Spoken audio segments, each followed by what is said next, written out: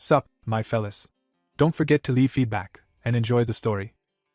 The blue sky is shown. The girls smile and communicate. Cars are driving along the road, drivers are swearing. A blond man laughs with a phone in his ear and tells how a certain person was shocked, then adds that even if he asked for a raise, he would do it. The blonde looks at the passerby with disgust and says into the phone that this area is just a hole where homeless people walk, then is amazed that he was asked to send a photo. A long-haired man walks among the crowd. He stands in the darkness and silently notes the stinking air and chatter from all sides, and also adds that this is not the kingdom of OK, in which he lived. Passers-by look back at the hero, who mentally notes that this is definitely not an illusion, because everything is too realistic and he needs to find out where he is. Passers-by call him homeless. The protagonist opens his eyes. He frowns. The guy stands on the street and says to himself that it is too noisy here. A red spot appears. Everyone who called Yammer the Emperor of the Flames was doomed to death. The man stands on a mountain of corpses. Everyone who fought with him had no doubt that he deserved this title. The hero stands in a pool of blood next to the demon behind. He knew neither pity nor tears. He appeared in the form of a man. But he had not been such for a long time. Wherever he went, a trail of blood and screams trailed behind him. No one dared to follow his path, because he was none other than the god of death. The protagonist waves his hand with blood. He has killed the High Master of the Dark Path, Murim. The protagonist stands with a sword in his hand in front of a man in a bow. He forced the leader of the celestial demon cult to kneel, and for these feats, he is considered the pinnacle of skill among light and dark warriors. The hero looks back with blood on his face. He began to be called the god of martial arts. Long-haired man sits in front of the city. He holds a glass in his hand. A long-haired man stands with a sword and thinks that his past is like a dream and there can be nothing but blood and violence in his life. Someone calls him an uncle. A little girl happily shows flower petals and asks to look at the beauty. The hero looks at her offended face and asks how you can see beauty in this, to which she asks if he knows what joy is. The child looks at the flower and says that joy is when you dance and laugh from happiness just for no reason. She holds out a chrysanthemum and claims that the protagonist will understand this someday. But for now she will share her joy with him. A man holds a flower with his rough hand. The girl smiles. The hero notes to himself that after meeting her, he learned what laughter and tears are. The child laughs. The protagonist says to himself that he did not know that joy could appear in his life full of chaos, then mentally asks what he should do when she has already found her happiness, as well as whether he should go in search of joy himself. A man in a kimono sits in front of a green landscape, thinking that he probably shouldn't be carried away by laughter and tears. He raises his head with his eyes closed and thinks about happiness. Rose petals cover the hero's face. He asks himself if he could really achieve immortality. The protagonist disappears into a swirl of cherry blossoms. The pink leaves are carried away by the wind. The man is with his eyes closed in a dark space. He opens his eyelids. Water flows through the stalactites. The hero sits in a cave and asks where he is. He looks around with thoughts that he has just been on the path to immortality, then asks himself if someone sent an illusion on him. He looks deep into the cave and declares to himself that he must find a way out of here, and then assess the situation. The eye of a huge monster shines behind the protagonist. The man turns around. Sakura petals fly against the sky. In the center of the ruined city is a red rift. An unknown person orders the Alpha group to enter the portal, as well as report if they notice anything suspicious. A green light shines in the cave. Someone says that the task is to conduct reconnaissance and return alive, after which he makes good luck. The group is walking down a dark passage. The girl in front looks around with a flashlight. The guy behind says that it is somehow quiet for an A-class portal, to which the woman replies that he is a fool and the smartest monsters live in such rifts. She frowns and says that 5 years have passed since that incident. A lot of monsters stand against a bloody background. The short-haired woman adds that the guardsmen of Group 0 died in a similar situation, because they went too far into the portal, where a darkness of enemies awaited them, then adds that no one survived. The man's hand is covered in blood next to the walkie-talkie, from which the voice asks the group to answer 0. The guy awkwardly scratches his head and asks for forgiveness. The girl shuts him up. A young man stands next to a woman in front of a huge green body who orders not to move. She looks up apprehensively, thinking that she didn't even feel the monster's presence, as if it was pretending to be dead. The guy looks straight in surprise and asks his commander to look somewhere. He extends his hand to the fleeing woman and calls to her, to which she orders her to retreat, and also adds that she will detain the monster. A man with a flashlight examines the corpse of a huge monster with a hole in its stomach. The faces of the commander and the young man look shocked. A rock is shown. A voice on the radio reports that the Alpha group is in touch and many corpses of A-class Cyclops have been found in the cave. A cave wall appears. A group of people inspect many corpses of monsters. They report that all the higher monsters have been killed and they will continue to investigate. The guy approaches the commander and informs her that he has already reported to the center, to which she praises him. They both look down. The young man says that they may have had a fight with each other. The woman replies that even if so, the High Cyclops could not have been injured in this way. She puts her hand to her lips. The subordinate says that another guild has hunted here, because they have been raiding only high-level portals lately. The girl says that this is interesting. Sand is shown. Someone's foot walks on the ground. The naked hero stands near the portal. The commander asks if there is such a guild that hunts wherever it wants, and no one knows about it. The protagonist asks what kind of place it is. The man raises his shining fist in front of the Cyclops. He says to himself that when he woke up, he realized that he was in a cave full of monsters. The monster falls from the blow. The protagonist wonders to himself why these monsters, which he can kill in one move, attacked him in the first place, then mentally adds that he was able to somehow find a way out. A desert with debris of buildings is shown. A naked man stands next to the portal and asks what these ruins are and whether there is life left there. The hero picks up torn clothes from a skeleton on the ground. He dresses with the thought that he is in an unfamiliar place again, then adds that there was only dirt and weathered remains around. He looks around and notes to himself that he doesn't feel any signs of life here.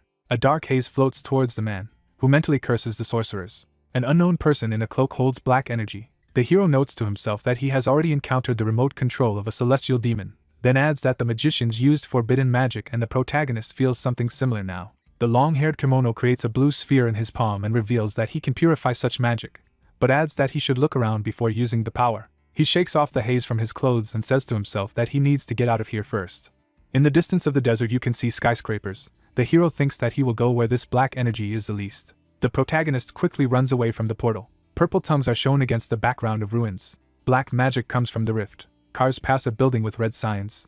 The TV shows an old man who says that the Korean Association of the Awakened has not yet expressed a position on the incident, as well as that discussions are underway in America and China about this portal. A girl sits across from a guy with a table and wonders when they will be served jjajangmyeon.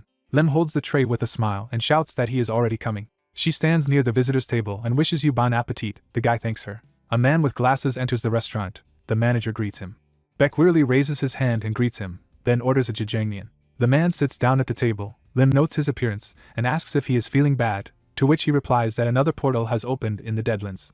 A group of unknown people stands on a red background. A man in glasses says that the guilds have fought over this rift, and they are trying to extinguish this conflict. Buck touches his head and adds that there is a lot of pressure on them, because everyone wants to get their hands on the portal for the magic stones. Yu holds a tray of food and reports that the rifts have been multiplying lately. The man in glasses says that this is true and the load kills them.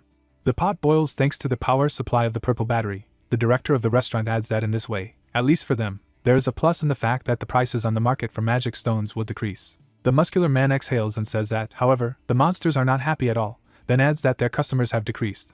Buck with a nervous smile asks who will leave the house at such a time. The container falls to the ground. The blonde man stands near the entrance and says that he can't do this anymore. He furiously shows his phone with a photo of the portal and says that he can no longer work like this. Yu looks at him nervously and asks him not to spend in front of customers, because he has already doubled his salary.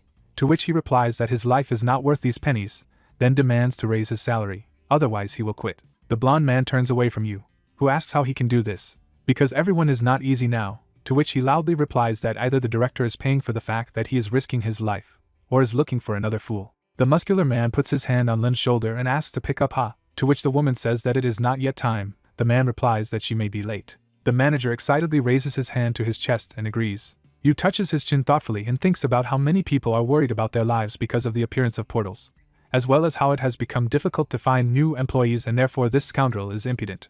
The blonde looks at the phone. The director declares to himself that he does not want to leave, because he has just settled down. The hero walks through the streets. A muscular man mentally wonders if it is possible to find at least one decent courier. The protagonist shifts his gaze and says to himself that everything here is very different from his homeland, but there are similarities. He stands surrounded by a luminous crowd and declares to himself that many people have an inner energy. The man notices Lim and the girl.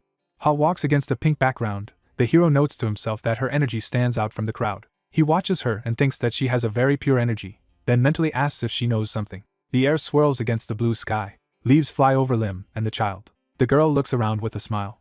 The woman holds the za and complains about the strong wind. Rabbit ears fall off the girl's head. The child stretches out her hand and talks loudly about her headband. Her mother asks not to run, because it is dangerous. Ha walks towards the rabbit ears, thinking that this is a gift from dad. She grabs at them. The girl lifts the headband with a smile. A blue car is driving towards a girl who turns to her mother. Ha looks back. Rabbit ears falling against the sky. Lim makes a frightened look and calls for his daughter. The girl is standing on the road. Someone stretches out his hand to her. The hero saves the child. The crowd of people makes frightened faces. The protagonist carries an afflicted Ha. A man lands with the girl in his arms. They look at each other. The hero looks at the child and asks how she is. Lim runs towards Ha. The mother bows to the protagonist and thanks him, to which he replies that he does not need anything, because he is glad that the child is saved.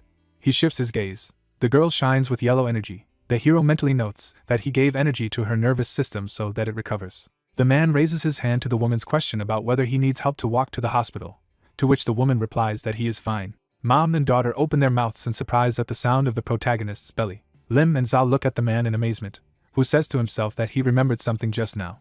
The hero in the kimono eats dumplings. He notes to himself that he ate only it before he got here. The protagonist touches his chin thoughtfully. He lowers his eyes to Ha's voice. The girl pulls his clothes and offers to eat together, because their dad is a cook. Lim puts his hand on her chest with a smile and asks her not to leave them hungry, because he saved her daughter and this is the least she can do. The child stretches out his hands to the hero, who replies that he just did what he had to do and not at all for the sake of the reward. The man makes an awkward look at the sound of a hungry belly. A family restaurant is shown. The protagonist agrees to the offer. Tables and chairs stand in the room. Yu shouts in surprise. He opens his mouth in shock and asks if his daughter was almost hit by a car. He leans over to the girl and asks how she is feeling and if she should be taken to the hospital. Lim informs her that the baby is fine. The woman shows the hero and says that he saved their daughter, then adds that she wants to feed him. The husband is surprised aloud. The cook shakes the protagonist's hands and thanks him for saving Ha and offers to order whatever he wants, to which the man thanks him. The girl raises her hand and declares that it is impossible to sit down at the table dirty. Her mother indignantly turns to her. The hero examines his clothes. The evening lights up the restaurant. Yu offers to take a shower while cooking. The protagonist agrees. The cook hands clean clothes to the hero, to which the hero thanks him. The owner of the restaurant makes an awkward face and says that these clothes will no longer fit on him and they should fit the protagonist. The long-haired man looks back. Yu says that he will also need socks. The hero examines the bathroom and is silently surprised at how shiny the walls are and asks to himself where the well is. He turns to the toilet. The cook leans over to the nightstand when the protagonist asks him for a minute. Long-haired looks out from behind the door and says that he will not have enough water from the well. Yu looks at him in surprise and asks what he means. The water from under the push reflects the faces of the men. The hero adds that he will not have enough of such a quantity. The cook loudly says that this is not a well, but a toilet bowl. The protagonist looks at him in amazement and asks if this is a latrine. The owner of the restaurant confirms his words. Yu raises his eyebrows in surprise. A shower head is shown. The cook says that you need to turn the lever and the water will go. The hero clarifies whether he is doing the right thing. Water flowed. The protagonist covers himself from the splashes. Yu asks to catch a watering can. The long-haired one asks what kind of snake it is. The hero wipes himself. The tired owner of the restaurant says that they have finally coped. The protagonist thanks him. The cook looks at him and asks where he comes from. The long-haired man frowns and asks himself how to explain himself. The husband and wife make surprised faces at the table and repeat aloud the words that the hero has lost his memory. The protagonist sits with his family at dinner and reveals that he has only fragments of his memory, but he does not remember at all how he ended up here. Yu says that he understood why the man was dressed like this. The long-haired man raises his eyebrows against the background of the rift. The owner of the restaurant declares that the cave from which he came out is a portal. The hero asks again. A door of dark haze appears. The cook reveals that these passages lead to other dimensions that have begun to open in their world, then adds that they do not know the reason for the opening and closing of these portals. A person falls in the middle of the energy. Yu adds that sometimes people are sucked in there and have to survive alone until the door closes again, then adds that as a rule, everyone loses their memory, and in severe cases, they lose their memories completely, even to the point of losing their socialization skills. The hero looks straight. The owner of the restaurant says that such people are called isolationists. Yu raises his hand next to his wife and declares that he will explain to him later, but for now he offers to eat. The protagonist looks awkwardly at the plate and modestly thanks them. He holds noodles in his hands and asks what they are, and says to himself that the color of these food makes him suspicious. There is water in the palms of the guy's hands. He says to himself that it reminded him of the time when he was initiated. The bodies lie in the lake. Corpses float in the water. The young hero looks into the reflection. He drinks under the blood moon and mentally tells that in order to survive, he was forced to drink dirty stagnant water, which contained blood and corpses. Ha looks at the hero and asks why he doesn't eat and asks if he likes black noodles, to which he asks how to eat them. The girl sticks chopsticks into the plate and tells how to eat properly. She hands the noodles and invites the man to eat them. Lim tells his daughter how to speak correctly. The protagonist tastes the food. The child asks to eat it. The long-haired man looks at the plate shining with gold. He chews hard and thinks about how it tastes great despite the looks, then adds that he's never tasted it. The cook awkwardly scratches his head and says that he would like to thank with something better. The wife adds that they will definitely treat the man to something tastier. The hero holds out a plate with a dirty mouth and asks for more, to which the woman asks to eat to her health. The protagonist stands in front of the family and thanks him for a hearty meal. Yu says that he can come in at any time whenever he wants to Jangmian. The long-haired man looks at the sheet with the ad and asks what it says. The paper hangs on the wall. It says that a courier is urgently needed. The cook says that they are looking for a worker to deliver their food, then adds that the previous workers asked for too much. The hero points his finger at the wall and says that it says about accommodation, then asks if the courier is given a room. The man agrees, because there are not so many people who want to work. The protagonist looks thoughtfully to the side and thinks that he needs to settle down somewhere until he can return to his world, and in the meantime he will work. Yu raises his eyebrows in amazement at the long-haired man's words about wanting a job as a courier, then asks if he really wants to. The cook scratches his head and awkwardly says that they would appreciate it, but adds that hiring isolationists is fraught with legal difficulties. Lim looks at her husband and asks him to help the man, because he saved their daughter. The owner of the restaurant makes a sad face. The wife tells how she heard that a citizen can become a guarantor for isolationism. The woman smiles next to her daughter and says that this is a fateful meeting and offers to vouch for the hero. Yu brings his hand to his chin and says that this method really exists. He looks at the protagonist and declares that he will vouch for him. The long-haired man bangs his fist on his palm and thanks them, then claims that he will try. The cook laughs. Khan puts his hand on his chest and introduces himself, then reveals that he is 35 years old. Yu wonders aloud at the number. The men shake hands. The cook says that he is surprised that they are the same age, although the hero looks much younger, then offers informal communication. The protagonist agrees and states that from now on he will work for him. Kong and Yu shake hands. The unknown asks to name the hero Kong Seo. The girl happily holds the protagonist's palm and adds that this name will remind him to smile more often. The hero holds her hand and declares that she comes up with SOSO names, to which she replies that it is very beautiful and means a wide smile. The man smiles. He goes with the girl and agrees to bear this name. Birds sitting on wires against the background of the full moon. Crows spread their wings and croak. One of them looks down at the buildings. A restaurant window is displayed. Kong gathers blue energy to her chest. He opens his eyes. The hero sits on the floor and thinks that this world is full of pure energy. A room with a TV and a sofa is shown. The protagonist says to himself that the locals have a lot of household items that are difficult for him to imagine. The kitchen appears. The man adds to himself that this is a world of wonders. He looks back at the beam of light. A stout man makes a surprised face and turns to Kan. The hero looks at him and says good morning. He wonders why the protagonist is sitting in the dark. The long-haired man crosses his arms with a smile and says that he could not find the lamps and therefore sat down. The cook says to himself that he needs to be taught to turn on the light. The owner of the restaurant shows how to turn on the lights. Kong states that it is interesting, to which the man laughs. The hero looks thoughtfully at the switch. Lim says that he got up early. She puts on an apron and wishes the protagonist good morning, to which he asks if she is already going to the kitchen to cook. Yu holds a ladle and tells Kan that they will be opening the establishment soon, so they have a lot of work to do. The hero watches the conversation between a husband and wife. The long-haired man looks straight and asks the man if he can help. The cook holds chopsticks on noodles and reveals that he is embarrassed to force the protagonist to work overtime. Khan raises his hand and states that he just wants to return good for good. The cook holds a saucepan and chopsticks. He asks to clean up. The hero holds a vacuum cleaner. Yu tells what this device is called and adds that it makes cleaning easier. The owner of the restaurant looks at the protagonist and tells him to press a button to suck up dust and litter. The man's hair is eaten by a vacuum cleaner. Yu tells him to move on the floor like a mop. The overweight man looks around and tells them that Za is also helping them with cleaning. Kong makes an awkward face with disheveled hair on his head. The cook asks if he is okay, to which he replies that everything is fine. The owner of the restaurant says that even though the vacuum cleaner is old, it sucks hard, after which he asks the hero to be careful. Yu looks at the protagonist nervously and wonders if he can do it. The hero holds a household appliance in his hands. The cook says that it is time for him to start working in the kitchen, so he leaves the cleaning to Kan, who agrees. The hero examines the vacuum cleaner with the thought that he needs to clean up, but adds that this thing is dangerous. His eyes glow blue. He makes the hand glow blue with thoughts of using magic. The protagonist clenches his fist. He opens his palm above him. His body is covered with blue energy. The dust collects in a funnel in front of the man. A sphere of garbage hangs in the air. The protagonist puts the dirt in the trash. Water splashes from the bucket. The long-haired man says to himself that the dust and litter are cleaned up. It makes the water fly. Kong collects the fluid in his hand. Moisture flies around the room. He looks at the water above him. Droplets hang in front of the hero's face. Yu looks at the clean room in surprise. The protagonist says that it turned out well. The cook awkwardly stretches out his hands and turns to Kong. The long-haired man raises his palm and tells what to clean up with his own method, then asks how he is. The man asks if it is an ability. The hero clarifies if he is talking about water management, to which the owner of the restaurant states that this cannot be. The overweight man points his finger at the protagonist, who asks what's wrong with it. The cook asks if he was a high-level awakened. Longhair looks straight and asks who it is. A purple rift is revealed. Yu reveals that these are people who awaken superpowers, then adds that this process began 25 years ago when the first gate opened.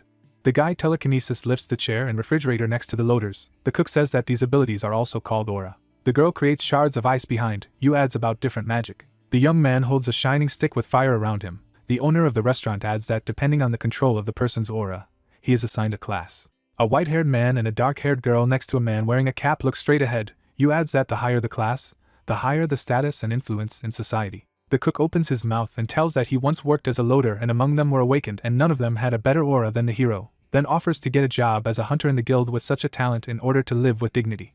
The protagonist opens his mouth and says that he is not going to become any kind of hunter. He lowers his eyes, you wondering aloud. The owner of the restaurant opens his mouth wide and says that high-ranking awakened live like nobles, to which Kong states that this makes him even less eager to become a hunter. The hero clenches his fist and says that in his life he has tasted both wealth and honor, but he realized too late that all this is perishable. Yu raises his hands and asks if the protagonist is regaining his memory.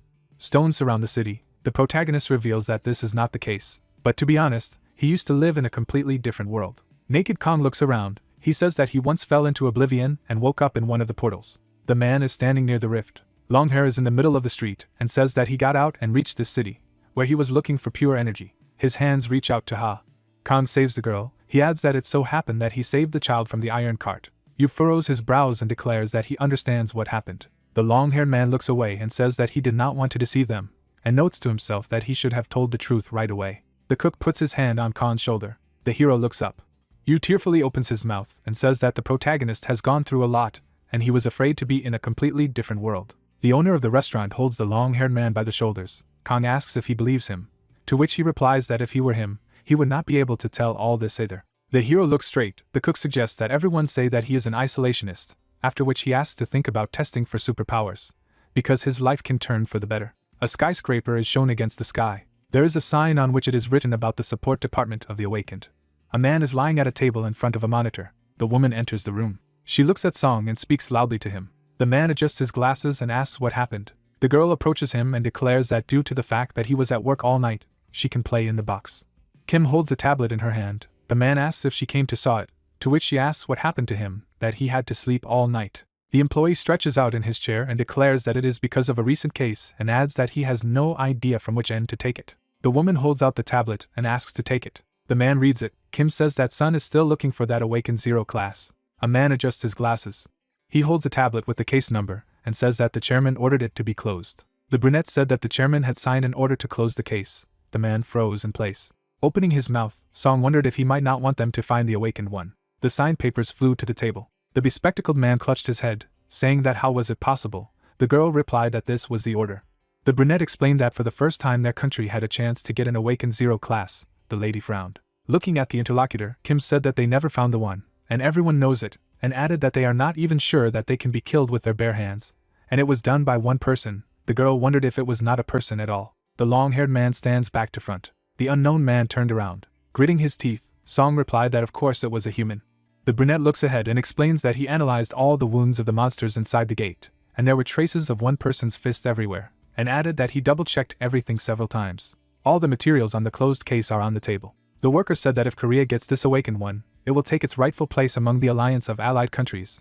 A gray-haired man stands against the background of an empty hall. Opening her mouth, Kim asked what if they never caught him. Raising his head, the brown-eyed man said that she should not be afraid.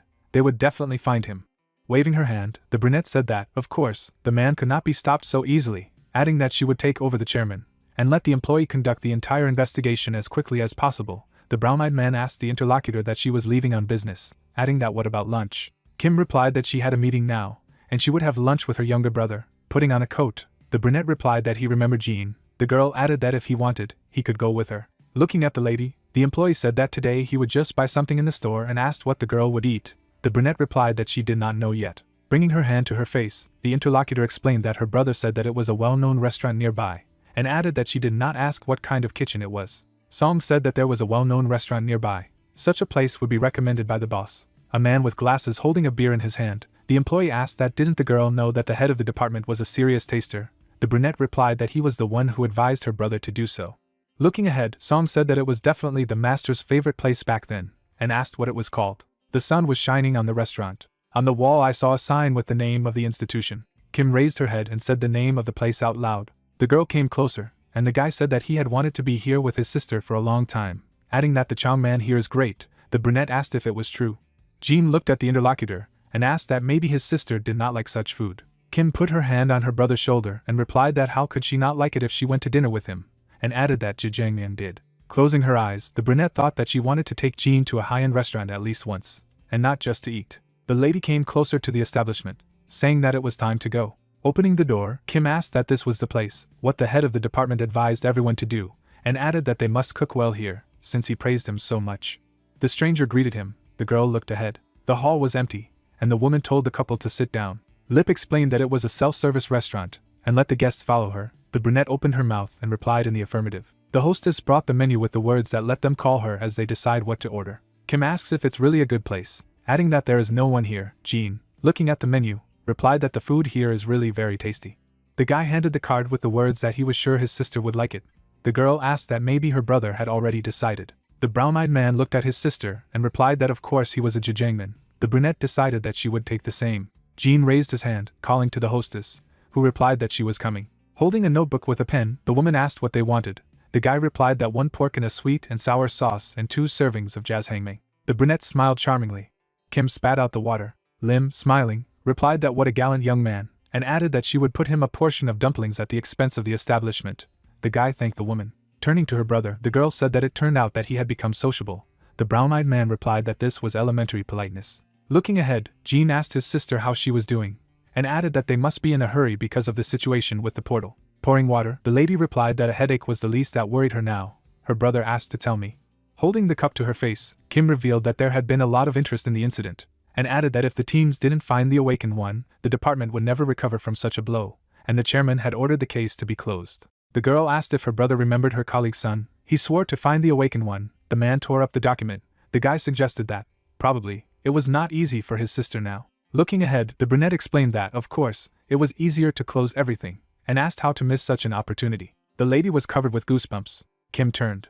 Jean, looking at his sister, asked what had happened. Brown-eyed turned in the direction of the stranger. Sweat was running down the girl's face, and she thought that she had just felt incredible power from the man. The brunette was playing with the child, and the worker wondered why she hadn't felt anything until that moment, but nevertheless there had just been a surge of aura. The lady sat still, saying to herself that her ability was aura detection, and in an instant, a great power emanated from that stranger, and wondered if this person could hide his aura so quickly. Brown-eyed frowned and thought that the brunette was most likely at least Class A, or even comparable to the very zero they were looking for. The hostess approached the couple, saying that she had brought the order, listing it. Lin wished bon appetit to the couple. The two thanked the woman for the food. The girl looked down, and the brother told her sister to see what beauty they had brought. Keen looked up. The brunette replied that it was really very appetizing. The dishes were on the table, and Jean said that it was time to start eating.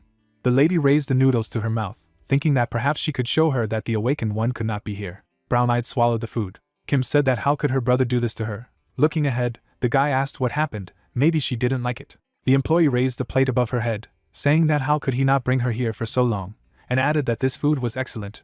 The guy replied that it scared him. Raising his wands, the brown-eyed man said that he knew his sister would like it here. The girl devoured a portion, saying that the food was very tasty. The man exhaled, thinking that one of the guests had a sense of aura. The pair sat opposite each other, and Khan noticed that the girl and the guy had different auras, but both could be called masters. The protagonist squeezed the toy in his hand and wondered what such people were called awakened, adding that he had to be careful not to give away the level of his aura, and said that he needed to learn more about the awakened. Streams of water energy spread throughout the room. They reached for the bucket. Looking around the room, Khan thought that everything was still not as clean as he would like, but it would go. He put his hand on his thigh. He remembered how he looked down the toilet and noted that he was still getting used to life in this world, but the couple of kind owners of the institution had already taught him a lot. It was watered from the shower. Closing his eyes, the guy added that over time he would learn everything. He had nowhere to hurry. Touching his chin, he stressed that he should learn more about these awakened ones. He shifted his gaze. A loud sound was coming from the motorcycle. The protagonist ran to the window and wondered what that growl was. You met him. With a smile on his face, he said that MC was on time. He just wanted to show him. Frowning, Kong asked what the sound was and if it was coming from the thing. The guy held the motorcycle and replied that it was so. He said with a satisfied look that this is a riding device called a motorcycle. He will need it in the work of a courier. The puzzled protagonist listened that he still needs to learn how to ride. It will take time, but he must get used to it for a while. He caught the helmet. Examining the object, Kong clarified what it was, to which he received the answer that it was a helmet. You put it on his head with the words that the motorcycle is very fast and therefore very dangerous. The rider needs protective equipment. Sighing, MC thought that it was almost like the helmets worn by warriors. He put on his helmet and listened to you, who told him to sit behind him now. Khan got on his motorcycle and said that he was getting on a horse. The guy was holding on to the steering wheel. Looking back, he said that the resemblance ended there. The motorcycle was 100 times faster, so he shouldn't be scared. They began to drive. The protagonist sat silently behind. Holding on to his friend, he asked if the courier should move only on this. Continuing to ride, you said that if MC was afraid of riding a motorcycle, he should hardly work in delivery, because there were no other means of fast movement through narrow alleys. With a calm look, Kong asked if the goal was a quick food delivery. Sitting in the back, he wondered if it was too slow, adding that the motorcycle is too noisy. It will move much faster with the help of the body lightning technique. Standing in front of the protagonist, you offered to take a walk there for the time being, since most of their customers live in this apartment complex. Inspecting the buildings, he said that the residential complex is called Azure. There is a number on the side of the house. This is the sector number. The first digit of the apartment number shows what floor it is on. Looking at him, MC turned to his comrade. He introduced the monsters and stated that you had told him that it was very dangerous to live in this city, that it was infested with monsters, and then asked why people didn't leave there, to which he was told that it was dangerous, but not to the point where people would be willing to leave their homes. We were shown how monsters attacked the city and told that 25 years ago was the time of the appearance of the first monsters, then it was impossible to live in this city. The dome surrounded the city. After the plot reported that people soon realized that with the help of magic stones around cities it was possible to create protective barriers, so it was relatively safe in their city. Standing in front of him, MC asked what kind of magic stones they were. Smiling, you said that these were some kind of nuggets that people found in the bodies of slain monsters. The guy presented the crystal and emphasized that they have so much energy that they began to replace the energy carriers of the past. Thanks to them there is a leap in the development of science. Keeping his hands in his pockets, he stated that this does not mean that the streets are completely safe, so the protagonist needs to be careful. He opened a can of soda and offered to interrupt. An enthusiastic you asked if Kong was thirsty. A dumbfounded MC said that this object made a strange sound. You handed him the jar with the words that he would like it very much. He was sure that the guy had never tried this. The protagonist looked at the jar with a frightened look and thought that it was something unknown again. He was afraid to try it, but on the other hand, he was also afraid to eat jasmine at first. He began to drink and asked what kind of taste it was. Kong imagined being struck by lightning. The dumbfounded guy imagined floating among the mountains and thought that the spicy sweetness was refreshing and spilling inside. It was like enlightenment that came upon a person like lightning. After long and hard work, it was a very strange drink. It couldn't even compare to the magic panacea that the elders of the Northern Ice Palace had given him. You asked with a satisfied look if MC was surprised. Putting his hand on his chest, he added that this soda also helps with indigestion. He approached the motorcycle and offered to go back after a breather. Stretching out his hand, Kong clarified whether it was really necessary for him to ride this device and could not do without a motorcycle. The puzzled guy said that there was another transport, but there was nothing better than a motorcycle for a courier. Yu was taken aback by the words that the protagonist thinks he can do it on his own feet. The stunned director of the restaurant asked loudly.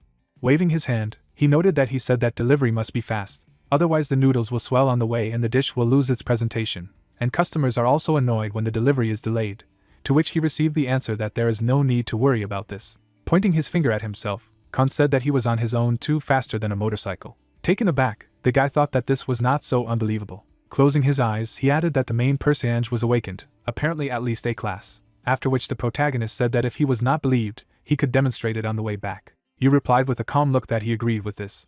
He got on a motorcycle and asked if his ward remembered the way to the restaurant. MC's face was serious. The director put a helmet on his head and said that he believed him, but just in case, it was better to check that Kong would run and he would go. Holding the steering wheel, he emphasized the fact that if the protagonist really overtook him, then he would approve deliveries for him without transport. He started driving shouting that they had started. MC was standing in the middle of a bamboo forest, after which we were told that he had earned his nickname the Emperor of the Flames for a reason. There was water under his feet, after which the plot revealed that he possessed an incredible gift of the element of fire, which was called the invisible body technique. A drop fell into the water, and we were told that, as the name says, he became completely invisible when using this skill and he could get close to the doctor completely unnoticed and kill. The bamboo leaves began to stir, after which we were told that after he had attained enlightenment, Kong continued to develop his invisible body technique. The guy rushed through the forest. Flying over the city, MC noted that it was the invisible void body technique. He flew past the girls. A blue aura enveloped him. People did not notice him, after which we were told that this ability not only made him invisible, but also made it impossible to detect his presence in any way, and this ability also increased his agility and speed to incredible levels. His face was calm as the plot said that this new technique, along with the supreme martial arts prowess, had earned him the title of martial arts god, even more majestic than the god of death.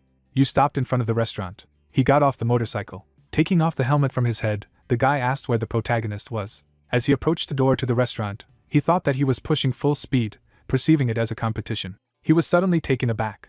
Ha sat on Kan's neck and greeted Dad. Puzzled, the director wondered if MC had really run before him. Lim said with a smile on her face that he had come in 10 minutes ago. Standing in front of him, you said that, as promised, he allowed him to make deliveries without transport. The protagonist was surprised by the words about the superpower test.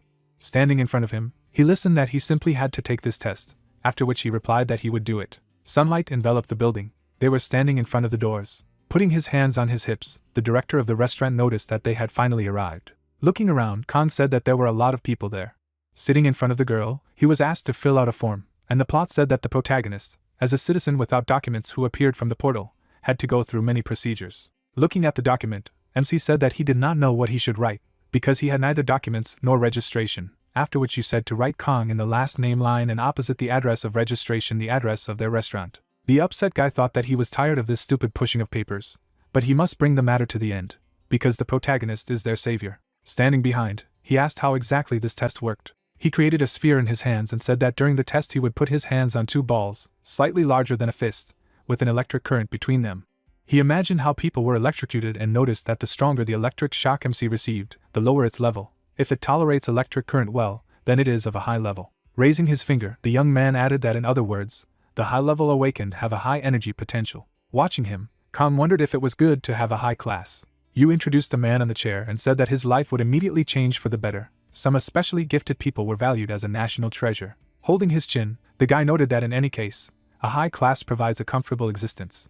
The protagonist, with a serious face, thought that someone in his place would be jumping for joy now. Looking down, he added that he knew better than anyone that wealth and fame were dust and decay. He raised his head and added that man has many passions and desires, and they are always insatiable, no matter how hard he tries, and a whole life is not enough to satisfy them. He remembered watching the girl and added that he was tired of the world of passions, and had retired to live in a remote mountain village. He could not allow his peace to be disturbed again. Looking at the building, MC thought that he would have to hide his level hard.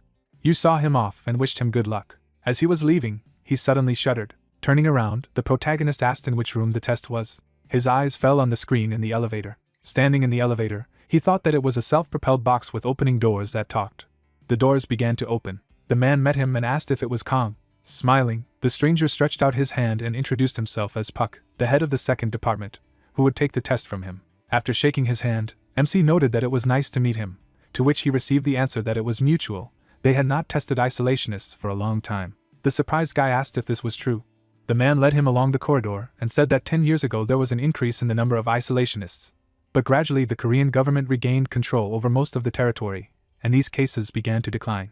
Closing his eyes, he stressed that the North had no chance before, and even more so now. Puzzled, MC wondered which North he was talking about. Standing in front of the doors, Park said that his testing would take place there. According to his class, he would be sent for training.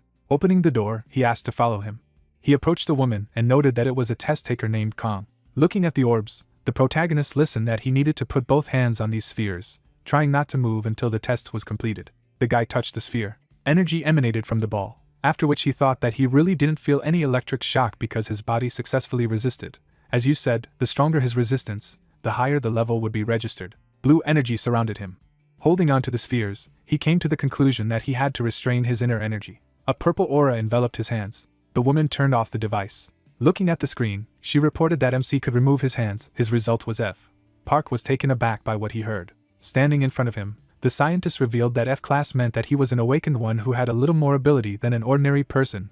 Ordinary people were scientifically classified as G class, after which the man thought that Kang was an isolationist, and he must have hoped to get a high class. He must be very disappointed that his class was only slightly higher than ordinary people. Holding his chin, the protagonist thought that he had made a mistake. He was trying to reduce his resistance enough to get G class if he immediately figured out to lower the resistance level to 0. Tears came to the man's eyes. A shout was heard in the building that he should not be upset. His class did not determine his value as a person. Evening came, after which we were told that this is the Korean Association of the Awakened. The internal security organ is the Awakened Support Department. This department deals with matters of high importance and secrecy. The operational groups included in the department are divided by numbers. The highest secrecy is dealt with by the first group, and so on. There was a sign on the wall that it was the support department, the first group. The guy was standing in the office, and we were told that the head of the department of the second group is in charge of the training of isolationists. This is a very responsible position. Park sat at the computer while we were told that this was because it was not uncommon for isolationists to be awakened from the upper classes. So even if it prevented them from doing their main job, They had an obligation to organize the training of isolationists. The guy approached him and asked if the man was overworking again. A dumbfounded Park reported that it was his elite colleague Buck, and clarified what had brought him, such a busy head of the first group, to him. Slapping him on the back, the guy replied that he had heard that an order had been signed to organize the training of an isolationist. He had come to ask if the man would like to share a night meal with him.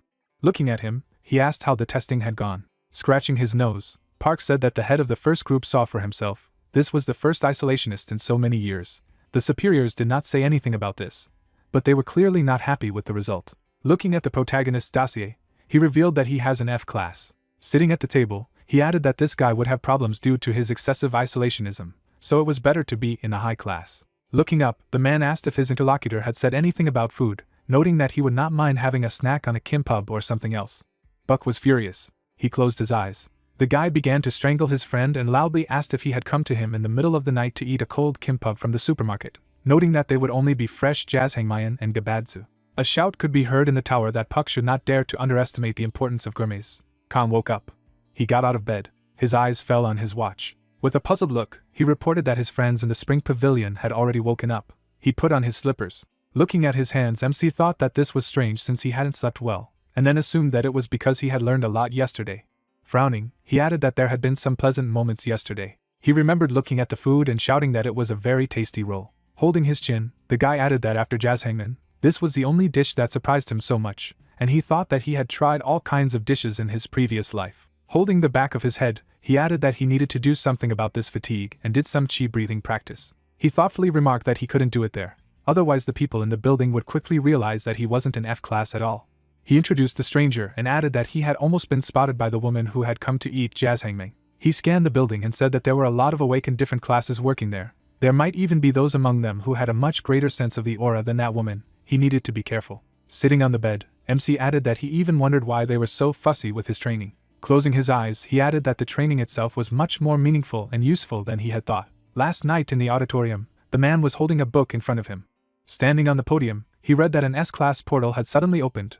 Hordes of monsters began to emerge from it, and many civilians and awakened had been injured. He imagined people standing on the corpses of monsters and said that this incident is called a Great Clash. Humanity managed to defeat the monsters, however. The area where this war took place became uninhabitable. It became known as the Land of Death. Even criminals do not try to hide in it. After that, humanity. The young man with a calm look thought that this was the Land of Death. When he came out of the portal, he entered the Land of Death, and only then did he find the city. Glancing to the side, he reported that if even 3, or even 2, portals of this class were to open in this land, causing the land to become cursed, the association would not be able to deal with it, and it would be a disaster. He imagined a tower of different categories of people and said that yesterday he learned about this structure of society. It is like a tower of poorly matched parts. The protagonist imagined the tower breaking due to the S-class portal block and emphasized that if he understood correctly, even a minor change would bring down this tower. People chanted to the man on the rock, after which Kang reported that in this situation, he, a martial artist of a very high level, appeared. Shifting his gaze, MC came to the conclusion that a quiet and inconspicuous life was almost impossible for him. Clenching his hand into a fist, he emphasized the fact that even if it was selfish, if he wanted to live the rest of his life in the world at all costs, he should not allow anyone to know about his real class. He was suddenly taken aback. The protagonist sensed the man behind the wall and came to the conclusion that Puck had such pure energy. The man knocked on the door and asked if the main character had woken up. He opened the door. MC sat on the bed in front of him. Watching the emaciated man, Kang stated that he could see from him that he was very tired. He made him coffee. Pointing to the cup, he asked for coffee. Puck replied with a satisfied look that the protagonist pleasantly surprised him. He had only learned it yesterday, and was already practicing brewing coffee the next day. Holding out the cup, the guy said that it was all thanks to his teachings.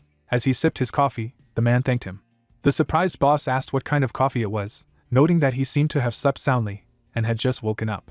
MC calmly noted that Park put his heart and soul into his training, so he decided to give him a cup of energy as a thank you. Raising his finger, the boss said that their first lesson was on the topic of the canteen. Squinting, the guy replied that the dining room was interesting. Looking at him, the man said that he had asked to prepare a special menu today.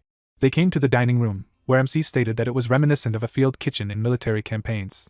Smiling, Park said that the work was somewhat like war, so he was not far from the truth, but unlike the field conditions, the portions were large. Holding the tray in his hand, he said that his disciple could put in as much food as he wanted, after which Kang asked what if those who were late for breakfast did not have enough food. Looking at him, the boss replied that he was very attentive to others, but there was no need to worry if some dishes ran out. The canteen workers would cook more. The surprised guy noted that this was incredible.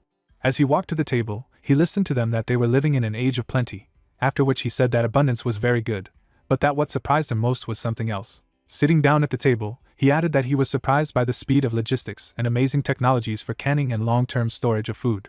Closing his eyes, the man thought that this guy was an isolationist, and only yesterday was the first day of his training, but he thinks so strategically, it's incredible. Looking at the trays, he said that all thanks to scientists, thanks to them, a huge assortment of products is constantly available. For office workers, the canteen is a place of rest and recovery. Sunlight enveloped the building, in which MC said that a meal is perhaps always the most enjoyable part of the day, to which he was told that Park rarely came to the dining room, usually interrupted by a quick meal.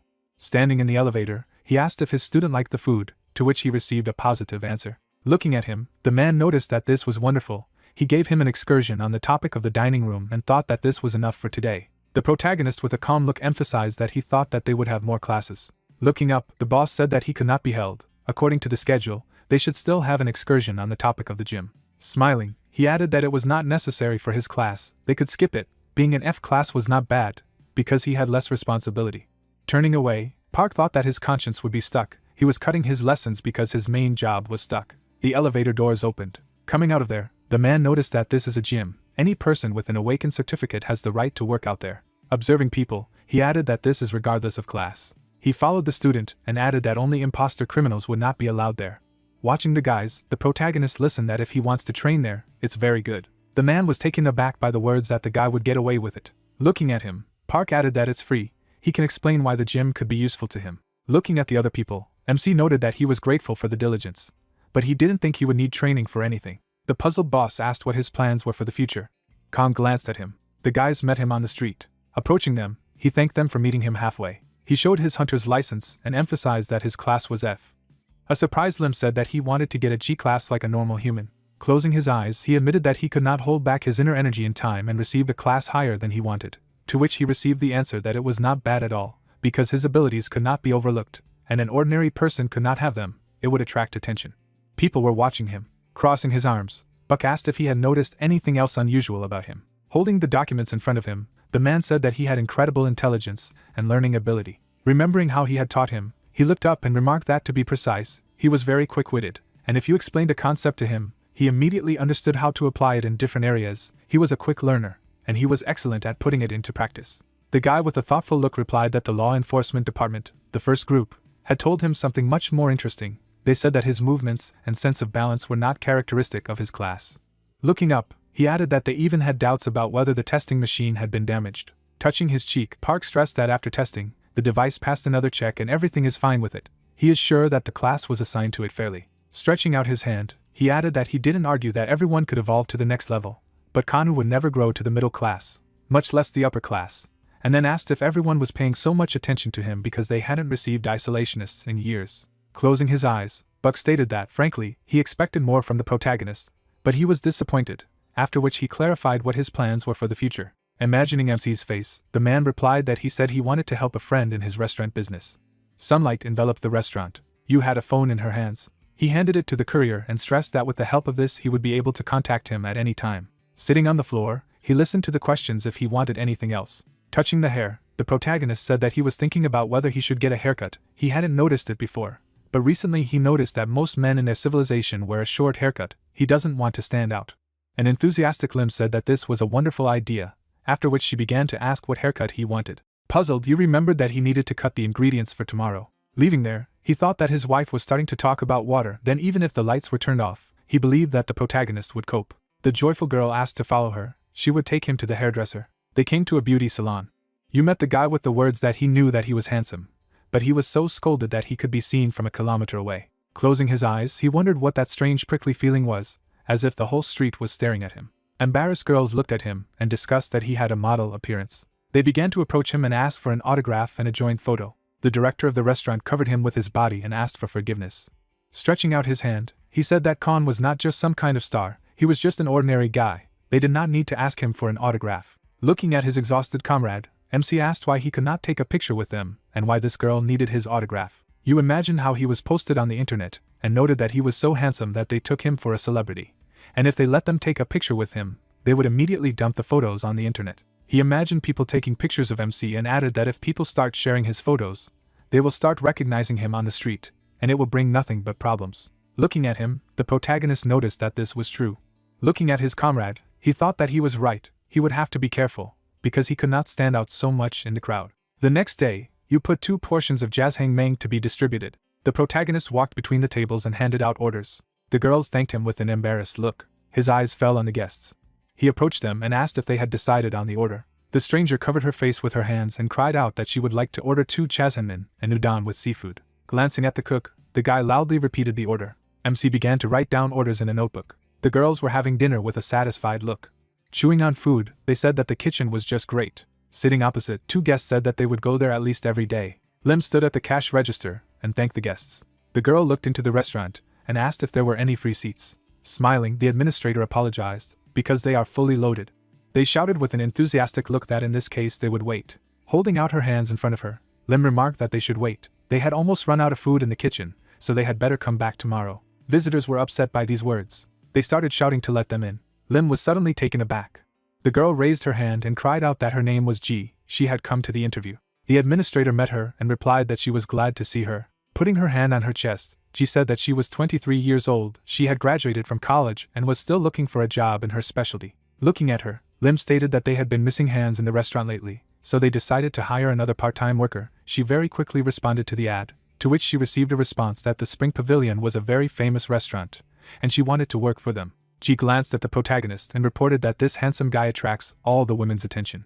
MC noticed that her body was covered in an aura. Watching her, he thought that this is an interesting girl, she has a very strong aura. He realized that in this civilization, people with high superpowers live well, they should be valued and they should have a different quality of life than ordinary people. She was embarrassed that she was being watched. Lim turned around and asked me to pack portions of pickled radishes, as well as deliver and take orders. Lim handed him a lot of checks and told him to deliver this list of orders in order. Ji put the order together. Leaving there, the protagonist said that he was leaving for delivery. Putting the plate on the table, Puck asked for help with packing portions. The puzzled girl looked around the room and said that it was strange. She found out about this institution, and it said that there were few visitors there. She was taken aback when MC came back and asked if she was busy. Stunned, Ji asked if he had already delivered all the orders. Looking away, Kong replied that it was. The addresses were all a stone's throw away. There was a box on the table. The protagonist took it and said that he was leaving. The girl waved after him. Raindrops fell to the ground. The weather raged. He went back to the restaurant and listened to the fact that he had already delivered everything by lunchtime. Lim peeled the onions and said that they were already preparing for the evening loading. It was already time to pick up Ha from the kindergarten. The surprised girl clarified whether they had a daughter, to which she received the answer that this was so. She was 5 years old. With her eyebrows furrowed, the administrator asked if the protagonist could pick up Ha from the kindergarten. They were facing an evening influx of customers, and they barely had time to prepare food. Ji stood in front of her with an interested look. Folding her hands, she added that she would also like to meet Ha. You winked at her. They left the restaurant. The guys were walking down the street. Looking at the guy, the girl said that she was 23 years old, after which she asked if he could be called Ken. Holding an umbrella above his head, he replied that he was 35, but that she could call him whatever she wanted, to which he was told that he did not look his age. Looking at her, MC said that for some reason many people told him so. Ji was shocked by the question of why she decided to get a job in the Spring Pavilion, after all, with her ability to look for such a prosaic job. Looking away, she replied that she had no abilities. Closing her eyes, she asked not to think that she was pursuing any goals, because she just wanted to look at him. Pointing her finger forward, the girl cried out that someone was standing in the doorway. Ha went outside. She began waving to her uncle. The joyful girl noticed that she had a good time. Glancing at the teacher, she said that it was her uncle. The woman looked at him and noted that Ha had talked a lot about him. She was wondering what kind of wonderful uncle she had. She was suddenly taken aback. Her cheeks flushed.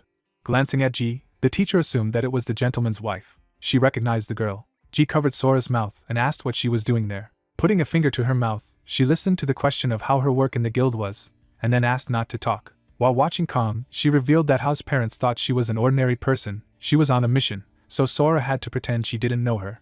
The girl said goodbye to the teacher. Looking at her, MC said that they would go. The guys were returning to the restaurant. The protagonist calmly asked if the kindergarten teacher was a friend of Ji's. The dumbfounded girl replied that it was. Observing her, he clarified why they did not talk to her, to which he received the answer that they already saw each other too often. Turning around, Ha asked if the beautiful girl liked to walk in the rain. Leaning over, Ji stated that she liked to walk with her uncle better. Smiling, Kong asked if it was hard for the girl to carry an umbrella. An enthusiastic Ha said that everything was fine. She walked in front and listened to the fact that if she wanted, she could ask for help. There's a beast in the alley. Ha paid attention to him. Pointing her finger into the alley, she said that someone was there. The girl ran up to the creature. Upset, Ha noted that it squeaks. Taking the beast in his hands, MC wondered if it was a mouse and why it was getting wet in the rain. Ji calmly replied that it wasn't just a mouse. Examining it, she noted that this rodent is called the rat of the dungeon. Turning around, the guy asked if it was a magical beast. The girl imagined a huge wolf and said that this rat lives in dungeons, but is not a magical creature. Unlike magical beasts, it does not feel hostility to humans and does not try to harm them. This rat has a keen sense of its natural enemies, magical beasts and monsters. Looking down, Ji added that due to its skills and cute exterior, this animal has become a favorite among hunters. Many of them domesticate them. It seems to her that she went with her master to the portal and trouble happened to them. Being injured, she somehow got out of the portal. The girl's face was distressed. Closing her eyes, Ha cried out that she didn't want the rat to die. They had to cure it. Sitting in front of her, Kang stressed that it would not be easy to save her. She began to cry, saying that if the rat was breathing, they should not leave it. The guy was taken aback by these words. He remembered sitting on the ground among the corpses and thinking that he was blind, saying that she would die anyway, although she was still breathing. He galloped through the settlement, and noted that after much doubt, he had decided that all life was unquestionably valuable. Otherwise he would be no different from his past self, from the cold-blooded killer he was. The protagonist silently watched the girl. Closing his eyes, he said that they would take the rat with them. Joyful Ji added that it was great. They would hurry to the restaurant and try to save her. Dumbfounded, Ha listened to the rat in serious condition, barely breathing if they didn't hurry. He let go of a stream of energy from his hand and thought that his breathing and heartbeat were weak, as if it was fading. MC imbued the beast with mana and wondered if it should breathe life into it. Ji was surprised when she followed him. She turned to him with a dumbfounded look. The guys returned to the restaurant. Lim met her daughter and asked why she was crying. She noticed the rat. Surprised, you asked where they had found her, to which he received the answer that she was in the alleyway. Examining the creature, the director asked what was wrong with her, as she looked like she had been attacked in a portal not far from there. The inspired girl cried out that she would save her and take her. Smiling, the administrator said that it was not a hamster, it was a rat of the dungeon. If they found it not in the dungeon inside the portal, but on the street, it probably has an owner. Its owner must have searched it and is worried about it. Holding the rat in his hands, Kang stated that he thought they should cure it first. The doors to the restaurant opened. People entered there and wished peace to their home. Yu escorted Buck to the table and asked him to sit down. The chief began to examine the rat of the dungeon. The puzzled guy asked to examine her. He took it in his hands and said that he would help now. His face was serious. Inspecting the creature, he reported that she had been given first aid in a very professional manner than it seemed at first glance. Closing his eyes, Jean noted that fortunately she was out of her critical condition. He would only add a little of his energy. Watching him, MC thought that when he first saw this man, he immediately knew that he was gifted, but he had no idea that he had such mystical power in his hands. Khan noticed the aura that surrounded the medic and added that he was gathering energy from the environment and turning it into healing power. The rat began to squeak. Buck hugged his comrade and said that this was their famous healer. Joyful Genie listened that he was just a miracle. Watching Ha, they discussed that this little girl was very lucky. The protagonist with a calm look thought that such were the powers of these awakened ones. It was really incredible. Yu approached his daughter and asked what she was doing, to which he received the answer that she was looking after the rat. It seemed to her that the animal was really better. They were surprised when the rat began to move. She walked over to the bowl of milk. Looking at Ha, the guy said that the rat was eating and it was time for the girl to eat too. The beast was suddenly taken aback. She began to twitch violently. A puzzled MC said that she wanted to say something to him. The rat was moving around the room. Looking at his friend, the guy said that she was leading him somewhere.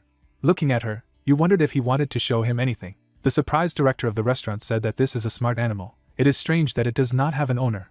Probably something happened after all. Raising his finger, he invited the protagonist to go and take a look. He listened thoughtfully to the fact that he was a walker after all. He just had to check what had happened. Smiling, the guy added that they couldn't ignore the rat, otherwise Ha would be upset.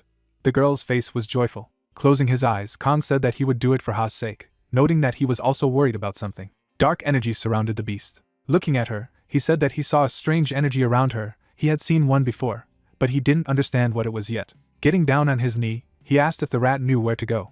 Taking the creature in his hands, he looked at the guys and listened to the fact that he needed to be careful. The rat closed his eyes. MC was moving towards the dark mana clot in the city. He landed on the ground. Looking around him, the protagonist said that it was similar to the portal from which he came out into this world. Approaching the rift in space, he declared that it was definitely a portal. To the side, a bright glow of energy could be seen. The dead walked towards the characters. The guy brandished his sword, exclaiming that he could really die here. The guys stood back to back, discussing that there were too many of them, and there were only 4 heroes left.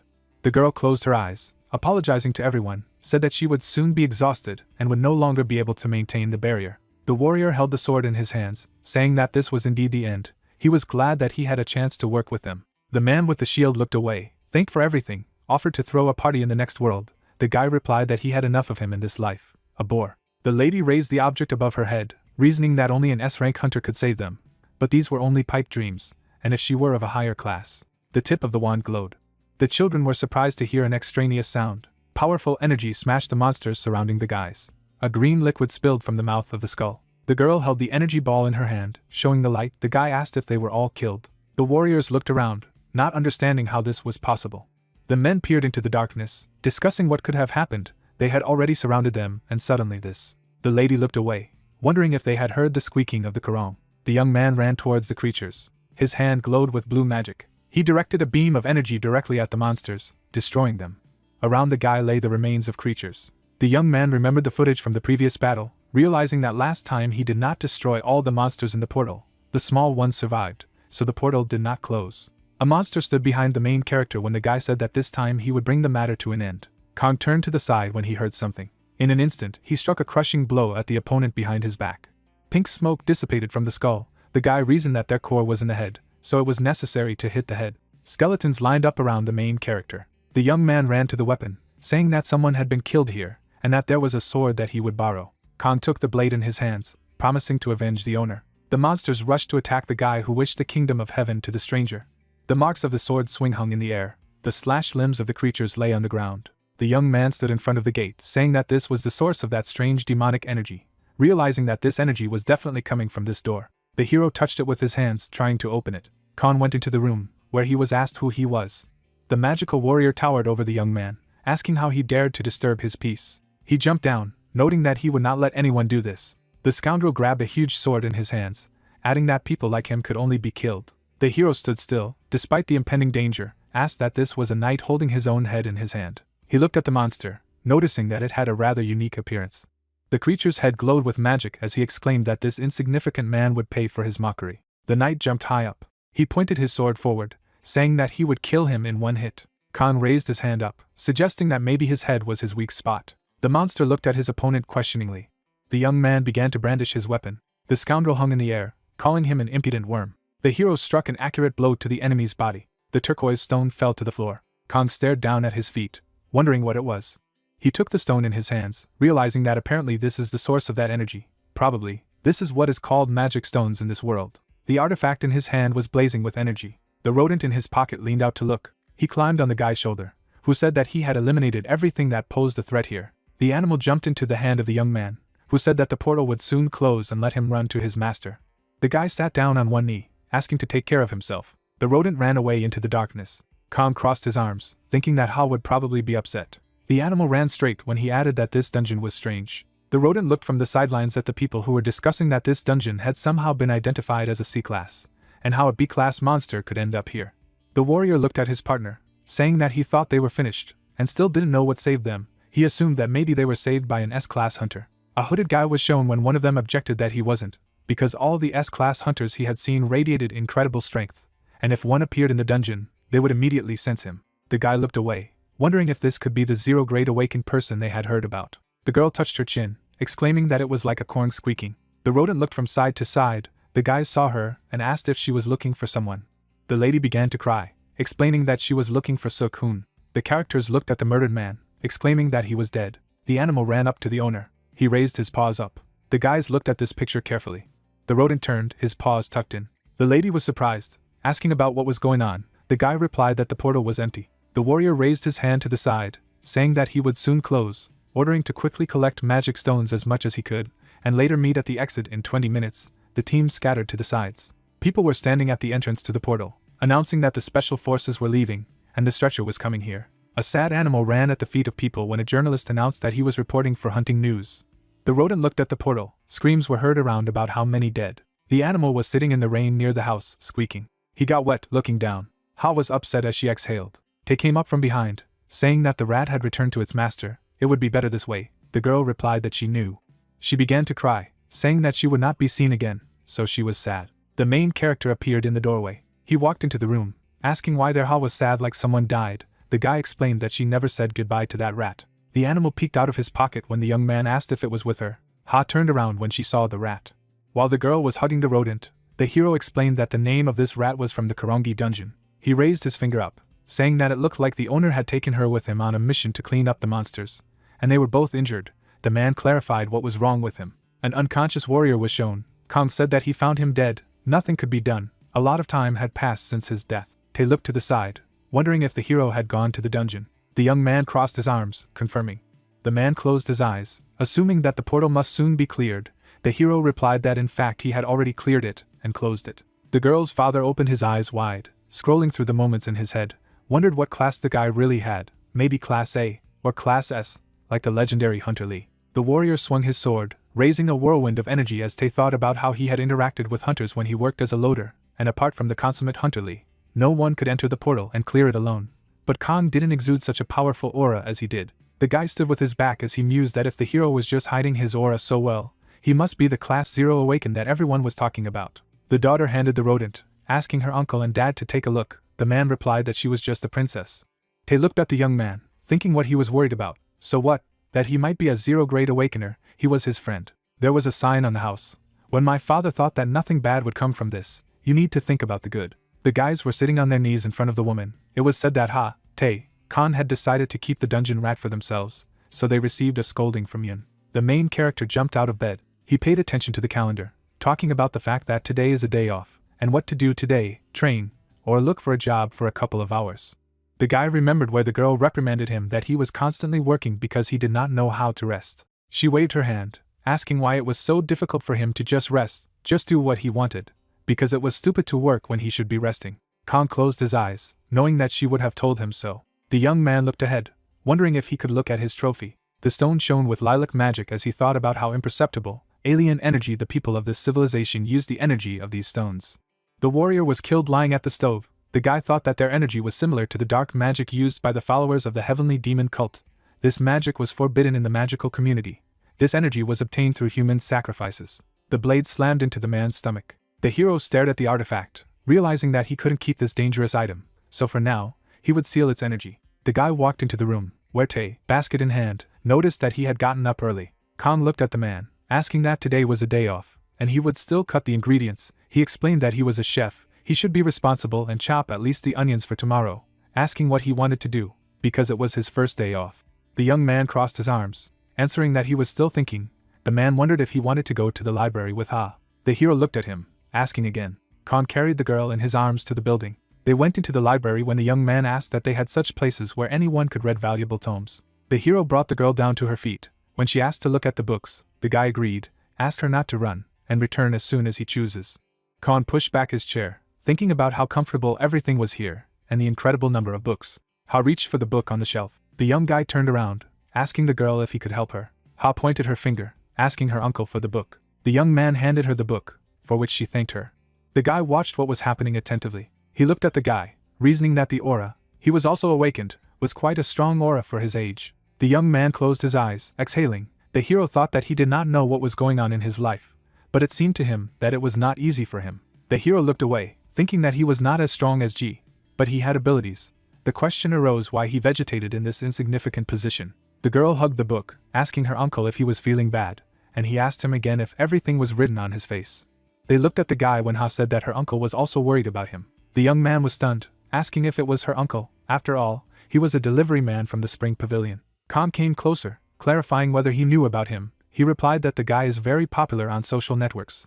Women like him and delivers in an instant, despite the fact that he is a pedestrian courier. The young man asked if he was awake, and if he did not consider it rude, but if it was possible to find out what class he had. The hero was calm, answering that it was Class F. He asked again. The guys were sitting at the table. The young man said that this is how he lives. Kong touched his chin, reasoning that it was clear that raids were only allowed from a certain age, and therefore he had to make a living somehow. The young guy put his hand on his neck, answering that this is why he takes any job that is given. He also volunteers in the library, because for this he will receive a scholarship supplement. Kong wondered if there was no person who would help him with such abilities. At the open gate, a hunter was interviewed. When the young man said that he had Class C, the class that did not sow the mare's tail, either bad nor good, so no one would sponsor him. The young man crossed his arms, hearing that he, unlike him, did not differ in special abilities. Due to the fact that he was good for nothing, his mother lived in need. Kong raised his palm, wondering that the class didn't decide everything in his life. After all, it was possible to promote him, Right, the young man replied that he could be promoted. Such a thing did not happen. The young man was indignant, wondering who said this to him. The hero asked again that he says this does not happen, but has he tried? He gives up without even trying. Doesn't the guy want to become stronger? Haeun clenched his fists, replying that he didn't know how. The hero crossed his fingers, answering that he could teach him. He raised his finger up, noting that in return, he would ask him to find him information about one country. The young man replied that there was no problem, specifying what he was talking about. The hero in the past walked with the girl by the hand. The guy explained that he needed to learn about the OK dynasty. Haeun looked at the book, replying that it was the first time he had heard if it was a state in ancient China, saying that he would try to find information about it. The hero stood on a pile of books, reasoning that if he moved in time, then there should be information about the times of the OK dynasty in history. This would logically explain why the magic of the OK dynasty and the magic of this time are so similar, although they are called differently. Wizards conjured, spreading their arms to the sides. The young man flipped through the book talking about Han, Yuan, Zhou, the era of spring and autumn. The Edo period is also not suitable. Song, Ming, Qin. The hero asked again about what it was. Haeun was horrified, saying that he had looked through all the ancient dynasties. A drop of sweat rolled down the boy's face when he heard that there was no such dynasty as the OK. Kang picked up the book, reasoning that these dynasties sounded like their civilization, yet he had never heard of them either. The hero looked forward, holding the book in his hands, understood what it meant that among the realms of the past, there had never been a period of the OK dynasty on this land. The young man watched the young man, wondering if everything was all right. He replied that yes, he was just thinking. Kang sat in front of him, thanking him, inviting him to the spring pavilion. He would treat him to Jajangmyeon. The interlocutor refused, saying that it did not cost him anything. The guy got up from the table, chasing away the thoughts in his head that he hadn't received the information he was counting on.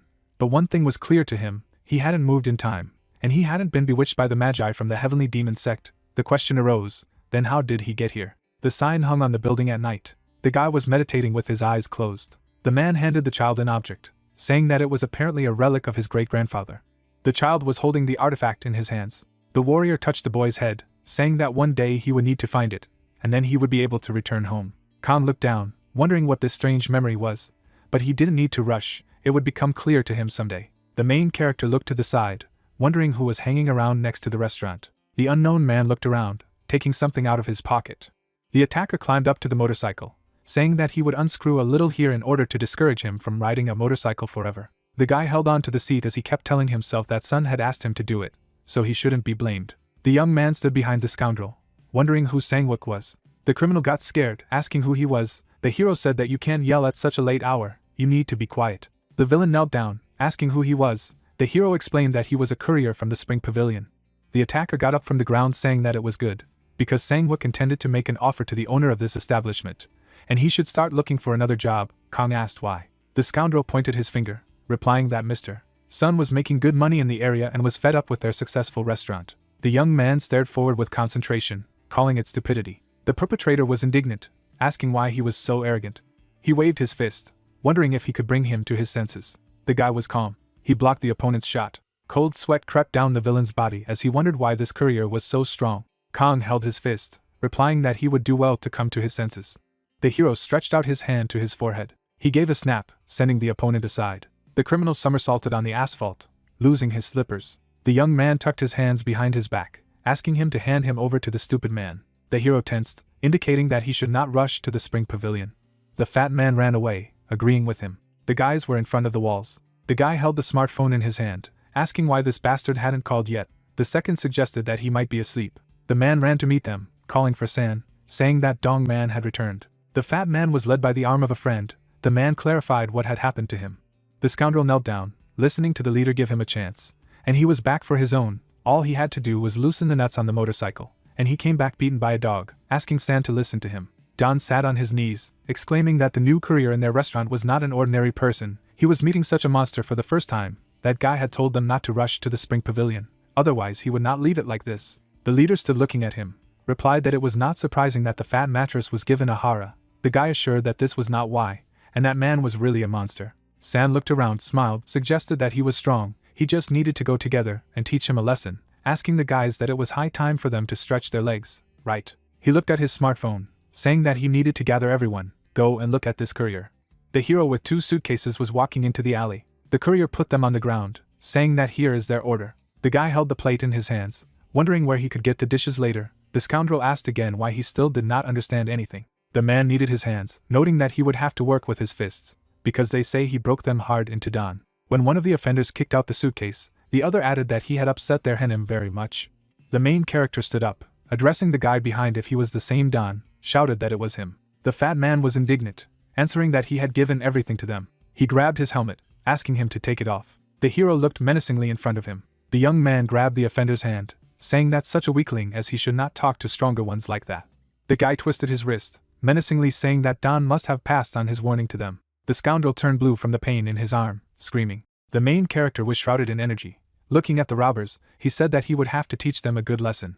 A sign on the cafe, the guy said that he had returned. Tae wiped the counter, noting that he was a little late. Who made the order so early in the morning?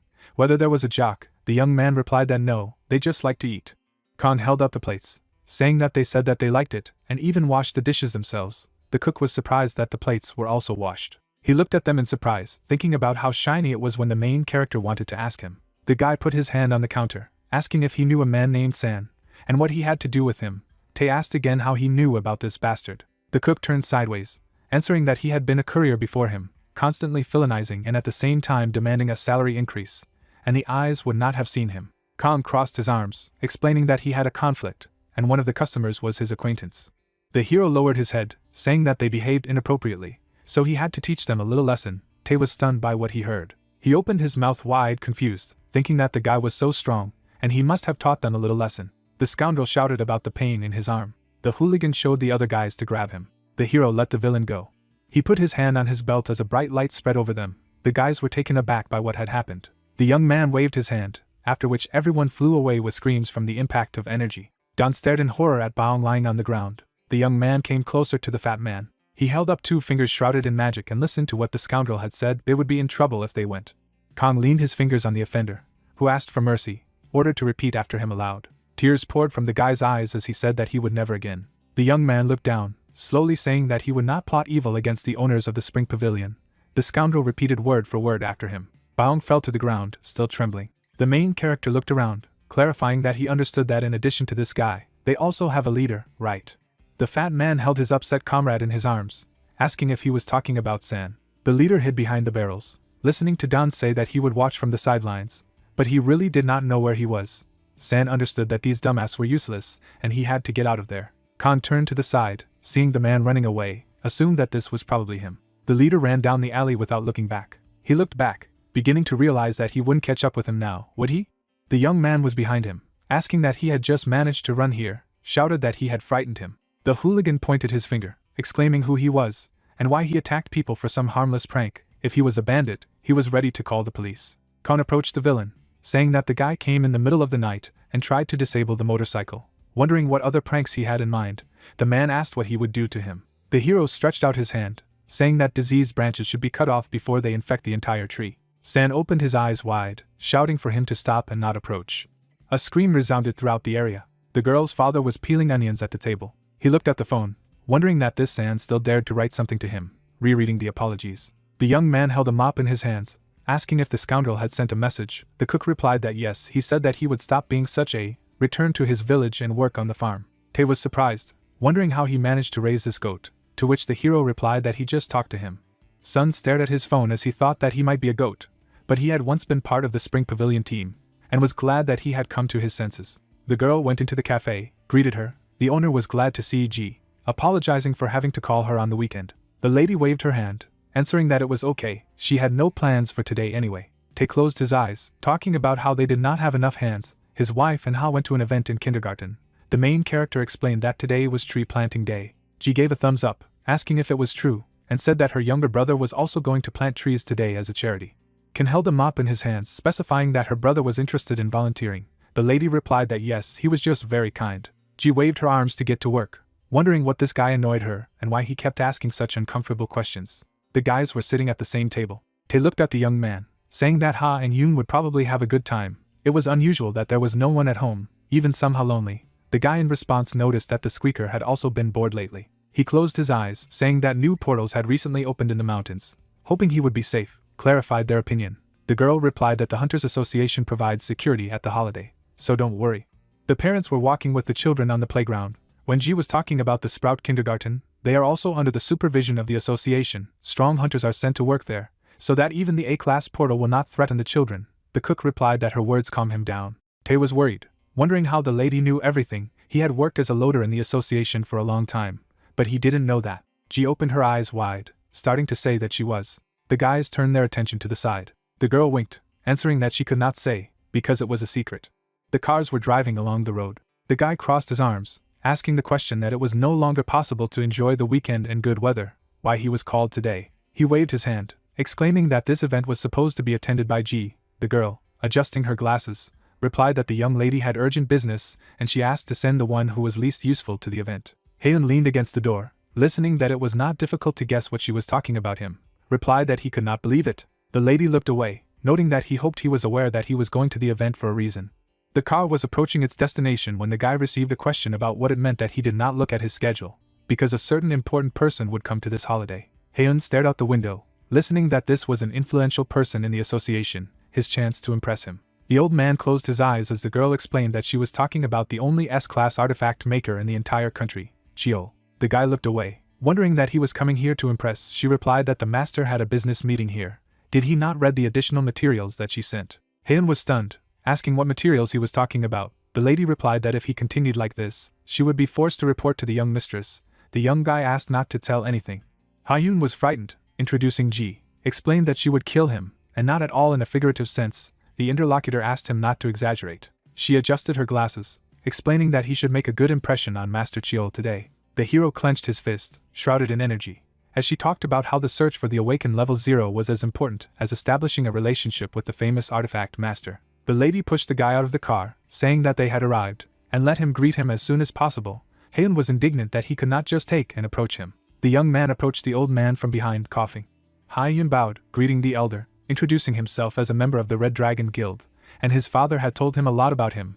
The man asked if he's the son. The guy stretched out his hand to the side, replying that he was right. It was an honor to meet him. Cho replied that it was a pleasure to meet him, and if that was all, then it would be good to go have fun at the event. The master turned his back, asking not to interfere with his communication with his grandson. The guy thought that the rumors were true. The old man was quite vile. The servant bowed, asking for forgiveness from the master. The master is not always ready for such situations. He replied that there was nothing wrong with it. The lady was waiting for him at the car, saying that she did not expect anything else from him.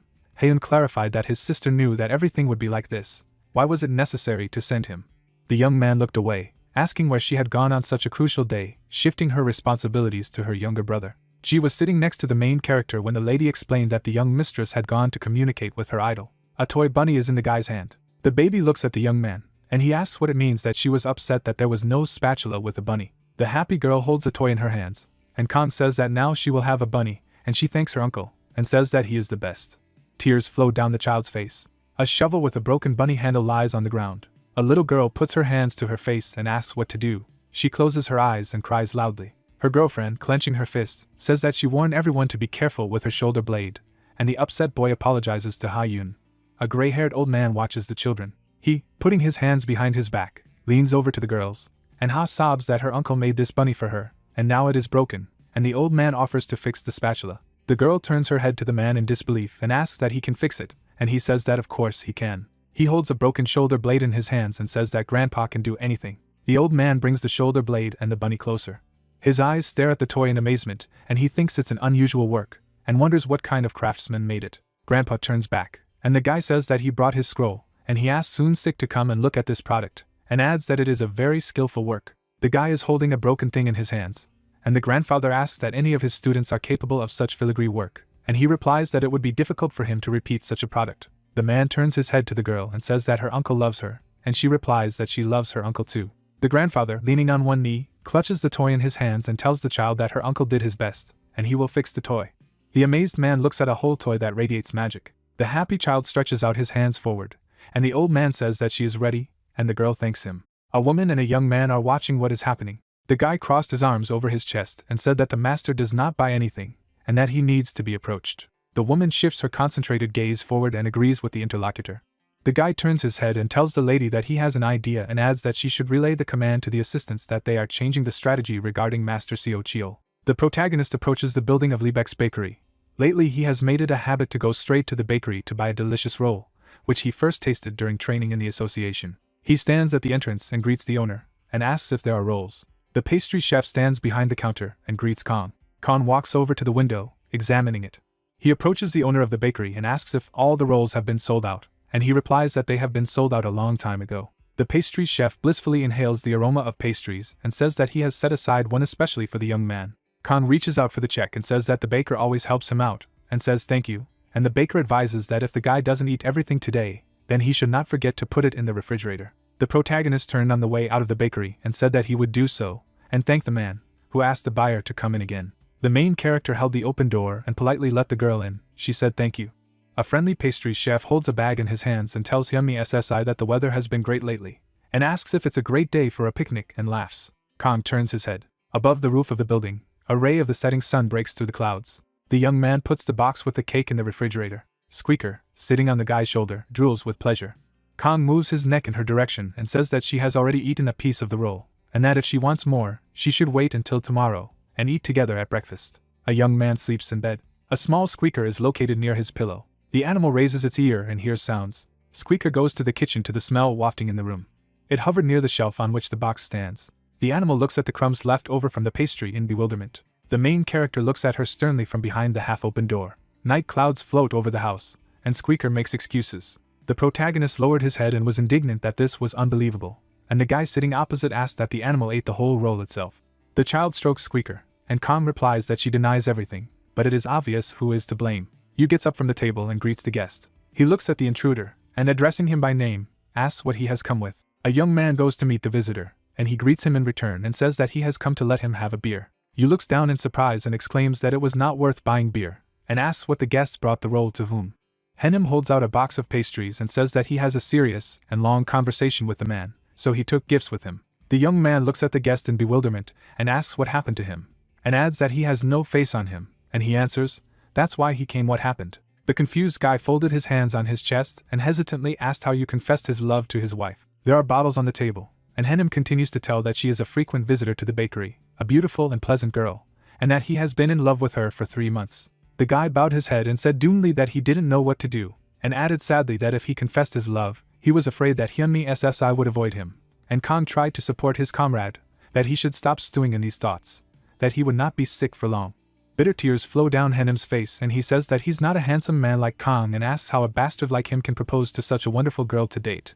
And Yu declares that a friend doesn't need to care about it, and that it doesn't matter. The boy dropped his head on the table in sobs and said that he had made a mistake, and his friend said that Henim had had a fight, and asked what to do with him now, and tried to convey that the boy should go home and sleep there. Kong got up from the table and offered to put the guest to bed in his room, and Yu asked that this would not make it difficult for the protagonist, and the protagonist replied that he was indebted to the pastry chef for putting down the roll for him. The main character, sitting on the floor, looks at his sleeping comrade. Squeaker opened one eye.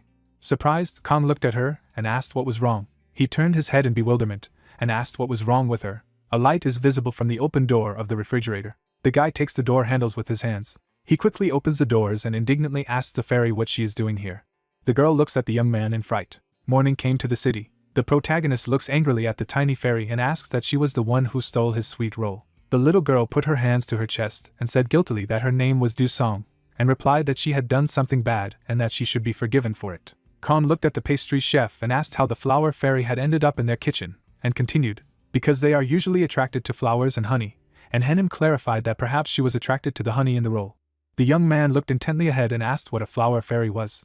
A huge flying monster opened its mouth, flying over the clearing with fairies. Fairies are humanoid spirits. With the appearance of portals, they began to settle in cities. Magical monsters were exterminated, but no one touched the fairies, because they do not harm a person, but on the contrary, they help, so they settled in the cities. Kong raised his hand and asked that they were creatures like the squeaker, and Yu replied that sometimes there were nasty fairies, but they did not pose a serious danger. The protagonist shifted his incredulous gaze to the baby. He folded his arms over his chest and said that he would forgive her this time, and sternly told her not to steal from anyone else.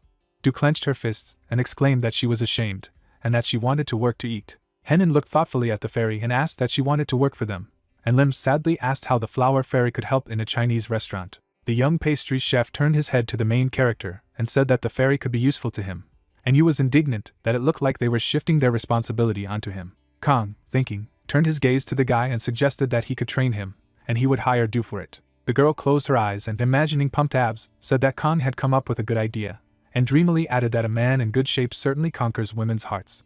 Happy, Henim raised his hand and told Kong to teach him, and admitted that he had neglected his appearance a long time ago, and it didn't give him confidence, and the guy replied that it was all on time, and that he would have someone else to train with. The enthusiastic pastry chef looked at the protagonist and offered to start training right away, and he said that it would be fun together, and Lim whispered to her husband that he wanted to join the guys. He refused. Customers walk in the shopping center. The girl turned an intriguing look at the protagonist, and he clarified that she asked not to tell her husband and daughter why they came here. She put her hand to her face and replied that the day after tomorrow was Yu's birthday. A satisfied Jean exclaimed that it was the boss's birthday, and the guy said that now everything was clear to him. Lim dreamily closed her eyes and said that she wanted to buy her husband a gift, but was not sure what to give. The girl took the hostess of the restaurant by the hand and said touchingly that she should not worry and she would help, and thought that she had never had such an opportunity even with friends, and that it was wonderful. Jean shifted her thoughtful gaze to the guy and continued to think that it was also a shopping trip with Kong Seo, and he decided that they had a girl with them, and that he felt like he was on a date. Lim held up a thumbs up and asked Kong not to say a word to you and added that they would hide the gifts in his room. She looked thoughtfully in the direction of the shoe salon, and Jean asked what gift she wanted to give her husband, and Lim replied that she was thinking about giving him shoes, but was not sure if he would wear them. The girl raised her hand and suggested that she could buy vitamins or supplements, and added that the boss had been getting very tired lately, and Lim enthusiastically said that it was a great idea. The main character looks away, and his companions are talking at the window. He shifts his wary gaze to the women. The guy comes closer and asks Lim that she won't mind if he goes, and Ji says that he can. The protagonist looks at the window, and the girl tells him to put on his glasses so that people don't see how handsome he is.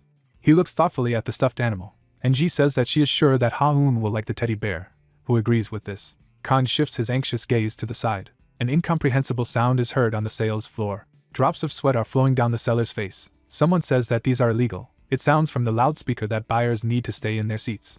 The main character looks away and asks who the illegals are, and the girl replies that this is the name of the awakened, who use their abilities to make a living by crime. The security guards of the shopping center are chasing a criminal shrouded in dark blue magic, and the main character thinks that the color of the aura is not the same for all awakens, and that he has never seen such a person as this person. The mall is protected by a magical dome, and the guy muses that it's strange that an illegal person can't know that security has activated the barrier around the mall, and that no one will pass through it except those who set it up. The young man pulls his hand away and wonders what if the criminals know why they would commit a crime and that they have some other plan. And Ji has suggested that it may be a diversionary maneuver, and that they may be pursuing other goals. The protagonist closes his eyes and asks the girl that magic stones are stored in the basement of the building, and she replies that there must be a lot of A-class stones in such a large center. Ji raises his hands and declares that the guards have everything under control and they will figure it out. Upset, Lim holds the phone in her hands and says that they will now be late for Ha-eun to the kindergarten. Her call cannot be answered. She can leave a message to the caller. The offended girl draws at the table with the teacher, and Kong decides that he has no choice and needs to help these people. The protagonist points to the side and asks Ji to stay with Lim, and that he needs to step away for a while, and she asks him to be careful. The guy quickly turns the corner. He looks in amazement at the bloody people lying on the floor and wonders what is wrong with this. The protagonist puts a magic-emitting hand on the chest of a wounded man and realizes that the help he provided saved people from death, but they are still in critical condition. He shifts his gaze towards the open door. A man with a dark blue aura points his hand forward and orders people to move. The masked guy is standing with his back to the entrance, and Kong thinks that he only feels the aura of this man with a sword on his back, and does not understand what to do. He cautiously peeks out of the doorway.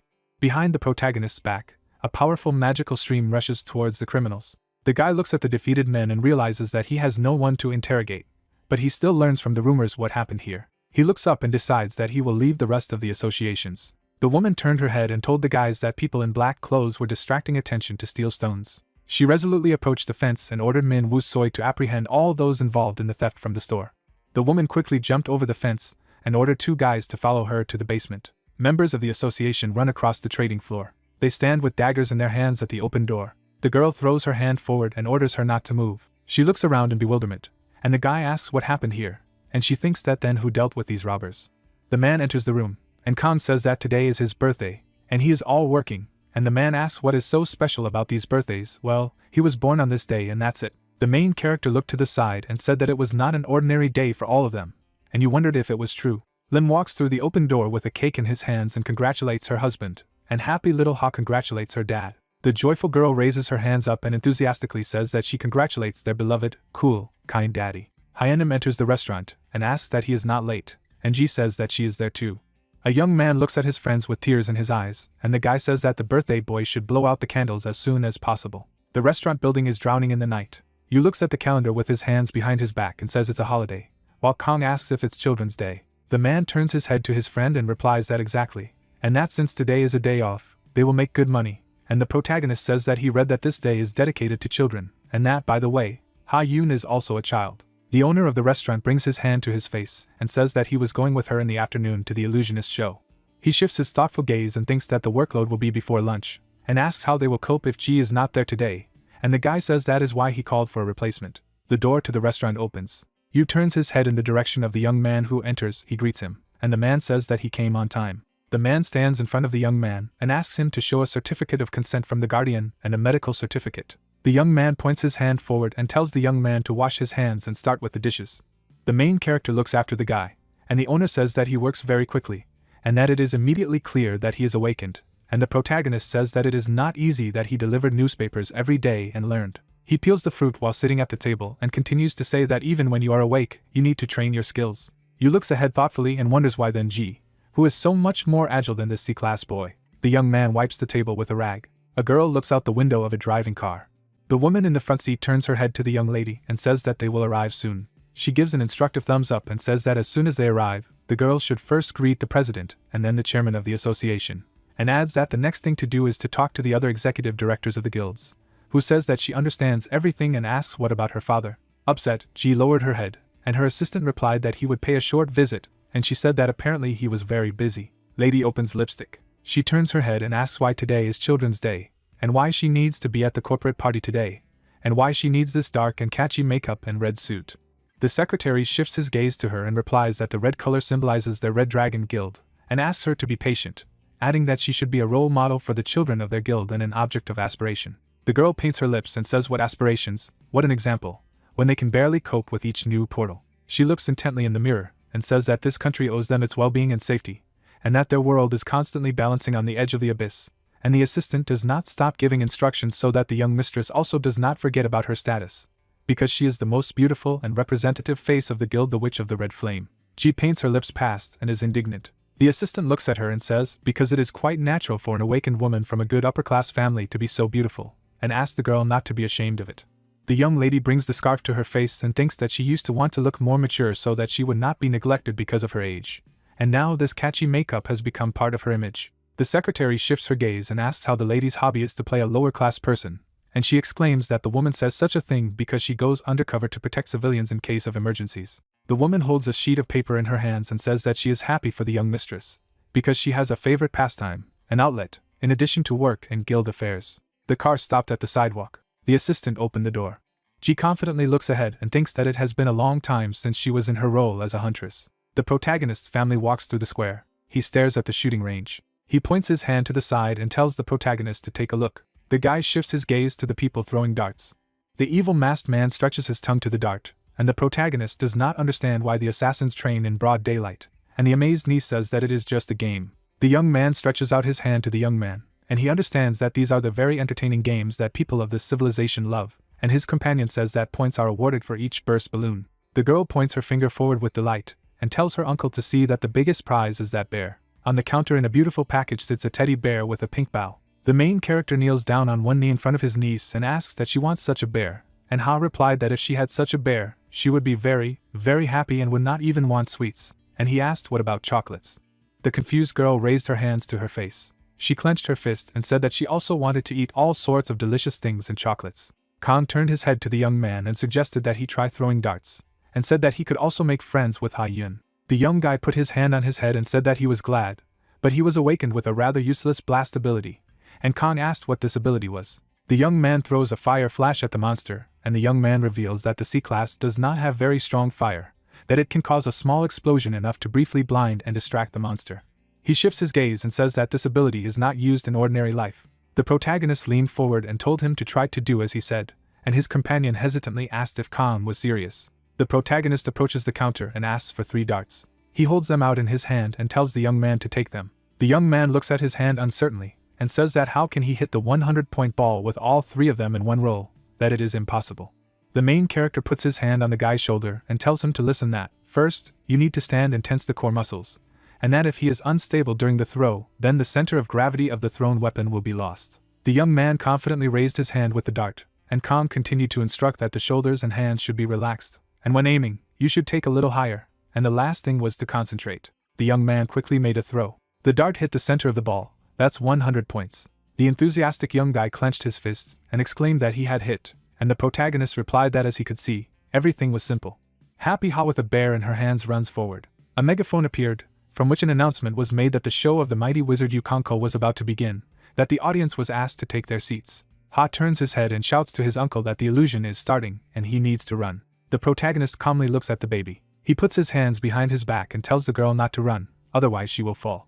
On the roof of the house, two men in black take weapons out of their bags, one saying that they are not putting themselves in danger, and the second replies that there is nothing to do, and that when an order is sent down from above, they have no choice. The masked man points his finger forward and asks that it is better to die, and that they themselves will be killed if they do not remove these people. The guy in the balaclava looks at his comrade and asks what if they are captured. The fighter raised his hand with a ring glowing with magic and said that his partner should not be afraid, they had a ring, and that even if the strong awakened searchers were looking for them, they would still not find them. His partner breathed a sigh of relief and said that it meant that their only target was the blood flower.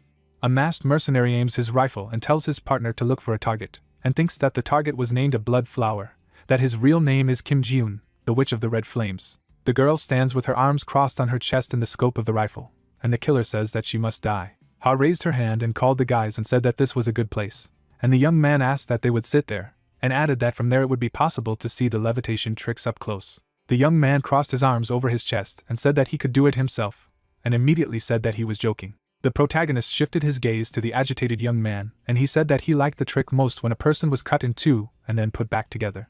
The magician held his hat, and Khan asked himself if they also had such tricks, when a magician cuts a body and then puts it back together. The protagonist turned his head to the side. He closed his eyes, and the interlocutor said that even when you know that it is a trick, it looks convincing, and he replied that he did not even know that it could be called a trick. The guy shifts his wary gaze to the mana in the air. He turns his head and thinks it's a familiar aura, that maybe it's Jiun SSI. Khan looks at the girl with a pink powerful aura. He points his finger to the side and asks the young man who it is, and he replies that these are VIP seats. The main character, looking at the interlocutor, points his finger at the podium and asks what this woman means an important person, and he admiringly pronounces that this is a black rose. The young man clenches his fists and says with delight that in South Korea, if you don't know her, you will be considered a spy. The protagonist looks thoughtfully at the VIP seats and says that she must be a very strong hunter if she is so popular, and the companion replies that she is the best hunter of the Red Dragon Guild, that it is one of the three main guilds. The young man turns to the podium with seats and decides what Jiun SS means, and what class girl she is. Ji covers her face with a piece of paper. She looks ahead in amazement and asks herself why the guys from the Spring Pavilion are here. She puts her hand to her ear and realizes that she loves to look at Kong Seo. The protagonist stares ahead and thinks that the girl probably has reasons to hide her identity. The host of the show takes his hand aside and says that he presents the audience with a great illusion show. The fakir, waving his hand, lifted the cubes into the air. The excited young man raised his fist to his face and thought that how could they move objects without magic. A drop of sweat drips down his tense face. The protagonist instantly shifts his gaze to the side and realizes that a bullet is flying. It radiates a strong aura around it. The bullet crashes into a magical barrier. The guards stand not far from Ji, and one asks what happened. An alarmed man holds a bullet in his hand and says that it is ammunition loaded with an aura, and that a sniper is shooting. 2 magic bullets are aimed at the target.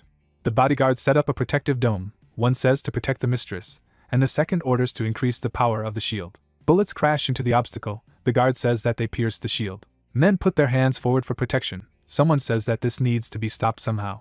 The young man raised his hand to his face. He turned his frown upwards and wondered what kind of bullets they were, if they could penetrate the strongest energy shield, and what anyone could do and why. Ji swiftly throws up his hand. A man sitting on the floor looks at her in amazement.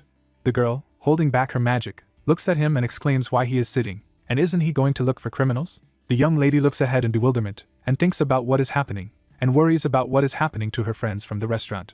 The girl guide put her hands to her head and said that the citizens should evacuate in the direction indicated. Worried, Lim hugged her daughter and asked if she was scared, and reassured her that her mother was with her. The girl holds a bear with a torn head in her hand and says that her bear is wounded. A tearful girl runs up to her father. The protagonist shifts his worried gaze to the side and thinks that Ha is now crying because of the attackers, and that he will find them and make them pay for it. He turns his head to his friends and says that he needs to go to the bathroom and will be back soon, and adds that it seems that the danger has passed. The snipers are on their knees, A man in a balaclava asks what his comrade has done, and says that he should have killed a red fox with one shot, and he replies that he aimed exactly at the head, but the bullet bounced off something. The masked killer looked at his comrade in surprise and thought that it was really worth quarreling about this. The main character takes his hand out of his pocket and listens to the conversation of the men. One of them suggests that he can shoot a civilian to cause panic and leave on the sly, and the second doubts whether it is worth doing so. Shocked, Kong shifts his gaze and wonders how you can shoot people. He holds 2 bullets in his hand and decides that he will return these scoundrels to their own bullets. He moves his hand to the side. The protagonist quickly directs bullets at the enemy. They crash into the bodies of snipers.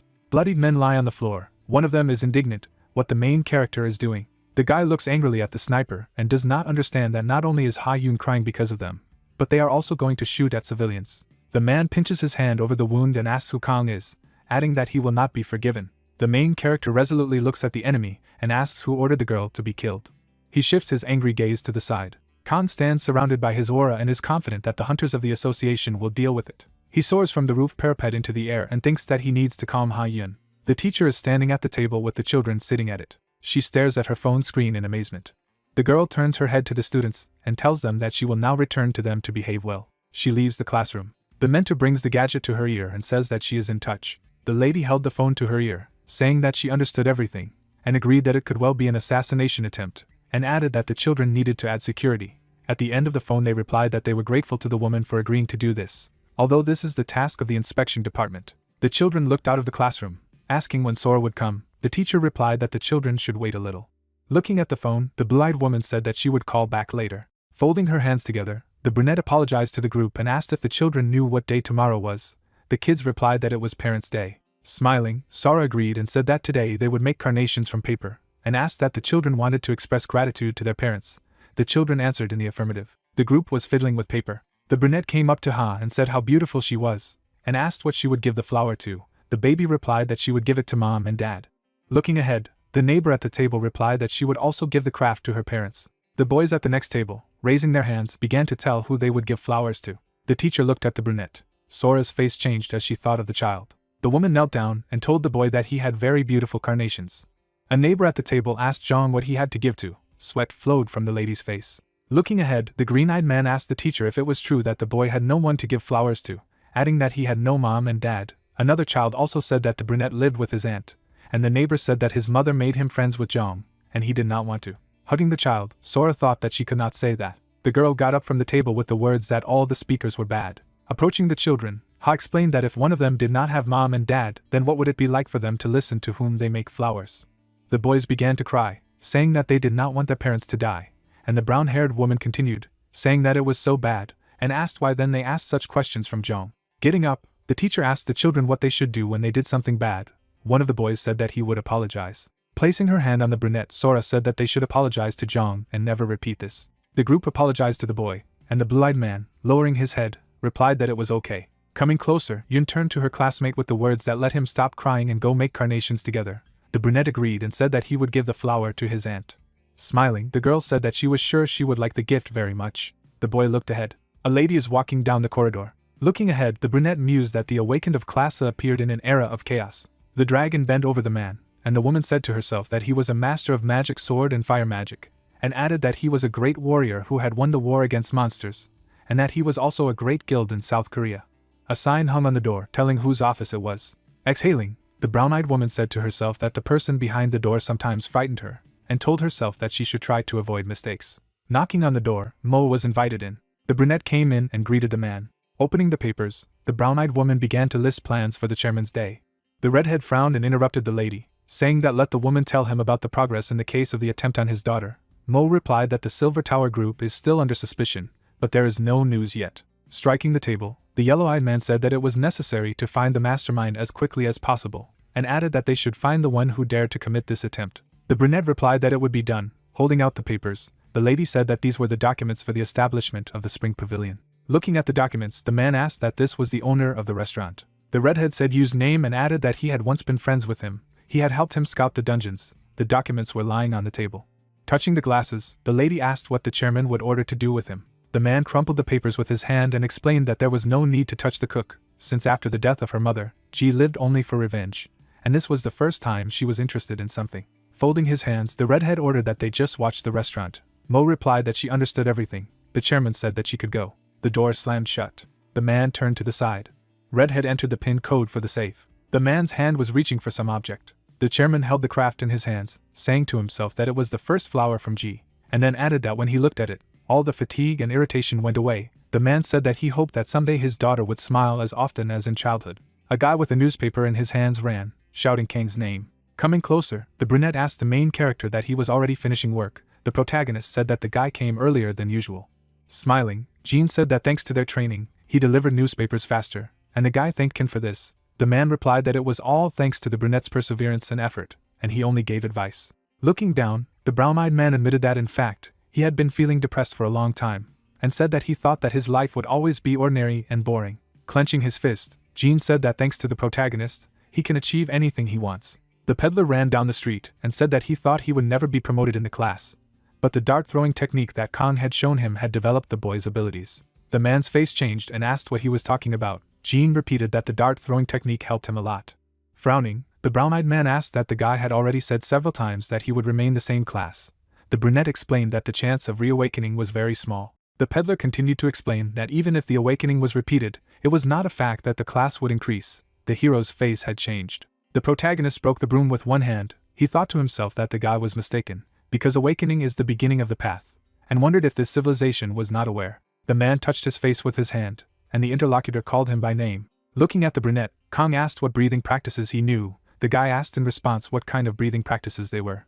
Jean stood in bewilderment, and the main character reasoned that now everything is clear. The awakened of this world do not know what techniques are, and came to the conclusion that this is why people control their energy so poorly. Waving his hand, the peddler said that it was time for him to go. The brunette's face changed. The main character was drinking. Bringing his hand to his face, Tae asked his friend that maybe something was bothering him. The protagonist answered in the affirmative. Folding his hands in his chest, the man asked what he would do if he knew the secret of how to make all the awakened many times stronger. The brunette replied that, of course, he would share the information. Brown Eyes asked what he didn't even expect to get for it. Pouring a drink into a glass, the friend said that if his home and family were protected by the stronger awakened, then he would only be glad. Frowning, Tae explained that what was the point of this secret. It was better to share it, since he himself was incapable of protecting civilization, and added that he wished Ha to live in safety. The man replied that he understood everything. The brunette handed him a glass of soda. Looking ahead, the main character thought that he lives quietly undercover, as he does not want to bring confusion into this world.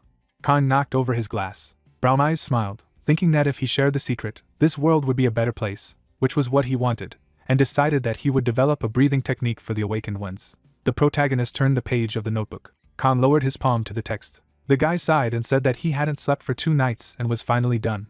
The young man crossed his arms and thought that thanks to this technique, the awakened would be able to concentrate the aura in their body and not lose it. He closed his notebook. The pen was lying on the table, and the main character said that he called this technique as the method of a pure and righteous heart. Kang scratched his head and said that the only thing left was to find a way to spread it. The main character took the potatoes in his hand and asked Ji if she could tell him about the president of the Hunters Association. The girl spread her palms to the sides and replied that the president is a great man, and his name should go down in history, and then added that, frankly, if it were not for him, Korea would not exist now. The wounded guy was sitting on the asphalt, and the girl, continuing the story, said that he was always there where help was most needed, and noted that he was a man who more than deserved his position. Kang scratched his chin thoughtfully. The protagonist looked away and stated that, as he thought, such a person could take responsibility for distributing his manuscript. The main character picked up his notebook and thought that if the president was really trustworthy, he could be given this secret. The young man got up and said that he would go for a walk. The guards followed the man. The elevator board showed the 69th floor. The president stepped out of the cab, and the staff greeted him. The boss leaned against the table and asked for a cup of coffee. The boss sat down in a chair. The president took the notebook and asked what it was, and then clarified that it was the method of a pure and righteous heart, and asked if it was a martial arts novel. The assistant comes to the table. An employee brought coffee. The president looked at the guard and asked if he knew what the notebook was. The bodyguard looked at the book and replied that, unfortunately, he did not know what it was. The man held out a notebook and suggested that it was the method of a pure and righteous heart, and added that it was like something related to martial arts, such as a novel. And the boss pointed out that in such novels, there is always a hero who finds an ancient manuscript about martial arts. The boss put his hand to his head, and the employee said that if reading books gave such abilities, it would be just fine. The man stroked his beard and wondered what it was. The boss opened the book and mentally noted that the handwriting was not very pretty, but energetic. His hand clutched the page. The president hurriedly closed his notebook. He opened his notebook again. The light fell on the page where it was said that the method meant. Khan writes the text. The chief's eyes turned red. The bodyguard brought coffee. The man took a sip and thought that those who studied this method would understand something secret. The silhouette of the hand was held by a pencil, and on the page it was described that it was about the class system of the awakened that a person who knew the method would understand. The president took the notebook in both hands and said that the author of the Pure and Righteous Heart method shared it with mankind free of charge and only hoped that this method would be used only for the purposes of peace and security. The chief leaned back in his chair and thought that scientists around the world were conducting research on the possibility of raising the level of the awakened ones. The boss leaned over and said in his mind that no one had found an answer yet. All the research had been in vain. The president touched the book and wondered who could have written something so grandiose. The man straightened his beard and assumed that the method was written very convincingly, although he would even say that it was of a very high level, and then asked himself how the notebook got there and for what purpose. The chief turned the blank page. A black symbol was drawn on the page, and the reader noticed it, and exclaimed that it couldn't be. It was the same symbol, the only trace of the awakened zero level that they had found. Drops of sweat ran down the president's face, and he thought that this was the author of the method, and then added that if so, then there was no doubt about the effectiveness of the method and the good intentions of the author. The protagonist's silhouette held up a finger, and said that he hoped this method wouldn't cause him any trouble personally. The boss took the open book and mentally declared that he had no objections, let it be as the author wanted. The young man put his hands in his pockets, and the reader said that even if Shin had problems in the field of energy conservation, he should still try.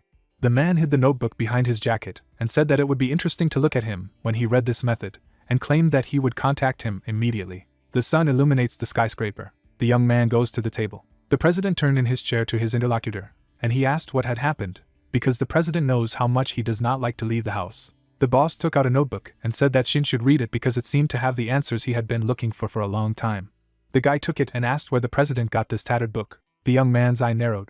The boy took the notebook away and asked in horror what it was, and the president, emotionally, said that he had been waiting for this expression on his face, and his day was a success. Shin held out the notebook in the direction of the interlocutor and asked what it was, and the boss said that it was the method of a pure and righteous heart. The man folded his hands and explained that the interlocutor had flown abroad several times to meet with the zero-class awakens, and asked them how they were coping with their exuberant energy.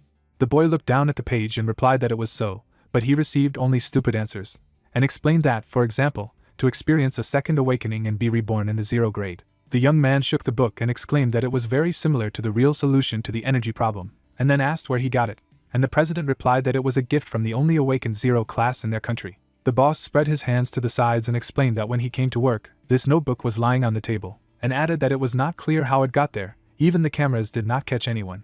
Shin closed his notebook and asked if he could be the first to learn this method. The guy walked out of the building, and the boss said that that's why he called Li Shin. Even if there were any side effects, he and his class would be able to overcome them, and the young man thanked the interlocutor. The young man raised his head and wondered who the first zero-grade awakened person in Korea was. A guy in a white cap was walking along the embankment. He walked along the tiled road and thought it would be nice to rest. The young man sat down on the nearest bench. The son raised his hand from the scorching sun and admired the clear sky. He stared at the sky and remembered how long it had been since he had left the house, how long it had been since he had bathed in the rays of the sun, so carefree as now. Behind the guy lay the corpse of the monster he had killed. He wiped the blood from his face with a bloody hand. The presenter of the news channel sat at the table and said that the people were greeting the new S-class hunter, which was a miracle. He noted that the hopes of the entire nation were fulfilled in him. She said that he was the first to manage to close the S-class portal. The guy's bloody hands trembled. He remembered that his comrades had been killed and he began to fear his own power. Since then he has been living in a constant struggle with his power. The more he tries to master it, the more it gets out of his control, making him more and more lonely. He raised his hand above him and noticed that thanks to him, many people were able to return to a peaceful life, and in the end, he continued to live and cope with his superpower, even though it was not easy. Shin stared at the sky. He abruptly reached into the inside pocket of his jacket. He looked at her with pain in his eyes and realized that he still hadn't mastered the perfection method, so he shouldn't relax. He sat on the bench and thought that for a long time he hated his own strength, but thanks to mastering the method of pure and righteous heart, he was able to get the upper hand on it, and overcome the barrier of zero class.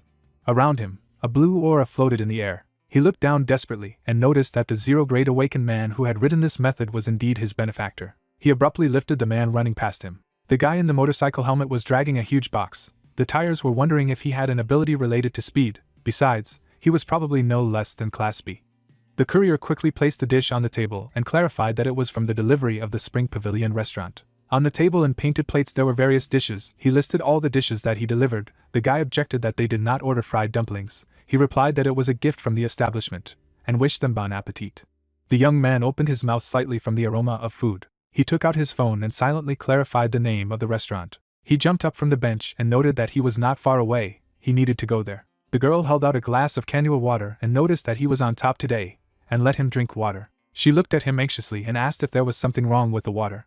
He looked away and replied that no, not with water, and realized that it was the same young man. He had sensed his presence back in the park, as he had an incredibly strong aura. The door to the restaurant swung open. Shin was holding on to the door handle with his right hand and was greeted by a restaurant employee. She approached him and specified the number of guests. He looked at Ji and exclaimed that it was really her.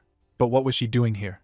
Yu peeked out of the dispensing area and asked if this was her acquaintance. Yes, I came closer to him and replied that it was his cousin, otherwise I noticed that he had the feeling that he had already seen him. She covered her mouth with her hand and added that he had such a standard face, and everyone said that they had already seen it, and asked what her brother would eat. He pushed back his chair and agreed to the dish offered by his sister. Ji handed him a glass of drink and wondered what he was doing. He was allowed to leave the house at all, because if he had another attack of uncontrollable energy, she could cope, but the others were unlikely to be.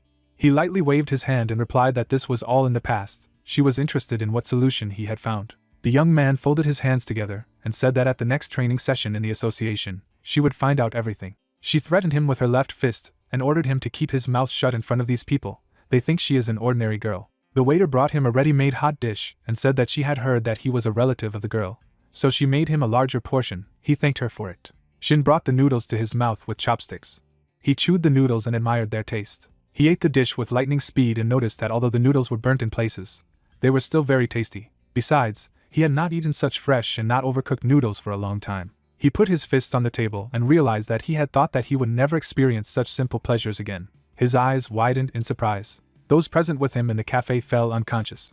He jumped abruptly from his seat and realized that this was all serious. He had a jump of emotions and the aura rose up. Ji walked up to him and clarified that he was done, then let him leave quickly. The guy shook his head in bewilderment and did not understand that this had happened. The protagonist looked at Shin out of the corner of his eye and mused that the situation was dangerous, and although he had been trained in the pure and righteous heart method, he still didn't have enough experience, and it was quite good that he was able to suppress his energy in time. He turned his head back and wondered who this guy was. He had learned the pure and righteous heart method well, even though he had only released it the other day, and since he knew Ji, then he was quite an important person.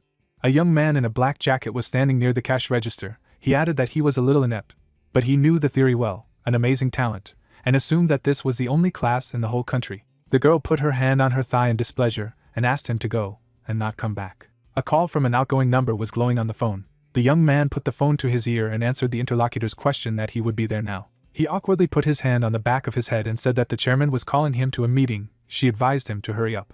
He walked to the exit and said goodbye to his sister. She waved him goodbye with her right hand. She clutched her heart with her hands and thought that he could give her away. She turned to Khan and made excuses that he was her cousin. Shin was standing near the chairman's desk and asked why he called him. Here he sat in his chair and asked if he had already studied the method. He replied that yes, besides, the effects are simply dizzying. He leaned his back against a chair and noticed that he wasn't very enthusiastic, and suggested that there was something negative about the method. He looked at his hands and said that at first he was inspired, but after careful study, it became clear to him that if this method was allowed to spread to the masses, it would cause chaos. The man with the beard looked at him and told him that when he realized that this was a real working method, he thought so too, but there was something he feared more than side effects. He stood in front of him and clarified that he was concerned about the motives of the author of the method. He clenched his hand into a fist with all his strength and declared that, like him, he was afraid of this man. The guy lowered his head down and added to himself that he wasn't just afraid, it was more like a feeling of fear and respect, and asked what his motives were, awakened by the class. The girl was sitting at the office desk. The guy tapped a glass of coffee on the table. He stood in front of the girl and offered her coffee because she was probably tired. She took the glass in her hands and thanked him. He leaned against the table and asked what she was doing again because of the backlog at work. She removed her hair from her face and said that illegal ones had become too active lately. The guy looked at her anxiously and agreed with her words, adding that he had heard that the bomber had also activated. The girl closed her eyes and noted that because of this scum, the investigators almost died from stress at work, and there was a huge pressure on the support department because of the attempt on the Black Rose. A drop of sweat rolled down her cheek. She sat in the chair in front of the guy and clarified that wasn't he having the same rush now. If he had come in just to bring coffee, he noticed that he had something for her, and asked if she was free the next Thursday evening. He put his hand on his pocket. The guy took out 2 tickets from there, and said that he was able to snatch a couple of tickets to the Gold Star Ballet, and he wanted to go with her if she could. She winked at him and replied that the ballet sounded tempting. Did he really want to go there with a girl? But she refused. He stood in front of her and noted that this was not the point. She said that how can you refuse if the younger brother asks, so she will go. He pointed to the calendar and asked her to mark it so that she would not forget. She took it in her hands and agreed. The girl marked the day on the calendars and asked that he was happy now. He stretched out his hand in front of her and told her that he would help her regain her strength and walk. The girl put her hands on her knees. She looked down. She stretched out her arms above her and noticed that her thoughts had finally cleared up. He asked her to take care of herself. Next Thursday, 2 men in business suits stood opposite each other. A family from the spring pavilion was also going to the ballet. A little girl was running down the stairs. She raised her hands above her and exclaimed that she was beautiful. They looked at her admiringly. A woman peeked around the corner with a bag. She put her hand to his cheek and noticed that he was dressed so solidly today.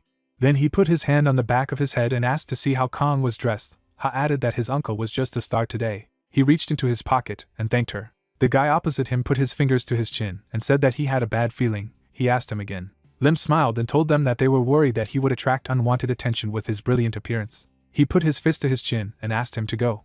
The main character walked carelessly with his hands in his pockets. The guy looked at him and realized that he really attracts attention wherever he goes. The protagonist frowned and felt a dark energy, like in dungeons, in such a spacious cozy room. A purple aura enveloped the room. He opened his eyes wide and felt someone's gaze on him. He turned his head abruptly and suggested what kind of energy it might be. A woman in a red dress was standing near the entrance. She put her hand on her neck. Ji widened his eyes in surprise and noted that it was Kong in the suit. The main character was standing not far from her and realized that it was Ji. He crossed his arms over his chest and wondered if he should tell her about it. And he also assumed that the source of this strange energy was the illegal ones who were lurking around somewhere. A bead of sweat slid down his cheek. He added that if he told her, how would he unite with her later? Because F-class didn't have such a sense, she would understand that he was about class. Besides, he wasn't sure about anything yet, so it was better to know for sure. The guy with white hair slightly opened his mouth and laughed. His subordinate was standing next to him. He exclaimed that let the insignificant ones have fun, because this is their last day in life. She poured him wine from a bottle and said that she had brought him exclusive wine in honor of his holiday. Then the subordinate stood in front of him. He asked if everything was ready in them. They confirmed his words. He jumped up from his desk chair and told him that in the second act Clara was dancing with the prince, and then they would begin their enchanting performance. He grabbed the hilt of his sword. Asmod brandished his sword. There was an eye patch on his face. A portal materialized in the middle of the helipad. He realized that there would be an excellent view from here. They would see how the concert hall flew into the air. The main character clarified in what sense he would fly into the air. The guy with white hair shuddered from the voice he heard. A man in a business suit stood in the distance of the helipad and greeted him. He wondered who he was. Khan went to meet them and told them that he did not want to spoil their mood, but hoped for cooperation. He could not understand what this man was talking about. He put his hands in front of him in a fighting stance and exclaimed. At least he understood who he was standing in. The protagonist sped sharply in his direction. His fist hit him in the solar plexus. Asmod slid a few meters back on his back. The man clapped his hands and noticed that in any of the worlds it was the same. Civilized conversation was taken for weakness, and his own language carried people into the abyss. So let him stop breaking the comedy and get up. The guy in the white jacket grabbed his chest. The main character said that he didn't hit so hard. Why was he so worried? He exclaimed that he was a goat. He at least understood who he was. The guy put his hands behind his back and asked who he was. He replied that he was the great and mighty Asmod.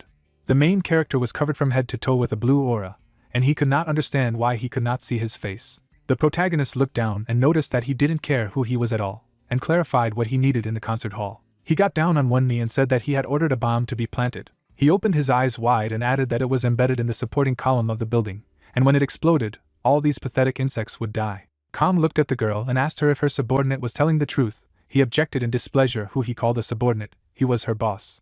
He slightly opened his mouth and suggested what if not, and offered to stop this theater. The girl's eyes widened in surprise. She stood not far from the main character and noticed that he had good intuition. She turned her head to her subordinate and said that she was tired of playing the secretary, so it was really worth putting an end to it. He jumped up in front of her abruptly and asked what she was talking about. Asmod pierced through his chest. Her subordinate's blood was flowing from her hands. She grabbed the hilt of her weapon with her hand and told him that it was the same artifact, and even the name Asmod was not for someone like him. The guy in the white jacket fell face down to the ground. The main character looked at her and wondered who she was. She raised her sword and replied that she was the real Asmod, and not that halfwit. The guy opened his mouth slightly. He abruptly rushed to attack her, and clarified that it was her doing. The girl dissipated in an illusory fog. He averted his eyes to the side and thought that this was the magic of illusion.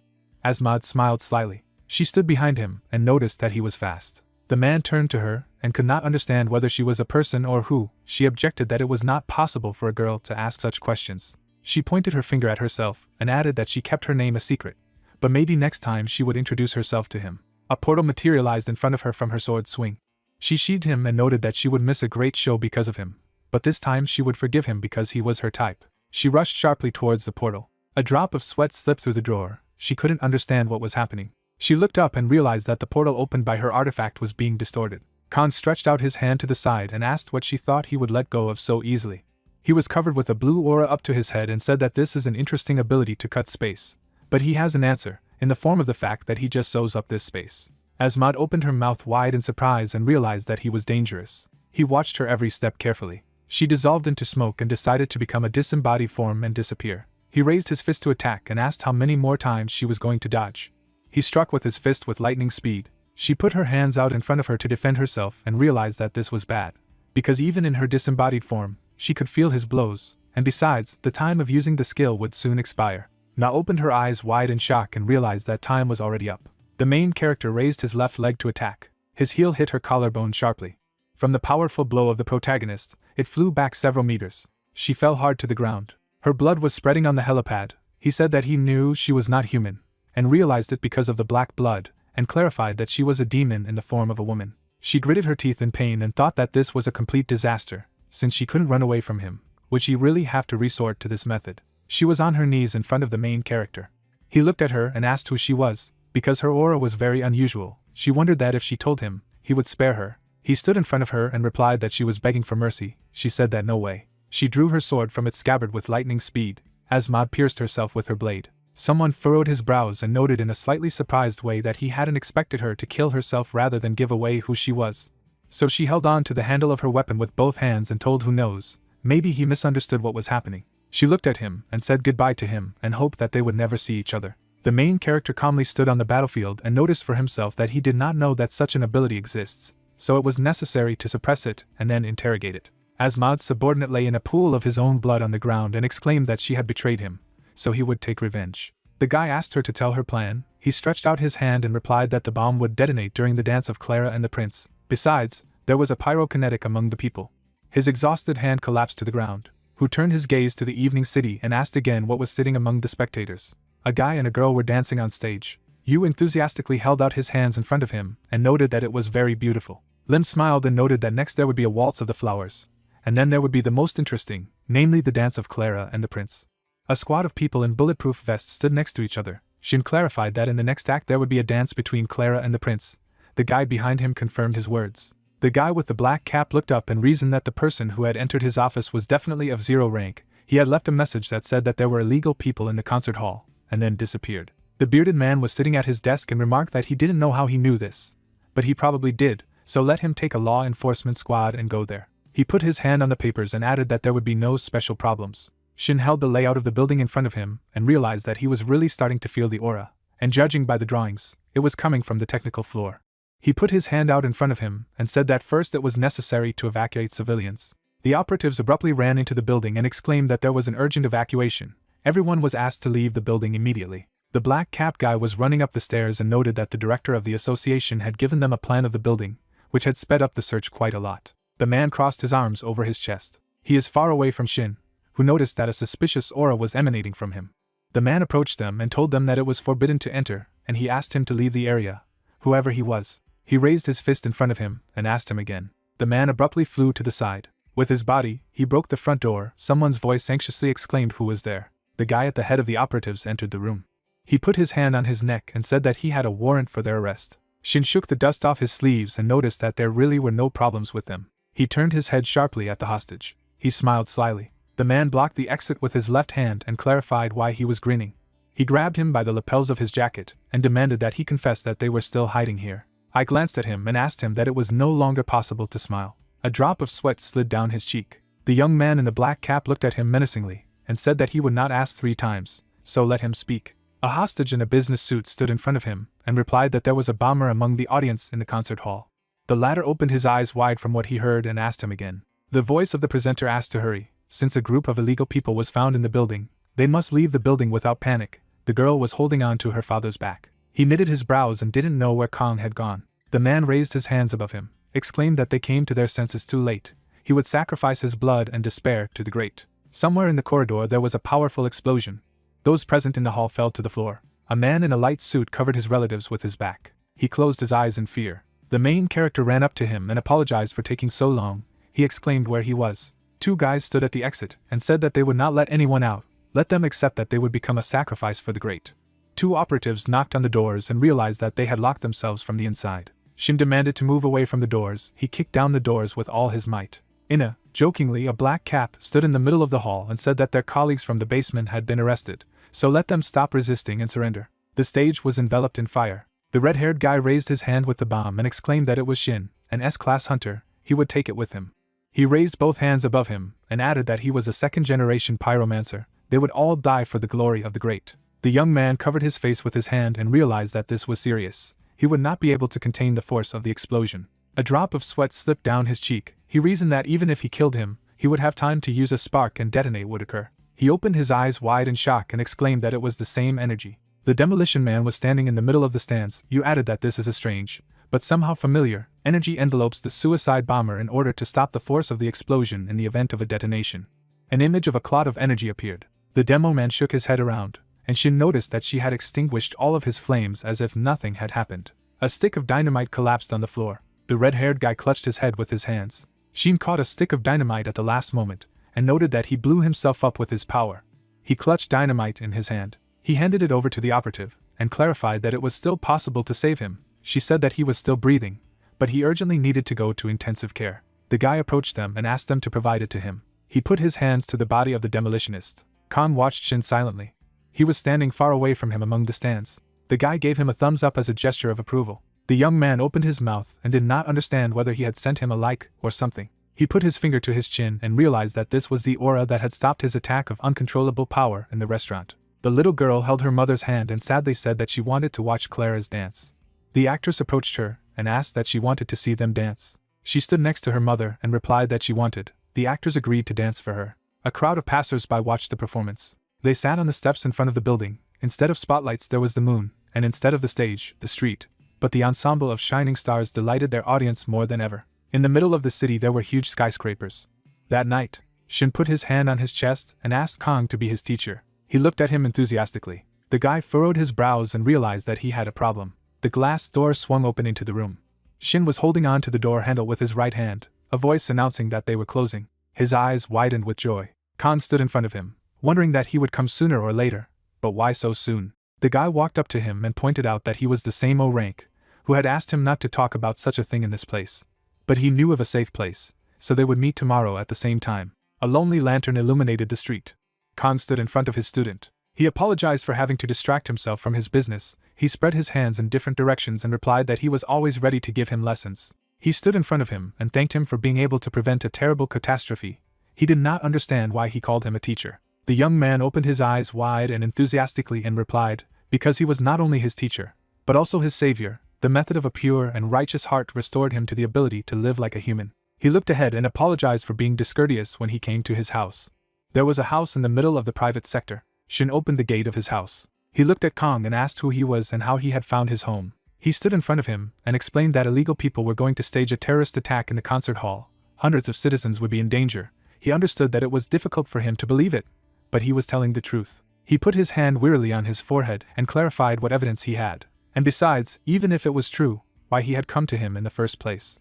He replied that only he, the only O rank awakened who could stop them, had his eyes wide at what he had heard. The young man closed his eyes and said that no one knew that he had reached this level, and he, the teacher, must have felt an aura from him, purified by the method of a pure and righteous heart. He put his hand on his chest and asked to be accepted as a disciple. The man looked at him and asked why he needed it. He raised his hand with a clenched fist in front of him and noted that he really needed to get stronger.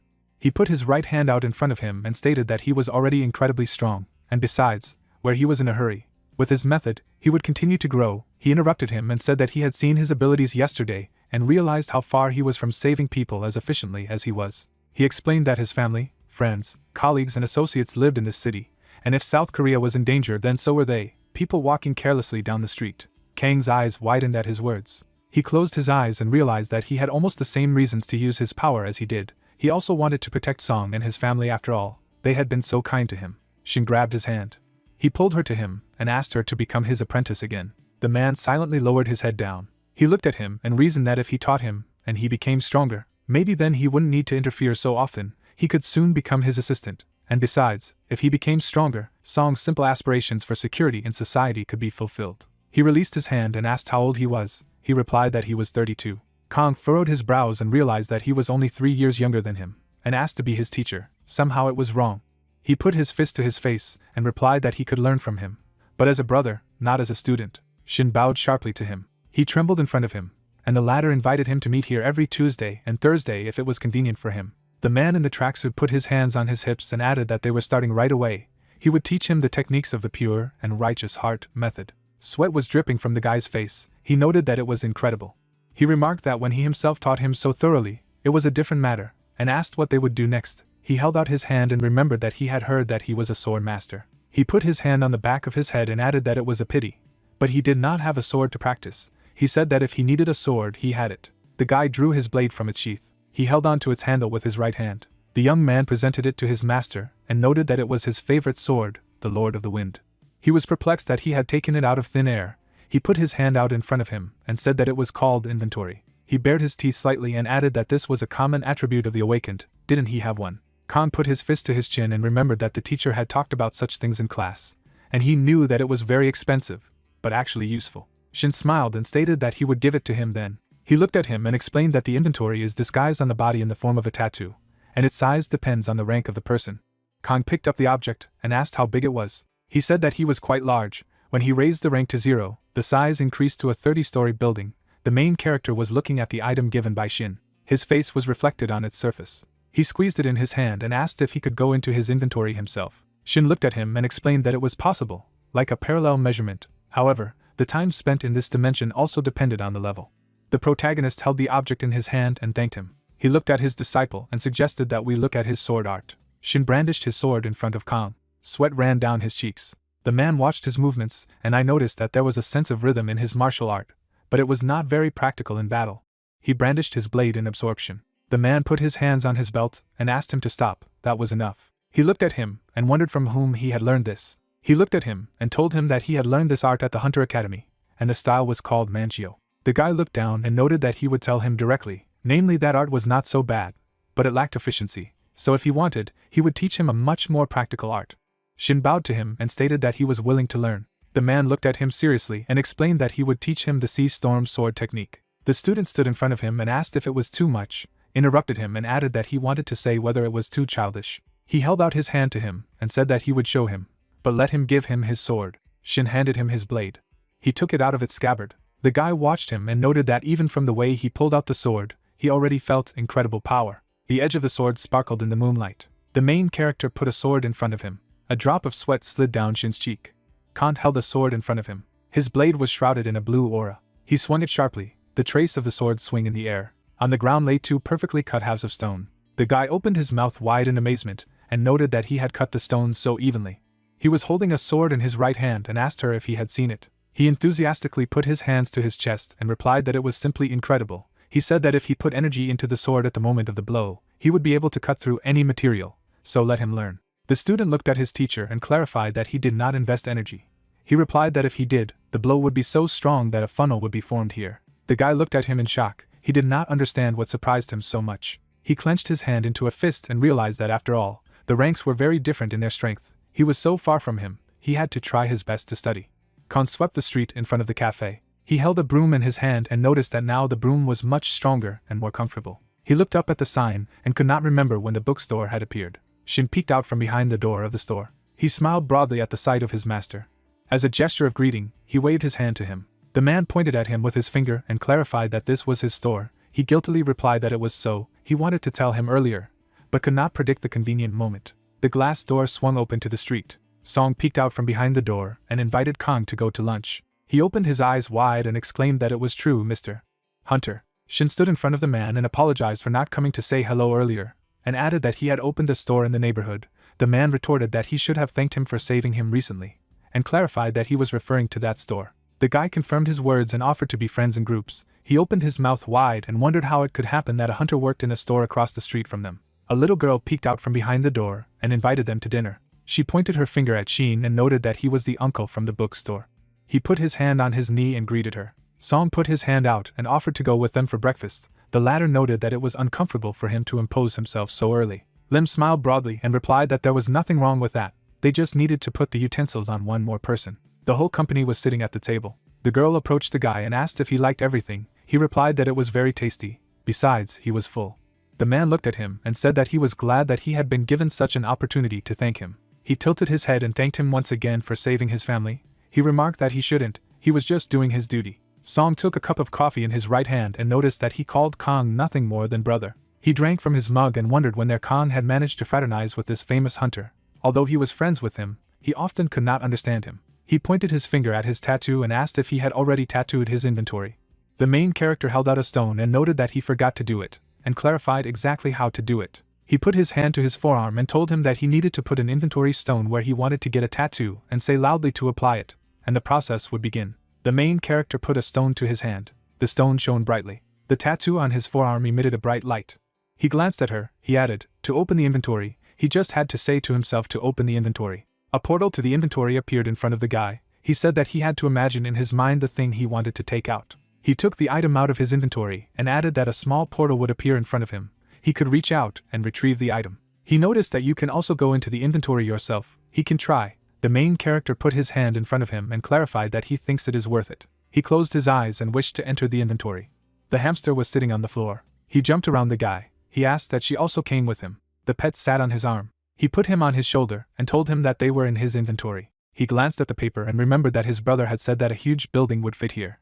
He stood in the middle of his inventory and wondered if it was too spacious. The protagonist stretched his hands and noted that the manual says that the inventory space is safe for the owner and his belongings, no matter what happens here. He abruptly jumped from his seat. The man ran forward and noted that this space was huge. He couldn't even see the edge. The guy looked down and wanted to get out of the inventory.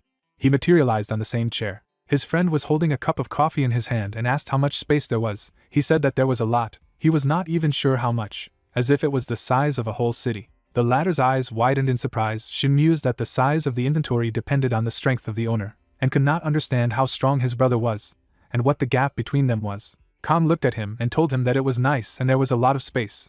But he felt a little strange. He replied that if he had magic stones, he could create anything he wanted in his inventory, even build a building. He raised his hand and clarified that these were the stones that were in the monsters. He explained that as a rule, only a legally registered hunter in portals could take possession of them. But in places such as Kamwan province, there were many monsters that were not monitored by the association. The guy smiled and clarified that no one had yet claimed their rights to them. He looked resolutely at his comrade. The young man was smiling, looking in front of him. Shin raised his hand to the side, wondering if he wanted to go after the magic stone. It was true that no one had the right to monsters in that region. He himself was not averse to hunting with the hero. Khan clenched his fist, saying that then he would be able to build something in his inventory. The guy replied that okay, he had recently reached rank 0 and his inventory had increased. He would also be able to build something, and he was very glad that the young man would go with him. Tae was excited, reasoning about the fact that they say that all the monsters in Gangwon province have incredible strength. Surprisingly, he is not worried about his friends now, but about the monsters. The cafe stood under the scorching sun. The girl shouted to her father about her desire to become a ballerina. She clenched her fists, smiling sweetly. Her parents were standing next to her when her father asked about the ballerina, having received an affirmative answer. Ha was spinning, closing her eyes, exclaiming that she wanted to dance beautifully and spin gracefully, like ballerinas do. The man exhaled, imagining the dance, thought that apparently she was so touched by the performance that the artist staged for them right on the street. Lim smiled, telling that she had asked. It turned out that they had a choreographic school very close here, and training was not so expensive. Father touched his chin, wondering if he should go to this school. Ask. The girl's eyes lit up with happiness when she repeated what she wanted. Classroom. A man from the side looked at the children who were performing the dance. The teacher asked them to straighten their arms. Go led the children into the hall, saying to Mrs. Sari that her family was here for a tour. The teacher dropped to one knee to greet the child, asked if she wanted to learn ballet. The girl could give her clothes to practice and try it right away. The lady clapped her hands, counting. She raised her hand up, indicating that her back should be kept straight. Ha looked up as she participated in the training. The teacher looked at her, thinking that she was a capable girl. The guy crossed his arms behind his back. The parents said goodbye, saying thank you for the lesson. The man turned to Sari, asking if this family had come for the first time. The girl looked at him, confirming that they wanted to sign up the girl for dancing. She was also seeing her for the first time, but it seemed to her that she was capable. The guy touched her chin, answering that in fact he had come not only to look at her work, but also to take a closer look at whether there were any candidates for modeling among her students. His ability reacted to this girl. Sari was stunned, asking again about his ability to recognize talents. The man stood in front of the lady, explaining that it was the first time he saw such a gifted child, asking for the phone number of her parents. The girl replied that not so quickly, let her first tell for what purpose he was interested. The house from which the exclamation was heard was shown. Tae was dumbfounded, exclaiming that their daughter was being invited to the casting. Lim held the phone in her hand, answering that yes, the older brother of the dance teacher worked in the marketing department of the Elenin's agency. He asked if they would like their daughter to become the face of a large manufacturer of children's clothing. The mother looked at her husband, adding that the guy said that this offer was not for one photo shoot, they would also accept Ha to study at the Elenini's modeling agency. The man exclaimed that this is the most famous of the modeling agencies. The father looked at the card, saying that his daughter would become a top model, because she looked like his wife, because she was so beautiful. The woman was embarrassed, answering that she looked like him too, and in general like both of them. Only his ears stick out a little, but it's not scary. Night fell over the city. The man put his leg on top of his foot. Opposite him sat a guy who was trembling. William took a glass of wine, asking him not to be nervous. He had good wine here, let him drink it and calm down. He nodded, thanking Mr. Mullen. The old man frowned, asking Nevis what he had heard about Asmod. The guy choked on wine. He cleared his throat, asked again about Asmoda, explained that nothing at all. 15 days had passed since that action, and not a word, not a breath. William stirred the wine, calling it a nuisance, and specifying that it was nothing. The old man narrowed his eyes, wondering if a trip to the portal of the Arctic Hell would refresh his memory. Nevis was surprised, thinking about the portal of the Arctic Hell. This is the place where the temperature is minus 100 degrees and there is solid ice and snow. William raised his glass, saying maybe he could tell him where Koval was. Grandfather looked in front of him, explaining what he had heard. After the failure in the concert hall, Koval and Asmod quarreled. Koval lost contact with him, wondering if he knew something about it. Nevis trembled, lowered his head, replied that a small man like him might know, and wondered why he had personally come here. Mullen scratched his chin, asking if he was sure. In the glass, I could see the reflection of the guy, who was thinking that he clearly knew something about the fact that he had given Koval shelter. Nevis saw an old man in front of him, who would not leave him alone now. If he remained silent, he would throw him into the portal of the Arctic Hell, where he would immediately freeze to death. The guy finished his wine, thinking that he still wanted to live. He set the empty glass down on the table, asking William if he said anything if he could keep it a secret. His grandfather replied that he would. The guy was excited, asking if he wanted to know where Koval was hiding. Elenin's modeling agency. A sign hung near the door. Tae tucked his knees. He would ask his daughter just not to worry. The girl explained that she was not worried. The hero turned towards the door. The children opened their eyes wide, seeing the picture in front of them. A young guy entered the room. The young man looked around as he looked at him. He narrowed his eyes, thinking that he felt the residual demonic energy. But it wasn't this person's energy. He was carrying a trail of it. The man took off his hat and greeted him. He put his hand on his chest, introduced himself as Choi Hongso, director of the Elenini's modeling agency. The girl closed her eyes, greeted the director, and gave her name. The old man noticed that he saw that their manager was absolutely right. This graceful young lady was perfect for filming an advertisement for a collection of children's clothing. His father clutched his head, asking if he thought so. Kancha put on his hat, noticing that she looked like him and his wife, a very sweet and beautiful girl, inviting him to show him the agency. The door opened, where the adults were standing. The director was pointing with his hand, telling something. Tae followed them down the hallway, saying that he recognized many of his models. The main character looked to the side, thinking about energy. He looked at the man, realizing that a strong dark pool was emanating from him. The man led the family along the corridor, meeting the deputy. The young man sent a message to Sheen, saying that he knew he was busy, but could he find out something for him? He needed to know if the Eleni's modeling agency was connected to illegal ones. The guy buried his face in the phone when an aura from a stranger emanated nearby. Khan turned to look at him, thinking that he was good at hiding his identity. But he saw that his aura was blacker than ever, and the question arose that maybe this agency had really become a den of the illegal. The young man was looking at the phone screen. He had seen a message that this agency was indeed suspicious. Their association had already planted agents there. A particularly suspicious person was the deputy director they were monitoring. The main character approached the girl. He looked at her, asking if she wanted to become a model, and she exclaimed that she had not slept all night, waiting so long for them to come here. Khan was serious, reasoning that he would watch this director. The main thing was to keep his head down, otherwise he would ruin Ha's plans. Someone was standing in the wilderness. The hero held the stone in his hands, thinking that he and his friend had already hunted in Kangwon province. He had killed several A-rank monsters and obtained magic stones. The artifact was blazing with bright energy as the young man realized that their energy was too murky. They were not ready to be used. The stone shone in his hands when he thought he had to clean them first. The main character had energy in his hands as he reasoned about what Hyun had said. You need to put your energy into the stone, and then you can build according to your imagination. The pillars shone with magic.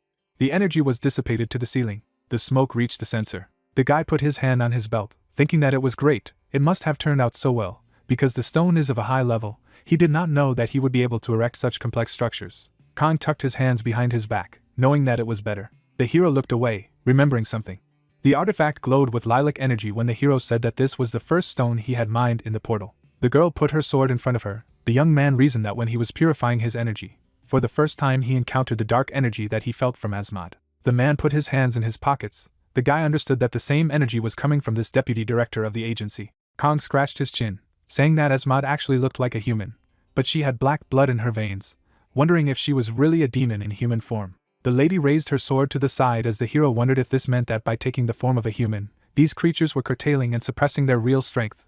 But she was definitely not human. She would be above S rank by human standards. Buildings in the city were exploding. The hero reasoned that if one day at least a few of these substances combined and came out against humanity, this suffering would fall under their onslaught. The young man closed his eyes, immersed in thoughts, realizing that so far it was all just guesses. Shouts were heard about getting out of the inventory. Kang opened his eyes abruptly. The director of the restaurant shook hands with the hero, saying that Ha was finally able to sign a contract with a modeling agency, and Ji helped them carefully read the contract. Without her they would not have coped. Kang shook hands, asking if Ha would be a model. Her father replied that he would have to go with her to a children's clothing show next week. The hero was wary, surprised that so quickly. His father said that they were going to the first rehearsal tomorrow. The guy touched his chin, thinking. He stretched out his palm, asking for how long the contract was signed. The man explained that it was for 1 year. Tae crossed his arms, listening to the advice from the hero that it was better to sign a one-time contract, because Ha might want to be a model, replied that in fact, it also occurred to him. The father closed his eyes, saying that she was still a baby, and might want to be someone else. He would follow the advice of the young man. The family was sitting on the sofa in front of the director. Tae sat next to his daughter, telling him that they would work together, with a man who replied that he would be happy to do so. The young man crossed his arms as he heard that Ha would try very hard. Kang listened, noticing the conversation in the next room. The deputy director was sitting, who could be heard. The guy hit the table with his hands, shouting that the deputy promised that he would be a model at this photo shoot. How could this happen? The man rubbed his eyes, answering that the director had said so, and what he thought he could do. The young guy closed his eyes, listening to the fact that he needed to be quiet. What if it happened right here? It was better to calm down, and come to the roof, talk there. The young man looked around when he heard about the roof, remembered that his friend had told him that this guy was suspicious. Shin was doing push-ups on one hand, saying that he had noticed a similar energy in Asmod. If the source of it was the same for these people, perhaps they really were from the same gang.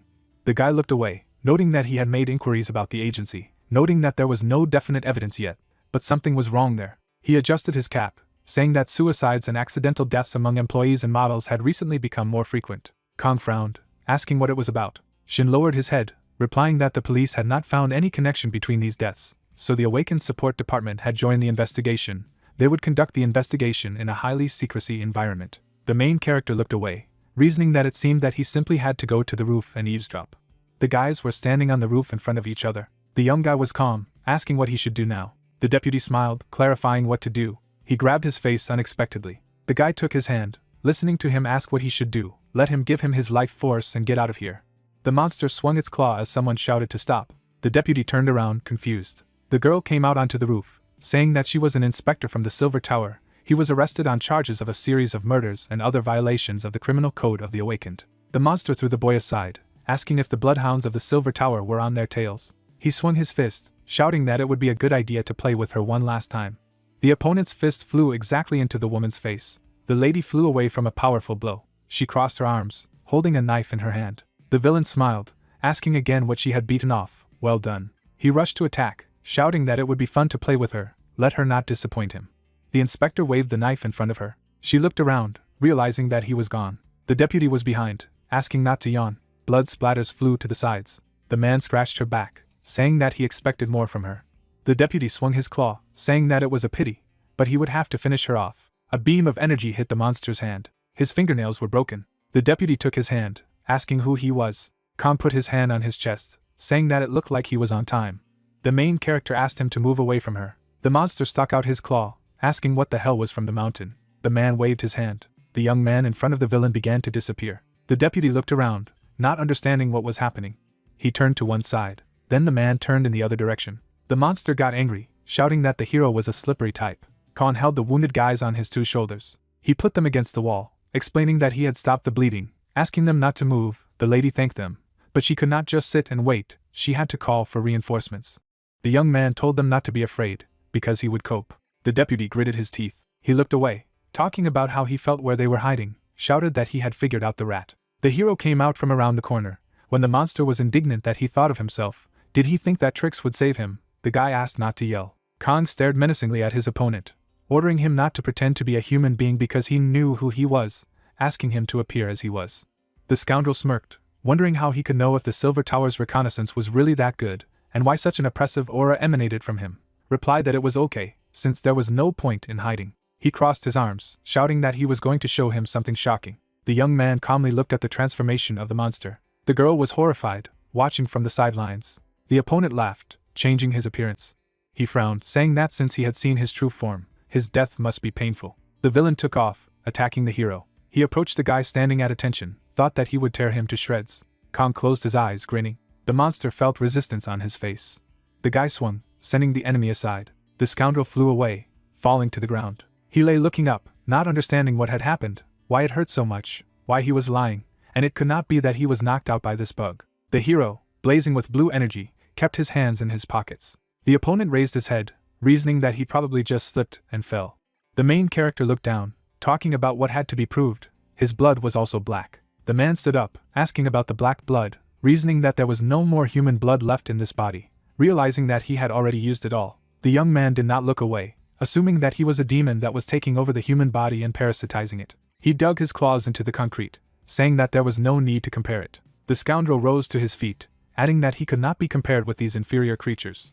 The huge monster roared ferociously, drooling. The protagonist kept his hands in his pockets, seeing the monster reincarnate, which revealed that he was only able to hit him because he didn't expect. Khan was calm as he listened to what he had now fully taken on his form. A lilac fog was in front of the guy's face. There was a threat that he would really come to an end. The werewolf flew from behind, screaming.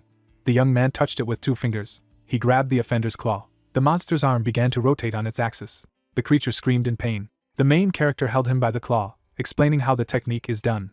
The guy put his fist to the enemy's body. He held his hand to his back, speaking of the dexterity of the speed of light. A powerful wave pushed the enemy aside. There was an energy explosion. The scoundrel was pressed against the wall, thinking that this could not be, not realizing that even in his true form he could not touch it. This was the man who defeated Asmod. Where did he come from in the first place?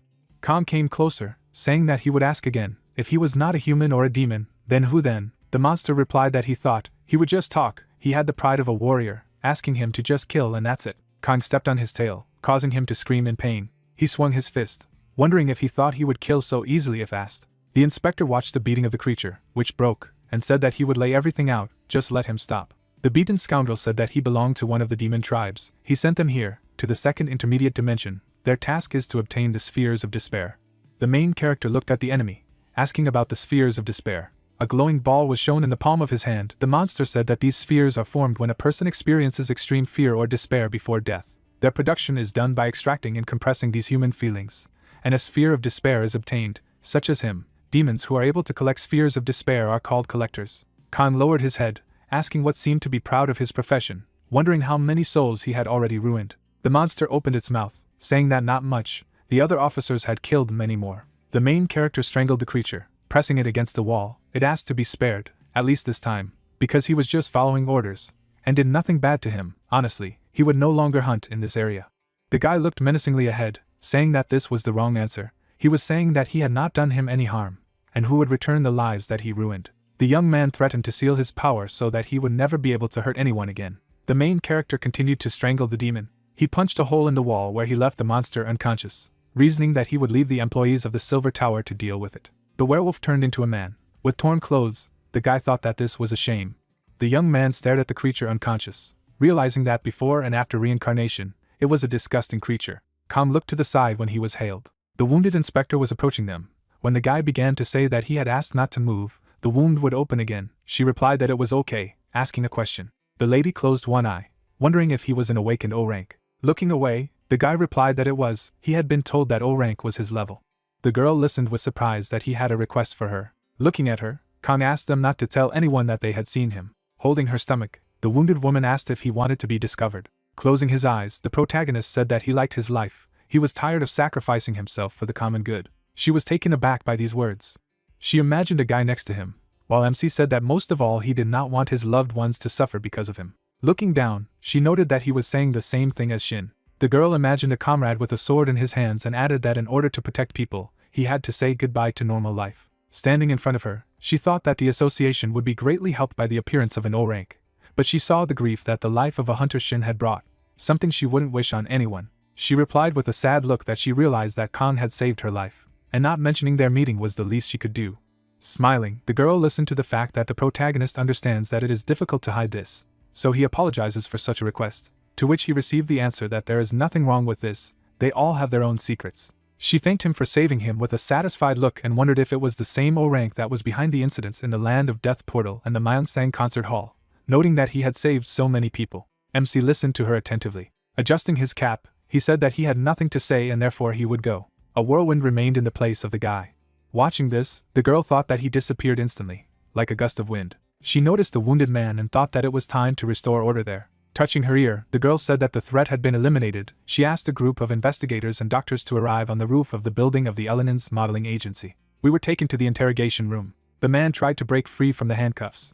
Putting his foot on the table, he thought that he didn't understand how this was possible. It looked like an ordinary table and ordinary handcuffs. He was devoid of strength, and he couldn't even take on his demonic form. Slamming his fist on the table, he concluded that it was the fault of that high-level fool. The lamp began to spark. The man closed his eyes. The stranger appeared in front of him.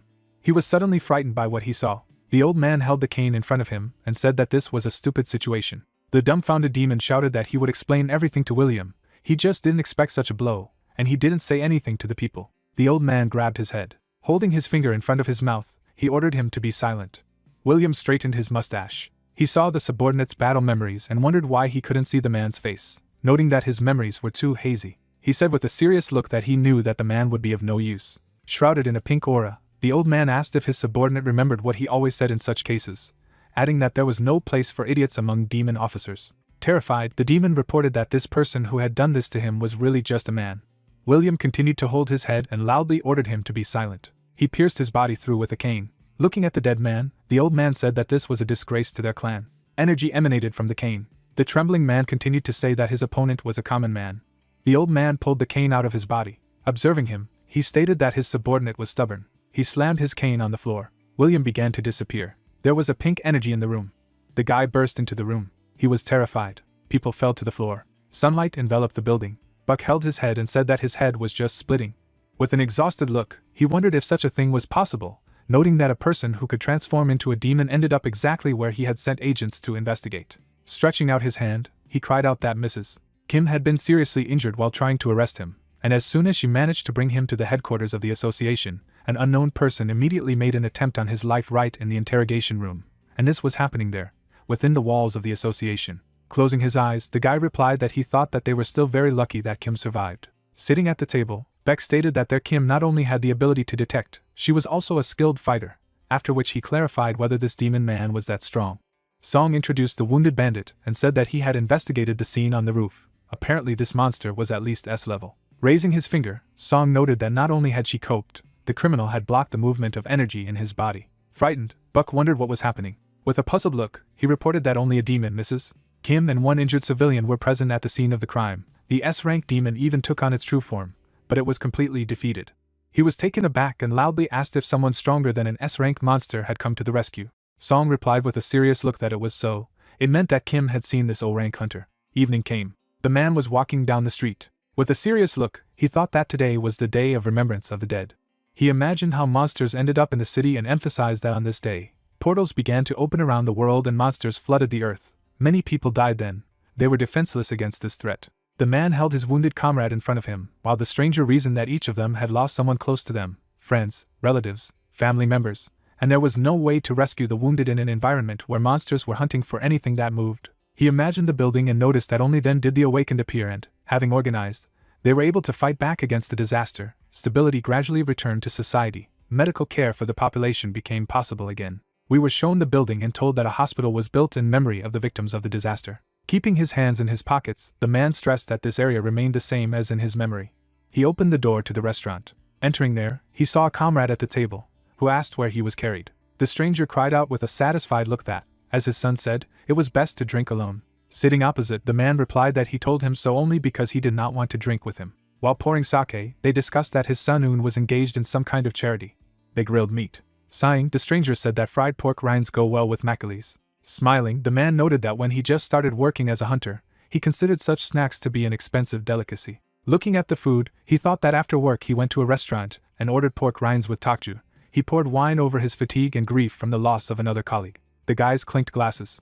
They started drinking alcohol. The hunter's cheeks turned red. Looking at his friend, he admitted that when he began working as a courier, he him off so much that he sometimes thought of strangling him. His friend with a smile on his face asked to see what his antics had turned into. Closing his eyes, the hunter replied that to be fair, he had become more restrained, and had also found him a good girl with whom he had married, so it didn't turn out so badly. His comrade stressed with an arrogant look that he agreed with this. They threw back their heads and began to laugh. The protagonist was walking towards the restaurant. Paying attention to the door, he noticed a flow of energy. Taken aback, he thought that the restaurant was closed, and there should be no visitors. He did not understand where this strong aura of an unfamiliar awakened person came from. Lim greeted the guys with a satisfied look. She looked at the man and cried out that it was her brother. The man waved to her and greeted her. He lifted Ha up, saying that she had grown a lot. Crossing her arms, the girl clarified why her brother did not warn her that he would come, to which she received the answer that it was a surprise. He decided to take a day off for a day of mourning. Glancing at her, he added that he did not want to cause him and his husband unnecessary trouble. He wanted to go to the house of rest that day, and stopped by on the way. Yu stretched out his hand and said that they were glad to see him, so Brother Lim could come at any time. He was suddenly surprised. Touching Khan's shoulder, he told him that he was their new friend and restaurant employee, the isolationist he had been told about. The man shook his hand and introduced himself as Dream.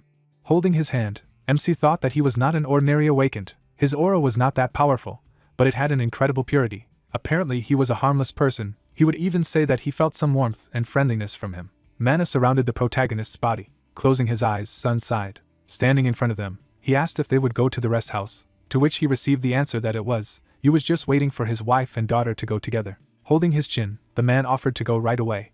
Sunlight enveloped the building. Guys in costumes walked along the alley. Leaning over, Song noted that Ha was a beauty even in black. Yu stood in front of him and asked if they would come in, to which he received a positive answer. The guys were moving towards the entrance. They noticed a lot of sad people. Sun and Lim turned to Dad and Mom with tears in their eyes. Looking at the photos, they said that they had come. Smiling, the girl asked Ha to say hello to her grandparents. She bowed her head and greeted them. Wiping away her tears, Lim said that it was their Ha, after which she wished her parents to rest in peace. They came to the playground. The girl was playing with her mother. Yu glanced at her brother. Smiling, he said that he had something for his brother-in-law. He pointed out with a satisfied look that he could not tell him how he had learned this, but he hoped that it would comfort him. Paying attention to it, Sun clarified what it was. Sitting next to him, the guy said that the nightmare of Gangwon province, the arachniac monster that killed their parents, was destroyed. Yu added with a satisfied look that Shin himself participated in the hunt. There will be an official statement on this matter soon. MC imagined himself standing in front of the corpse of a spider, and emphasized that arachniac was the name of the monster he and his younger brother had killed. Kang, with a slight smile on his face, noted that he was thinking about what Yu was so happy about when they told him about it. Stunned, Sun loudly asked if Shin himself had gone hunting. His hands began to tremble as he said he couldn't even believe it. He burst into tears, saying that his parents had been avenged. The protagonist was calmly drinking soda.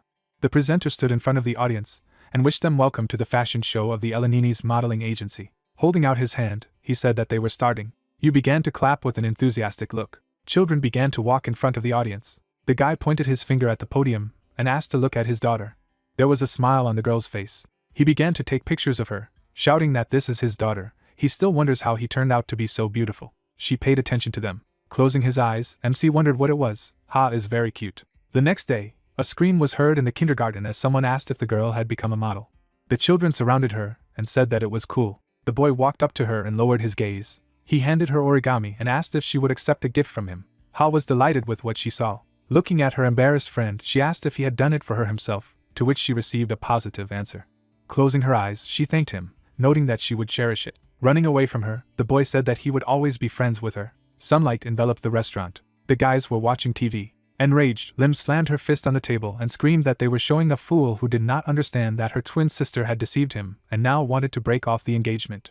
Yu began to whisper in his friend's ear a question why his wife reacted this way, to which he received the answer that she had reason to be angry. Taken aback, the guy wondered if the protagonist had already delved into this intricate drama. Closing his eyes, he revealed that Sik had an affair with the main character, Chan, and he wanted to marry her.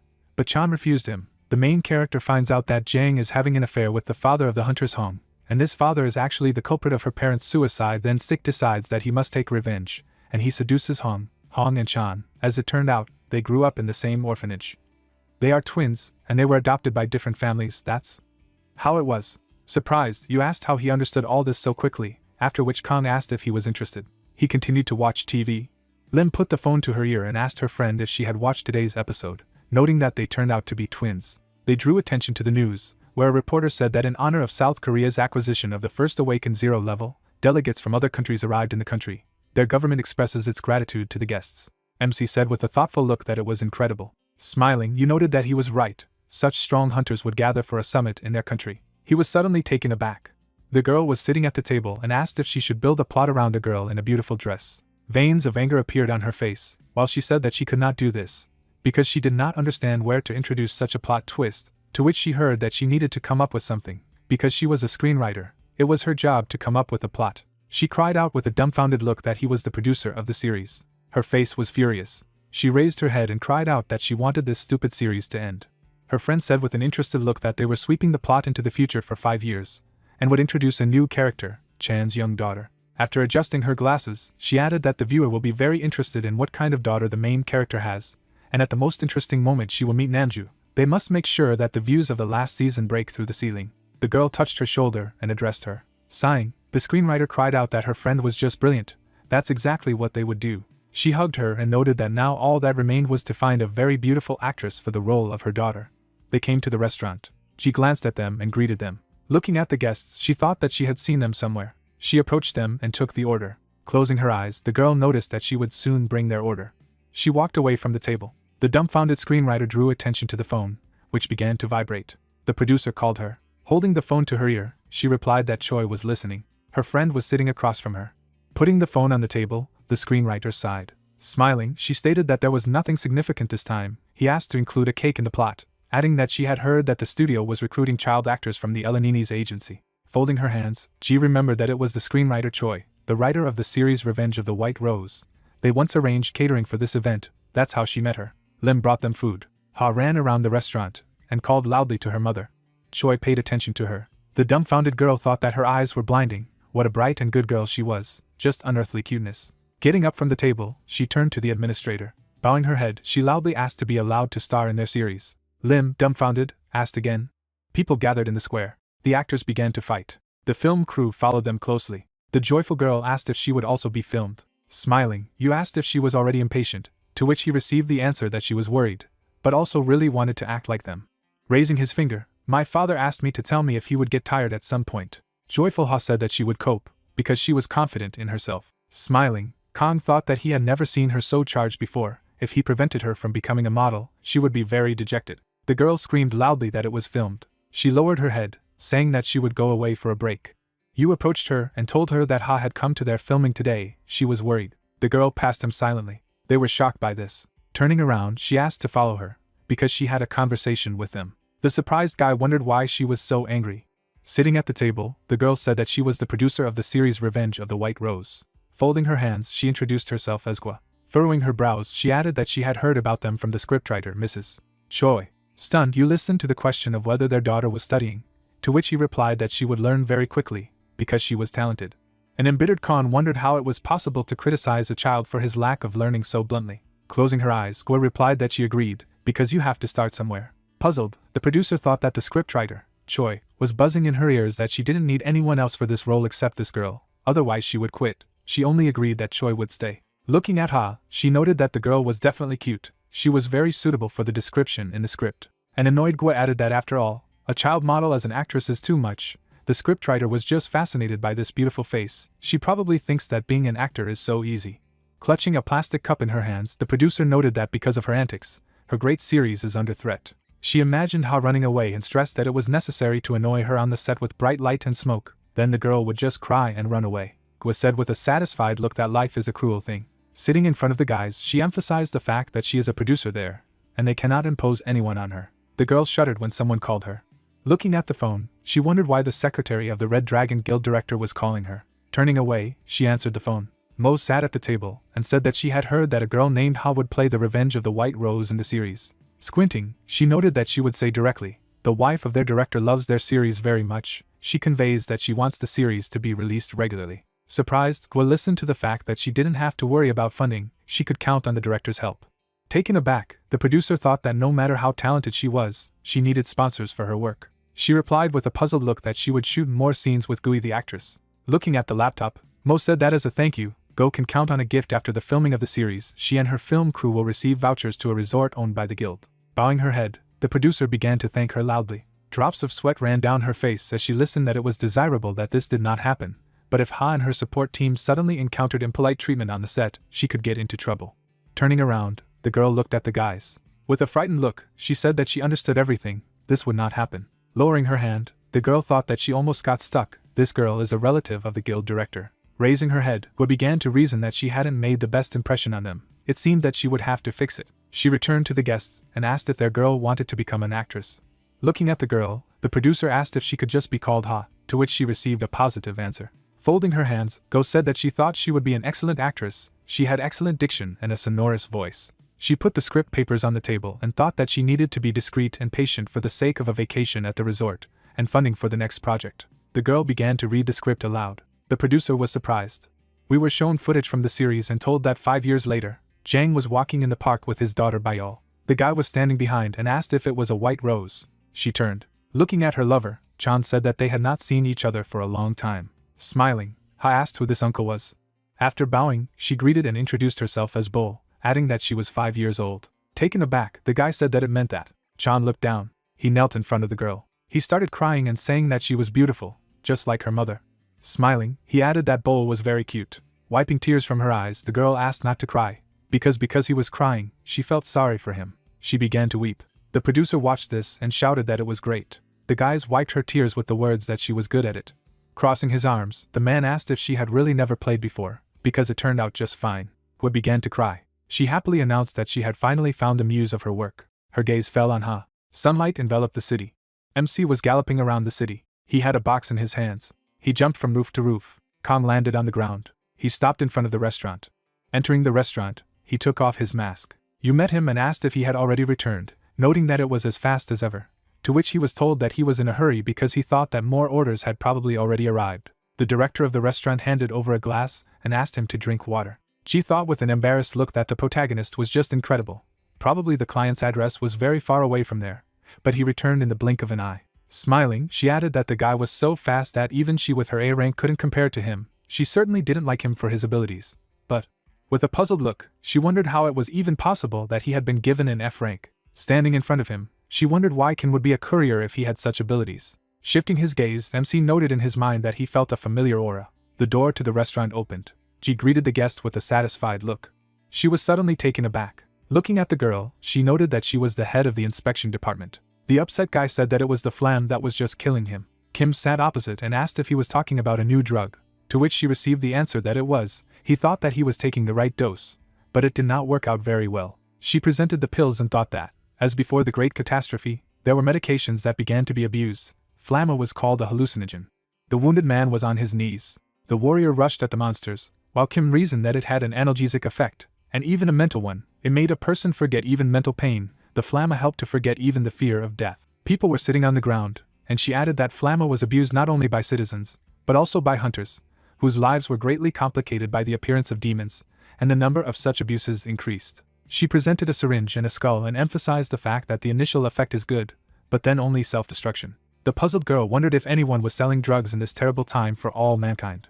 Closing his eyes, Kim asked in his mind about the sacrams. He noticed the aura emanating from the guy and asked if the drug was emitting this dark energy from his pocket. MC added with a serious look that this dark energy was familiar to him. It seemed that he had already felt it when he had last delivered an order. Putting his hand on his chest, the upset guy said that these days emergencies do not stop, so their team cannot even sleep normally. Kim forgot to take this evidence to hand it over for examination, so he took it with him. Continuing the meal, he noted that he would submit for examination as soon as he went back.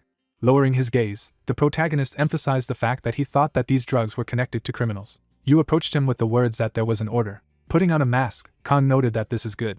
Kim paid attention to him. She watched him. Frowning, she wondered that she had seen him somewhere. She remembered her savior. The girl jumped up suddenly. She put on a coat with the words that she would come soon, the guy could eat without her. Kim ran after the protagonist and asked him to wait. Standing in front of him, she asked if they had already met. Looking at MC's face, she stated that this was the person she had met on the roof of the Elenini's agency building. Taking off his mask, the guy replied that he knew that he could not hide from her. The girl looked at him, saying that she had something to do with him. She said with a serious look that the Hunter Support Agency no longer had enough strength or resources to fully fight the growing crime. With its abilities, it would save a lot of lives. Bowing her head, Kim said that it was not only associations, but that the townspeople needed his help. If he was worried about anonymity, she could arrange it for him. Kang lowered his gaze. Closing his eyes, he accepted her request. Holding the notebook in front of him, the guy assumed that it was difficult for her to keep their meeting a secret. He was her debtor. He agreed to help her if she kept his name a secret. He handed over a note saying that it was his phone. Kim could call as soon as he needed it. Ji watched them and thought that she couldn't believe that her lover was talking to the employees of the association with such a serious face. She imagined a guy in a suit and wondered what if MC was a secret agent of the Silver Tower. Standing in front of the girl, Kang said that he heard their conversation at lunch and knows where to look for the dealers of this drug. Taken aback, the girl clarified whether this was true. Night fell. The monsters began to growl. The man was sitting on a chair. He slammed his fist into the cage with the animal. The enraged bandit asked if the police had broken into their house and taken all the goods. The beaten guy asked to give him a chance to fix everything, because he would return everything. The henchman began to whisper something in his ear. Lowering his gaze, the guy listened to the bandit give him one job, to feed his dogs. He was horrified by what he heard. The man snapped his fingers. The wolves came out of the cages. Holding the box in his hand, MC stated that he knew where the dealers were. Closing his eyes, he asked if the drug was in her employee's pocket. Khan remembered handing over the order and saying that he had just made a delivery, and the place where he was delivering food radiated a lot of such energy. He immediately suspected something was wrong, but now, after their conversation, he was finally convinced. That night he would pay them a visit and ruin their lair. The night sky surrounded the construction site. People lined up in front of the head. Counting the money, the man thought that at this rate they would become the largest suppliers in Asia. A red aura enveloped the monster. He put his hand on the cage where the rabbit was sitting. The bandit began to laugh. Someone was walking in their direction. The guard said that he would go to check. He walked in the direction of the sounds. He came across a courier and asked who he was from. A fist flew at him. The stranger flew aside. The criminals were taken aback when they heard the rumble. MC stood in front of them, shrouded in a blue aura. Looking at them, Khan stated that he was just a food delivery man. The bandit was taken aback by what he heard. Frowning, he concluded that the guy was running into trouble. Pointing his finger at the protagonist, he screamed to be killed. The criminals rushed at him. Lowering his head, he sighed. With a wave of his hand, he repelled the attack. The warrior was shocked by this. His pipe was cut. Khan threw the piece of pipe back. He stabbed his opponent in the neck. Watching him, the bandits discussed that they did not understand what kind of person he was. The protagonist rushed past them and struck them down on his way. The guys fell to the ground. The stunned gang leader wondered if MC was an agent of the Silver Tower. The protagonist replied with a calm look that he had already said that he was just a courier from an oriental restaurant. The frightened man shouted not to play with him. He snapped his fingers. From the mouths of the monsters flowed words. The wolves stood near the bandit, who said that the guy had abilities, but he was not afraid to come alone. Kong turned his attention to the monsters. He surrounded himself with an aura and concluded that the man was an awakened tamer. Watching him, the gang leader stated that no matter how strong MC was, he wouldn't be able to deal with a pack of monsters. They were B-rank monsters, and in a pack, they would tear apart even an S-rank hunter. He was suddenly taken aback. The guy began to stroke the wolves. Touching the beast, Kong revealed that monsters instinctively recognize someone who is too strong and obey. The protagonist approached him and stated that even his ability could do nothing about their instincts. The man fell to the ground saying that he was surrendering, after which he asked what the guy needed. Frowning, the main character revealed that he knows that many people have suffered because of his drugs, so he wants to take them away. Grinning, the bandit clarified what drugs the protagonist was talking about. Sitting on the floor, he asked where the guy saw the drugs and why he accused him of distributing something he did not have. Stretching out his hand, Kong thought that when he walked there, he felt the aura of these drugs. He didn't understand where everything had gone. His gaze fell on the rabbit cage. The dumbfounded man shouted not to touch the bunny. Taking the beast in his hands, the protagonist wondered why he was afraid. Examining the creature, he asked in his thoughts not to be afraid, because he would save him. The rabbit's face was dissatisfied. MC was taken aback by what the beast had told him. Looking at the man, the guy noted that this bunny complained about him very much. Approaching him, he said that the bandit had the ability to command animals, but treated them rudely, as if they were things. The rabbit created a magical barrier. Packaged drugs fell out of it. The man was horrified by this. Closing her eyes, Lim turned to the guy. Sitting at the table, she asked to stop bringing animals into their house, because it was too much. Holding the back of his head, Kong replied that he wouldn't be so careless next time. Shifting his gaze, he thought that he had brought it because it might come in handy. Ha picked up the rabbit and said that she would name it a pom-pom. The police arrived at the construction site. The guy held the phone in front of his ear and said that they had arrived at the place indicated by Kim and were detaining. They found them already well neutralized. Glancing at the head of the gang, he reported that they found him buried in a mountain of flama. Standing in front of the window, the girl listened to the question of how she managed to do this, to which she replied that she preferred to keep her secrets. Smiling, she assumed in her mind that she was again indebted to the protagonist. People crowded around the establishment. Closing his eyes, the man said that thank you very much for congratulating Ha on the premiere of the series. Smiling, the girl said that she would do her best for them. The hero smirked when he heard these words. The girl looked surprised and said that the series was already starting. Pointing to the room, the director said that let them pass and settle down. Bon appetit, they have a lot of dishes here, let them not hesitate to try it. Looking at the hero, the lady offered to go, to which he replied approvingly. Suddenly, the protagonist froze. He turned his head sharply to the side. MC looked at the sky and wondered if he could sense someone very strong in the sky. A flying object appeared in the distance. The plane flew forward. It swiftly cut through the wind currents. The guy was holding the cup in his hands, and the thought came to him that he was a level 0 awakener. He moved his fingers. Sitting in front of him, the lady turned. Throwing one leg over the other, she said that he should finally be distracted. He had withdrawal symptoms on his console. Stretching out his arms in front of him, the young man turned to her. Closing his eyes, he said that the director said that if he touched the console even once, he would make it so that this series would be removed from sale forever. Slamming his hands on the table, Joseph added that he didn't want to fly here. What kind of joint exercises could there be between South Korea and the United States? It was just a waste of time. To which Celia replied that there was nothing to be done. The level 0 awakened could only be witnessed by similar awakened awakens. Looking at her, the guy said that it meant that the teachings themselves didn't make sense at all. In fact, their task was just to assess the abilities of an awakened level 0, right?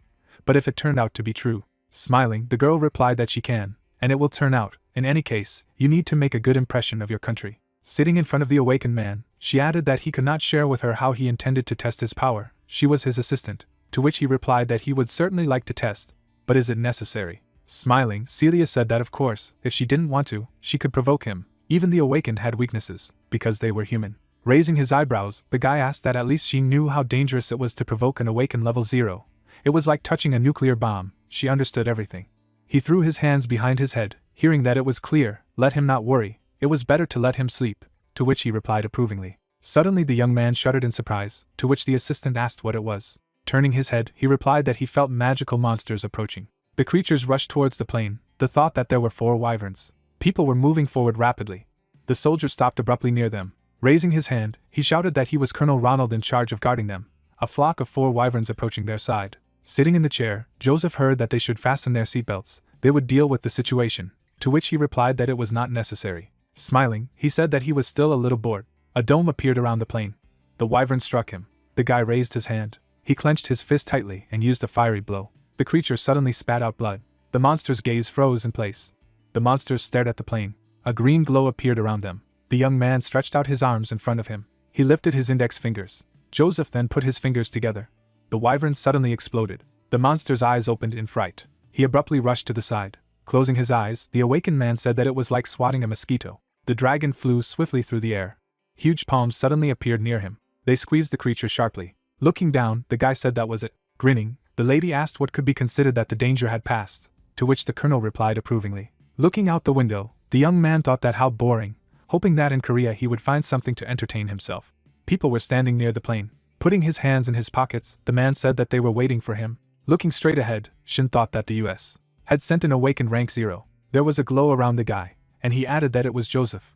After shaking his hand, the man said that he was grateful for taking the trouble to come to them in person. His name was Han. He was the president of the Korean Association of the Awakened, to which the young man replied that it was nice to meet him and introduced himself. Smiling, he added that this was him, the first 0 rank awakened in Korea. Standing in front of him, the guy introduced himself and said that it was nice to meet him, and then thought that he seemed to be a normal person. He froze, thinking that it didn't seem like he had such a strong aura. The awakened one lowered his gaze. The thought arose that but he was hiding his real power. This was really level 0.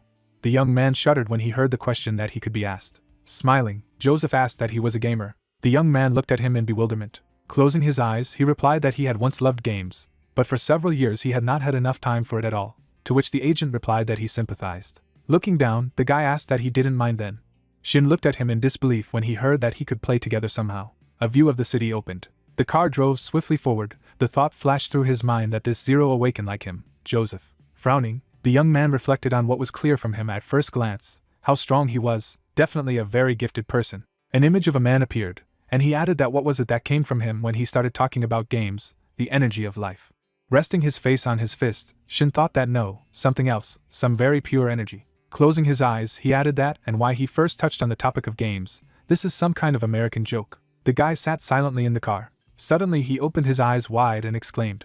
Looking at him, the driver asked what was wrong with him, what had happened, to which the awakened man thought that it could not be, he meant a duel. Smiling, he replied that it was okay, could he drop him off here, to which the manager replied approvingly. Shin looked away when he heard that his house was much farther away, to which he replied that he needed to go somewhere. Walking down the street, he thought that he should consult with his older brother, and the guy said that he could not be late only for joint training with the Americans he knew. The man was sitting near the establishment. Closing her eyes, the girl asked how she was doing. Grinning, the hero greeted her. Frowning, Ha said that her name is Samjun and he is her wife. Raising her hand, she added that this is how it should be. Hello, he must be tired at work, how are you? The protagonist closed his eyes when he heard the question that it was like this, he understood, to which he replied that it was difficult, maybe she would play a female role. Taking the lipstick in his hands, he added that it was not hers, to which the child replied that she had taken it from her mother in the bedroom. Raising her finger up, she said that she had just run out of red crayons. The thought arose that she had spent all the red crayons on makeup. Lowering his gaze, the MC said that this was impossible. He turned around and asked how he was doing. Standing in front of the guy, Khan asked why he looked at him like that, to which he replied that it was nothing. Looking at his brother, the guy said that in fact, he had come on a very important matter. Today he met an awakened 0 level from the United States at the airport. The hero looked at him in surprise and asked again, hearing that it seemed that he was challenging him to a fight. Looking at the child, he said that he should go and play in the restaurant, to which she replied that yes, she understood everything. The girl went in the direction of the restaurant. Closing his eyes, the protagonist said that it meant level 0. The young man shuddered in surprise when he heard the question that it was by chance the wrong guy behind him, behind the post.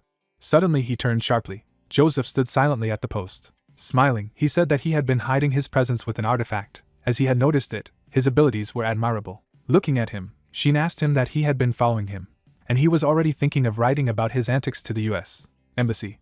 Stretching out his hand, the awakened man replied that he should forgive it, not take it as an insult. Looking ahead, he added that he was just him, and then wondered who this person was. If he was friends with him, then he was not simple at all. Suddenly, the young man opened his eyes in amazement. Looking at the hero, he thought that no, he was crazy. The guy silently turned his head away. Smiling, he thought that he was a goat, at least he could see himself. Shin gritted his teeth tightly when asked what he had thought about his suggestion to play together, to which he replied that he agreed. Clenching his fist, he asked what the game was. He probably meant a fight. He was ready, even right now. Standing behind him, the protagonist said that it was pointless, to which the young man replied that he should not try to stop him. He could not let him down on this insulting challenge. MC froze and thought that, but it didn't look like he was aggressive. Closing his eyes, the agent said that he was glad that he had accepted his offer. Khan sighed and thought that well, he still wanted to fight. Placing his hand on his brother's shoulder, he asked that since they were already going to fight, it would not be better to do it in the Deadlands. The young man lowered his head down. Nodding his head, Joseph replied approvingly. The rivals stood in front of each other. Putting his hands in his pockets, the guy said that it was a great idea if they competed here. There would be no harm to the civilians. To which Shin replied that this was why his brother had suggested that they come here. Looking at him, the young man said that there was only one question. Gritting his teeth, he asked why he was the one. There must be a lot of other 0-level awakened people in the world. Smiling, the fighter replied that it may sound strange, but he loves games for the character growth effect. The console appeared, and he added that leveling up the character gives a level increase. But he was born very strong and this phenomenon is unfamiliar to him. A glow appeared around the man. Words sounded that he had risen to his level from 0. He was improving his energy control technique and becoming stronger. There could be no one stronger than him in the Republic of Korea. Looking ahead, the guy asked what he would tell him what his secret was, his rapid growth. Shin froze, wondering if the energy he had noticed today was just curiosity. Frowning, he added that but he still wouldn't tell him that his brother had taught him this. Smiling, the young man said that apparently he did not want to share. He raised his hand up slightly. A huge boulder flew over him. Stretching his fingers forward, the awakened man said that it was even better. He would strike him and still find out his secret. The boulder rushed towards the opponent.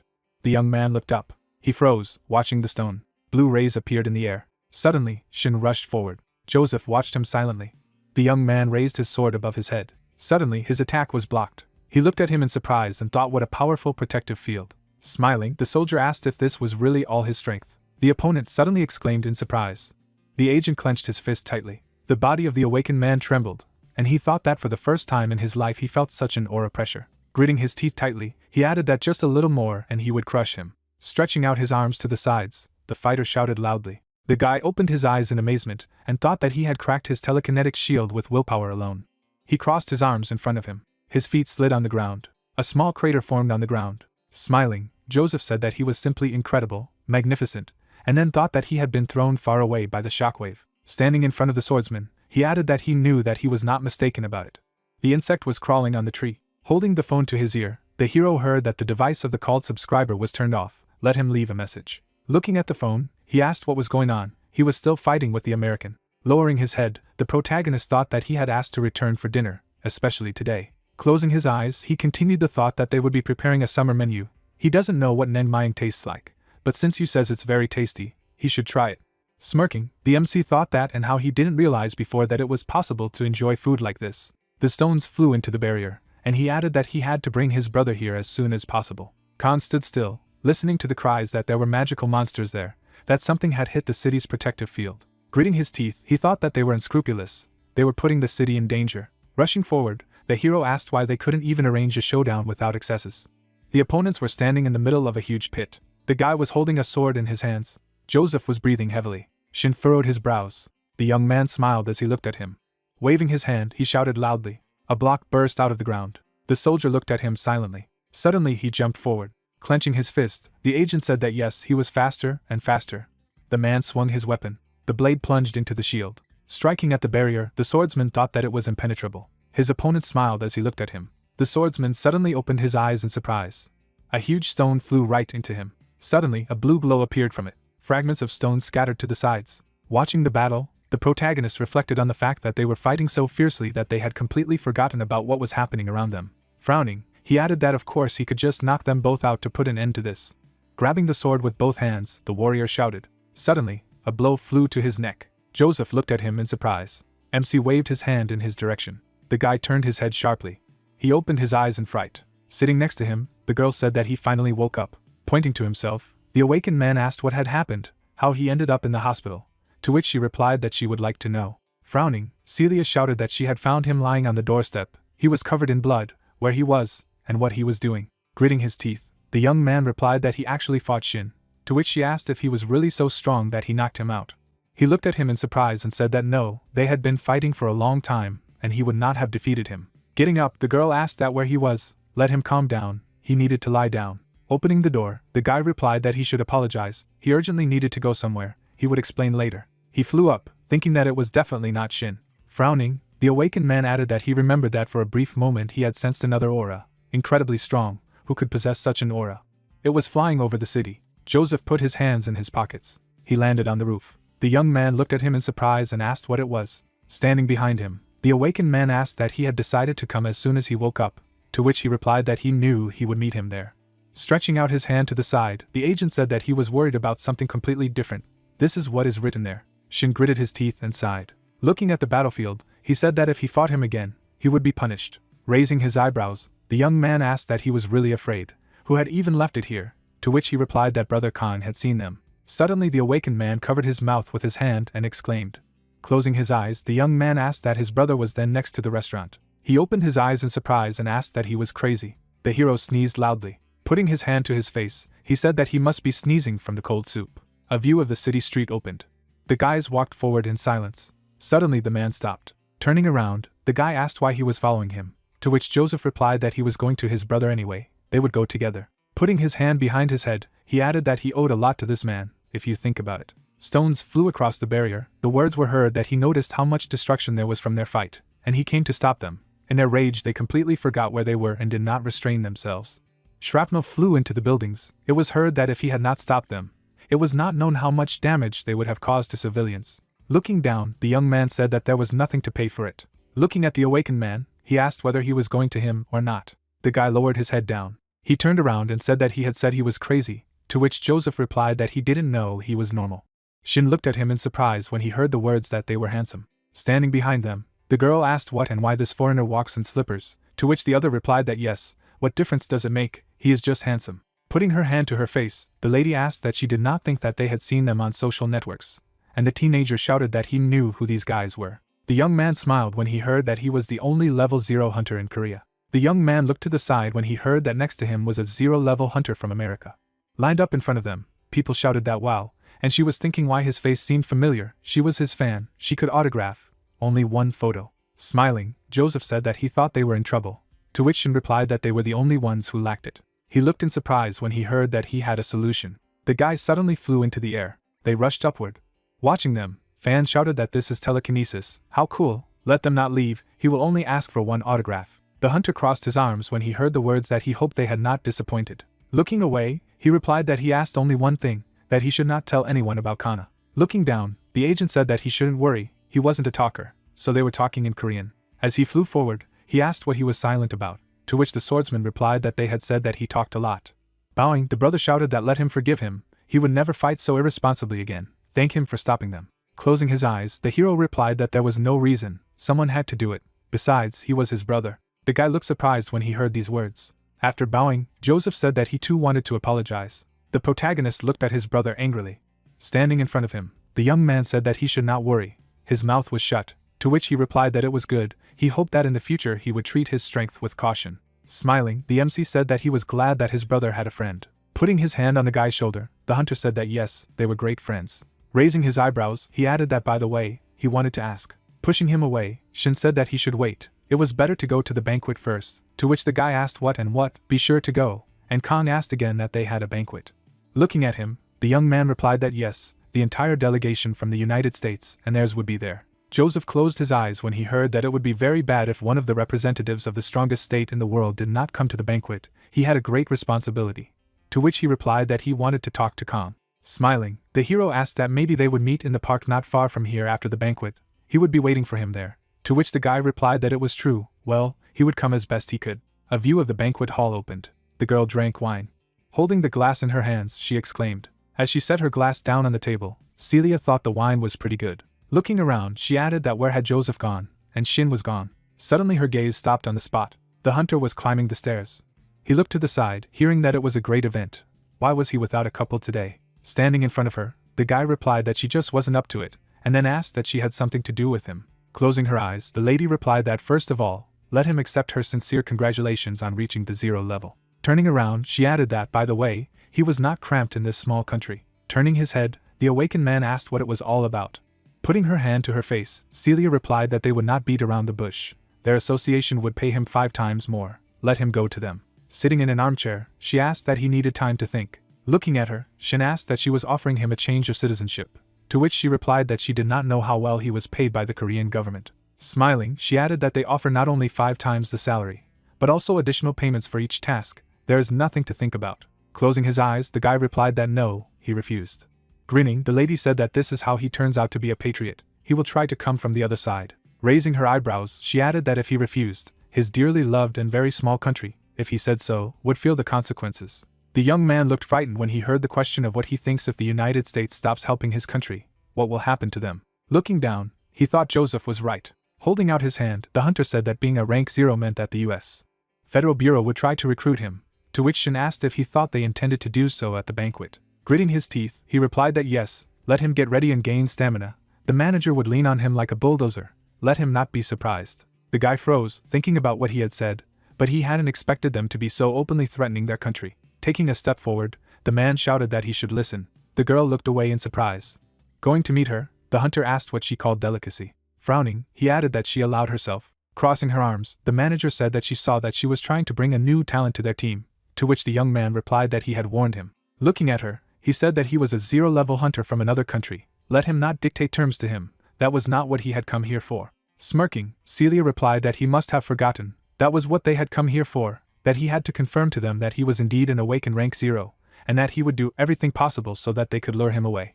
Closing his eyes, the guy said that he did not quite understand. Standing in front of the girl, he asked what made her think that he would help them, to which the lady replied that he was an American hunter. Gritting his teeth, Joseph said that this was just the country in which he was born. He did not choose whether to be born in America or in another country. Frowning, he added that if the government continues to try to recruit Shin with threats and blackmail, he will change his citizenship to South Korean and no longer deal with the United States. The girl opened her eyes in surprise and asked what he was doing.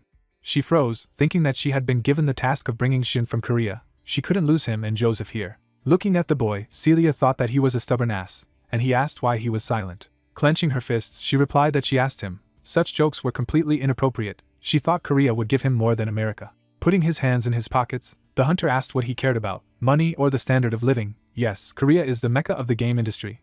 To which the lady said that she had no words for what, it was a small country. Smiling, he asked what was up to her size, let him think for herself. Looking ahead, the guy said that Shin was much stronger than him. If they continued to put pressure on him, he would be able to sink the entire continent of North America along with the United States. They looked in surprise when they heard the question of what was wrong with her. Turning her head, the manager thought that this hunter was much stronger than Joseph. She gritted her teeth when she heard that since they had started, he would say something else, to which she asked what else. The girl raised her eyebrows when she heard that he had always followed the orders of the government only because he did not like to be in trouble. Lowering his gaze, the awakened man said that she thought that he was loyal to this government, and commanded them as if he were a boy. Maybe it was time for them to change their relationship. Celia froze in bewilderment. Closing his eyes, he said that if she understood everything, she had better go. Many people were looking for her at this banquet. The manager began to walk away slowly. Smiling, the guy said that well, he won't be bothered anymore, to which Shin thanked him. Looking at him, the young man said that by the way, the banquet would be over soon. They would go to the park. His brother was waiting for him. They were standing in the middle of the park. Stretching out his hand to the side, the hunter said that like this, if it weren't for brother Joseph, he would be in big trouble. Smiling, the hero said that he was grateful for the help. Closing his eyes, the agent replied that yes, they should help each other. Standing in front of him, the protagonist said that he turned out to be a good guy. It was such a reward, but he would teach him something, to which he asked again. Closing his eyes, he said that since he was now his brother's brother, he would teach him the secret techniques of rank 0, to which Joseph replied that he really wanted to learn. Looking at his hands, the guy said that yes, it's cool, to which he was told that he knew that this technique would suit him well. Looking at the hero, he said that he would never forget his kindness. Smiling, the young man said that now he definitely wanted to become a hunter in Korea, to which he was told that it was not so easy. Standing in front of him, Shin said that his brother wanted a quiet and peaceful life. He didn't need public attention. If he moved to their city, the world's attention would be on him, and sooner or later it would give away his brother. Nodding his head, the hunter replied that yes, actually, to which the MC said that they would be very grateful to him if he protected their country from his government. Smiling, he replied approvingly. Sitting at the table, the man heard that he had come. Looking to the side, he said that he wanted to take a vacation and go somewhere with his family. Smiling, you said that from next Monday until the end of the week, he could not replace them here, to which Kong asked what and where they would go. Looking at him, the director replied that Ha and the entire crew of the series were given vouchers to a private resort, and they too, since they are her parents. Gritting his teeth, the hero asked that private in their world seemed to mean a very expensive institution, and he could be with them. Standing in front of him, the man said that the Red Dragon Guild was very generous in handing out vouchers to relatives as well. Why not let him go with them? Nodding his head, the protagonist said that it was great, he would be very happy. There was a view of the Red Dragon Guild office. The man slammed his fist on the table. Looking at the girl, he asked why the pictures were spoiled. Gritting his teeth, the director said that he had rented an entire private resort just to talk to this delivery man. Closing her eyes, the manager replied approvingly. Photos were lying on the table. Words were heard that he could not immediately reject the one with whom his daughter had fallen in love. He crossed his arms when he heard what if G wanted to marry him. Leaning against the table, the head of the guild shouted that how could she think of such a thing, marry him. Putting his hand to his face, he added that what could he do, she was in love with him like a schoolgirl. Frowning, the guild leader said that it looked like he was going to have to see him. Birds flew in the air. A view of the hotel opened. The girl smiled and exclaimed in surprise. Stretching out her arms to the sides, she shouted that it was the sea. Clenching her fists, Ha said that it was so beautiful. Crossing her arms, the girl said that it was touching. The baby saw the sea for the first time in her life, to which the man replied that it was exactly. They turned around in surprise when they heard that they were greeting the crew of the series Revenge of the White Rose. They wanted to inform them. Holding the loudspeaker in his hands, the guy asked that they could listen carefully for at least a minute. Closing his eyes, he said that the resort was divided into 2 zones, their Zone D. Smiling, the young man added that of course, this was unlikely, but he would warn them, in no case should they go beyond Zone D. Raising his hand up, the man asked what and how to understand where Zone D ended, where they will see the electrified fence and the guards are definitely the end of the safe Zone D. People put on bracelets, hearing that they are asked not to touch the electrified fence and not to talk to the guards. If the guards contact them, let them show the bracelet given to them and follow the instructions. The bracelet is evidence that he is a guest of the resort. The hero looked at his hand, hearing that there were no other restrictions, the hostess reports. Gritting his teeth, he thanked him. The man smiled broadly, and the words were heard that well, have a nice rest. People went forward. Closing his eyes, the director thought that Kong meant. Crossing his arms, he said that well, he would meet him himself. Sitting at the table, the head of the guild added that he should contact the hotel administration and arrange the rest himself, to which the manager asked that he wanted to invite this young man to the hotel. Gritting his teeth, he replied that she knew him. He was used to getting to know people for real, without formalities. Looking to the side, the guild leader thought that he knew that he had come as a relative of their star. But what if he was a fraud at all? He had to check him thoroughly. Holding the notebook in his hands, he added that he had compiled a checklist of whether it was so beautiful. The protagonist smirked, and the thought appeared in his head that it was not bad. Frowning, the manager thought that he would look into friendliness. Smiling, he asked what he should say, if he had any preferences in food, to which the protagonist replied that no, he was not picky. Looking at the notebook, the man wondered what was not clear about the food. People suddenly exclaimed in surprise. A pool appeared near the house. Words were heard that it was so beautiful. Let him look, even the sea could be seen from here. Bowing, the director said that well, enjoy your stay, to which the MC replied that he thanked him for his help. As he walked forward, he thought that he was courteous, kind, and modest in his manners, but he had to be observed. Looking at the man, Kang asked what it was. Watching the manager, you said that their hostess, he had already seen him somewhere. He knew him. Looking ahead, the hero thought that he had also felt a familiar aura. Suddenly he shuddered in surprise. Putting his hand to his face, the protagonist wondered if he remembered Ji. Maybe it was her father. Wide-eyed, he added that Baji's father, as far as he knew, was the director of the Red Dragon Guild, wasn't it? Which was why he was here and pretended to be an employee. Standing next to him, the girl asked why he had not taken a squeaker and a pom-pom with him. MC gritted his teeth and replied that these two. A view of the mountains opened up. A dense forest appeared. A glow appeared around the people, and there was a sound about entering the inventory. Putting her hand to her face, Ha turned to the pets. The animals jumped out of the bushes. They rushed forward abruptly. Watching the child, Kang reflected on the fact that he had spent a magic crystal and created a forest here like in his homeland. Now their animals frolic here. Suddenly he looked at me in surprise and asked what it was. Bushes appeared, and the hero thought that it was a golden rosehip. A berry appeared, and he added that a yellow berry that brings enlightenment to the mind, and it is also delicious and helps with the hangover. Crouching down to the bush, the protagonist thought that he did not create this bush. He did not know if such a bush grew in his homeland. Maybe it grew itself thanks to his memories. Bringing the berry to his mouth, he added that it was an unexpected benefit. Standing next to him, the girl asked what he was eating there, and he would give it to her, to which the MC asked that she also wanted a berry. Ha smirked as she looked at her. She began to eat the berry. Suddenly the child smiled broadly. Looking at her, Khan asked what she liked, to which she replied that yes, it was very tasty. Raising her hand, the girl said that it was very tasty, so much so that she could even see what the weather would be like tomorrow. The hero opened his eyes in surprise when he heard this. A memory appeared. The thought arose that her younger brother had once said that her ability would lie in foreseeing the future and distinguishing truth from falsehood. The image of a wizard appeared, and the protagonist thought that this ability was called the Eye of the Priest. Putting his hand to his face, he added that it was too early for her to wake up. Frowning, the MC thought that if she saw the future, then she was already on the verge of becoming awake. The child ran forward with the pets. The image of a man appeared. It was said that once upon a time there lived an old man named Manton.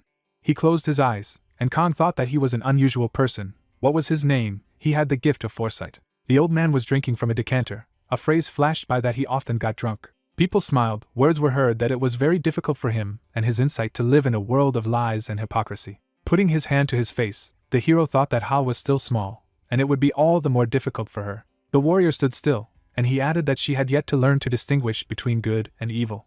Standing behind a tree, the girl said that she had found it, and the thought appeared in the hero's head that even such a cheerful girl would be very difficult in this world. Closing his eyes, the protagonist thought that the awakened ability could not be sealed back. Bright particles appeared around the person. The thought flashed through my mind that balance is most important in the human body. People stood behind the warrior. It was said that if you try to pump a person with someone else's energy, this balance is disturbed. Blood was coming from the mouth of the awakened man, and the MC thought that this even shortened life. He took the berry in his hand. Stretching out his hand in front of him, Kang thought that he couldn't let something like this happen to Ha. Clenching his fist, he added that he must become a wall that would protect her from the dangers of the world. Standing next to him, the child said that he was hamstering again. The pet ate the berry. They are out of inventory. Smiling, the man asked that he had taken shorts for the pool. Closing his eyes, he said that he seemed to have forgotten his own, to which the hero replied that he needed to talk to him. Gritting his teeth, you said that he was some kind of serious. What happened? Looking at him, the protagonist said that it was his daughter. With his eyes wide open, the director asked that it was impossible, what he was talking about. Putting his hand to the head, he added that it was awakened, an S-level diviner ability, to which the protagonist replied that yes. Gritting his teeth, he said that this ability was innate. She had just survived the awakening. Looking down, the man said that she was awake, even at such an early age, but he wanted their Ha to live an ordinary life and be happy, with a gift, and such a rare one at that. She would have to devote her life to a dangerous profession, right? Stretching his hand forward, he asked if there could be something he could do to close her awakening, to which the MC replied that no, When sealing the ability with someone else's help, a person's lifespan is greatly shortened. Holding out the berry, he added that it was. Khan gritted his teeth when asked what it was, to which he replied that it was a golden rosehip. Standing in front of the man, he added that if he gave it to Ha regularly, it would maintain her harmony of chi and spiritual strength. He had many golden rosehip bushes growing in his inventory, so it would be enough for every day. Father looked at her in surprise when he heard that he should not worry about her. It was impossible to get rid of her ability, but she could live with her if there was a teacher nearby. Closing his eyes, the hero said that he wanted to teach her martial arts. He hoped it would not be useful, but she needed to know how to protect herself and them. Smiling, he added that she was as dear to him as if she were his own daughter. Tears appeared in the man's eyes and he mumbled. The protagonist turned to the side when he heard the address, to which he asked what it was. Stretching out her hand to the side, the child said that she saw her sister over there, to which he asked where it was. Pointing to the building, she replied that she was looking at them from there, and why didn't she go down to them?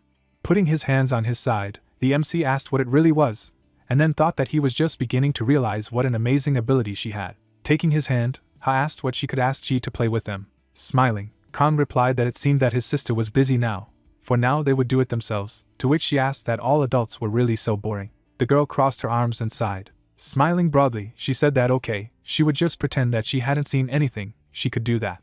The girl was looking through binoculars. Standing on one knee, she asked why she was looking directly at her. It was accidental, wasn't it? Smirking, she said that she couldn't take it, she had to get out of here and see him. Climbing the railing, she thought that if she went out through the door, the secretary would notice her. Standing behind her, the manager addressed.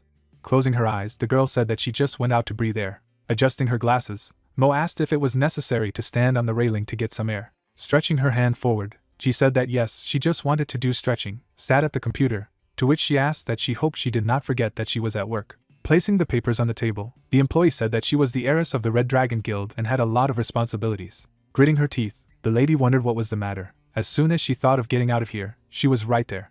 Standing around the corner, she said that she could also come incognito, like her father. Putting her hands behind her back, the secretary asked what she was doing there. She grabbed the girl by the shoulder and said that it was a surprise to meet her here. Smiling, Mo asked if she thought she had a job here, or if she was wrong. Stretching her hands forward, Ji shouted that no, she just went out to gawk. Slamming her hand on the table, the employee turned to her. The girl closed her eyes when she heard that she hoped she understood what they were going to deal with today, to which she replied that, well, in general terms, yes. Crossing her arms, Mo said that yes, her resemblance to Mr. Director was incredible. Frowning, the lady asked if the resemblance to her father was true. Closing her eyes, the manager said that she hated paperwork and was still unpredictable in her antics. For example, she had infiltrated the resort undercover. Ji abruptly stood up and shouted what she was getting at. Smiling, Ha exclaimed. Standing indoors, she shouted that the restaurant was also very beautiful. The man was holding a tray in his hands. Lowering his head, he said that water first, and then thought that the true nature of a person manifests itself in unpleasant situations. Putting the glass on the table, the director apologized. The hero sat quietly. Looking at him, Chul said that he should forgive him, it was accidental, and then wondered how he would react. He opened his eyes in surprise. The protagonist smiled broadly and replied that it was okay, it was water, it would dry up, so don't worry. Watching him, the man thought that there was not even a hint of grimace, although in such a situation it is very difficult to restrain himself. Smirking, he added that he had self-control, excellent. Watching the people, the guild master thought that by the way, they eat simple food and look like an ordinary family. Holding the weapon in his hands, the man said that he did not have time.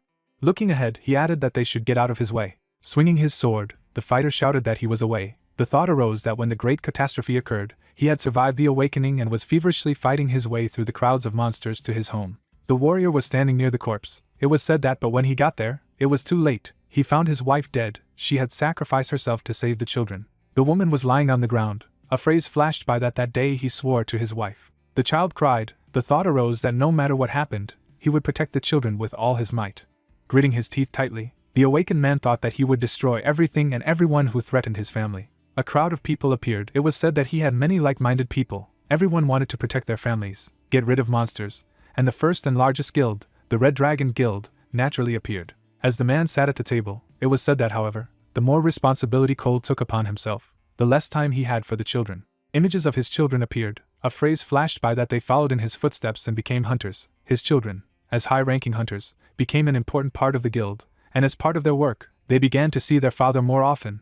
But can working together be considered as communication with the family? As he stood beside the table, Cole thought that the last time they had dinner with the children, all they talked about was work. The man cut the dish, and he added that when was the last time he cut a tonkatsu for them. Stretching his hand forward, the MC said that he would cut her a patty, to which Ha replied that thank you very much. Adjusting his glasses, the director thought that so far he seemed to him the most pleasant young man. Kang held the knife in his hands. The cutlet was cut into pieces.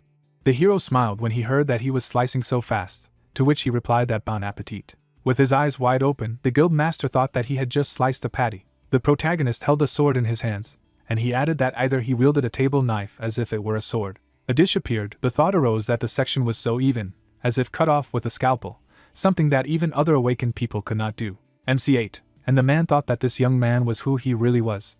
Holding the plate in his hands, he added that it looked like he had cut not even with a knife, but with an aura. Dirty dishes appeared, to which Cole thought that not a single scratch on the plate. With the energy required for such a cut, the plate would also suffer. Lowering his head, he added that he doubted that even in their guild there would be a person capable of such delicate work, and then said that he had heard that he was F rank. However, the hero stood still. The thought flashed through his mind that he had incredible abilities and at the same time F rank, an ordinary courier from an ordinary Chinese restaurant. Maybe he was a secret agent of the Silver Tower. Frowning, the guild leader thought that, but then the leadership couldn't help but notice how talented he was. Suddenly someone took him by the shoulder. Standing behind him, the girl asked if she could take him for a minute. Gritting her teeth, she added that there was a serious conversation. The entrance to the room appeared. Stretching out her hand, the hunter asked that he should explain what he was doing here. Looking at her, the man replied that how did she know? He was perfectly disguised. Closing one eye, the lady asked if it mattered, let him tell me what he was doing here. Putting his hand to his face, Cole said that he just decided to check from the inside how the level of service was at the resort. He was a master of disguise. She crossed her arms. Looking at her father, she asked why he did not leave the table where Kong was sitting.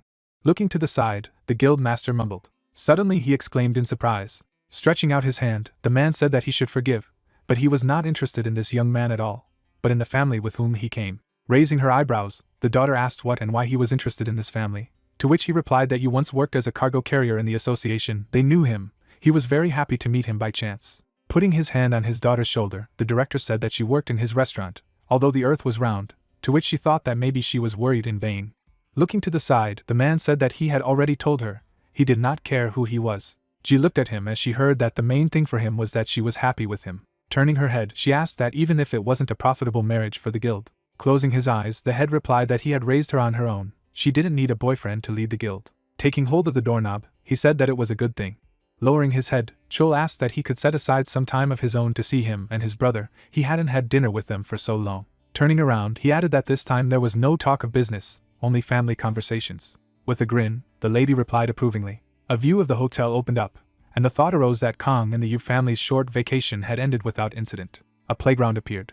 Clenching his fists, the boy said that it was he who would swing on the swing, to which the child replied that no, he was. Putting her hands on her side, the girl said that they could take turns swinging with her. The children stood in front of each other. The man smiled broadly. A playground appeared. The women were talking to each other. The bandit was standing behind a tree. The child closed his eyes and smiled. The guy's eyes widened. Suddenly he rushed to the side.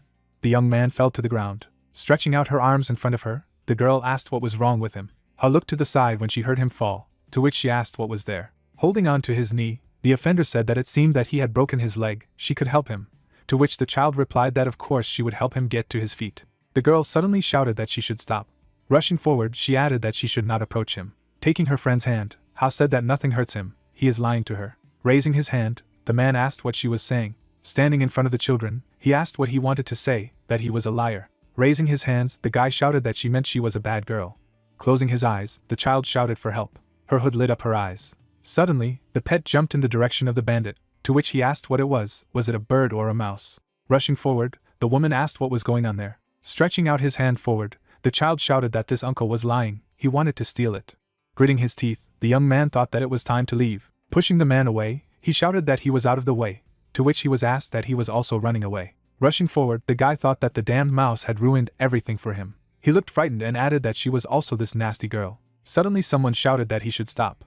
The man jumped in the direction of the bandit. They fell to the ground. The objects were lying on the asphalt. Closing his eyes, the bandit asked what kind of scum he was. Getting up, he said that he could not stop him. Suddenly, someone grabbed him by the leg. Lying on the ground, the young man smiled. Looking up, he said that that's it, he won't leave. The bully looked at him furiously and said that there you are. Kicking him, he shouted that he was a bastard, let him go. Closing his eyes, the guy shouted that he would never let go. Suddenly he was grabbed by the head. Swinging his fist, the fighter said that he had told him to let him go, but now he would have to spend his aura on him.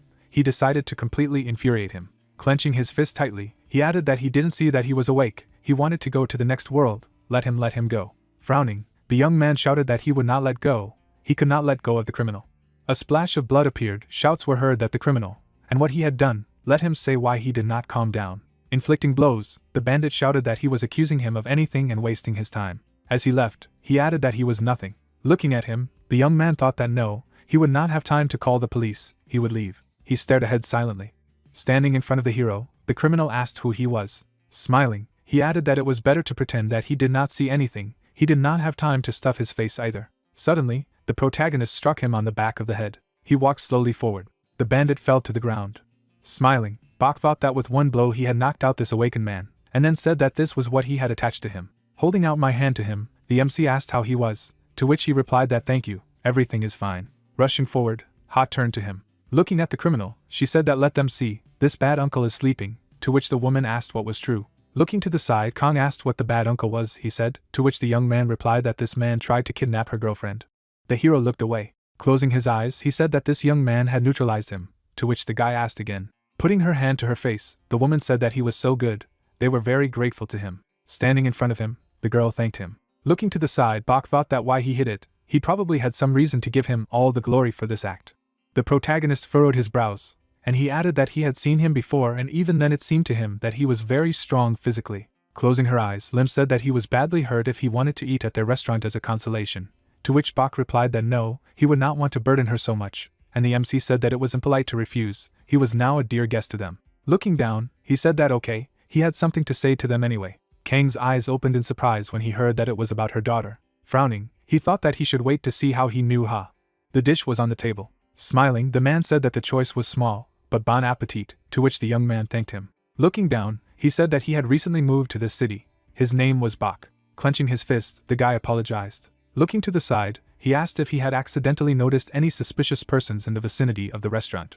Putting his hand to his face, the director replied that not at all. Gritting his teeth, the protagonist asked that he knew something. Closing his eyes, Bach asked that he probably didn't know yet, that Ha already had a fan club. The number of participants exceeded 10,000. Stretching his hand forward, he added that he was number 1004, to which you asked that who would have thought that their Ha would have their own fan club. Putting his hand behind his head, the guy said that the fact was that he had lost his younger sister as a child, as if he saw his little sister in her. Looking at the phone, the MC heard that what a difficult childhood, to which he asked what and what about this fan club, he wanted to say, something was wrong with it. Lowering his gaze, the young man said that he was right, paparazzi photos began to appear in this community. Taken clearly without permission, it seems to him that the one who pursues her is in the fan club. The man opened his eyes in surprise and asked again. Lowering his head, Bach said that he was worried about this and thought it would be better for him to warn her of the danger. Closing his eyes, he added that he did not know where she lived. Sitting in front of the hero, the young man said that he thought that if he found out where she lived, even to warn her, then he was no better than the pursuer, so he gave up this idea. The hero looked ahead, hearing that apparently his good intentions helped him. By a miraculous coincidence, he met her. The young man looked at the girl. It sounded that he was so surprised when he saw her when she was being transferred across the road. He rushed forward. It was said that he wanted to catch up with her and tell her about the pursuer. Stretching his hand forward, the guy turned around. A phrase flashed by that but he could not approach, because there was already a red light, and she left. He was walking past the playground. The words were heard that today he saw her again, and this time a suspicious guy wanted to attack him and his girlfriend. He did not think that it was the same pursuer. The child stood still. It was heard that unfortunately he suspected that Ha could be targeted by many bad people because of her popularity. Gritting his teeth, the young man said that therefore he insisted that she should never be left alone in the street again. They stared at him in silence. Closing his eyes, you said that wow, he really cares a lot about Ha, thank you, he will take care of her safety. Stretching out his hand, he added that he did not even know how to repay his kindness. Bach looked at me in surprise and mumbled. His heart began to beat faster. He grabbed his chest sharply. Looking at him, the director asked what was wrong with him, to which the guy replied that it was okay, he had had heart problems for a long time. Looking ahead, the protagonist thought that it seemed that he was not mistaken. A glow appeared around the person, and he added that a ray of sunshine was an innate gift, an ideal musculature for martial arts, and a huge resource of the sun's energy. A bright sphere appeared. The thought flashed through my mind that, however, the owner of the gift of sunstroke has an overabundance of yang energy in his body, which leads to a heart defect. The warrior took a fighting stance. It was said that so these people, as a rule, do not live to adulthood, at most 30 years. The young man stood at attention. It was said that the burning yang energy blocks the yin energy. These people cannot wake up even when they have accumulated enough energy. Bach lowered his head down, and the MC thought that in his case, the yang energy was simply killing him. At this rate, he could die within 6 months. Closing his eyes, he sighed. Putting his hand to his chest, the guy said that he seemed to have calmed down, to which you asked that maybe he should see a doctor. Smiling broadly, he said that he tried, but the doctors could not diagnose him. Apparently he now had to live with it. Sitting in front of him, Kong asked what his name was. Bach, correct? Frowning, he said that if he had some free time, maybe he would spare it for training. The young man asked in surprise, and then said that he worked the night shift in the store, so he had a lot of free time. Raising his hand, the hero said that they met by a happy accident, so why not become friends? He closed his eyes, hearing that no, that's not why he asked, to which the protagonist replied that great, then meet in Murim Park tomorrow. Raising his eyebrows, the guy said that well, training would not hurt, okay, he would come. The doors to the room opened. Standing at the exit, the young man said goodbye, to which the director replied that he should be careful. They watched him in silence. Looking to the side, you asked that he should be honest, he wanted to make a fighter out of him. Closing his eyes, he added that either it was solely for his health. Putting his hand to his face, the man said that by the way, about the pursuer, what to do with him, to which the hero replied that he should not worry. He smirked, and said that he would take it upon himself. The protagonist was standing in the middle of the park. Smiling, the guy asked that he was not late. Looking around, he added that why he wanted to meet here, he knew that demons sometimes appeared in such large parks.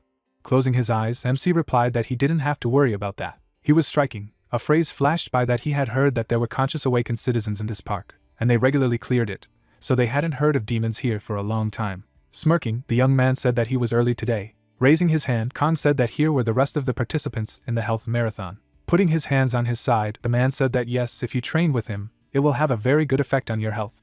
The fairy flew into the air and said that let him take a look. It seems that this young man is much slimmer than him. She will motivate him. Bach looked at her and thanked her. He turned his head when he heard that he had come only for physical education, to which he replied approvingly and asked again. The guy put his hand to his face. Closing his eyes, he said that no, nothing, he just asked, because usually they do not only do physical education. The young man looked at him in surprise and replied that it was true. In fact, he still did not know why he had been called here. Smiling, the hero said that they were going to the inventory. This guy needed special training. Closing their eyes, the guys repeated his words. Wide-eyed, Bach wondered what they were up to. Fluffy snowflakes slowly descend from the sky to the roof of the house. Jelson District, Kong So's inventory. A sunny bunny plays on the glass. The man next to the protagonist in the flow of the aura stands uncertainly on his feet, and he commands that you need to go inside. He puts his hand on the guy's shoulder and tells him not to worry that this is his inventory. A young man approaches the protagonist and says that he has never entered such a place before, and adds that it is beautiful here. He turns his head and says that they seem to be in nature, and asks if all awakened people have this, and that it is simply unbelievable. Kong moves his neck to the side and says that he hopes he is not cold. Sparks come from Bach and he says that he tolerates the cold well. The young man closed his eyes and, listening to his feelings, said that his heart did not bother him at all in the cold. The protagonist looks at the interlocutor with anxiety in his eyes and thinks that this is another of the characteristics of the Ray of Sun ability, and that due to the overabundance of yang energy, he almost does not feel cold. The young man raises his hand in bewilderment and asks if he brought him here to practice. Kong bowed his head slightly and grinned. He holds a candle in his open palm and replies that he will soon find out. The candle is enveloped in a golden halo. Bach sits in the lotus position and is perplexed. He shifts his uncomprehending gaze upwards and asks what this practice is for, and Kong, putting his hand on the latter's shoulder, asks him to trust and concentrate. The young man bowed his head to the burning candle, and the protagonist thought that although he had a superpower, he would not understand it until he demonstrated. The protagonist's raised hand rapidly moves up and down. The palm goes down, and the guy decides that it is better if he himself helps the young man feel it. Standing behind Boca Kong, he quickly swings his arms. He formed a magic ball between his palms and continued to think that the yang energy was blocking his meridians and preventing him from controlling his immense power, and that everything would change if they were pierced by the flow of energy. Kong swiftly directs the magical energy forward. He instantly imprints a ball of mana into the guy's chest. The heart of the young man is embraced by a powerful energy flame. Golden flashes sparkle in his eyes. A powerful stream of flame from the candle tends upwards. The guy staggered back in horror and screamed. He is thrown back. The flame subsides. The side falls on his back. He looks up in amazement and asks the protagonist what it was. He kneels down on one knee with his hand outstretched and explains to the student that the candle showed the level of his power, and that it made its flame burn in the hands of the holder according to his energy potential. An extinguished candle lies on the floor, and the young man asks what the candle shows the level of the aura, and says that this is impossible. The excited guy looks at Kong and declares that he is not awakened, and asks where the aura of someone like him comes from, especially one so huge. The protagonist shifts his gaze to the interlocutor and replies that he is arranged in a special way and he is perplexed as to what it is. Kong closes his eyes and reveals that his apprentice has a uniquely designed energy system, and that an overabundance of energy causes the meridians to clog, and goes on to say that this is why the association test on the equipment did not recognize his strength. The main character, surrounded by the aura, slightly leaned towards the young man and said that he had cleansed his meridians, and that this would be enough for a while. Ecstatic, Bach opened his mouth and exclaimed that the teacher had cured him. The young man's pupils turned red. The astonished young man coughed up blood. The young man looked anxiously at the awakened man and replied that it was a meridian cleansing, and it would not last long, and added that it should not be done often, because there would be serious side effects. He approaches the young man and says that soon these symptoms will pass, but this is not the problem.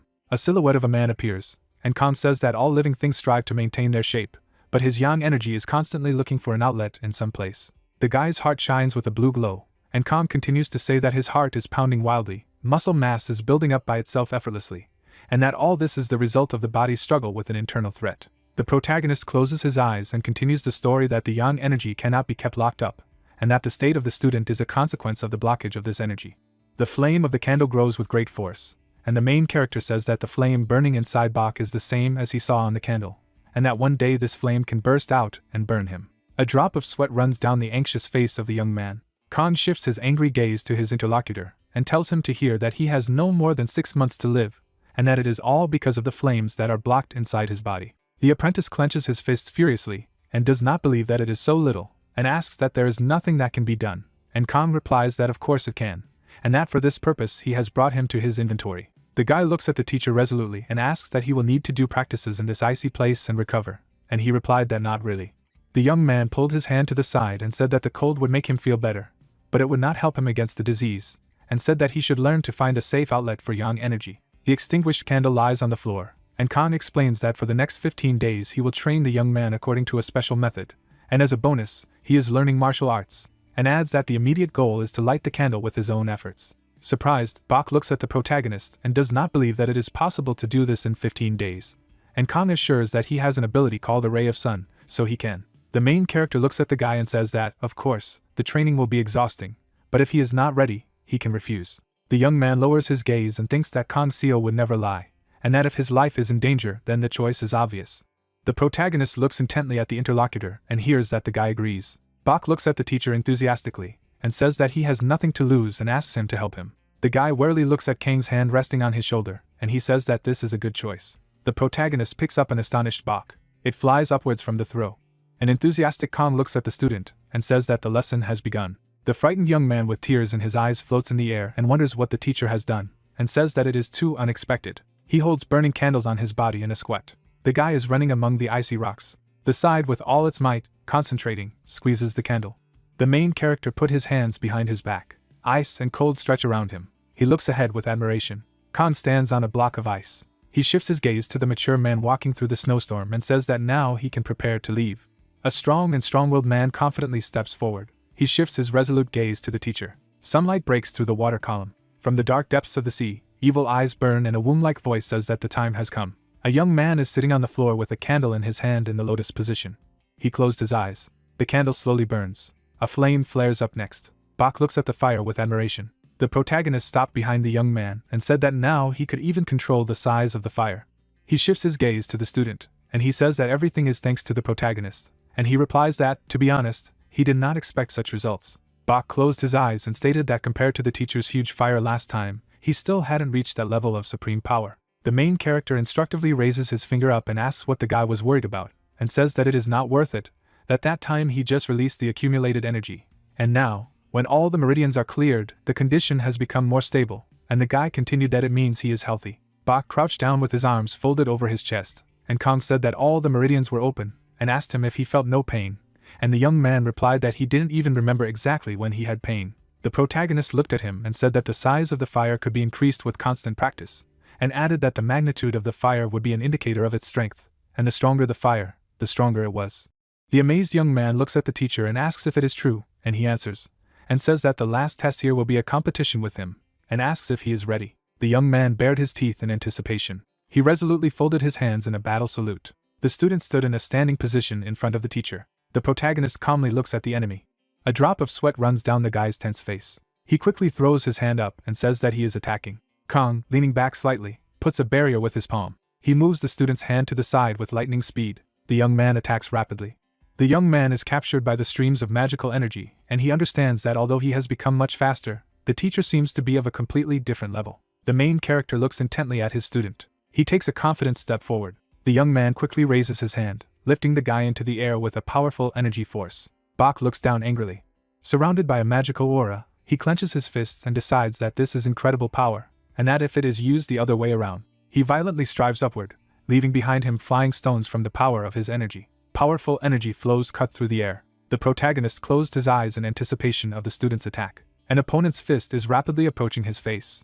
The young man directing his hand forward, throwing out a powerful fiery force. The guy's clenched fist is directed towards the teacher. Bach prepares to attack and is perplexed that it is fist fire. The main character covered his face with his hand. He shifted his enthusiastic gaze to the disciple and said that it was amazing, and that the guy had achieved that he could now use the energy to strike.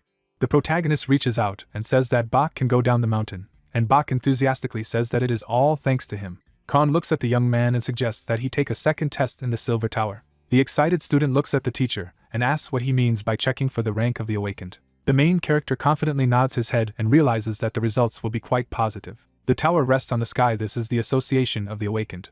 The girl crossed her arms over her chest and asked the guy that the unawakened had received G rank, and now he wanted to pass the second attempt. He looked at her uncertainly and asked her that it wouldn't work. The woman put her hand to her head and replied that this was not the case, and suggested that the guy put his hands on the ball and wait. Ecstatic, Bach puts his hands to the devices and thanks the employee of the association, and she thinks that there will always be those who cannot admit their low level. She closed her eyes and continued to be indignant that they were constantly asking for a second check. A drop of sweat runs down the lady's face, and she wonders how this is possible. The main character is standing on the street and hears the voice of a student. An excited guy waves his hand, and Khan asks that he finished quickly, and what the result is. The happy young man reaches out and asks the protagonist not to be surprised, and says that he was told that he is an A rank awakened. The main character closes his eyes with pleasure and thinks that he had no doubt about it, and congratulates the guy.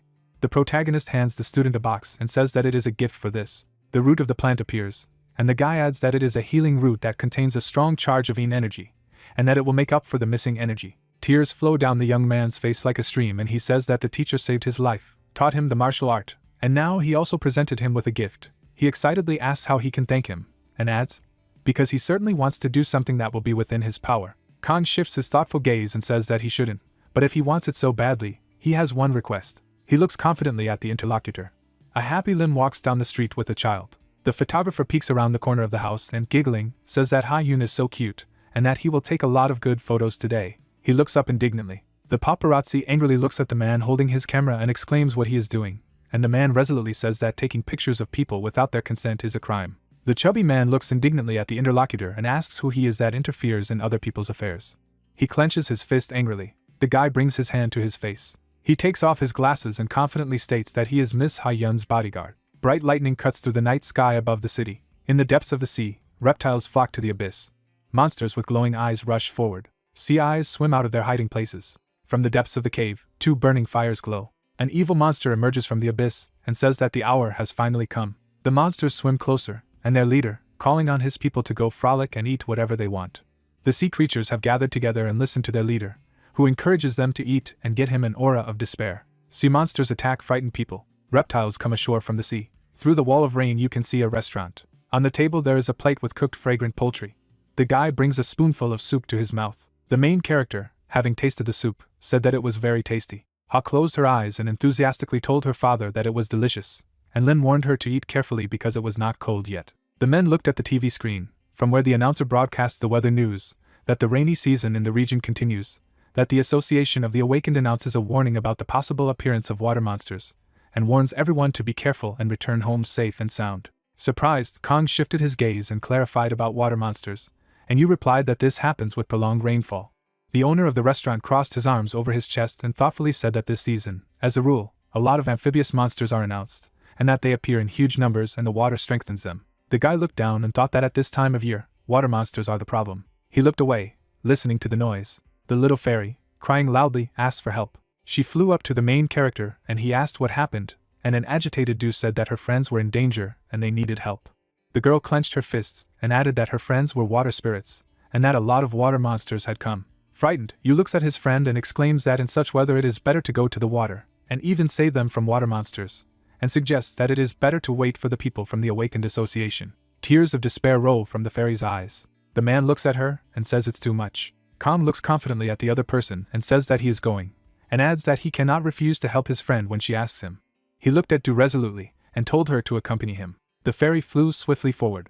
A young man, shrouded in an aura of magic, resolutely rushes beside the girl. He looks at her and asks her to tell her more about what happened. The fairy turned her head and said that at first there were as many monsters as usual in this season, but suddenly there were so many of them that her friends, the water fairies, were forced to seek refuge. The main character resolutely looks ahead and realizes that there are more monsters. He flies forward and thinks that this type of reptiles is multiplying at a high rate, and suggests that if this is not the case, then the reason may be hidden in a portal that has opened somewhere. The protagonist stopped in the middle of the street. He looks intently ahead. The guy looks at the smooth surface of the water, and Du says that it is here.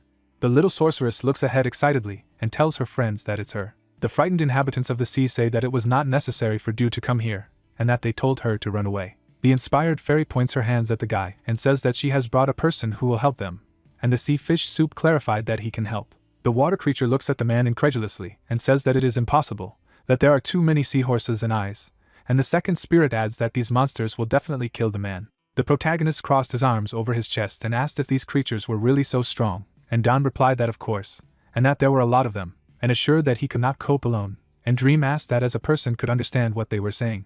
Du pointed her hand at Kong and proudly declared that he was very strong and magical, and Don asked why she was praising the young man so much. The little girl raised her finger instructively, and said that he was stronger than their queen of flowers, but the spirit did not believe it. Little Don closed his eyes and said that this was impossible for a person, because people are not the strongest swimmers, and added that they do not know how to breathe underwater. The main character leaned forward and assured that the spirit should not worry about this. He pushed off the pier with his foot.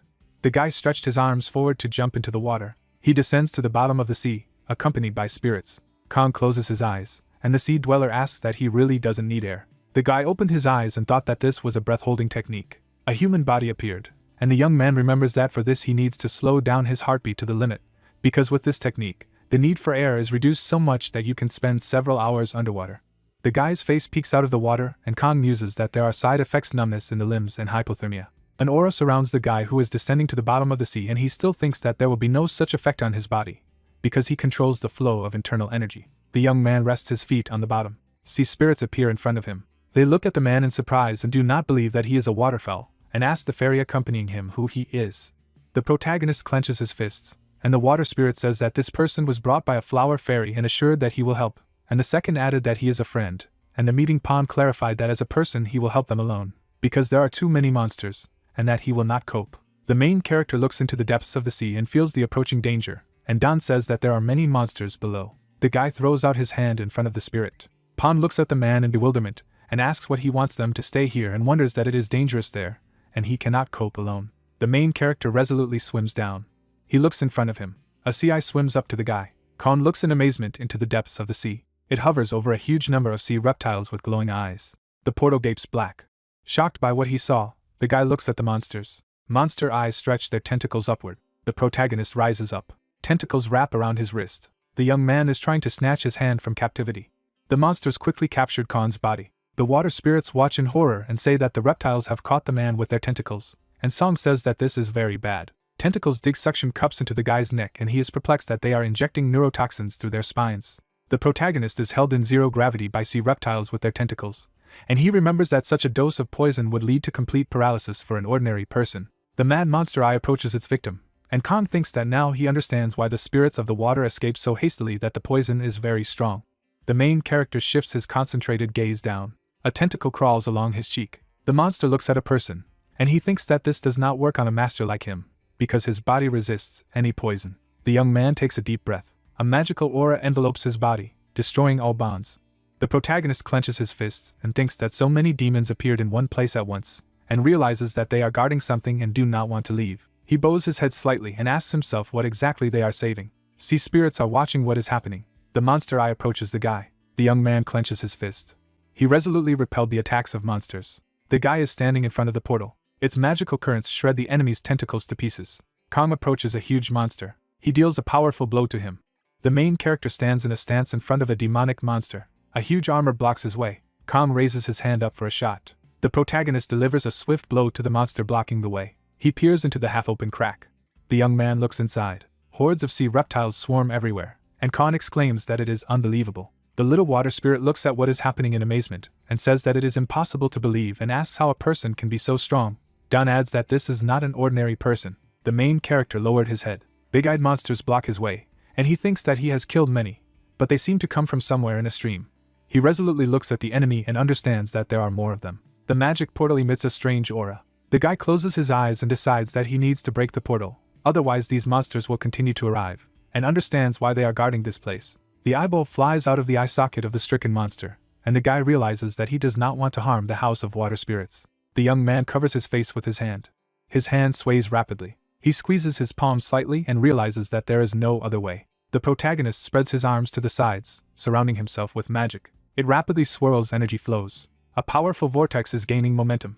The guy holds this power and decides that this tornado needs to be directed at the portal. He rushes forward at breakneck speed, destroying everything in his path. Magical power overtakes monsters. They fly to the sides from a powerful flash. An energetic glowing portal appears. The guy resolutely raises his palm for the next blow. A powerful vortex is heading forward. He crashes into the portal. The water spirits look on in horror at what is happening. A magical whirlwind bursts out of the depths of the sea into the air. A young man with glasses looks ahead in amazement. He turns his head to the side and asks what the flow of energy is. The main character is standing on the embankment. He scratches his head guiltily and tells the spirits that by destroying the portal, he partially destroyed their cave and apologizes for this. Little Pawn looks ahead and says that there is nothing that can be done about it, and that everything can be rebuilt, and Sun agrees and says that he wants to thank the man. The protagonist looks at the hunters from the association approaching him and thinks that he seems to have failed to hide the power of his blow underwater. He looks at the little spirits and tells them that they have already thanked him and it's time for him. Sun and Pawn soar above the water, and Pawn tells Sung that he is ungrateful, who adds that the man is amazing. Kong rushes forward, and Du asks him that he is in a hurry to get home. Lightning flashes over the roofs of high-rise buildings. Red wine flows down the man's hand from a cracked glass. He clutches the shards of glass in his hand and exclaims that the portal is gone. There were several divers underwater. Suddenly, one of them saw something in front of him. The guys were in front of a huge number of monsters. After a while they swam out. The man looked in front of him in fright, saying that there were at least several hundred of them, and they were being killed. The man with glasses was greatly stunned that there were several hundred of them, to which his subordinate replied that it also looked like the gate had been destroyed. With a serious expression, the guy with the umbrella pondered that sea spirits only reach C rank even in the rainy season, and an experienced hunter can easily handle several at once. Imagining a warrior standing in front of a monster in his head, the man in glasses reasoned that there could be individuals who had reached B rank or higher underwater, and it was customary to lure such monsters out of the water and fight them on land. Looking ahead seriously, Song thought that it was impossible to destroy so much even underwater. Visualizing the man with the blade standing on the corpse of the monster, the support worker realized that only Li Xin could do this. But now he was in another place on the mission. Continuing to look ahead, the guy with glasses thought that this time the same one with 0 level intervened. Suddenly he turned to the side when a man in a black jacket called out to him. He looked at Song and stated that there was an order from above to stop the investigation, and Sun wondered what he had just heard. A moment later, the guy with glasses was very dumbfounded when he received an explanation that, they say, the chairman personally gave the instructions. At this time, someone was walking through the building, leaving wet footprints. It was Song who had his hand in his pocket and wondered why the investigation had suddenly stopped and whether that 0-ranked hunter had made it to his superiors. Imagining a monster in his head with a huge hole in his stomach, the support worker thought that he knew something for sure. Then memories of the wounded man lying in the hospital arose in his mind. Visualizing the image of a person against the background of a huge number of killed monsters, Song realized that he had enough power to destroy this world. With a serious expression on his face, the support worker mused that Myung-hee had seen him last time during the Kavil case. As he approached his girlfriend, Song wondered why she hadn't said anything yet, so he needed to check. At this time, Kim silently turned her head to the side. With her serious gaze forward, the girl from the inspection department was thinking about this time during the attack of sea monsters. Remembering the image of the protagonist shrouded in energy, Kim assumed that the man must have intervened again. Taking an unknown box flying in front, the girl from the inspection department reasoned that if he hadn't helped her against Kavil, she could have said goodbye to her life. Suddenly closing her eyes, Kim thought that although she had mastered the new technique, she was still not strong enough. A moment later, the girl from the inspection department opened the box, assuming that it seemed that she would have to resort to this means. Imagining the 2 swords covering the angel in her head, Kim mused that it was a sacred weapon, Uriel's dagger, an S-rank artifact that increases damage to dark attributes by 50% and increases the user's speed and health by 30%, as well as fire resistance by 20%. Visualizing a man with wings using this dagger, the girl from the inspection department mused that this artifact was wielded by Wu Hiying, who was called the incarnation of Judge Uriel. Recalling the image of a man with blonde hair who communicates with girls, Kim reasoned that he was her teacher. Imagining the big smile on this man's face in her head, the girl from the inspection department thought that he was also her first love. Visualizing people passing by him with a box of documents, Kim reflected that he had always been capable and friendly with everyone. Remembering Song watching from the sidelines, the girl from the inspection department thought that many respected him and treated him as an example to follow. Then Kim imagined approaching her teacher and reflected that he was in her heart as well. In front of the girl with black hair was a huge monster. Noticing her, he immediately swung a huge club. Realizing the inevitability of her death, Kim closed her eyes. At the same moment, she saw only cuts of yellow energy in front of her. Opposite the girl from the inspection department was Ying, who asked if she was okay. Suddenly, Kim noticed a huge wound on her senior's arm. With worry on her face, the girl from the inspection department stated that his arm was too seriously injured, and he asked if it could move. Immediately afterward, the blonde-haired guy held out his blades in front of him. Being in front of several huge monsters, he ordered her to quickly run away from there while he himself detained them. After some time, Kim found his corpse in the middle of the flames. She began to cry, saying that he should wake up and be patient for a while, because a team of healers would soon arrive. Looking at her with a smile on his face, Ying stated that she should take this double sword for herself, and the girl from the inspection department asked what it meant. Looking forward, the blonde-haired guy declared that he would like her to be the title of Judge of Uriel. Then, his eyes began to close, and in the end, Ying asked for it once more. Suddenly, his hand fell to the ground, releasing daggers. After a while, Kim stood at the funeral with a box in her hands and reflected that she had failed to fulfill her senior's last request. Looking at Ying's suicide portrait, the girl from the inspection department reasoned that every time she looked at the dagger, she remembered its face. Taking this very knife in her hand, Kim thought that she could no longer hesitate. Remembering the image of the killer who had wounded the girl with his claws, she knew that she would not tolerate and stand idly by with a dagger in her hands, as she had done last time. Looking confidently at Uriel's weapon, Kim knew that she no longer wanted the past to hold her back. At the same moment, Song came closer to her, saying that it seemed that she had finally decided to pick up this dagger. Hearing this, the girl from the inspection department smiled. Holding the dagger in her hands, she stated that this was true. If she had used it earlier, she could have saved many lives. The support worker looked at her calmly as Kim talked about the last time, during the incident with the Eleni's agency.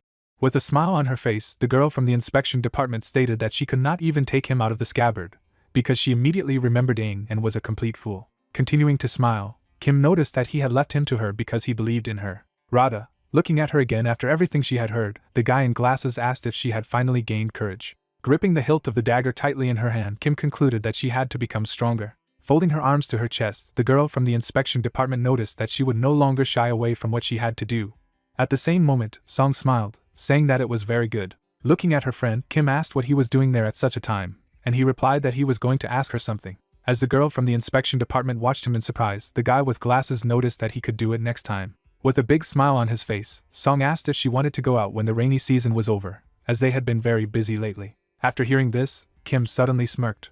Looking happily at her friend, the girl from the inspection department asked if he was asking her out on a date, and he replied that he was not at all so, while she asked him not to be shy, to which she again received a negative answer. Immediately after that, the front door to the office was closed. At the same moment, Song came out of there and sighed heavily. Looking forward, the guy in glasses thought that he should trust Kim and wait a little longer, and even if not immediately, she would probably be the first to talk about him with a 0 level, if you trusted him. Recalling the image of a man in a hole in the building, the support worker suggested that it was quite possible that he was not bad. Imagining a huge number of killed monsters in his head, Sun reasoned that, moreover, judging by the events in which he participated, he always came to their aid, and Kim was not just silent. Suddenly closing his eyes, the bespectacled guy thought of Ying's double sword. At the same moment, memories arose in his mind of standing on the roof with a guy with blonde hair who called out to him. Looking in front of him, the incarnation of Judge Uriel said that he knew what he really was, and explained that he looked normal only on the outside. Turning sharply towards the support worker, Ying stated that he knew that he was the kind of person who was constantly thirsty for battle and blood, and asked if he would mind if Kim was taken away from him.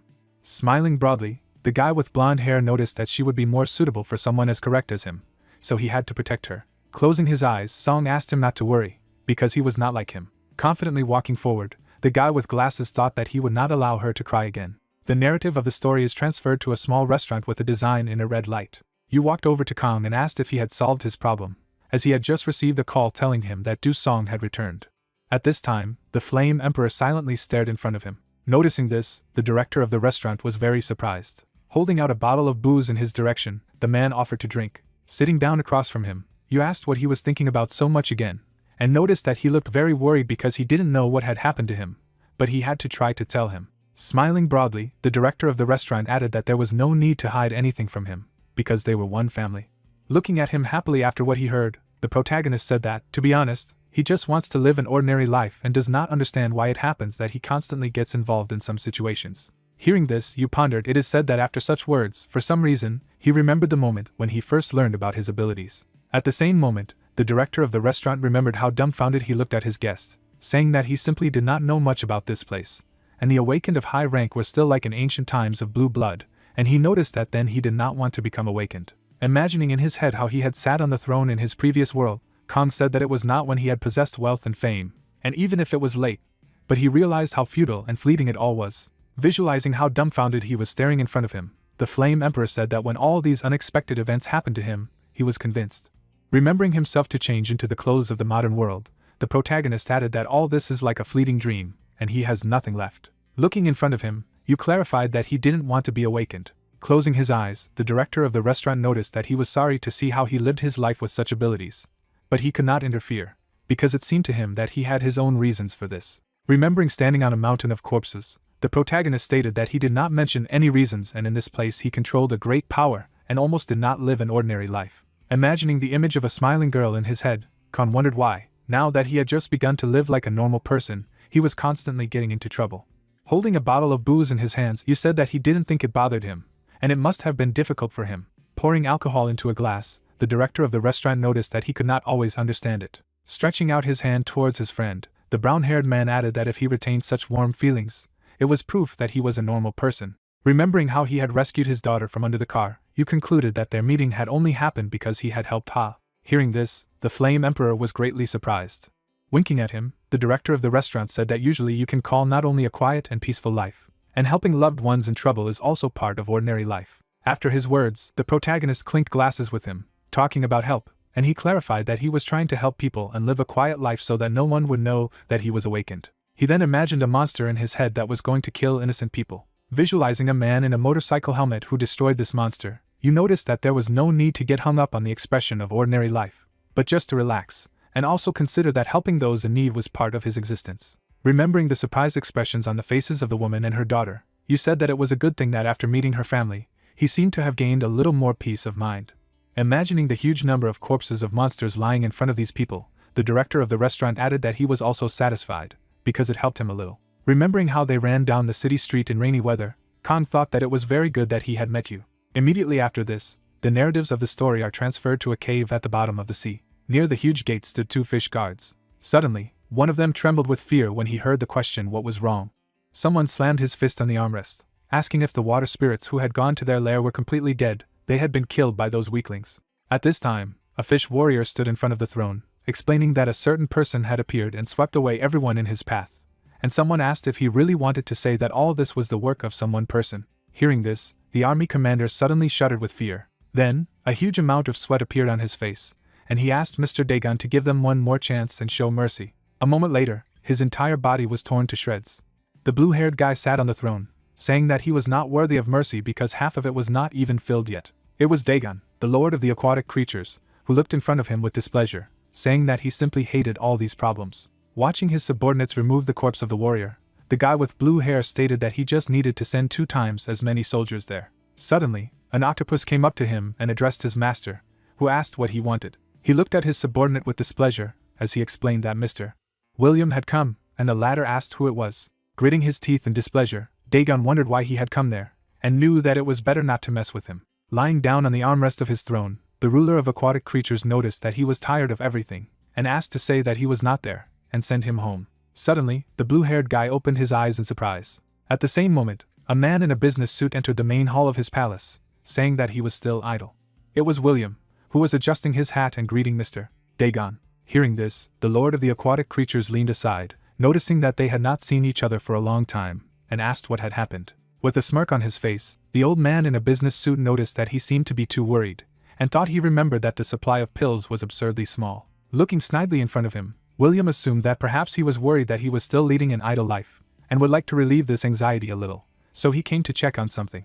We point our fingers up. After everything we heard, the guy with blue hair explained that he had been trying very hard lately, and it seemed that anxiety was in his blood, because he was not the same as before, when suddenly he was asked if his affairs had come to a dead end. Imagining to his head the huge number of corpses of water monsters that the divers found, William told him that the army of water spirits, who had occupied the plot of land, had been completely exterminated along with the portal. When Dagon heard this, he was greatly stunned, and did not understand how he knew this, for he had just learned of it when he was called out. Looking ahead seriously, the old man in a business suit clarified that, unlike other debt collectors, he had only trusted his own people with pills lately, and that he hadn't yet realized how reckless such behavior was. A moment later, everyone in the main hall was stunned when William said that was why he was still in this form.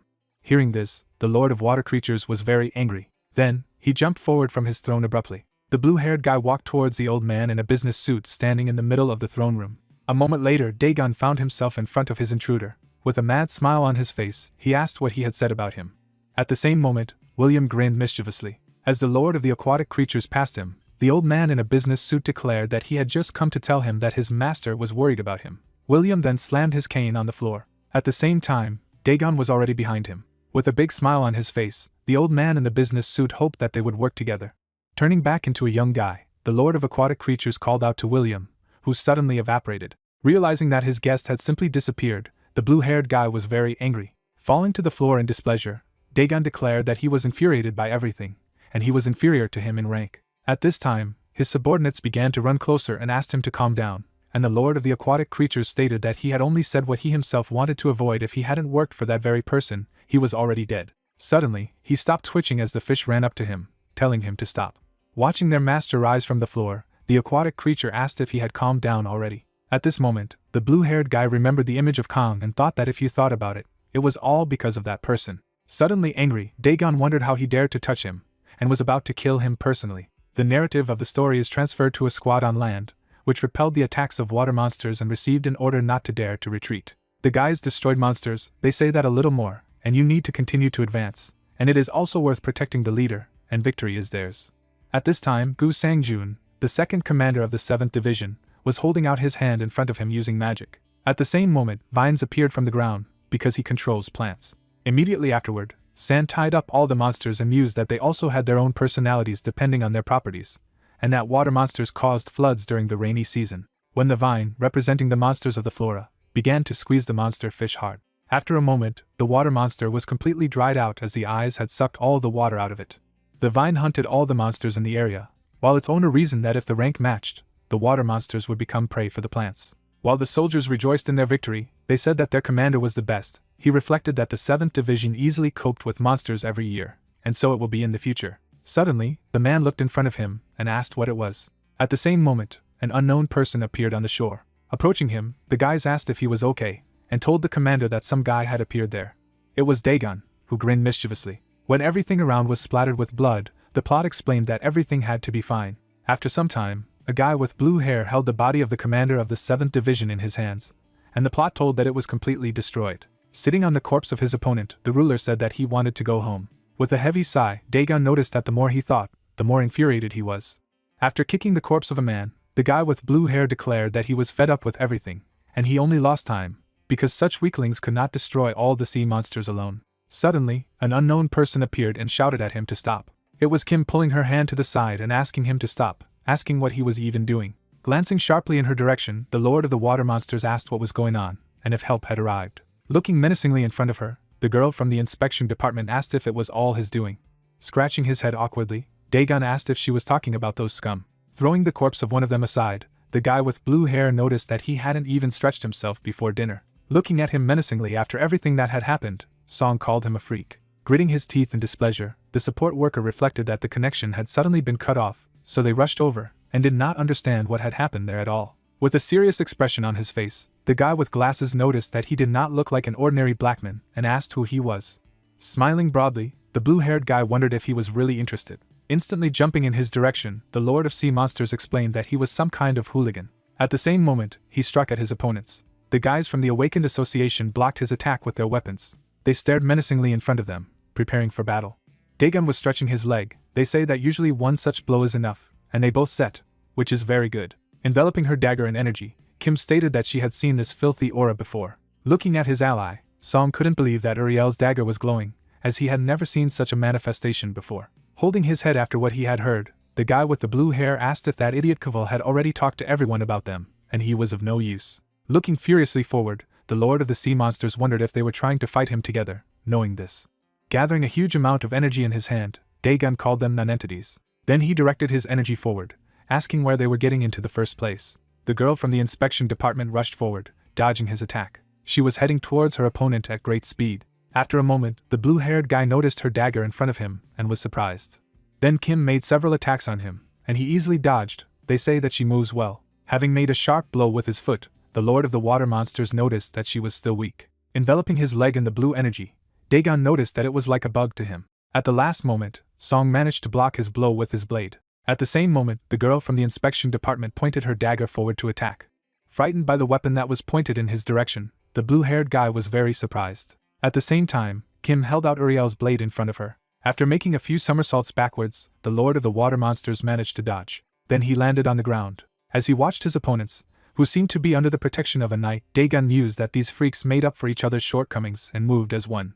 Seeing Kim pointing her dagger forward, the blue-haired guy thought that her main weapon, which was very strange. With a mad smile on his face, the monster lord laughed, saying that he felt hatred for their race, and he knew that they were excellent at attacking and could match him in terms of strength. Looking at his opponents, Dagon asked if they were the ones who were interfering with his mission. Looking seriously in front of her, Kim said that she didn't know what it meant, but it seemed that her dagger had worked. Immediately after that, the guys rushed in opposite directions, which surprised the opponent. A moment later, Song was on the right side of the blue-haired guy. The girl from the inspection department, in turn, ran up from the left side of him. As his opponents made their way towards him, the Lord of the Monsters noticed that this was a very cheap trick. With his right hand, he stopped the attack of the Song's sword. With his left hand, he grabbed Kim's dagger. Holding down two of his opponents, Dagon asked if they really thought they would cope with him if they attacked from two sides at the same time, but he saw everything. At the same moment, the guy with blue hair noticed a bright glow in front of him. At the same time, a girl from the inspection department took out her second dagger. Deftly waving it, Kim added that she had one more blow left. Her attack was aimed at the frightened lord of the aquatic creatures. The blade of her dagger was approaching the throat of her opponent. Immediately after that, there was a huge explosion. Song jumped back abruptly, stopping with his sword. Kim was also thrown aside. After a moment, the guys were very surprised to look in front of them. At the same moment, Dagon took on his true form and began to laugh. Holding his head, the guy with blue hair declared that it was funny and very interesting. Glancing menacingly to the side, the Lord of the Water Monsters asked if they wanted to start a second round. Dagon laughed, spreading his hands to the side, saying that this had never happened before. Looking dumbfounded in front of him, Song thought that not only had his appearance changed, but his energy had also become stronger. Looking in front of him in surprise, Kim wondered if he was even stronger now, because it was already hard to fight with him. Looking at the snide grin on the face of the guy with blue hair, the girl from the inspection department reasoned that moreover, even his wound on the cheek, which she had inflicted with such difficulty, had healed. Imagining an ordinary person turning into a huge monster, Kim thought that if she remembered the times when he was in the form of Kavul, she thought he had become 2 times stronger. Immediately afterward, the girl from the inspection department rushed towards her opponent, thinking that it was to be hoped that Uriel's dagger would continue to work. At the same time, the Lord of the Water Creatures created spheres of water around him. Then he directed them forward. Kim could only run away, dodge them, wondering what was going on and whether it was a water cannon. Gritting her teeth in displeasure, the girl from the inspection department noticed that this was a great power, and from one blow you could die on the spot. At the same time, an employee of the support department attacked the opponent from behind. Turning sharply back, Dagon attacked him with his tail. After that, his opponent was thrown back. Sighing heavily, the guy with blue hair said that he had just begun to have fun, and there was some kind of midge. Suddenly, Kim appeared behind him, asking if he was distracted again, and therefore had to pay. Immediately after that, she deftly brandished her daggers and struck at the enemy. Looking back smugly, the girl from the inspection department was thinking that it was great, and this time it definitely worked, when suddenly she heard laughter.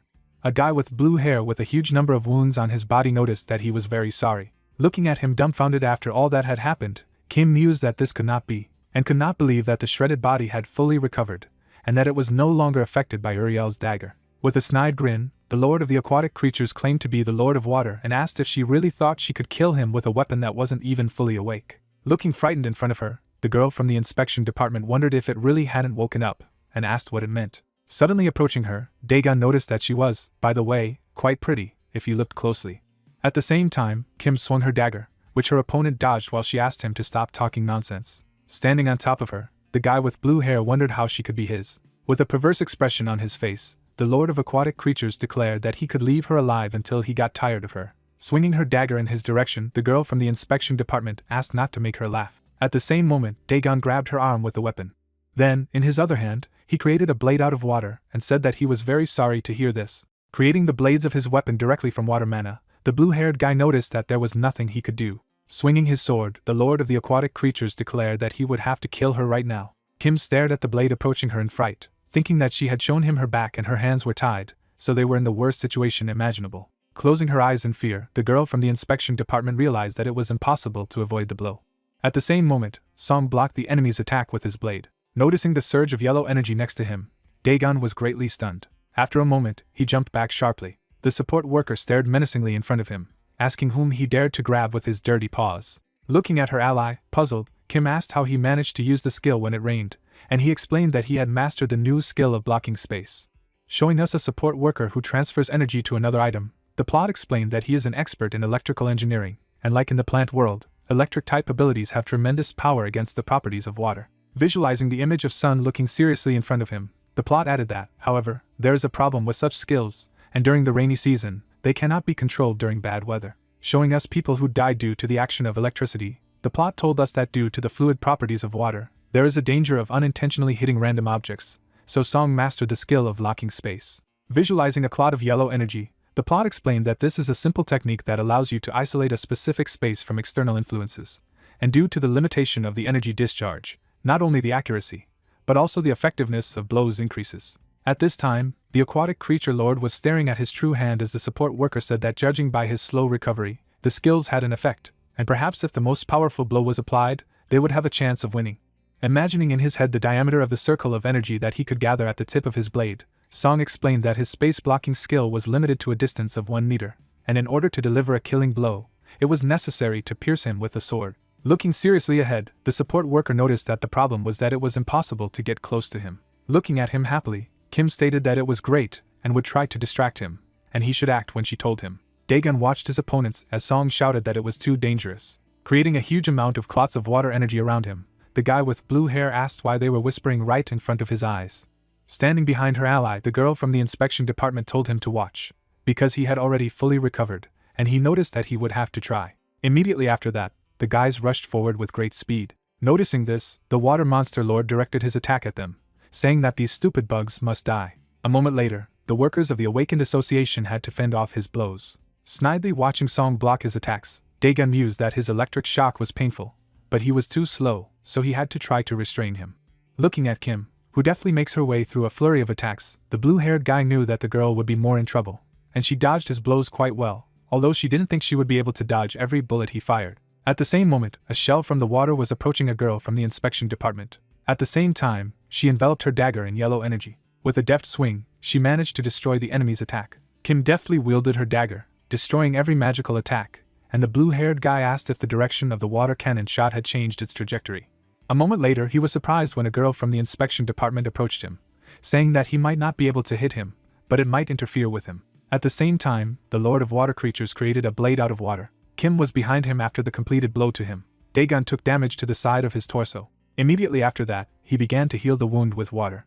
At the same time, the guy with blue hair was going to attack the girl from the inspection department, saying that he had already said that her blows no longer affected him. At this time, Kim was about to accept his attack. With a snide grin, the girl from the inspection department noticed that she herself knew this. Hearing this, the Lord of the Water Monsters looked at her dumbfounded. A moment later, Song plunged his blade into his chest. Looking at the sword in his body, Daegun asked when he had made it, for he was holding his hands back. Imagining a plan to attack him in her head, Kim said that he wouldn't be able to dodge the fire and get close to him at the same time, so she had to distract him. But despite Sun staying close to her, he didn't notice him. Remembering how deftly she deflected his introductory attacks with her blades, the girl from the inspection department added that she had used the changed trajectory of his bullets to block his vision, and was slowly getting closer, and that was their plan. Standing behind his opponent, the support employee said that he lost because he overestimated his strength. Looking menacingly in front of him, Song wished him dead. At this time, Kim was telling him to die with the same expression on her face. Immediately afterward, the support worker activated his skill. Daegun was struck by lightning, taking massive damage. Immediately after that, the guy with blue hair got on his knees. Then he fell to the ground. Song watched with relief. Holding the blade in his hands, the support officer asked if they had destroyed it, and Kim stated that after such words, the enemy usually respawns. After a moment, the guys looked in front of them dumbfounded, hearing laughter. The Lord of Water Monsters sneered mischievously, saying that he was very excited. Healing his wound with water mana, Dagon praised them for inflicting wounds on him with a completely normal weapon, while the boys wondered if he had recovered even from such damage. Looking menacingly in front of him, the guy with blue hair explained that he was made of water, and when there was only water around him, he was immortal. At the same time, the guy in glasses rushed forward, thinking that he lacked power, and said that then he would hit him a few more times. The lord of the aquatic creatures managed to dodge his opponent's next blow, and he said that he didn't want to charge anymore. At the same time, Dagon created a huge number of water spheres near him. He then directed them towards the support worker, who was destroying them with his blade. Suddenly soaring into the air above his opponents, Song reasoned that with the help of this, he would be able to drive him away. At the same moment Dagon took his weapon with him. Looking menacingly at his opponent, the guy with blue hair noticed that he was too narrow-minded, and this was expected from some bug, and also asked what he did not think, why this girl did not help him. Abruptly turning back, the support worker asked if something had happened. At that time, she was in a sphere of water, and the lord of aquatic creatures said that thanks to his technique, he tried something similar. Pressing harder on his blade, after everything that had happened, the guy in glasses called his opponent kin. After a moment, Som walked away from him, wondering that he had only to observe for a while, and he had already been able to copy his space lock, which was also of this size. Looking at his girlfriend, who was in the sphere out of the water, the support worker knew that he had to pull her out of the water first, otherwise she might suffocate. Suddenly, an unknown thing pierced him. After the damage received, the guy in glasses began to bleed. The girl from the inspection department who saw this was very dumbfounded. Dagon watched his wounded opponent with a snide grin on his face, saying that he was fit to crawl and wriggle like a worm. Then, the blue-haired guy pinned Song to the ground with his knee and asked if it was possible to show his back during the battle. Lifting his head by the hair, the lord of the aquatic creatures told him to watch his colleagues slowly die because of his haste, and asked if she did not look like a rat that had fallen into the water. At this time, the support worker watched as they tried to get out of the water sphere and remembered her name. The dark thread was shrouded in particles of white energy as the bespectacled guy begged for forgiveness, because he had promised that he would not let them cry again. A moment later, Song's hand fell to the ground. Glancing at his wounded opponent, Dagon asked what was the matter, and if he was dead or simply unconscious, because now the most interesting thing would begin. Picking his ear, the guy with blue hair declared that he was tired of everything, and would kill everyone and go home, telling the girl that he was most tired of her. Immediately afterward, he pointed the water spears at the sphere where Kim was and added that she would therefore die in agony. At this time, the girl from the inspection department began to cry, realizing that Song died because of her, and in the end, she was unable to save anyone again. Gritting her teeth with dissatisfaction with this, she asked someone to help her. At the same moment, someone kicked the Lord of Sea Creatures. His blow was very strong and hit the opponent's head. A huge force was directed towards Dagon's face. A guy in a motorcycle helmet was destroying half of his opponent's head. Immediately afterward, the sphere of water around Kim dissipated. Glancing menacingly to the side, the blue-haired guy didn't know what was going on, because he didn't feel anything until he approached. Khan took off his helmet and asked if it was him. Directing his menacing gaze forward, the Flame Emperor declared that he was a very large snake. After some time, a girl from the inspection department approached her colleague, saying that she was relieved, because he had lost a lot of blood, but vital organs were not affected. Looking sharply to the side, Kim realized that it was Kong who had helped them again. At this time, the Flame Emperor was standing in front of the Lord of the Water Creatures, and the girl from the inspection department didn't understand how he knew they were there. The protagonist stared menacingly in front of him, remembering how he was called Uncle. Suddenly, memories arose in his head of Ha holding his clothes and saying that there was something terrible in that direction, and he wondered what it was. Imagining the image of a huge dragon in the middle of the metropolis, the girl said that there is a very large snake that torments people. Looking at the sheer number of corpses lying around, Kong asked why he wasn't responding. Looking at Song's injured body, the Flame Emperor spoke of a huge snake that was torturing people. Directing his menacing gaze forward, the protagonist clarified that it was really him. Looking at him in fright, Dagon mused that the air had changed, and he didn't feel it approaching because his level was so different from everyone else's. With a snide grin, the blue-haired guy asked if he really thought he could just call him a snake with impunity. Pointing his spheres of water forward, the Lord of the Aquatic Creatures declared that he was the Great Lord of Water, and his name was Dagon. A moment later, the water mana attacks were approaching Khan. Immediately after that, there was a strong explosion. Dagon laughed, spreading his hands to the sides, saying that no matter how strong he was still only human. At the same time, the Flame Emperor appeared in front of him with great speed. He swung his fist to strike. Then the protagonist struck the opponent's blades with his fist. His attack was so strong that it went through the block. After taking the damage, the blue-haired guy coughing up around couldn't believe that he had broken the water sword so easily. Suddenly, the Lord of Water Creatures soared into the air and was about to launch another attack. Creating a huge hammer in his hands, he was going to press on his opponent with force. Immediately afterward, Dagon struck at his opponent. Looking smugly in front of him, the guy with blue hair asked how he was doing. At the same moment, Kong blocked his attack with only one hand. Looking menacingly in front of him, the Emperor of the Flame asked if he really thought that he was the only one who controlled the water. A moment later, other streams of water headed forward. The protagonist collected a huge amount of water mana around him. Noticing this, the Lord of Water Creatures was greatly dumbfounded and did not understand what it was and how he controlled his element. After a moment, Dagon saw a water vortex heading towards him, and he thought that he had incredible power, so it was better to get out of there. With a puzzled look on his face, the blue-haired guy reasoned that he wasn't running away and just needed a strategic reorganization. At the same time, he noticed the danger in front of him. Khan was heading towards him from behind with a modest speed. He then found himself in front of his opponent, completing the blow. Having lost half of his body, Dagon thought that there could be no such thing that a man could defeat him. Breathing heavily due to the large number of wounds, the blue-haired guy reasoned that his body was no longer recovering, which meant that this was the one who single-handedly coped with his servants. Remembering how Kong dealt the final blow to him, the Lord of the Aquatic Creatures thought that he did not even think that he was so strong that he would not be able to resist him. Looking at the Emperor of the Flames that were slowly moving towards him, Dagon assumed that it was similar to the despair he felt when he met him in the fiery inferno. Looking frightened in front of him, the guy with blue hair remembered the fiery hell. Imagining himself in his head, chained around a huge amount of flames, the Lord of Aquatic Creatures reasoned that the one who then looked down at him with a cold gaze. Visualizing the image of a man screaming in pain from behind the fire, Dagon thought of the incredible pain and overwhelming sense of despair as he burned and was reborn. Remembering the monster that was only a skeleton left, the blue-haired guy mused that he was burning again and being reborn again, his pain feeling like an eternity. Looking frightened in front of him, the Lord of the Aquatic Creatures knew that he did not want to experience her again. As Dagon rebuilt his body with water, he reasoned that it was better to die than to suffer his punishment again. Then the guy with blue hair collected a huge amount of liquid around him. Continuing to attract all the water in the area, the Lord of Sea Creatures declared that he could not lose. At this time he looked at him menacingly. A moment later, a huge serpent appeared in front of him. Standing in front of Dagon's true form, the Emperor of the Flames remarked that he knew it. Grinning mischievously, the protagonist asked if he was the same big snake. As he was about to strike him with his tail, the Lord of the Aquatic Creatures told him to shut up.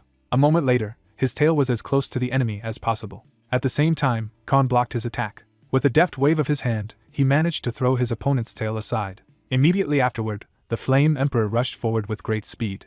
He then swung his fist, gathering energy in it. The protagonist got into a fighting stance, about to strike. A moment later, Dagon headed in his direction, receiving blows to his torso. The Flame Emperor would then attack with his leg against his opponent. He was over the head of the Lord of Aquatic Creatures and swung his leg. Suddenly, the protagonist noticed something. At the same moment, he was thrown back by a blow of his tail. After taking damage, Kong landed on the ground. Looking forward with his menacing gaze, he thought that his blow had just had no effect on him. Sticking out his tongue, the serpent laughed, asking if he had seen its final form. Rushing sharply in his direction, Dagon declared that his pathetic fists would never be able to pierce such scales. At the same time, Kong grabbed him by the fangs to block the attack. Suddenly, the Lord of the Aquatic Creatures crashed into the building. Kim, who was nearby, carried a colleague from the rubble in her arms. They asked what kind of rabid monster it was. At the same time, a huge serpent was destroying houses in the city. As he continued to carry his opponent in his mouth, Dagon asked if he thought he could only control water. Then he hit his opponent against the building. After taking the damage, the Flame Emperor began to fall down, and the Lord of Water Creatures admitted that he was strong and had gone far beyond human capabilities. But once he had taken this form at the risk of his life, he had no chance of winning. About to strike the protagonist with his tail again, the serpent stated that he would now feel the difference between them. A moment later, he was imprinting his opponent in the ground. With a smug expression on his face, Dagon laughed, asking if he felt that they were on completely different levels, and if a person liked it, because now he would regret that he went against the demon race. Suddenly, the serpent looked down in surprise when he heard the voice of a man who told him to stop talking. Through the vast amount of dust raised into the air, Dagon could see the silhouette of his opponent and asked if he was still alive, and noted that he was not boring enough. At this time, Khan was standing in the middle of a ruined road with his clothes torn, and his opponent noticed that he wanted to kill him in one fell swoop, but he was able to withstand his blow, and asked his name, because he was going to remember. Immediately after hearing this, the Flame Emperor tore off the remnants of his clothes. Directing his menacing gaze forward, the protagonist declared that he did not see the need to give his name to any snake. Standing in front of Dagon, Khan said that he had taken the form of a Mugi, who turned into a dragon, and had seen many similar to him. With a fierce expression on his face, the Flame Emperor stated that such bastards who hurt others for the sake of their own desires should not be called a dragon, but something worse than a worm. Looking at him with displeasure after hearing this, the serpent asked how he dared to compare him to a worm. The Lord of the Aquatic Creatures then created several phantom manifestations of himself, stating that there is no forgiveness for such a dumb person. Immediately afterward, Dagon charged to attack his opponent, saying that he would tear him to pieces. At the same moment, Kong was concentrating a huge amount of energy around him. Then, he abruptly took a step forward. Suddenly, the heads of the phantom snakes were destroyed. At the same time, the real Dagon was in time for him, who opened his mouth wide. Swinging his hand, the Flame Emperor noticed that he knew something for sure. Immediately after that, he struck at his opponent. This attack hit the serpent's head and consisted of a huge amount of energy. After taking damage, the aquatic creature lord was knocked upwards. After some time, the protagonist soared into the air above his opponent, finding himself above the clouds.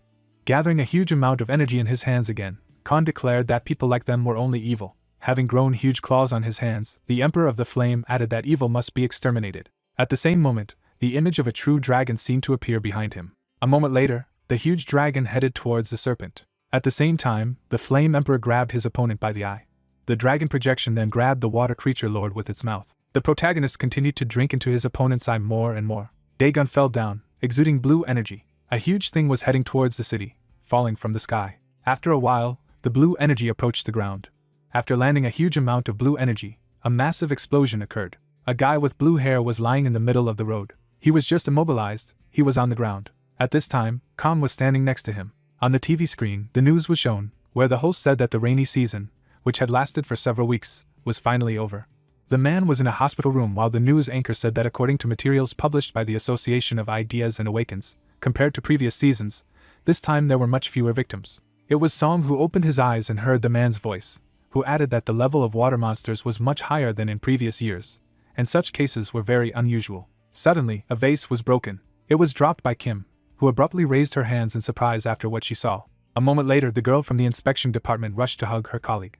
At this time, people in the restaurant listened as the news anchor said that the studio continued to receive messages regarding the so-called man in the helmet, who helped residents, and then mysteriously disappeared. At the same time, who was playing with Shin in the street, and news anchors said that experts say that this young incognito is directly related to the decrease in casualties during the rainy season. While Khan ran on the roof of the building with a delivery, and the news anchor said that on the other hand, the meteorological office was talking about the time after the rains. The Flame Emperor jumped forward sharply, and a man from state television said that under the influence of the sun's rays, high humidity was expected. The protagonist soared into the air as the news anchor added that then there would be clear and cool days. The narrative of the story is transferred to a busy street of the city. At this time, Kang deftly made his way along the roofs of buildings. As he continued to move forward rapidly, the Flame Emperor thought that someone was chasing him, but he had thoroughly disguised himself. Glancing menacingly to the side, the protagonist reasoned that he was able to recognize the presence and cover his tracks, suggesting that it could be a new magical race. Running across the roof of the building, Kang realized that this was not the aura, and did not understand who was watching him or why. Landing abruptly on the side of the house, the Flame Emperor thought that he was also hiding, and said that there was nothing to do. The bird watching them was greatly surprised when he disappeared from sight. Immediately after that, the pigeon flew after him warily. Then the bird abruptly went down. A moment later, she turned into a guy in a Panama hat. The unknown man looked around in surprise. Suddenly, someone's hand approached him from behind while he said that he had missed it. Looking at him menacingly, Kong asked how he dared to follow him and if it was too bold. Hearing this, the guy in the Panama hat shuddered with fear. Then it evaporated in gray smoke. In the hand of the Emperor of the Flame, only his Panama hat remained. At this time, the unknown person turned into a cat and ran away, and the protagonist realized that he was using unusual abilities. Sharply chasing the animal, Kong thought that he would not succeed anyway. Suddenly, the Flame Emperor grabbed the cat with his hand. Holding the animal in his hand, the protagonist asked why he was following it, and also reincarnated, and also advised him to tell everything honestly. With a menacing expression on his face, Kong added that during his studies, he also studied torture techniques. For example, he can do this or that. At the same moment, who appeared in front of him, who was displeased with her uncle, he asked what she was and where she was from, noting that she looked very cute today. Immediately after that, the girl ran up to him. She hit the protagonist with a magic wand. Looking seriously ahead, who declared that the poor goblin should not be tortured, and that he should be released immediately. Looking at the cat in his arms in surprise, Kong asked which goblin he was talking about. Immediately after that, the narratives are transferred to the Yanghangak restaurant, where he was talking about a goblin. Pointing his hand at a guy in a Panama hat sitting next to him, the owner of the restaurant said that they were watching Goblin Rhythm on TV. Remembering the images of male singers, I noticed that these were young guys who danced to incendiary music. Pointing his finger upwards, you stated that they were goblins, and that they were almost identical in appearance to humans. Imagining in his head the image of a man with a green flame burning in his chest, the owner of the restaurant added that in fact they are half-spirits, so they are called half-spirits, because originally they are not from their world. Looking forward, the Flame Emperor asked if the truth was not from their world, and therefore they had come there, like him, from another. Pointing his finger upwards again, you remarked that this was true, and the goblins had first appeared during the cataclysms, asking if he remembered when the gate began to appear. Visualizing a huge area with a city, a forest and a river, the owner of the restaurant said that the most amazing thing was that their tribe and the entire village moved inside the gate. Recalling the images of people with white hair, you stated that in other words, the goblins in the village were isolated from their world as well, just like him. Hearing this, the protagonist pondered, saying that it was very unusual that an entire village had moved. Imagining monsters in his head that attack ordinary people, Kong clarified that he was referring to the moment when the gates first opened and the whole of Korea almost went to hell, and then a lot of people suffered. Remembering how goblins fight against terrible monsters, you said that at that time, the awakened fought against monsters, and it was the demi-spirits who helped them. Visualizing a wooden club, the owner of the restaurant said that their abilities did not awaken, but they used goblin clubs as weapons. Imagining the transformation of a demi-spirit into a dove in his head, you added that they also possess various types of magic. Visualizing a human and a goblin representative shaking hands, the owner of the restaurant said that there are not many goblins, but in the Awakened Association, they are recognized for their great contribution to the restoration of South Korea along with the hunters. Looking at his friend, Khan remarked that this was why they were treated well, and he said that this was true, but there was something else. Looking at the guy in a Panama hat who seemed to be shining with cuteness, you explained that they were very beautiful. Smiling broadly after hearing this, the goblin said that he was on very good terms with the goblin rhythm guys and asked if they wanted him to get them autographs. Noticing the menacing expression on the face of the Flame Emperor, the guy in the Panama hat dropped the dumpling. Sighing heavily, the protagonist asked why he was following him then. Immediately after hearing this, the goblin silently placed his chopsticks on the table. Looking down, the guy in the Panama hat said that his name was Yun and he was a member of the Wind Clan. With a serious expression on his face, the goblin explained that he wanted to make a request to him, so he dared to keep an eye on him. Looking at him, Kong asked what the request was. At the same time, the guy in a Panama hat abruptly got up from his seat. He then began to bow down before the Flame Emperor and asked Lord Kim to save their elder. Looking at him in surprise, the protagonist asked why he was suddenly asking to save the elder, and explained that he was not Kim yet, but Kong. At this moment, you whispered in his friend's ear that the goblins call humans Mr. Kim or Kim's son-in-law, much to his surprise.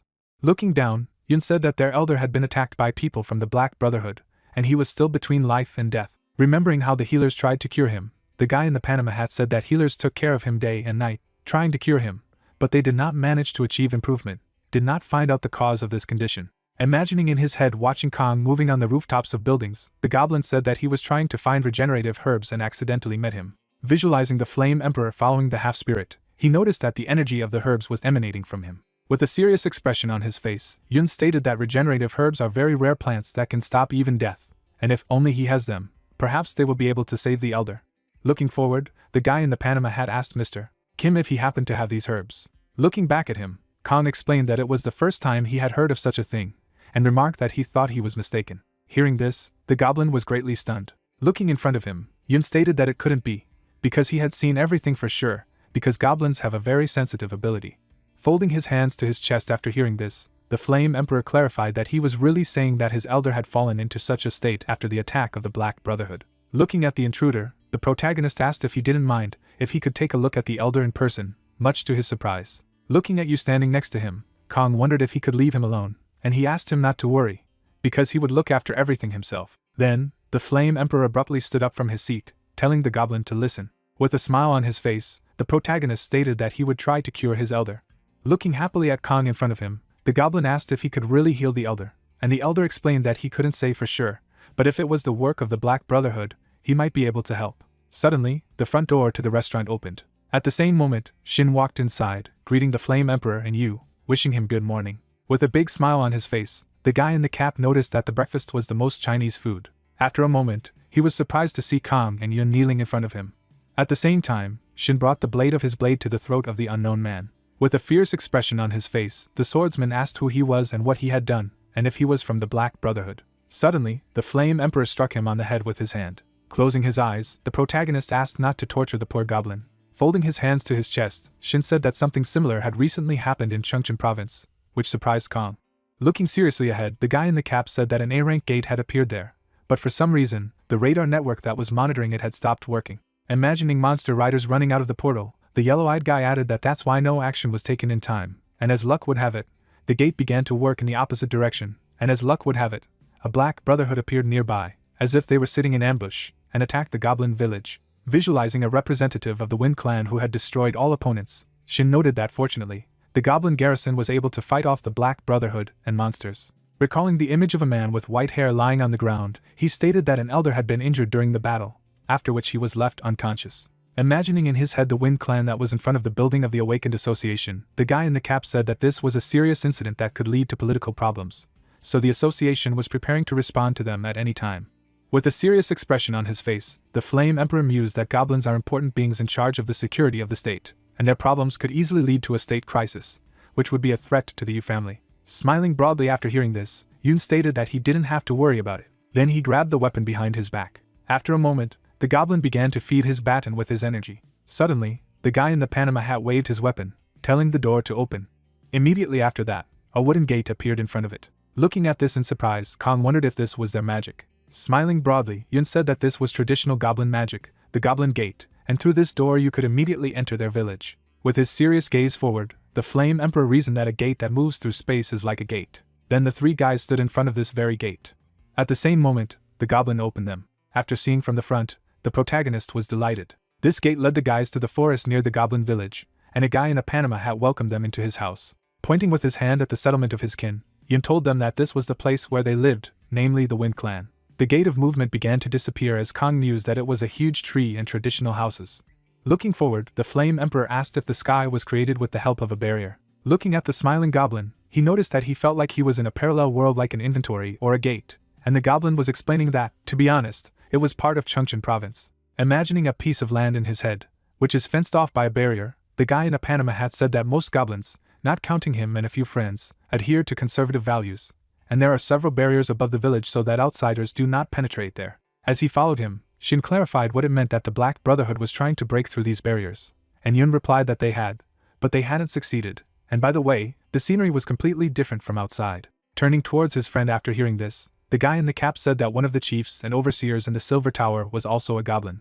At the same moment, Kong imagined Hu in his head along with a boy from the Wind Clan and thought that she had said that there was a goblin among her friends as well, and most likely guessed herself with the help of the priest's eye skill. After a while, the guys came to the main building of the goblin village. Folding his hands to his chest, Shin noticed that up close, this tree did indeed look huge, and the Flame Emperor agreed with him, saying that the aura that emanated from it was also impressive. Turning back abruptly, Yun laughed, stating that it was a sacred tree, which surprised the protagonist. Imagining in his head the fruits of a tree with a goblin inside, the representatives of the Wind Clan said that unlike humans, their members once appear from the fruits of a lit tree, and the branch on which the fruit hung then became a club, which they used for the rest of their lives.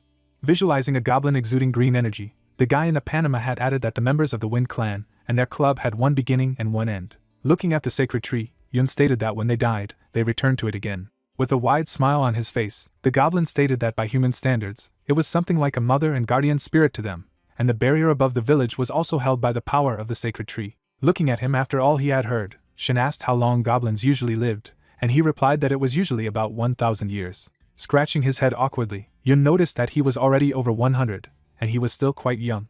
Hearing this, the guys were very puzzled and just kept silent, while the goblin laughed. Suddenly, someone came up to them from behind and asked Yun if he had come. The dear representative of the goblins looked in front of him, stating that he had gone to get the regenerating grass and returned quite quickly. After shaking his hand, the guy in a Panama hat explained that he was sorry, but he did not find the grass, and he said that it was okay and nothing could be changed. Looking in front of him, the Wind Clan members said that they should go outside and go and search together. At the same moment, the other goblins were looking in front of them, dumbfounded, asking if these two were Mr. Kim's. Immediately afterward, the members of the Wind Clan clung to the people from all sides and wondered what they were doing and how long they had not seen them, noticing that at first they thought they were goblin fortune-tellers. With a smile on his face, Yun stated that he did not have the herb, but Mr. Kim had come to cure the elder, and his friend asked if it was true. After hearing this, the goblins began to throw Kong up, saying that it meant that the elder could be healed after all, and now he would be healthy, so they greeted Mr. Kim. With a puzzled expression on his face, the Flame Emperor mused that they were very positive or perhaps optimistic. At the same moment, someone confidently took a step forward. It was Kenung, one of the goblin leaders, who stared menacingly in front of him as the guy in the Panama hat greeted him.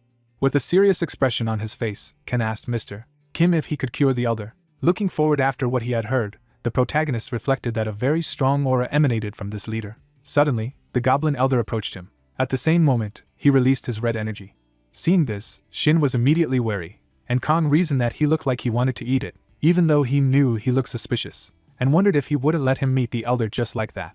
Exhaling with relief, Ken said that it was good and asked them to follow him, as he was going to take them to the elder. Standing with his back to the guys, the goblin leader said that he had not behaved in the best way and asked for forgiveness, and also gave his name, noting that he had served the elder for several hundred years. Looking in front of him, Kong apologized for interrupting. Standing behind Ken, the Flame Emperor asked why he chose to believe him, since he could be in league with those who tried to harm the elder. Closing his eyes, the goblin leader explained that their race could immediately recognize lies, and even if goblins believed lies, it meant that they simply did not want to quarrel and succumbed. Turning sharply back, he added that there was not a drop of falsehood in his words. Smiling after what he heard, the protagonist thanked him for his trust. Holding his hands behind his back, Ken stated that the problem was not whether he believed or not, and simply recognized him. Looking in front of him, Kong thought that perhaps he had something like Ha-Yun's ability, and after all, goblins were a very unusual people. After a while, the guys came to a large building, and the goblin leader explained that they had come. Still holding his hands behind his back, Ken asked them to come in, and the Flame Emperor pondered what was like the place where he had lived before, and perhaps the goblins came from a world that was similar to his. Inside, they met a man with a smoking pipe who asked if he was the leader, and he wondered how the elder was feeling. Lowering his sad gaze down, the healer explained that they were doing everything in their power. With a menacing expression on his face, Ken noticed that he thought so. Passing by his kinsman, the leader of the goblins stated that it was not his fault and suggested that he rest. As he climbed the stairs, Ken told the elder that it was him. The man then opened the front door and asked Mr. Kim to come in. Approaching the entrance, Kong took off his shoes and apologized for bothering him. Once inside, the Flame Emperor noticed a goblin lying on the bed. Looking at him intently, the protagonist reasoned that this was the elder of the goblin tribe, and although he was in a serious condition, he felt the power in him much more powerful than in the leader. Crouching down in front of him, Kong thought that his energy was at the level of S rank, and this powerful warrior had been brought to such a state. Then, he touched it using his internal energy, and thought that no medication was working, and they couldn't even figure out the cause, and it was definitely not a disease, so something else. A moment later, the temperature of the flames was greatly stunned by something. Glancing sharply in the direction of his ally, the protagonist asked him to stand outside and guard the elder's room, and the elder was very surprised, but agreed. Looking forward with his menacing gaze, Kong said that he would now begin treatment. Immediately afterward, the Flame Emperor placed his hands, shrouded in magic, on the patient's chest. Looking at the goblin elder, the protagonist reflected that in their chest there was a core called Goblin Fire, and in the chest of this creature, there was a faint sense of demon energy. Imagining a magic stone in his head that shattered by green fire, Kong reasoned that he didn't know how she had penetrated the body of the new one, absorbing the goblin's fire, which meant that someone had found out about the goblin's weak point and had even been able to fool their keen senses. Closing his eyes to focus, the Flame Emperor thought that perhaps it was a spell, though it was more like a curse, and in general, they acted wisely. After a moment, the protagonist released his spiritual essence and mused that the demonic power had engulfed the goblin's fire, so it would be too dangerous to just take it out and pull it out, and then there was only one way left. Looking at the goblin elder's body with his spiritual manifestation, Kong thought that this demonic energy had spread like poison. At the same time, the Flame Emperor closed his eyes in the guise of a mental embodiment. Looking sharply and menacingly in front of him, the protagonist realized that first it was necessary to weaken the poison. Immediately afterward, Kong began to walk forward, thinking that he would need to get inside to do so. Suddenly, he stopped in front of an unknown entity that was in the green fire. She looked like a dark eye. Suddenly, that eye opened. He then looked towards the protagonist standing in front. A huge eye directed its power towards the intruder. Suddenly, the eye looked up sharply. Noticing this, Kong was surprised. A moment later, several dark dragons rushed towards him as he thought that he needed to destroy this monster. At the same moment, the Flame Emperor sneered. Standing in a fighting stance, the protagonist asked his opponent to attack. At the same time, a dark dragon headed in his direction. With a deft blow of his hand, Kong managed to repel his attack. Then, with the help of his leg, he beat off the head of another monster. Suddenly, other dragons headed towards him from both sides. Noticing this, the Flame Emperor jumped upwards sharply, and his opponents clashed with each other. Immediately afterward, the protagonist used his true dragon technique. Suddenly, he clasped his hands together. At the same moment, the dragon's head was destroyed. After taking damage, the huge eye began to scream in pain. Looking at him smugly, Kong claimed that he had come to destroy a bacterium, and that bacterium turned out to be him. At the same time, the eye rolled its eye up. Suddenly, a few more dragon heads appeared. Looking at this puzzled, the Flame Emperor suggested that it seemed that he was using the power of the goblin's fire to regenerate, and if he continued to stall for time, the elder's energy would run out, which was dangerous. About to take the blow of the enemies, the protagonist understood that in this case he had no other choice. A moment later, Kong abruptly pushed his foot off the ground. It then rushed over the heads of the dragons with great speed. After the completed attack, the Flame Emperor quickly ran forward. After finishing his lunge, the protagonist landed on the ground in front of the opponent. At the same moment, the eye rolled its eye upwards as Kong realized that he had to deal with him with one punch. Standing in front of the dark monster, the Flame Emperor said that now he should slowly finish. Immediately afterward, the protagonist raised his hand to his eye. Suddenly, he touched it and began to absorb energy. The dark force was concentrated in his hand. At the same moment, Kang's true body opened his eyes.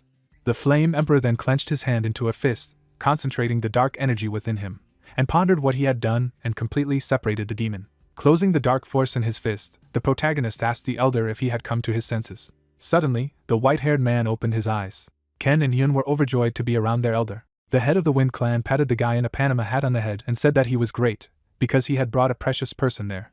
Watching from the sidelines, Shin said that they had used magic that was slowly extinguishing the goblin's fire inside the elder, and asked if he had completely freed him from that magic. Looking at Kong, who had closed his eyes, the guy in the cap asked how he managed to do it, and he explained that he had simply removed the magic that was inside. Standing in front of his friend, Shin asked what had become of her, the Flame Emperor asking if he was talking about dark energy. Smiling broadly, the protagonist claimed that he had simply swallowed it and cleaned it. Hearing this, the guy in the cap opened his mouth in surprise. Pointing his hand at him, Shin asked that it was not possible to do it so easily, when suddenly someone called out to them. It was Y, the elder of the Goblin Wind tribe, who said with a smile on his face that he hadn't introduced himself, and gave his name and position. Abruptly closing his eyes, the man declared that he owed them his life and did not even know how he could thank them. Immediately afterward, Y tried to get up from his seat and felt pain. Noticing this, Kong immediately ran up to him and explained that he had to sit down first, and told him that he had removed the source of the disease, but he had lost a lot of strength, so he should not strain too much. As he put his hand into his inner pocket, the Flame Emperor said that he had something else. Taking out a few branches of plants tied together, the protagonist claimed that it was the medicinal herb Imyancho, and it would help him recover faster. Seeing this, the Goblin Elder was greatly stunned. Yun suddenly appeared behind Kong, declaring that he knew so and was definitely right, because they call it the healing herb Hizenko. Looking at the plants in his hands, the Flame Emperor noticed what he was talking about that time, and the head of the Wind Clan laughed, explaining that the names were just different. With a big smile on his face, Y said that he had raised Yun as his own son, and he volunteered himself, saying that he would find a special person and would certainly save him. Looking in front of him, the protagonist noticed that, to be honest, he was going to come to them himself, because he wanted to ask something. Looking at him in surprise after hearing this, the Goblin Clan elder asked what he was talking about. Sitting down at the table with the Wind Clan head, Kong asked if he could elaborate on what had happened. Closing his eyes, Y told him that this was not the first time the Black Brotherhood had attacked a goblin village, and he had always wondered what they were trying to achieve. Looking forward, the Goblin Elder noticed that he had noticed something strange this time. Remembering the monster riders breaking out of the portal, the Wind Clan leader stated that unlike previous attacks, this time they had brought a large pack of wild beasts with them, and it felt as if they had carefully prepared for an attack. Visualizing the images of the main goblin warriors in his head, Y said that, however, at that moment, he didn't pay much attention to it, and there were just a few more of them, but still not enough to counter them. Remembering the dead man lying on the ground, the Wind Clan leader concluded that there were more of them than usual, and there were fewer experts. Imagining how the man was going to attack him from behind, Y said that perhaps that was why he suddenly felt some incomprehensible anxiety. Visualizing the man attacking him, the Goblin Elder told him that the unexpected had happened at that moment. The Wind Clan leader remembered blocking his blow with a club, and explained that a weapon had appeared that emitted an unpleasant demonic aura. Imagining in his head the blade breaking against his weapon, Y claimed to have repelled the attack, but the sword crumbled too easily. Visualizing the shards of the blade, the Goblin Elder noticed that it was as if it was created specifically to shatter into pieces. At the same moment, he noticed several pieces of debris flying in his direction. Suddenly, one of the fragments pierced his chest. At the same time, his eyes strained a lot. Immediately afterward, the Wind Clan leader destroyed his opponent with the last of his strength. Then he fell to his knees and began to cough up blood. Ken, who noticed this, was very frightened and called out to the elder. A moment later, the Wind Clan began to beat the already defeated man and asked what he had done to their head. At the same moment, the man smiled broadly. There was an unknown pill in his teeth, and the goblins asked if it was poison. Suddenly, the man bit through the pill with his teeth. Then everything around him was sprinkled in his blood.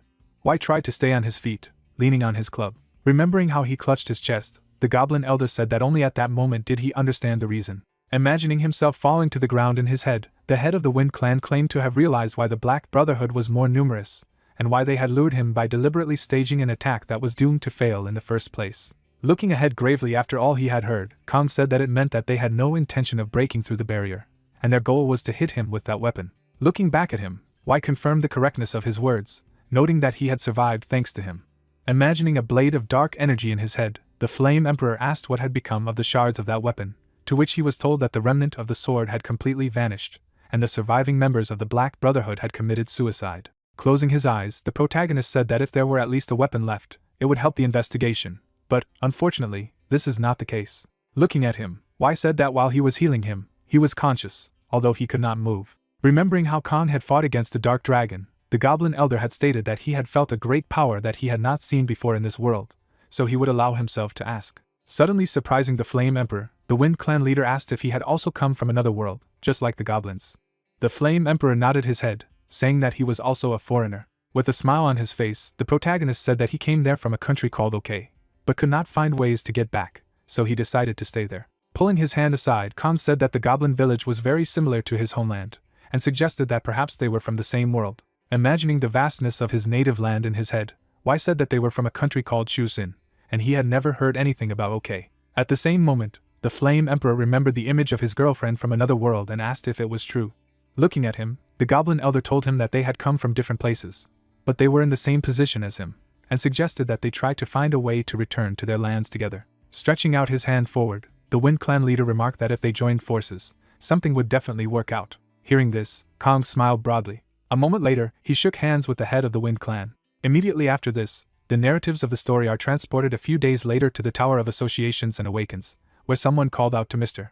President. A guy in a tuxedo looked at the real man in front and said that the Minister of Defense was interested in whether it was possible to meet with him tomorrow. Looking forward, the association worker added that he had said that he would like to apologize for the attack on the Goblin Elder. Standing with his back to him, a man in a light suit told him to make an appointment for the day after tomorrow, and he noticed that it was urgent. Remembering how the girl was led to the police car, the guy in a tuxedo explained that he called them as soon as he found out that his secretary turned out to be a traitor. Glancing menacingly to the side, the gray-haired man stated that the Goblin Elder could have died, and if he felt guilty, let him wait another day. The employee of the association nodded his head, said that he understood everything, and his boss explained that he also needed to go somewhere on a personal matter. Looking at him after what he heard, the guy in the tuxedo asked where he needed to go, and was going to take him, and the man with gray hair explained that it was personal. Looking at his boss, the employee of the association said that he could not allow him to go alone, because it was too dangerous, and he said that it was okay. Putting on his jacket, the man with gray hair stated that he was just going to one ordinary Chinese restaurant to have dinner there. At this time, there were photographs of events in which Khan took part on his desk. The dial of the elevator showed that he had arrived on the first floor. When the doors opened, a man with gray hair stepped out. As he buttoned his jacket, he mused that this guy was said to have managed to heal the Goblin Elder, but there was a high probability that it was a lie. As he walked through the office of the Awakened Association, the gray-haired man reasoned that it was unlikely that he had been able to find the cause of the Elder's illness, as even their best healers couldn't find any way to cure him.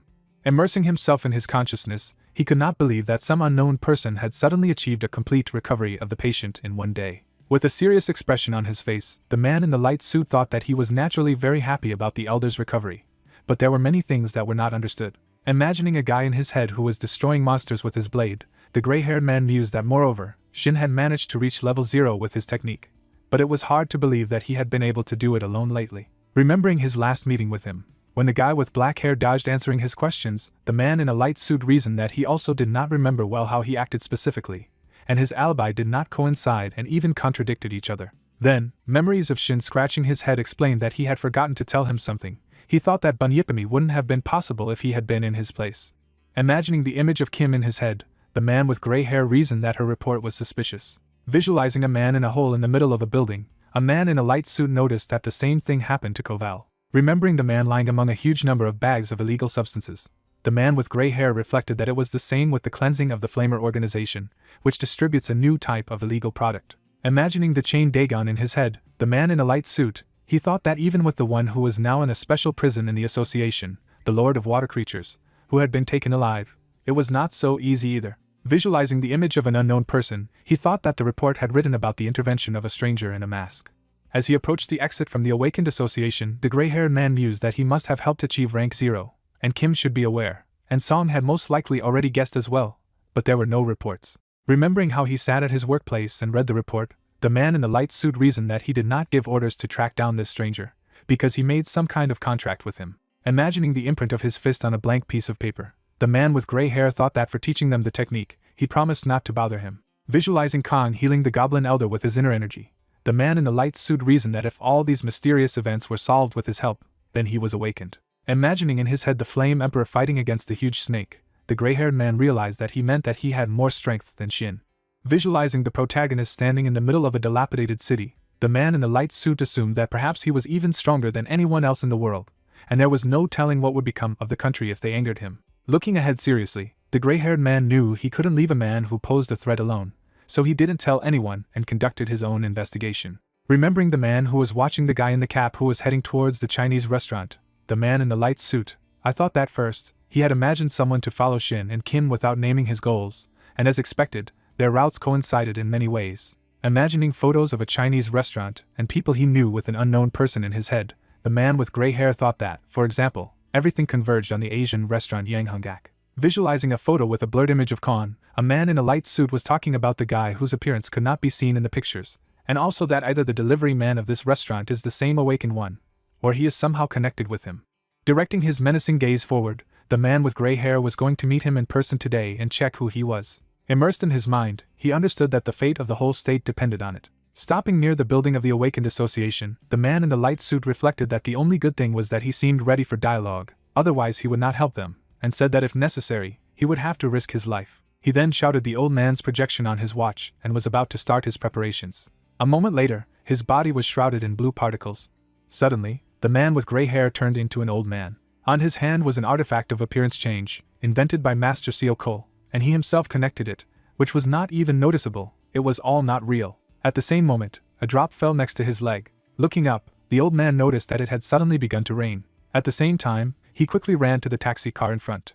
Getting inside, the old man asked to take the taxi driver to the desired area, and he agreed. A moment later, the car jerked forward. Two people watched all this from a shelter. They were the leaders of the Black Brotherhood looking at them, brother and sister Jung and Hong, and the guy asked if this old man was the president of the association, and the girl confirmed his argument, and wondered where he was going without guards, to change his appearance. With a snide grin on his face, Jung noticed that things would go faster now, and they would become famous so soon.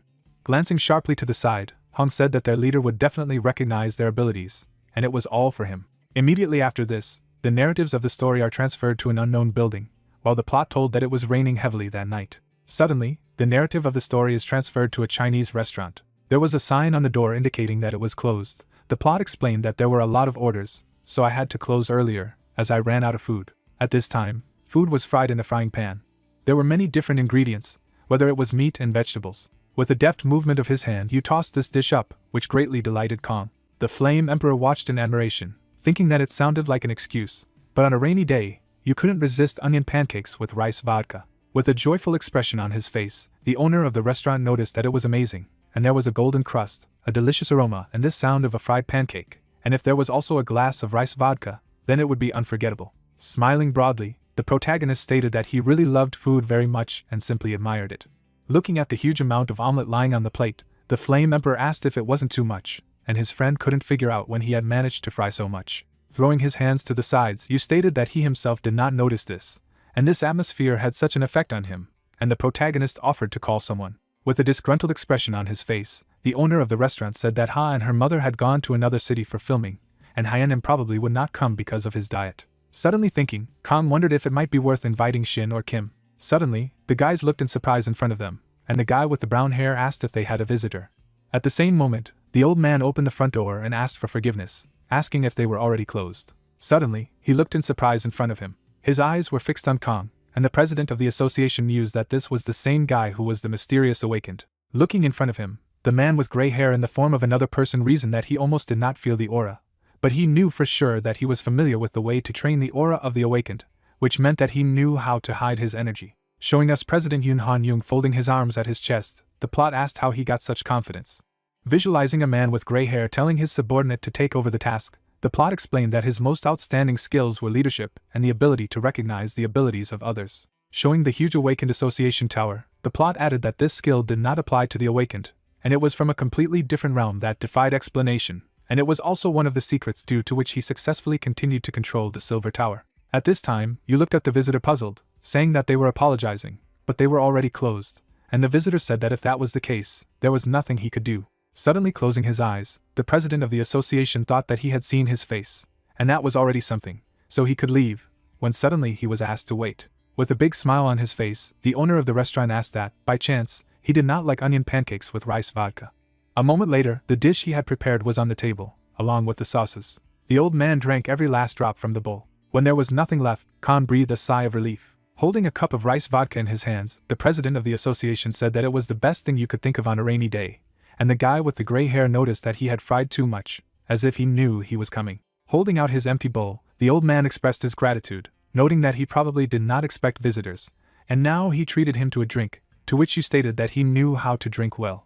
Looking at several bottles of booze on the table, the owner of the restaurant said that he had drunk so many bottles and was still sober, and Han said that he hadn't drunk like this in a long time and would tear everyone up today. Immediately after that, the guys began dancing and shouting that they needed to drink to the bottom, and the plot noticed that the president had forgotten about his goal. At this time, Khan was also drinking rice vodka, thinking that this was not surprising since he had worked so hard that he didn't have time to drink. Suddenly smiling, the Flame Emperor reasoned that he had immediately guessed that this old man was the president of the association. At the same time, he remembered the image of Ji, who with a smile on her face said that he would become a great person, and without him, Korea would no longer exist by that time. Imagining in his head how the president of the association helps the wounded awakened on the battlefield, the protagonist recalled how the girl with red hair added that he was the one who fulfilled the duties of the head of state, and it was this person who was suitable for the role of president of the association. Looking at Han as an old man, Kang thought that, as his girlfriend had said, the president's energy was emanating from him, and he didn't understand why he had changed his appearance and come there. Suddenly, the guys were surprised when the light bulb on the ceiling went out. A moment later, everything around went dark, and someone assumed that it seemed that the lights had been turned off. At this time, a brother and sister from the Black Brotherhood were outside, who were using lightning and were about to start hunting the tiger. Members of the Black Brotherhood were standing on the roof of a Chinese restaurant. Hong placed her hands on the floor and began to release the zipper. A moment later, a blue lightning bolt appeared from her hands. Brother and sister smiled mischievously, doing what they had planned. At the same moment, the people inside the Chinese restaurant looked at the lamp. A moment later, they were in a room with the lights off, and the old man noticed that it seemed that the light had stopped working, and you agreed with him, saying that they had recently changed the light bulbs. At the same time, Kang turned his menacing gaze forward. Awkwardly scratching his head, the owner of the restaurant could not believe that they had already expired, and stated that he would quickly go and check. Suddenly, the Flame Emperor placed a candle on the table, saying that it was not necessary to do this. Getting up from his seat, the protagonist stated that he was getting off on his own.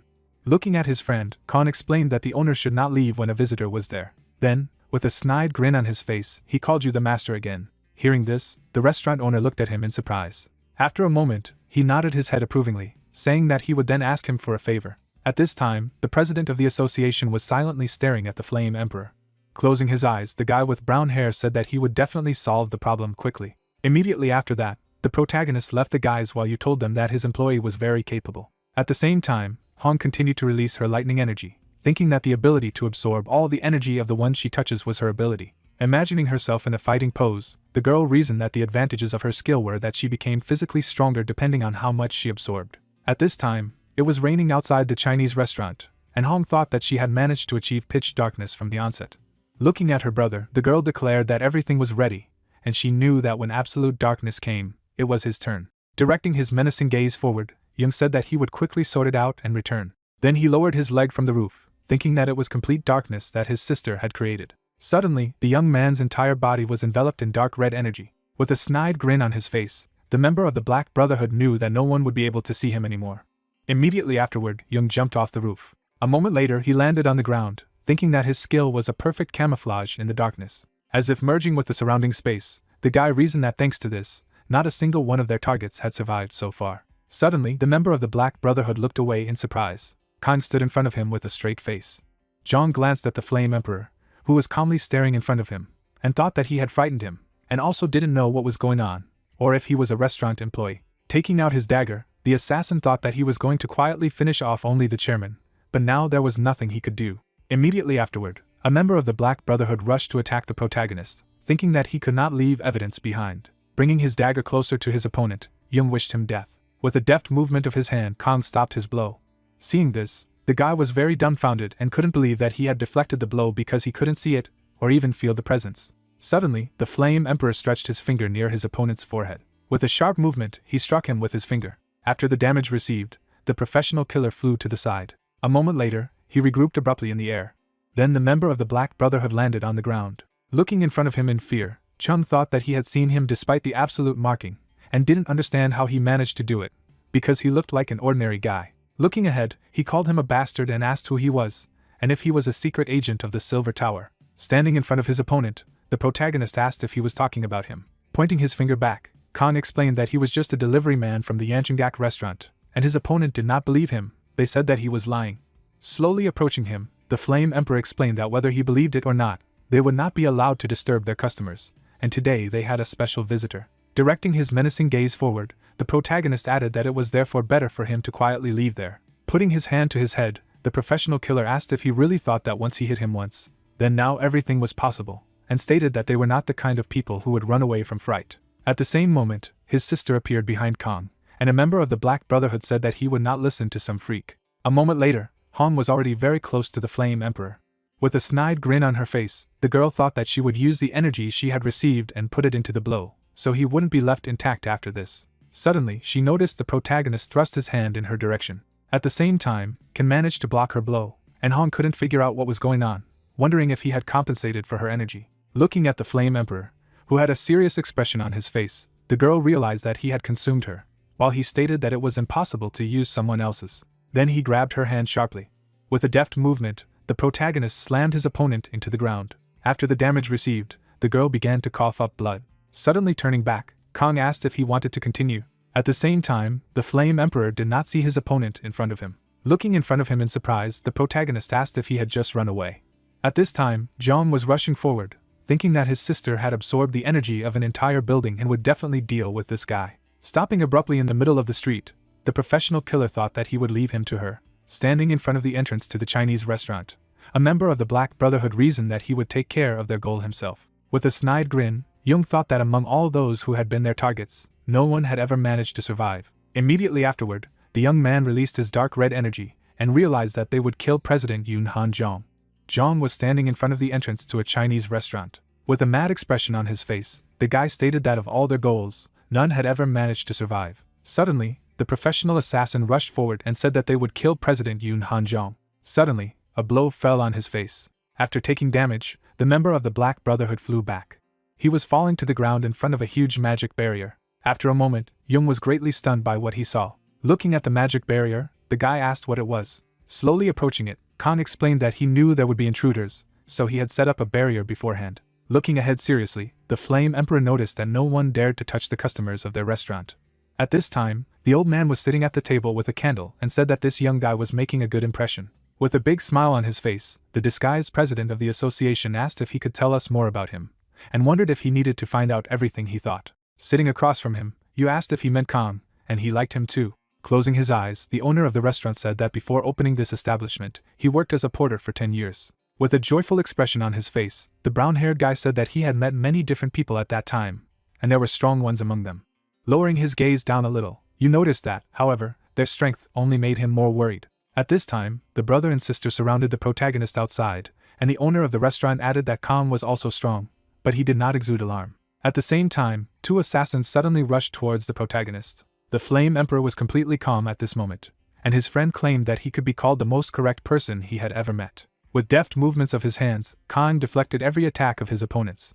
He closed his eyes and focused, thinking that this was not a bad technique. At the same moment, Zhang rushed towards him. Hong also headed forward to attack. With the help of hand movements, the Flame Emperor managed to deflect their blows. Looking forward with his menacing gaze, he declared that this was not enough.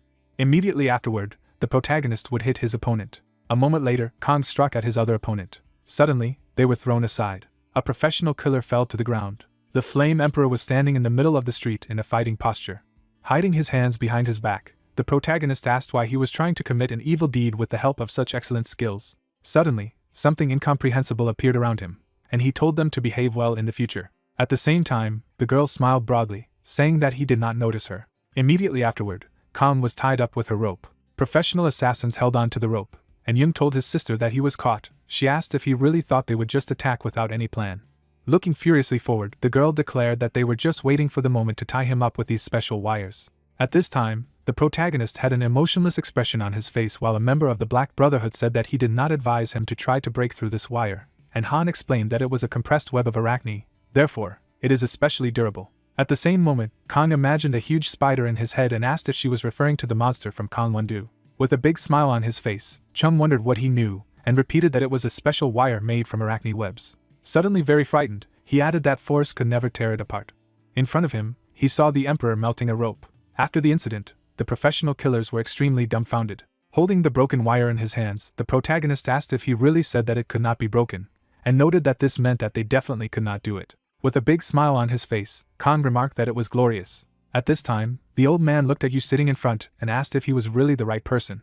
Through the window behind him, a bound chung flew by, as the president of the Awakened Association had stated that if someone with power used it with the right heart, then everything would be fine. The killer guy continued to fly past the restaurant while Han added that then peace would come to the earth. The owner of the restaurant looked at the old man in surprise as he asked what was wrong. With a sigh of relief, the brown-haired guy said he didn't even know. With a big smile on his face, Yu said that if for such a proper person, strength is a reason to give up his ordinary life, perhaps it is Kang.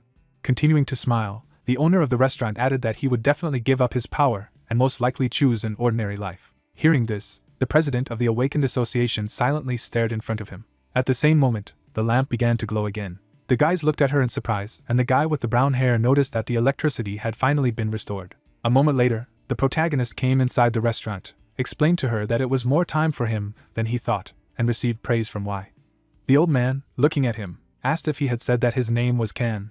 Glancing at the president of the association sitting at the table, the Flame Emperor confirmed his words and asked if he wanted to say something to him. Folding his hands to his chest, Khan gave a negative answer. Glancing at him sharply, the old man explained that he just wanted to thank him. Immediately afterward, the president of the association imagined in his mind a man in a hole in the wall and a man lying around the banned substances, musing that he was thankful for all those events. Visualizing a man in a business suit who was releasing his energy, Han reasoned that he was also grateful to him for saving so many people.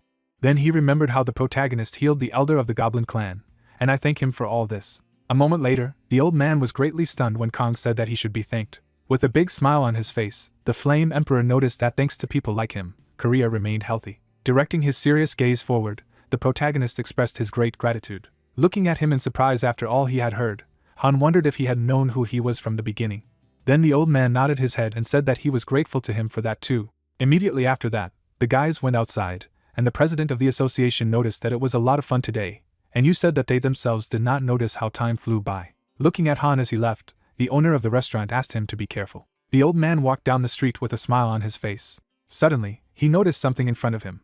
Looking at the professional killers tied to a lamppost, the president of the association asked who they were. Coming closer to them, Hans said that it was a brother and sister from the A-rank Black Brotherhood and wondered what they were doing there. Suddenly, he noticed a roll of paper next to them. Immediately afterward, the old man unwrapped it and read that it was indeed the leaders of the Black Brotherhood who were hunting him, so he had to be careful. Upon receiving this information, the president of the Awakened Association smiled broadly. Then he continued to walk along the street of the city. The narrative of the story is transferred to the water park, where people had fun in the water. The guys also came there, saying that it was a lot of fun. The plot then shows us some photos of who having fun at the water park. A girl with brown hair was happily waving her hand while in the pool. She was playing with other children. At this time, the guys were happily watching her. Kang folded his arms to his chest and thought that he had come with the Yu family to the water park, and Lim noticed that their daughter seemed to be having a lot of fun. Tae-bok smiled broadly as he filmed everything on his phone, and mused that Ha was very cute, while the Flame Emperor reasoned that he wasn't as a bodyguard, but as a member of Yu's daughter's fan club, the Chocolate Bun. Scratching his nose, the protagonist thought that he was just enjoying his vacation himself. Suddenly, he noticed the girls passing by, and he thought that it didn't last long until he encountered a serious problem. After a moment, Kang was a little puzzled. His eyes were riveted on the beauties in swimsuits, and he thought that it was the two naked bodies of others that were to blame for everything. With an embarrassed expression on his face, the Flame Emperor wondered if they were wearing too little clothing. Closing his eyes from embarrassment, the protagonist did not know what to do with his eyes, and understood that this was a critical moment in his life. At this time, there were also members of the Awakened Association in the water park. Song looked at his colleagues and asked what they were doing. Hearing this, the red-haired guy asked if he couldn't see, and Buck explained that they were looking for the starting stone. With an expression full of enthusiasm, the guy with gray hair declared that the water park was a bunch of wolves on the hunt, and his colleague noted that they had come there to protect the boss from men full of bad intentions, because this was their calling. Looking at them puzzled, the support worker asked what they were talking about, because he had actually come there as a volunteer. Pointing to the drawing on his back, the guy in glasses added that everything was in order to monitor the safety of citizens in order, and this was their calling. Suddenly, someone put a hand directly on his shoulder. It was the director of the Awakened Association, who asked the boss to be honest with them. With a snide grin, the gray-haired guy asked if it was true that he knew Kim's boss would be there today, so he applied to volunteer and even refused his vacation. Suddenly embarrassed after his question, Song stated that everything was not like that at all. Looking at the colleagues in front, the support worker asked why they were there and why they hadn't gone on vacation. Then the guys put their hands on the shoulders of the boss and said that they were talking about the same thing, and he was still stubborn. A guy with red hair with a disgruntled expression on his face explained that everyone in their department knew that he liked Kim's boss. Looking ahead, Buck noticed that if he hesitated, he might be outstripped, and Kim's boss was popular in other departments as well. Imagining themselves in the images of cupids, the guys said that he could not worry and trust the angels of love.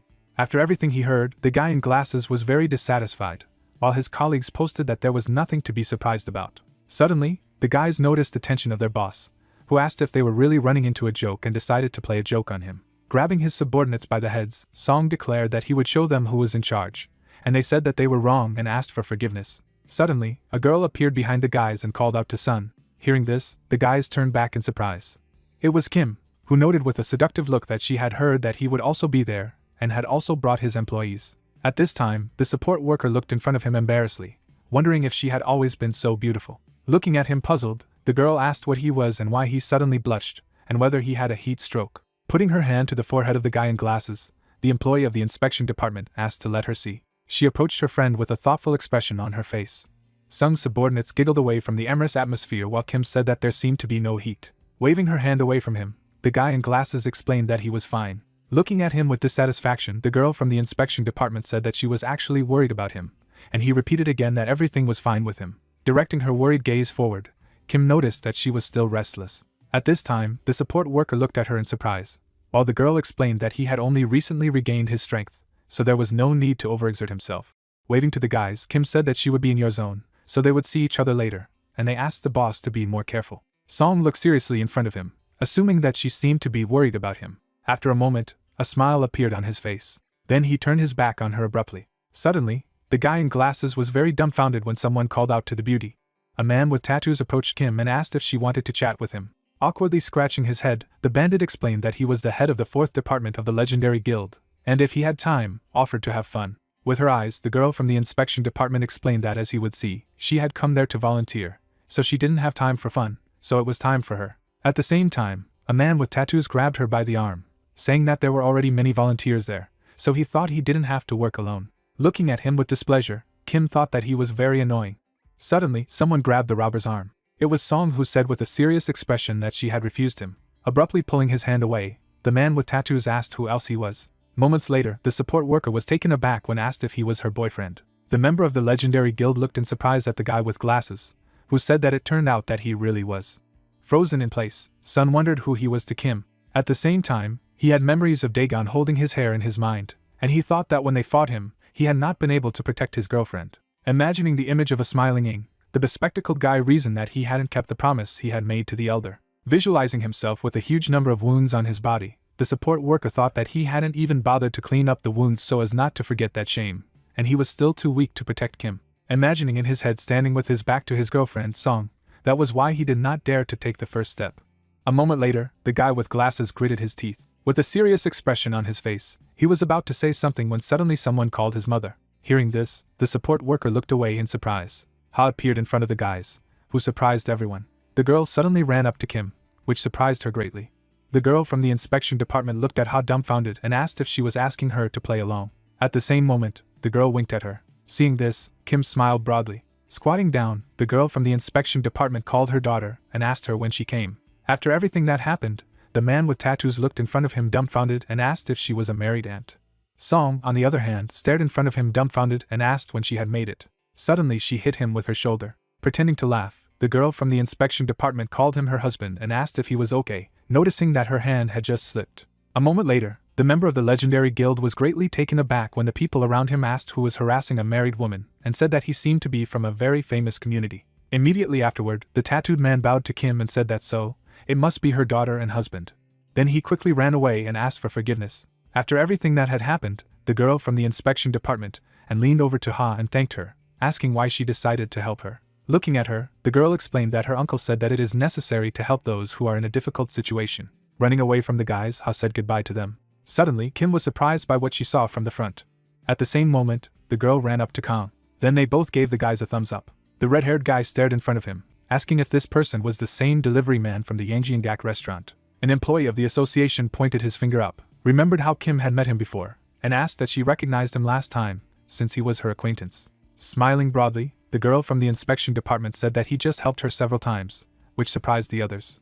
With a thoughtful look on his face, Buck mused that the delivery man from the Chinese restaurant was a rather unpleasant figure that no one would suspect. Pointing his finger forward, the director of the Awakened Association stated that he was an ant, and the plot explained that this was how the members of the Silver Tower called informants because they were like ants that foraged for food and brought it to the anthill. Taking her hand aside, Kim explained that it was something like this, while the guy with red hair noticed that he thought it was her secret lover, because he was very handsome. Looking at Song standing next to him, the gray-haired guy asked him what he guessed. At the same moment, the support worker silently recalled how Kim called him her husband.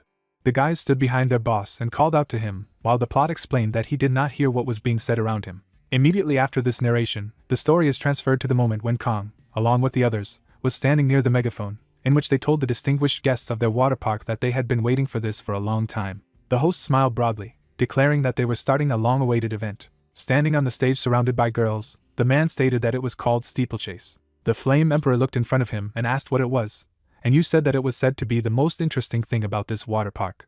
Looking to the side, the owner of the restaurant said that it was necessary to overcome the obstacle and get to the goal as quickly as possible. With his serious gaze forward, the protagonist was saying that he had to overcome obstacles, while his friend asked him why he needed it. At the same time, Ken had memories of wading through a huge number of traps, and told him that it was similar to the training he had as a child. Hearing this, the brown-haired guy looked at his friend and asked what kind of training it was. At the same time, the host, standing in front of the visitors of the water park, stated that everyone could participate in these competitions, regardless of whether they were awakened or not, and of course, could only use physical strengthening. Suddenly, a man in the crowd of visitors, looking in displeasure in front of him, asked if it was too beneficial for the awakened ones, when suddenly someone asked if there was a prize. Smiling broadly, the zookeeper said that they would soon see for themselves that there were no indulgences for the awakened, and of course, they had prepared a prize. Looking at the car standing aside, the presenter announced that it would be a new car from a popular company. Hearing this, the visitors to the water park were greatly delighted. Looking ahead, the employee of the water park said that if they want to participate in the competition, it is not too late to sign up and they need to find their employees and submit an application. Standing on the stage, the host and the girls next to him unanimously said that they hoped for their active participation. After hearing everything, Ha looked at Kong and asked if he would participate as well, and Kong explained that he just wanted to see. Suddenly, the girl became upset, remarking that she really wanted to ride that red car, and the Flame Emperor asked if this was the main prize. With an innocent expression on her face, Ha explained that she thought that if they had such a car, they could all travel together. Looking ahead with his serious gaze after her words, the protagonist asked if this was true and mused that he couldn't disappoint Ha. Looking at the girl, Kong said that he would try it then, too. She called him the best. Immediately afterward, Ha blew a kiss to the side and stated that if he took the first place, she would kiss him, while you asked what Dad would get. Hearing this, the protagonist seemed to be all inflamed, realizing that he would definitely have to make every effort just not to be discovered, while the girl answered her father that she kissed him every day. Immediately afterward, the narrative of the story shifts to the challenge bar, where the presenter announced that it was an obstacle race that offered new challenges in each competition. Volunteers watched everything that was happening from the sidelines, while the zoo worker added that this time many people signed up to participate, and they were waiting for hot competitions. At this time, Yu and Ha also stood next to each other and listened to the host ask if they were interested in what obstacles awaited them today, and who would be the winner who would be able to overcome all these obstacles. Looking forward, the employee of the water park introduced the first participant of the competition, who was the youngest head of the department from the legendary guild. At the same time, a man with tattoos came forward while the host said that his name was Park Myungil. Smiling broadly, Gil reflected that there were only a bunch of stupid people around who did not understand anything and did not even know what this event meant. Looking at the sign with the name of the competition, the man with tattoos reasoned that this was not just child's play, this was a competition organized by the best guild in the country. Looking ahead seriously, Gil realized that the prize for the winner was only a distraction, and the real goal was to choose real professionals among ordinary amateurs and invite them to his guild. Looking at the people standing to the side, exuding green energy, the man with the tattoos thought that their human resources agents were hiding among ordinary citizens. Unleashing his inner energy, Gil reflected that although he belonged to a legendary guild, he would like to play among the big fish if he had such a chance. Immediately after that, he rushed forward, and the leader said that as soon as he heard the signal, he should boldly set off. The man with the tattoos began to go through the obstacle course, reasoning that this time he would show off his skills and go to the Red Dragon Guild. Stepping on the surface of the obstacle course, Gil thought that it would be worth showing a huge difference in level for this. Pushing forward with great force, the man with the tattoos thought that this was the way to act. Suddenly he was very surprised by something. Gil flew off the obstacle course, which was very stunned. A man with tattoos fell into the water while the host announced that the participant had fallen through on the first obstacle. Kong, looking serious ahead, mused that there was no benefit to the awakened, and that was what they meant. Looking at the obstacle in the competition lane, the Flame Emperor reasoned that they looked ordinary on the outside, but when pressing on certain areas, these settings reflected the blow received. Looking ahead, the protagonist understood that in other words, it was worth considering the elasticity that he could withstand, and without experience, it was difficult to control his powers. Glancing sharply to the side, Kong thought that he could handle it easily, and wondered how many people would be able to bypass this trap. Suddenly, he noticed something surprising in the front. Looking in front of him, the protagonist thought of a person. The narrative of the story continued to take place in the middle of an obstacle course where someone had fallen down. The man hit the spinning mechanism, and the host announced that he had lost. Then the other person was thrown aside, and the park worker said that he also lost. Immediately after that, the third guy was stopped by another obstacle, while the host said that it was a pity, but he also lost. With an expression full of enthusiasm, the water park worker said that the losers follow one another. Looking at a person who falls into the water, the leader asked what was happening, and maybe the obstacles in these competitions were too difficult. Looking at the button at the end of the obstacle course, the water park employee noticed that none of the participants had yet reached the finish line. Looking ahead seriously, Khan reflected that the obstacles were much more complex and confusing than they seemed, and it was no wonder that it was so difficult for everyone to pass them. Glancing sharply to the side, the Flame Emperor reasoned that it was a piece of cake for him, but there was hardly anyone among the participants who could pass these traps.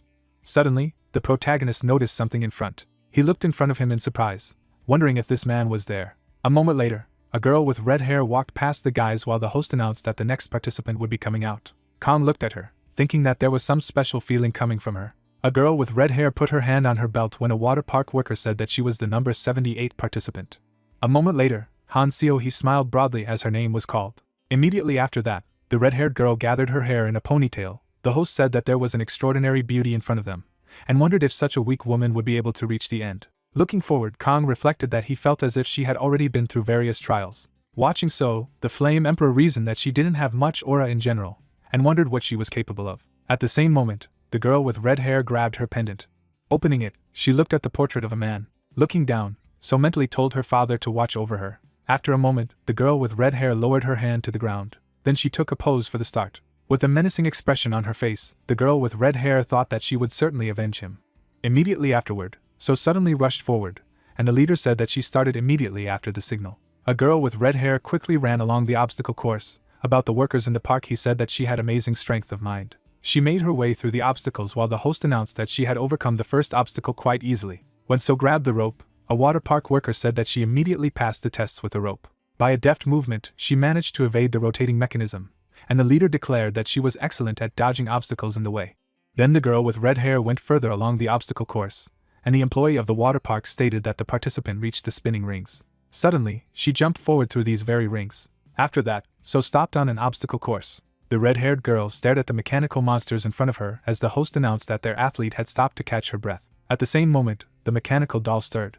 At the same time, robot monkeys came into action. The people watching began to cheer as the water park worker said that she was proud of their obstacle course, artificially intelligent combat robots, Monkey Brothers. With a serious expression on his face, Kong stared in front of him as the host announced that they were collecting data and getting stronger with each competition, and this was an obstacle where up to 90% of the participants lost. A moment later, So rushed forward at great speed, and the water park worker noticed that she suddenly switched to running. A girl with red hair was rapidly approaching the mechanical dolls, while the host stated that he did not think she would be able to avoid the brothers' attack. At the same moment, the robot monkeys were preparing to attack. Suddenly, Seo dodged the mechanical doll's blow while the water park worker said it was a relentless blow from the monkeys. A girl with red hair was behind the robots, and the host stated that their athlete was quite dexterous, and she managed to dodge the blows, but there are two monkeys, so everything becomes very dangerous. Immediately afterward, the mechanical doll turned towards Seo. Two robot monkeys simultaneously attacked a girl with red hair while a water park worker said she was between a rock and a hard place. The volunteers watching this from the outside were greatly stunned. The host also looked in surprise in front of him. At the same moment, Khan was extremely amazed by what he saw. The two mechanical puppets were defeated by deft blows. A moment later, So jumped up above her opponents. Then it landed on the next platform. People watching from the outside were delighted with this. At the same time, So sighed with relief. The host looked in front of him dumbfounded, said that it was just amazing and she managed to defeat the Monkey Brothers, performing an incredible jump. Observing the girl with red hair who continued to pass the tests, the zookeeper noticed that while he was saying this, she had already begun the next obstacle. so continued to move along the obstacle course, and the host asked what awaited her next. A moment later, the moving board suddenly tilted to the side, which was immediately announced by the employee of the water park. Noticing this, the girl with red hair grabbed the platform tightly. The host stated that she could not resist, and perhaps this was the end. After a moment, she gripped the edge of the platform tightly. S began to climb back up while the water park worker noticed that she had barely managed to catch on to the edge of the plank. Watching everything from the sidelines, Khan noticed that she had incredible concentration. At the same time, a girl with red hair ran to the next obstacle, and the host announced that she had almost reached the finish line. Suddenly, Seo jumped onto the moving platform while the water park worker was telling her not to relax until the very end. Immediately afterward, the girl with red hair landed at the very end. With a deft movement of her hand, she pressed the button.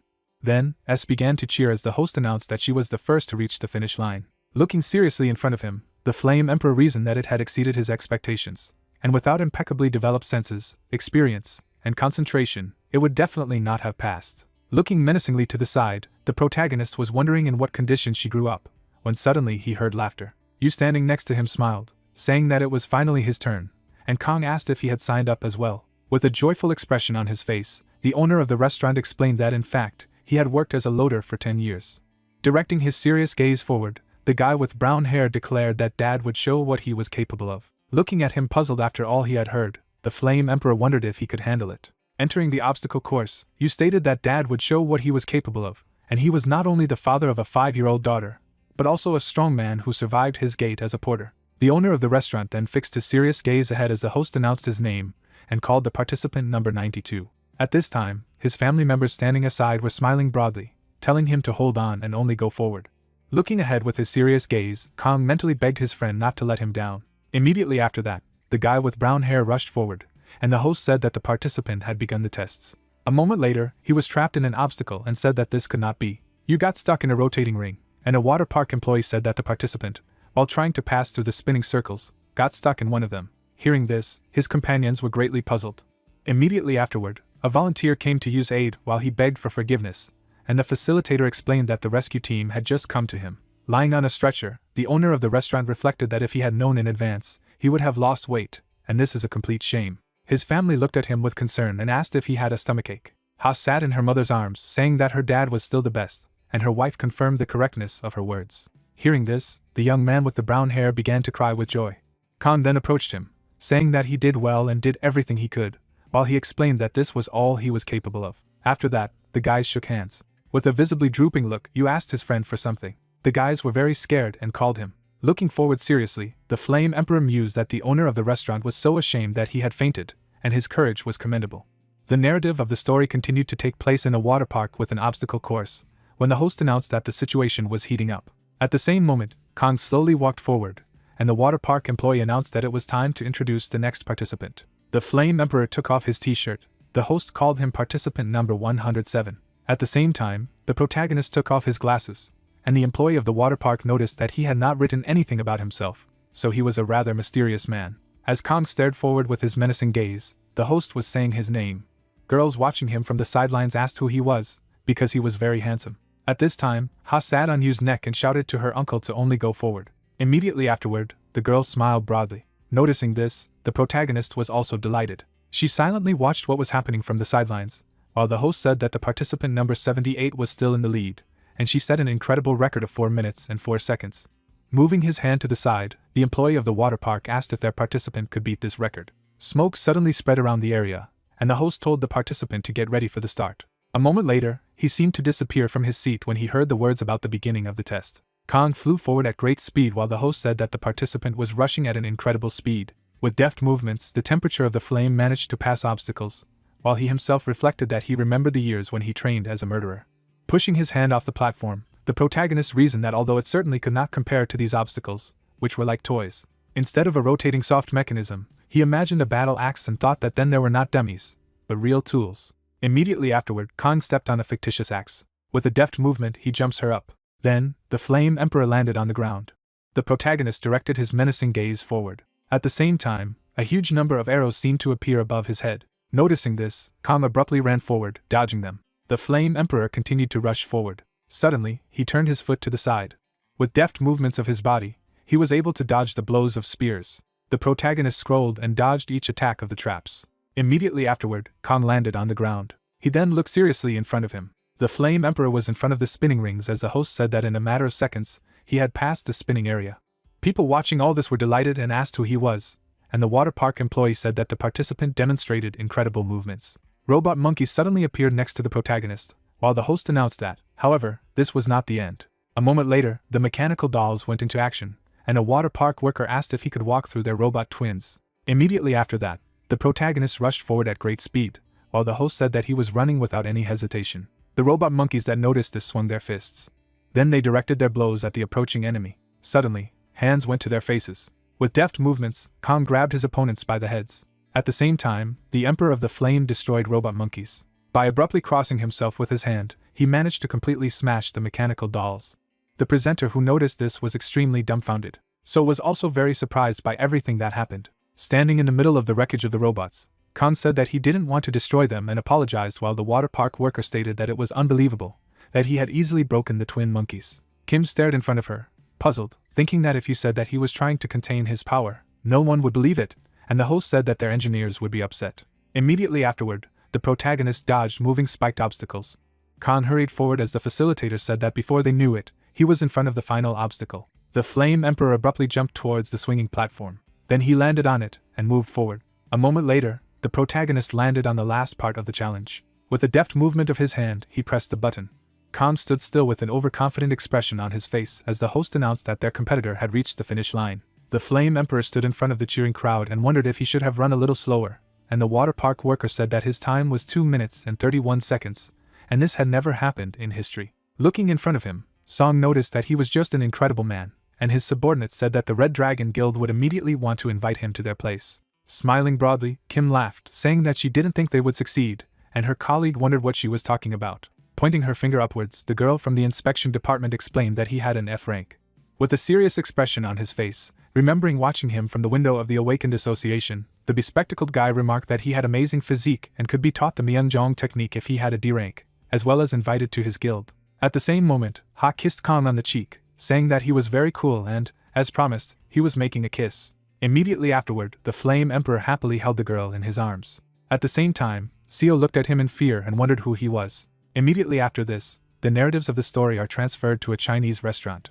Ji looked at the TV in surprise when the news anchor announced urgent information with the topic of the day about the ghostly thief Black Cat, who again warned of an impending crime. The employees of the TV channel looked seriously in front of them, saying that today at 10 p.m. he was going to appropriate the diamond of the Tears of Huang Wei from the Museum of Heroes. Kong stared in surprise and asked about it as the news anchor added about the Black Cat's statement to the Awakened Association. Putting her hands on her belt, Ji said that he stole only diamonds and had already appropriated a lot of jewelry, and only one of them did not work out. Looking at her after hearing this, the Flame Emperor asked that whatever abilities he possessed, he was just a thief, and why there was so much fuss around him, to which he was told that he had more than just outstanding abilities. Imagining a sealed letter in her head, the girl explained that he always warned in advance in notes about his plans. Well, no matter how much they strengthened the security, it was never possible to prevent the kidnapping. Visualizing an unknown person in a black cat costume, Ji added that the strangest thing was that he had returned all the stolen diamonds. At the same moment, the protagonist was very surprised and wondered why he had to return everything he had stolen. Closing her eyes, the girl noted that she did not know herself, because in the end no one was hurt, and apparently, the black cat even had fans. Immediately afterward, Kong pondered, thinking that he was sending a warning and returning the stolen goods, so perhaps he just wanted to show off his abilities. Suddenly, the bell on the front door rang as it opened. The guys immediately looked at Shin, who was entering the restaurant. Looking frightened in front of him, the guy with black hair asked for help. Immediately after this, the stories are transferred to the Museum of Heroes, when night has already fallen. Ha looked at the jewel in front of her in admiration. Then she looked at Kong standing next to her, and said that he was very beautifully sparkling, and Shin confirmed her words and noticed that they had not come there in vain. Looking at the shiny diamond, the Flame Emperor asked if this gem was going to be stolen by the black cat, to which he received a positive answer. Standing in front of his friend, the protagonist asked what he was there for, and he tried to find the right words. Awkwardly scratching the back of his head, the guy in the cap explained that, to be honest, he was at the scene of the crime as many as 2 times, but he could not arrest the thief. Surprised by what he heard, he asked if he was so clever that even he couldn't do anything, and Shin said that he had no excuse.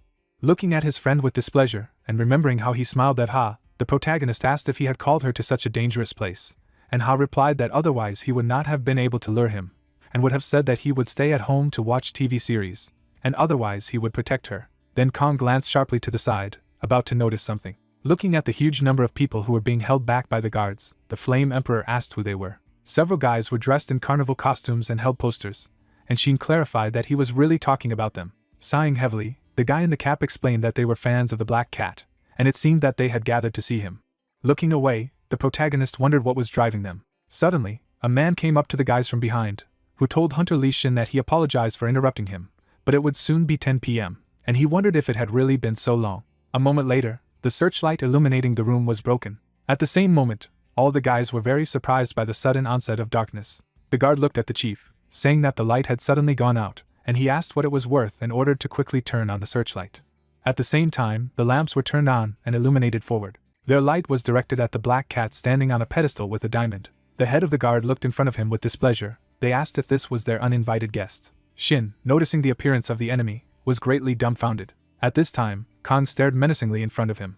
The robber held the diamond in his hands, telling the ladies and gentlemen that, as he had warned, he would take Wang He's tears today. Sending his fans a kiss, the Black Cat noticed that in return he would give them his love. Seeing this, his support group began to rush forward, saying that they wanted him to take their hearts. Pointing his finger forward, the head of the guard ordered his subordinates not to stand still, but to grab him. Immediately after that, the soldiers approached the robber. Noticing this, the Black Cat grinned mischievously. Suddenly, he created several clones and ran in different directions. The guard looked at the copies of the Black Cat in surprise and told the commander that there were several of them now. Directing his puzzled gaze forward, the head of the guard ordered to seize them all. Hearing this, the man jumped onto the robber's projection. As he got closer, the clones suddenly turned into a mist. At the same moment, a smoke bomb appeared on the floor in front of the guard. Moments later, the guards choked on the smoke, saying it was tear gas, and Kong covered himself and Ha with a magical barrier. While under protection, the Flame Emperor pondered the tear gas mixed with the smoke screen, and realized that it was not a mere thing. Immediately after that, the soldiers ran out of the building, and their commander called them idiots, asking who gave the order to break the ranks. Holding the walkie-talkie in his hands, the man said that the Black Cat was still inside, and ordered to block the doors so that no one would come out. At this time, the dark man made his way behind the guards, thinking that everything was going as he had planned. With a smug expression on his face, the robber reasoned that if he used tear gas indoors, people would instinctively rush to look for a way out, and at that time he would be able to get lost in the crowd, to avoid it. Pointing his finger at the guy in the carnival costume, the Black Cat said that this was the same person, and thought that he had prepared a distraction to be on the safe side. Immediately afterward, the head of security grabbed the cosplayer, telling the Black Cat to stand still. Taking off his hat, the man declared that he was finally in their hands. In front of him, he saw a crying guy in disguise, who asked why he was doing this to him, and the head of security noticed that they were just his fans. After everything that happened, all the people inside the museum went outside. Shin suddenly droops, says he can't believe he brought him there, and the robber stole the jewelry anyway. At the same moment, Kong suddenly noticed something to the side. Looking at Ha Yun, the Flame Emperor told her to wait there for a while, and she immediately agreed. Then the protagonist approached the grandmother, who was coughing from the smoke. Looking at the old woman, Kong offered to accompany her home, and she explained that she could walk herself. Taking her by the arm, the Flame Emperor asked her not to refuse help and to lean on him, for which the grandmother thanked him. Walking with him along the street, the old woman noticed that he was young, and so kind. The old woman standing near the turn noticed that they had come, and behind this alley was her house, so she thanked him. With a snide grin, the protagonist explained that he had nothing to thank him for. A moment later, the grandmother was greatly stunned when she was called the Black Cat. After a moment, the old woman looked menacingly to the side. Stopping at the bend, the grandmother thanked Ken for his help. Looking forward with his serious gaze, the Flame Emperor explained that he had nothing to thank for. Suddenly, the old lady abruptly turned back when she was called the Black Cat. Grandmother froze in place and just kept silent. Suddenly smiling broadly, the old lady asked what he had just said, and if he had lost his pet. Looking at the real grandmother from the front, the protagonist explained that he was a good pretender, and even a master of disguises, so it was impossible to recognize it with an ordinary eye, and it should also be taken into account that he did not use the artifact to change his appearance. With a smile on his face, Kong added that he was the only one who could distinguish the aura of people, so he could not be fooled. Immediately afterward, the old lady grinned mischievously. Then, an unknown smoke appeared in front of the Flame Emperor. Suddenly, climbing onto the roof of the building, the robber laughed mischievously. Adjusting his hat, the Black Cat explained that artifacts for camouflage were needed by amateurs. Looking forward with his smug gaze, the robber declared that with them he would be immediately recognized with the help of the skill of recognition. Taking his hand aside, the Black Cat asked how he managed to guess and at what point he understood everything. Sighing heavily, Kong replied that he didn't even know, and perhaps from the very beginning. Hearing this, the robber was greatly stunned. Looking puzzled in front of him, the Black Cat asked if it was true from the very beginning, and therefore from that moment, when he was hiding among the crowd in the museum. Thoughtfully looking away, the protagonist explained that he had guessed back in the water park. Standing on the roof of the building, the robber asked which water park he was talking about, and Kong asked what the name was. Directing his serious gaze forward, the Flame Emperor and noticed that he had finally remembered. At the same moment, Han Seo-hee in the form of a black cat was greatly stunned when her name was called. Looking in front of him, the protagonist explained that she perfectly overcame all obstacles, so he remembered.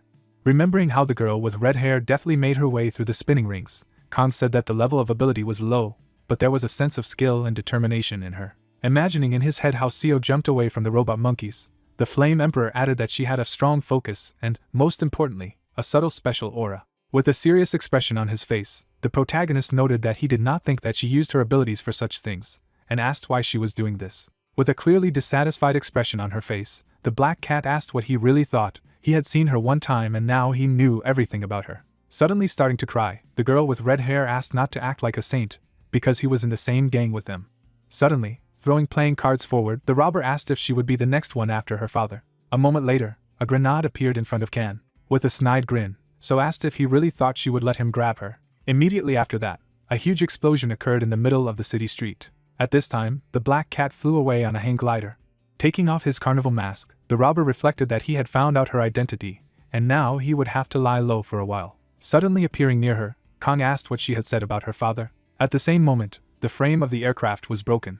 A moment later, the guys began to fall down, and the Flame Emperor noticed that it somehow broke easily, although it looked quite reliable. At the same time, a girl with red hair took a weapon out of her pocket.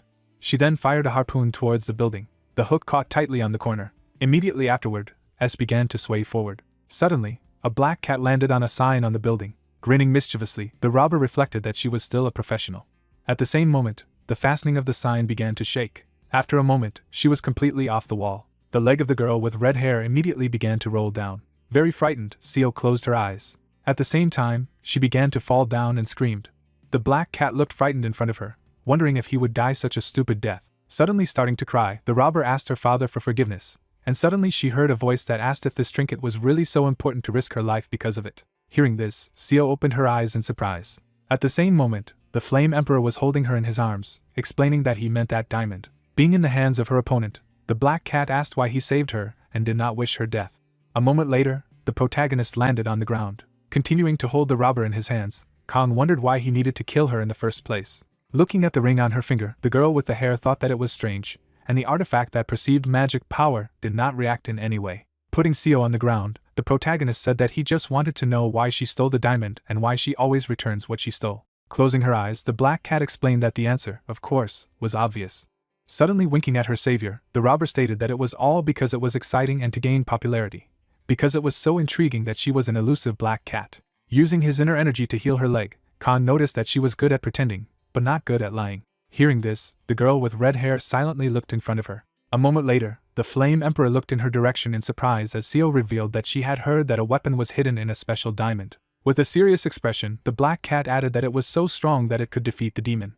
Sharply immersed in his thoughts, the protagonist thought about a weapon capable of defeating a demon. Khan continued to use his internal energy on Seo's leg. Looking at her, the Flame Emperor asked about the weapons that could defeat the demon. With a visibly drooping expression, the black cat explained that she knew it sounded crazy, but now it was more important to her than her own life. As the robber stared silently in front of her, the Flame Emperor remarked that he wanted something from her. Fixing his serious gaze on her, the protagonist added that he needed her to talk about it in detail. Looking at him in surprise after hearing this, the girl with red hair asked if it was true. Closing her eyes, So noticed that it was the first time she had poured out her soul to someone like this. With a sad look, the black cat told about her deceased father. Recalling how she spied on him as a child, the robber added that he was a famous archaeologist and gemologist. So one day he received an order with an unusual gemstone. A man with red hair looked through the device at the red ruby. After a moment, he was very dumbfounded, saying that this simply could not be. Imagining in her head how her father showed her this very precious stone, the robber said that her father was very excited and said something to her. Visualizing a red ruby in his hands, a girl with red hair said that a weapon that could destroy a demon was hidden inside this stone. Then, memories arose in Seo's mind of looking at this gem in admiration, and added that he claimed that they could make the world a better place. And then he talked for a long time about the power of this artifact, but she was small and therefore did not remember all of his words. Visualizing himself bringing his working father a snack, the black cat stated that in order to write a dissertation on his discovery, he began research. Imagining a bloody trail on the floor in her head, the robber began to talk about the moment when his work was almost finished. Recalling several people in black suits standing in front of her wounded father, the girl with red hair explained that unknown people had come for him. At the same moment, the man with red hair sharply looked to the side. His eyes were fixed on the photo of his daughter standing on the table, and he mused that he couldn't let them get to her. Immediately afterward, the archaeologist looked in front of him, puzzled. Father saw, then gritted his teeth in displeasure. Clenching his hand into a fist with great force, the red-haired man apologized that he would no longer be able to protect her. A moment later, he rushed into the attack with the last of his strength. At the same moment, people in black suits attacked him. After the damage received, the archaeologist began to roll back with blood. Immediately after that, he completely fell to the floor. At this time, a little girl was watching everything from around the corner, and unknown people said that the task was completed and it was necessary to take only a stone and burn all the materials. Imagining in her head tearfully trying to hold back her voice, so told her that she was too young to do anything, while the people of the Black Brotherhood claimed that everything was done as they were told. The girl's eyes were riveted on her dead father lying on the floor, and the robber added that she was only watching from hiding as her loved one died. Immediately afterward, the black cat visualized standing in front of the burning house and told her that they had set fire to Dad's papers and his lab, and she had managed to get out and escape to a shelter that had been prepared in advance. Imagining the newspaper and television news on the occasion in her head, the girl with red hair said that the next day the news said that her father had died in an accident, and then articles began to come out saying that all his research was false. Remembering sitting on the floor of the house, so stated that she tried to tell people the truth, but no one believed the little girl's words. Visualizing how she just cried as a child, the black cat noticed that something happened later. Imagining in her head how she reached for the book under the chair, the robber said that she had found a notebook that her father had hidden in this shelter, and perhaps he foresaw the danger. With a serious expression on her face, the girl with red hair added that the first line in that notebook was that the weapon that could defeat the demon was a shining weapon. Looking at her in surprise after hearing this, Kong asked about the gleaming weapon. Then he had memories of talking to Kim, who told him that a demon named Dagon had called the dagger to the recruits. Imagining the snide smirk of the Lord of Water Creatures in her head, the girl from the inspection department added that it was a demon-fighting weapon, but she hadn't been able to wake it up yet. Visualizing Uriel's dagger, Kim stated that he had said that his condition had not yet reached perfection, but it was clear that it was capable of inflicting damage on demons and possessed considerable power. With a serious expression on his face, the protagonist suggested that perhaps it looked like that dagger that his girlfriend had, or there were other similar blades. Looking at it, the robber said that shining weapons often slept inside special gems, and one of these was the stone that my father had examined. Looking at her, Kong wondered what it meant that there could be more than one weapon. Sighing heavily, the girl with red hair explained that even if she told others about it and asked to see the stone, no one would agree to it. Looking at So sitting in front of him, the Flame Emperor asked if that was why she was stealing gems. Continuing to look at her, the protagonist clarified that she really wanted to restore her father's honor and prove that his research was real, to which he received a positive answer. With an innocent smile on her face, the black cat noticed that no one believed it at all. Rising abruptly, Kong declared that this was not the case at all. Looking forward seriously, the Flame Emperor remarked that he believed in the existence of a weapon that could destroy a demon. Stretching out his hand in the direction of the robber, the protagonist added that they also believe that it is inside the stone.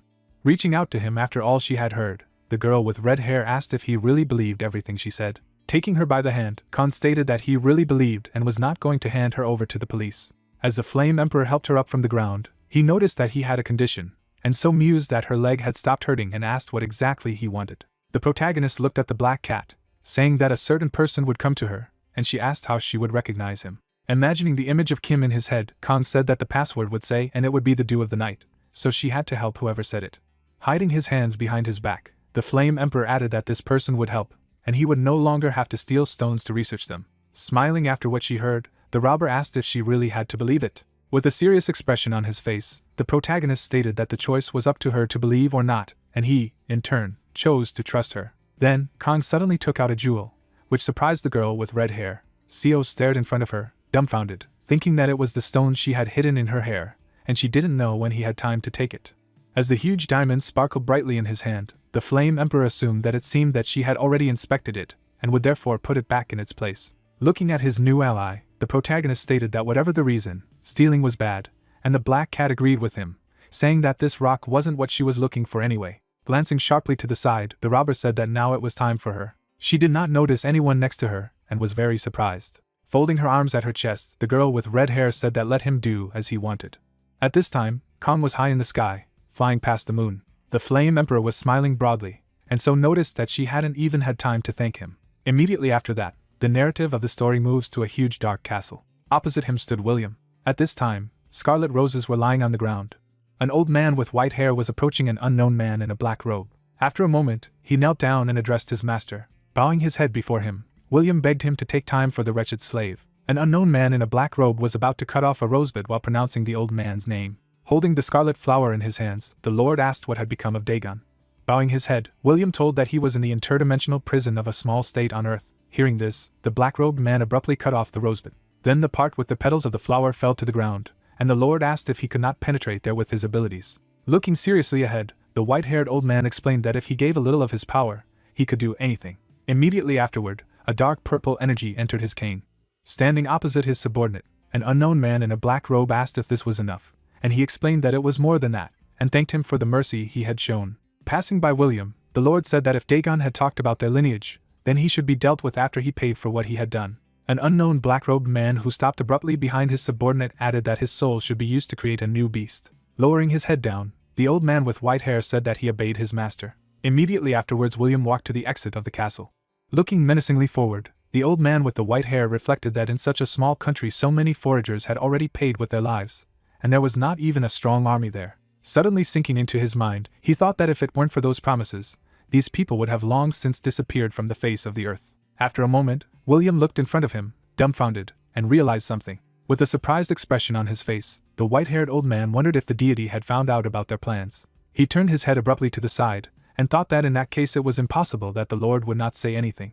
Immediately after that, the narrative of the story moves to the park near the fountain. The old man in sunglasses was just reading a book. With displeasure, he raised his glasses in the air, declaring that the print in this book was too small, and he had not had the right years to read. At this moment, a boy passing by was very frightened when he saw him. The child hugged his mother, saying that this grandfather was very scary. She said that they would return home now. After all that had happened, the old man in the sunglasses looked sadly in front of him. Then he lowered his glasses again, feeling guilty. Suddenly, Ha ran up to him, greeting her grandfather. The old man with the glasses looked at the girl standing in front. Raising his sunglasses, the seasoned warrior asked if she was not afraid of him, because his face looked intimidating, and he himself was quite large. Smiling broadly, Ha stated that she wasn't afraid of him at all because he had a kind heart. Looking in front of her, the girl added that he was always sitting and thinking about his friends. Hearing this, the old man with the sunglasses was very dumbfounded. Immediately afterward, he started laughing out loud, saying that she was very funny. Looking at Ha standing in front, the old man with the sunglasses noticed that this was the case, asking if she wanted him to give her something.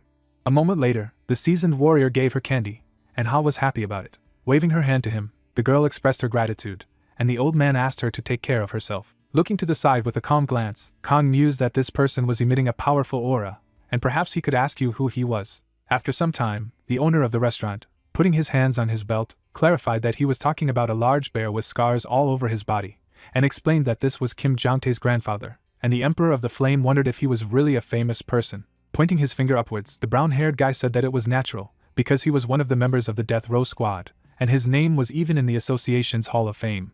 The protagonist looked in front of him in surprise, asked about the Suicide Squad, because he had never heard of such a thing. Imagining in his head the people led by the scarred old man, you said that 25 years ago, when the gates first opened, these 7 awakened people defended the city. Visualizing the image of a man with a huge hammer on his shoulders, the owner of the restaurant added that ordinary people volunteered to protect their families and loved ones and got together for this, and among them was a retired military man, Grandpa Jong, who became the leader of the group. Remembering how he deftly wielded his hammer to destroy monsters, the brown-haired guy stated that he was already about 50 years old at that time and his level wasn't that high, but he fought very bravely. Imagining in his head how Jong shook hands with Han, you said that after peace came, the squad decided to cooperate with the head of the Silver Tower, and together they dealt with the remaining monsters in Korea.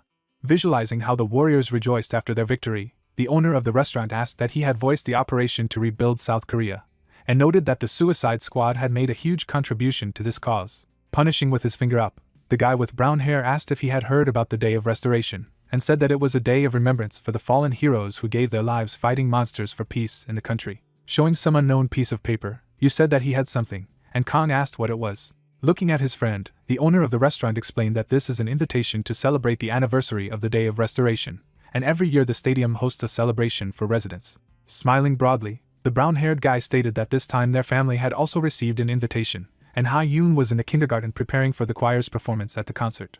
Hearing this, the Flame Emperor happily imagined the singing girl and couldn't believe that she would be singing in the choir, asking what it meant that the restaurant was closed today. Looking in front of him, The protagonist wanted to have a good time and wished he could go with them, so he asked them not to forget to take a picture of everything, and you wondered what he was talking about. Looking forward in surprise, Khan noticed that he had also said that his family had been invited. Putting his hand in front of him, the owner of the restaurant stated that he was saying the same thing. The isolated person was recognized by the guarantor's family members before the expiration of 5 years from the date of settlement. Suddenly, a guy with brown hair hugged his friend, saying that therefore he was also a member of their family. Hearing this, the Flame Emperor smiled broadly, and you remarked that naturally, even if there was no such law, he was still his family. Then the voice of the protagonist came from the Chinese restaurant, who stated that he always surprised him. Immediately after this, the narratives of the story are transferred to the sports complex, near which there were several people. At this time, small children were standing on the stage, and the host announced that today they had prepared a special performance to congratulate everyone on this significant day, and now the choir of the new Sprout Kindergarten would perform. A moment later, the children began to sing as they looked at the August sky. Yu filmed everything on his mobile phone, saying that their daughter was great. At the same time, Zhang, who was sitting on a chair, clapped his hands. Looking happily in front of him, the veteran thought that this was the girl from the park, and she was very cute. Suddenly, a dark shadow fell on him. Then, the scarred old man saw monsters flying over the barrier. At the same moment, the gargoyles headed towards the magical barrier. The narrative of the story continued to take place in a sports stadium. The children sang, standing on the stage, as they look at the sky in August. At this time, Ha smiled broadly and thanked for saving their precious country from monsters, so they would try to grow up to be good people to become exemplary adults like their heroes. Yu, who was filming speeches about his daughter on his phone, suddenly burst into tears of joy. Zhang sat on a chair and clapped his hands. Suddenly, he noticed that a huge shadow had appeared above him. Looking up, the scarred old man noticed monsters flying from above. A moment later, the gargoyles clung to the protective barrier with great force. The monsters stared menacingly before him. The monsters then began to beat their beaks against the protective barrier. The people on the sports field were very scared, saying that this is a monster, so everyone needs to run for cover. At the same time, the children on the stage were also very frightened. At this time, there were bandits in the control room. The man took a computer mouse and clicked on the button. A moment later, the guys noticed how the protective barrier began to disappear. Dumbfounded, he looked at the check in front of him, thinking that the energy shield was gone. At this time, the bandits grinned mischievously. They say that they succeeded. Huge monsters were heading towards Zhang as the man from the Black Brotherhood noticed that everything was as the Lord wanted. Flying monsters continued to attack the sports complex. The awakened ones who were there fought against the monsters. Behind them stood the Khan, who told them not to disperse and to stay in the ranks. Waving his hand, the president of the association ordered the first detachment to evacuate the citizens. Directing his menacing gaze forward, the man in a business suit gave the order to the second squad to restrain the flying monsters. Looking at his assistant, Han asked how long the hunter Li Xin would need, and the hunter replied that he was out of town now, so he thought it would not be enough soon. Suddenly, an awakened man ran up to the president of the association, saying that there was information that people from the Black Brotherhood had settled in Area B11, which greatly surprised him. Gritting his teeth in displeasure, the man wondered if this was another massive attack by monsters. At the same moment, the shadow of a monster appeared behind him, and Han wondered where so many of them came from, and only Li Xin was able to withstand so many opponents. Directing his menacing gaze forward, the president of the association thought that there was one more person, when suddenly he was told that there were dangers behind him. Immediately afterward, he sharply looked back at the monster approaching him. As the monster's claw approached him, Han thought that he had completely overlooked him. A moment later, blood was scattering around the area. At this time, the president of the association covered his face with his hands. Then, he noticed a dead monster lying on the ground. At this moment, Shang was standing in front of him. Turning back happily, the veteran noticed that they had not seen each other for a long time. Khan looked in surprise in front of him, while his old friend remarked that he should now be called the president of the association, and completely forgot about it. Hearing this, the man happily looked in front of him and called the name of an old friend. After shaking his hand, Khan said that this time the greetings should be left for later. Looking menacingly in front of him, Zhang asked where these nasty creatures were sitting.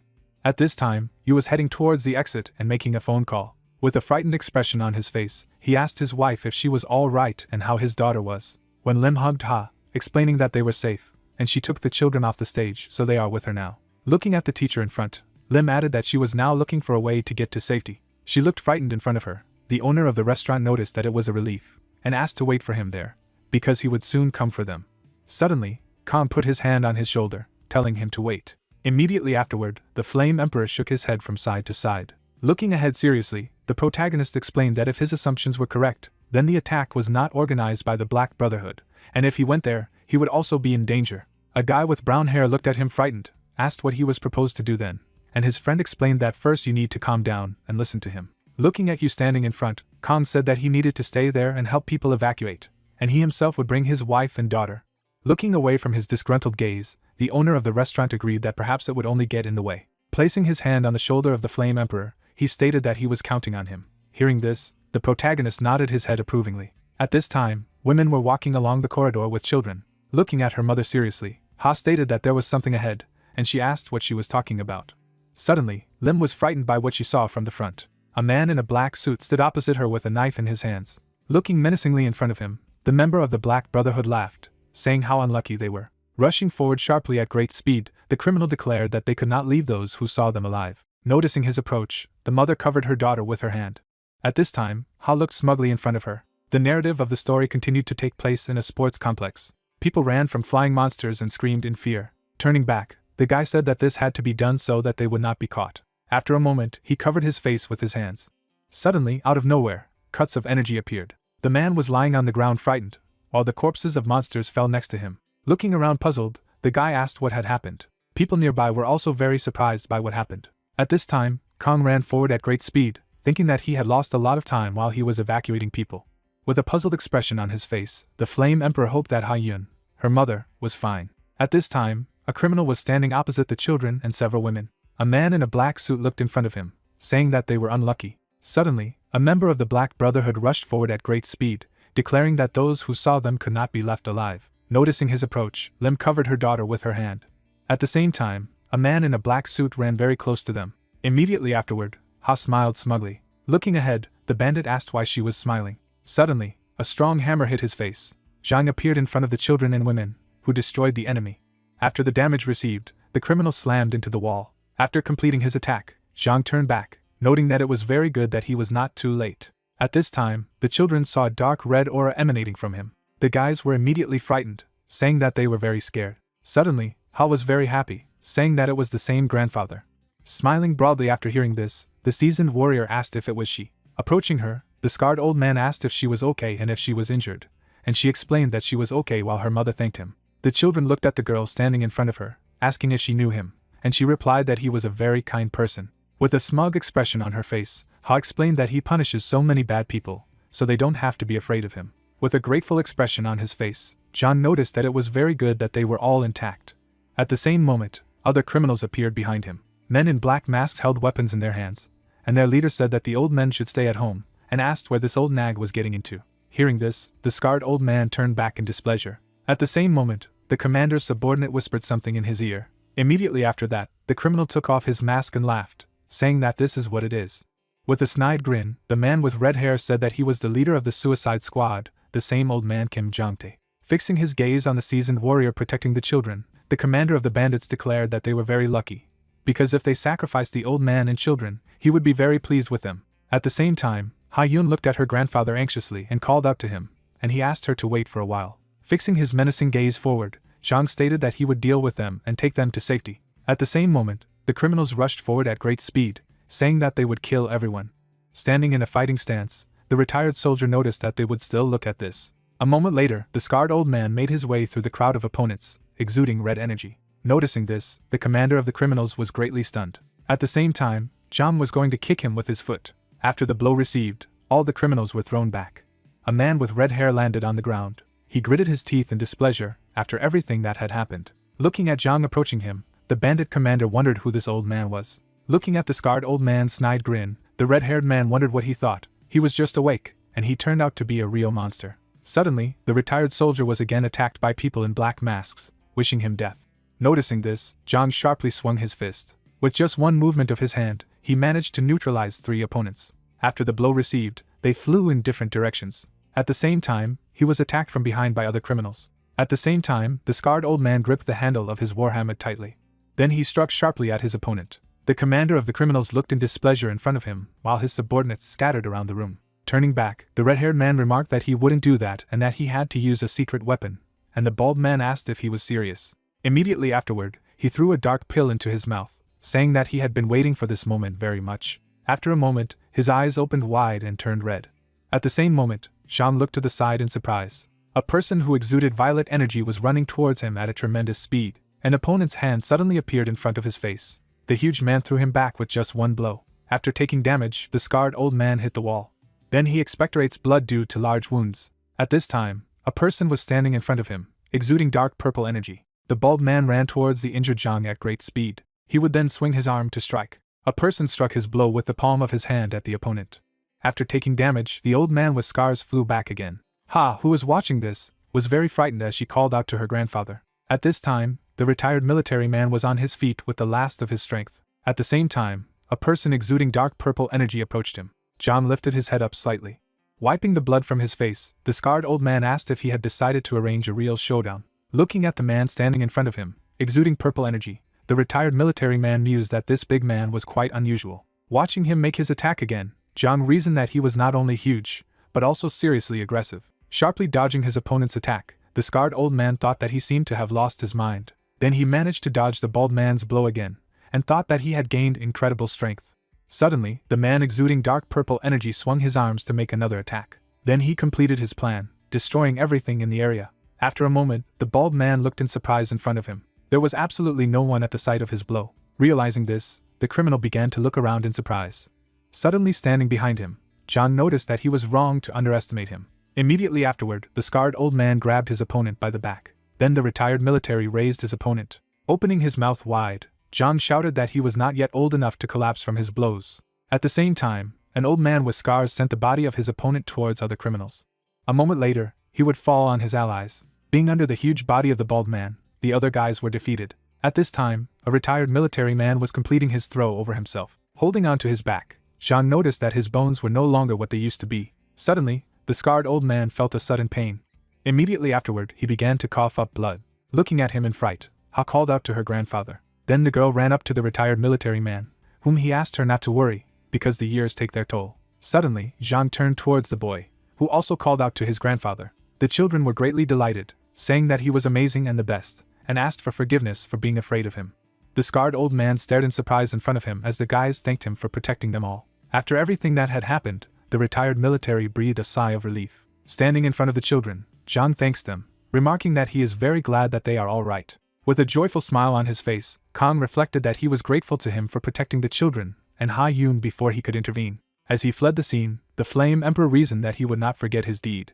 The protagonist then headed towards the flying monsters in the sky, realizing that they were the only ones left. Running out from behind the rooms, Kang looked at the monsters, thinking that it would not be difficult to deal with them. At the same moment, a helicopter flew up to the sports complex. Holding his earpiece, Shin contacted the Flame Emperor. While in the cockpit of the helicopter, the guy with the cap said that he had just arrived at the scene. Holding the phone to his ear, the protagonist said that they would start as soon as he received a question about it. Looking ahead seriously, Kang asked to show them what he had accomplished, and he was going to deal with the rest himself. Smiling broadly, Shin said that he was taking orders. Immediately after that, a guy in a cap jumped off the helicopter. Noticing Shin flying down, people shouted that it was the same hunter.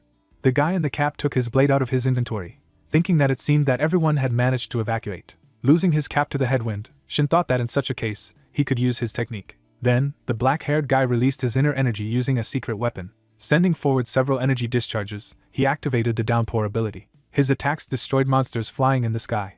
After everything that had happened, the monsters fell down and screamed loudly in pain. At this time, the hunters below were admiringly watching what was happening, telling them to look there. After all, it was the hunter Li Xing. Han also raised his head up, thinking that he had already possessed amazing strength. And now he had become even more powerful, while everyone else said that they were saved because they had a great hunter with them. Looking forward, the president of the Awakened Association wanted to notice something. At the same moment, Shin was surrounded by the remaining monsters, and Han thought that this was not enough, and he could not cope with everyone alone. When Kang released his inner blue energy, then, with great force, he joined his hands together. Immediately afterward, blue energy reverberated through the area. The president of the association and the other awakened ones covered their faces with their hands from the bright glow. Noticing the energy of the blue color, Shin was greatly admired. Suddenly, Kang's attack destroyed all the remaining monsters. A moment later, the black-haired guy landed on the ground while the slain monsters also fell down. Watching in admiration, Shin mused that he had missed many of them, and that he had hit them all with a single punch. The rest of the awakened along with Han were extremely surprised by everything that had happened. Suddenly, the young man looked happily in front of him, saying that the great hunter was great, and he had destroyed everyone. The awakened stood around Shin and shouted his name. The black-haired guy was awkwardly scratching the back of his head, saying that he hadn't done anything at all. Suddenly looking to the side, Shin thought that all the merit was his. Looking at Kang, who was standing to the side, he knew that this was the strongest warrior of all mankind. The little girl ran forward and cried. She was running away from a huge monster that was running after her. Suddenly, the girl tripped her foot on a stone. Then it fell sharply to the ground. The girl remained where she was, when suddenly a huge shadow fell on her. A huge monster approached her and roared loudly. Noticing the monster's huge hand, the girl was very frightened. Then she covered her face with her hand as she spoke, asking her uncle to help her. At the same moment, cuts of green energy swept through the darkness. Suddenly, a huge monster fell to the ground. The blonde guy gritted his teeth and asked the baby if she was okay. Seeing this, the little girl was greatly delighted. After a moment, she jumped to hug her uncle. People watching what was happening from the outside said that everything was filmed. Film director Cho Jiam-ho happily looked in front of him. They say that their Ha-yoon plays very well. Awkwardly scratching the back of her head, the girl explained that it was all thanks to Uncle Jin, because he helped her a lot while actor Yoon Jin was sitting next to her, and the film director noticed that she was also modest. Putting his hands on his belt, Jiam declared that they were great, and offered to rest a little, and Ha immediately agreed. While the makeup artist was applying powder to the girl's face, the plot said that after the success of the series Revenge of the White Rose, Ha-yoon was invited to star in the film Uncle and Girl. A man with a beard approached the filmmaker, asking if it was her, the famous Ha-yoon. It was Cho Jiam-ho's younger brother, Cho Jiam-young, who was a sound engineer, and with a smile on his face, he noticed that it was just amazing. Imagining the script of the film Uncle and Girl in his head, Jiam stated that the series was a great success, so he thinks he found a suitable actress for the role of the girl, and also refused other offers and chose her. The sound engineer approached his brother, telling him to take a look. Putting his hands on his belt, the film director said not to think of luring Ha-yoon away from him, and his brother noticed that she was not under his command. Looking in front of him, Yun asked to listen, because she would definitely be interested, and asked if he knew Milkway Girls. Imagining a group of girls in his head, the film director replied that of course he knows, because this is the most popular girl group. It is sponsored by the legendary guild. He pointed his finger up. The sound engineer explained that he was entrusted to shoot a new video for them, and there was just a need for a child for one of the roles. Tilting his head to the side, Yun noticed that this was a great chance for Ha-yoon and at the same time a good advertisement for his film, especially since the video was shot much faster than a movie, and he would certainly like to invite a girl. With a sigh of relief, Jiam noticed that this was true. Looking at the broadly smiling Ha, the filmmaker said that such a talent should be developed and shown to everyone. Immediately after this, the narratives of the story are transferred to the filming location of the video for Milkway Girls, where the girl came with her mother. Spreading her arms to the sides, Ha said that everything was bright there, and the plot explained that she gladly agreed to star in the music video. At this time, Khan happily looked in front of him, and the plot said that he had a chance to work as a bodyguard, so he came with her to the shooting. A moment later, the girl bowed to the sound engineer when he asked if she had already arrived, and greeted her uncle. Turning back abruptly, Yun called everyone else to come up to him and say hello. They immediately did so. The girls happily looked in front of them, saying that they were the Milkway Girls group. Hearing this, Ha smiled broadly as the sound engineer wanted to introduce her. At the same moment, the singer came up to her and noticed that she was very cute, asking how old she was. When the girl hugged Ha and stated that she looked like a talking doll, she greeted everyone and told her name, noting that she was 5 years old. Looking at this puzzled, the sound engineer told him to stop and go prepare for filming, and the singer listened to him. Lim and Khan happily watched as the girl asked if she would go with them to try on a beautiful dress, and Ha immediately agreed. Suddenly, the Flame Emperor noticed something to the side. In front of him, he saw a girl with red hair holding her stomach and telling the manager that she was very hungry and asking if she could have a snack. With a puzzled expression on his face, the guy in glasses asked her to be patient for a while, because she should look good in the frame. The guys watched what was happening from the front, while the singer stated that she had not eaten anything since yesterday evening. Looking sadly in front of her, Lim said that she looked at them and felt sorry for them. Watching the girls dancing, the senior manager of the restaurant noticed that behind the bright life of celebrities there is so much effort, shed tears and suffering. Looking forward, Lim explained that she knew all this well, and the protagonist asked where it came from. Remembering herself in her youth, the senior manager of the restaurant said that once she was also a singer and they rehearsed a lot, literally until they lost their pulse. Imagining in her head how they take selfies with their friends, Yu's wife added that she was even assigned to a group, but in the end she gave up the life of an idol. Looking in front of him in surprise, Khan wondered if she had really been through a lot, but refused right before the debut, to which he received a positive answer. Visualizing her wedding to Yu, Lim stated that she had met her future husband and had the choice of being loved by millions of fans or with just one person. Remembering how she holds her daughter in her arms, the senior manager of the restaurant said that she chose the latter, but she does not regret anything, because now she has Ha-yoon. Looking at a friend of a family friend, the girl noticed that although she respected the choice of those who decided to become the favorite of millions. Looking at her daughter walking along with the singer, Lim hoped that she would not regret her decision if she was faced with such a choice. Smiling broadly, the protagonist explained that she would not regret it. A moment later, Lim seemed to glow with joy when she heard Khan explain that it was their Ha-yoon. Suddenly smiling, the girl's mother agreed with him, stating that it was because she was very wise. At this moment, the singers approached the director, saying that they had already changed their clothes, and he noticed that it was good. Turning sharply back, he announced that then the shooting should begin. A moment later, he saw Ha in an angel costume and was greatly delighted, saying that this was the right thing to do, and the very angel he had imagined. Happily clenching his hand into a fist, the sound engineer noticed that he had a good feeling, and he needed to get into the frame as soon as possible. Suddenly, someone came up to him and greeted Mr. Director. Looking at the girl standing next to him in surprise, Yun asked who she was, and she replied that she had come instead of the fan club chairman, Miss Yu Ha-yoon. With a serious expression on her face, representing the image of Ji, the bespectacled girl stated that their chairman had prepared a small and snack for them, and mused that even the Red Dragon Guild did not know the identity of this chairman. Looking at the female singers, she added that if they did not mind, they would prepare everything now, and they thanked her. Looking in front of him puzzled after everything he had heard, the sound engineer noticed that it would not be very convenient just before filming, when suddenly someone called out to him. It was Ha who, with an innocent expression on her face, asked him to do so. Suddenly smiling, Young said that he thought it was okay, especially since it takes a lot of strength and energy during filming. Immediately after that, several men laid a huge table with sweets and booze. The girl held Ha in her arms, saying that this was a real buffet of the highest quality, while the other thanked her. Starting to eat, the sound engineer thought that it was the first time he had seen such a chic treat, and it was very tasty, so he wondered what kind of fans Ha-yoon had. Suddenly, he looked at the man in front of him in surprise. At the same moment, food fell from his fork, and he thought about this man. The girl peeked out from behind the arch, watching the man. Then she began to spin, holding a bouquet of flowers in her hands. A moment later, the singer held out the flowers towards the man. Suddenly, the girl was very puzzled by something. Pointing at her with a roll of paper with displeasure, Yun asked what was wrong with her face and what the problem was. Looking menacingly in front of him, the sound engineer stated that she had zero emotions on her face, and in this scene she had to give flowers to the man she secretly loved. Looking at the singer, who was guiltily looking away, Yun noticed that at first she seemed to be doing well, and asked why at the decisive moment the expression on her face suddenly changed. Then the guys sharply looked in the direction of the man sitting next to them. Pointing her finger at him with displeasure, the girl stated that she could not express her feelings by looking at such a face, and he had already taken the manager, because he said that he would take him off his back. Looking at the man in glasses, the sound engineer noticed that he was not so ugly. At that moment, the man behind him began to cry, and Yun explained that after all, no matter what, she had to do it, because she could imagine someone else in his place, asked if she had never met a guy. At the same time, a man in glasses with tears in his eyes explained to Mr.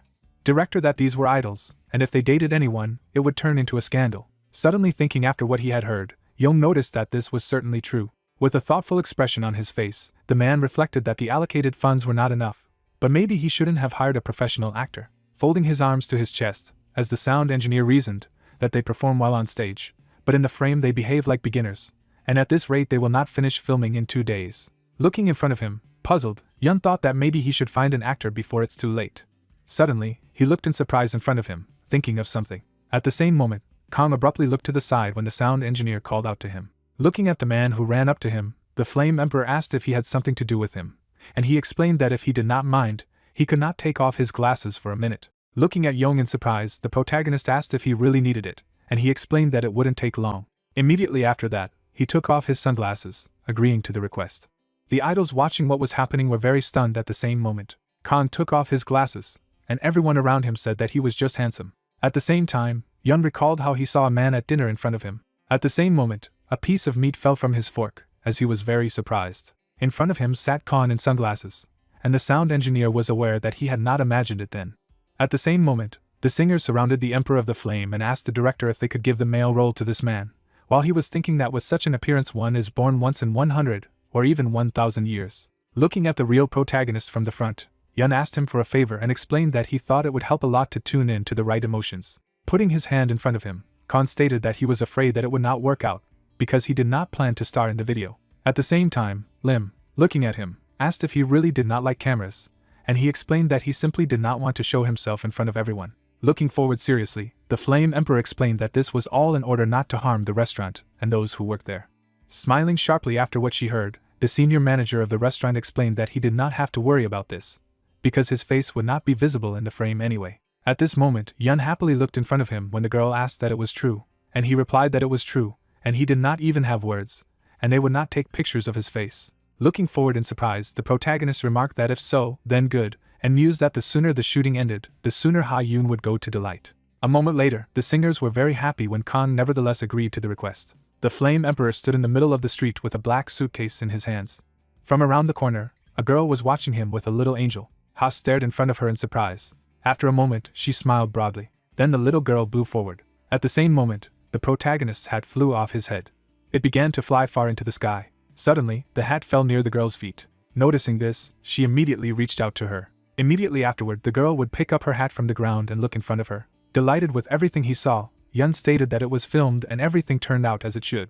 The manager standing next to the other singers asked if they just replaced one person with another, and immediately there was such a difference, and his ward explained that it was so. Turning sharply towards the man in glasses, the girl with red hair asked if nothing really came to his mind when he saw such an attractive man, and he noticed that he was really handsome. Looking at Ken with a serious expression, the manager said that with such a face, he would achieve a lot. Immediately after this, the narratives of the story are transferred to the building of the Awakened Association. Inside the special prison of the Silver Tower, Dagon was lying on the floor with his toys, saying that he was very bored.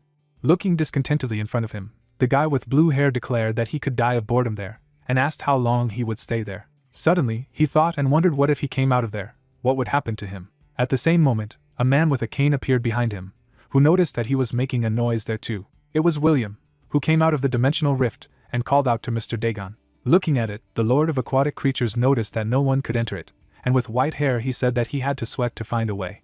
Smiling broadly, the blue-haired boy asked what it meant that he had been sent to get him out of there, and asked him to untie him quickly, and he replied that he seemed to have misunderstood. Coming closer to Dagon, William explained that the Lord was very angry because someone, to whom the Lord had generously given a chance, all the information about other creatures to humans. Hearing this, the blue-haired guy was very dumbfounded. Looking frightened at the guest who came to him, the Lord of the Aquatic Creatures asked to be allowed to meet with the Lord one time, because he was going to explain everything to him. Placing his hand on the cane, William said that it was too late, and even more so in such a state he was now weaker even than him.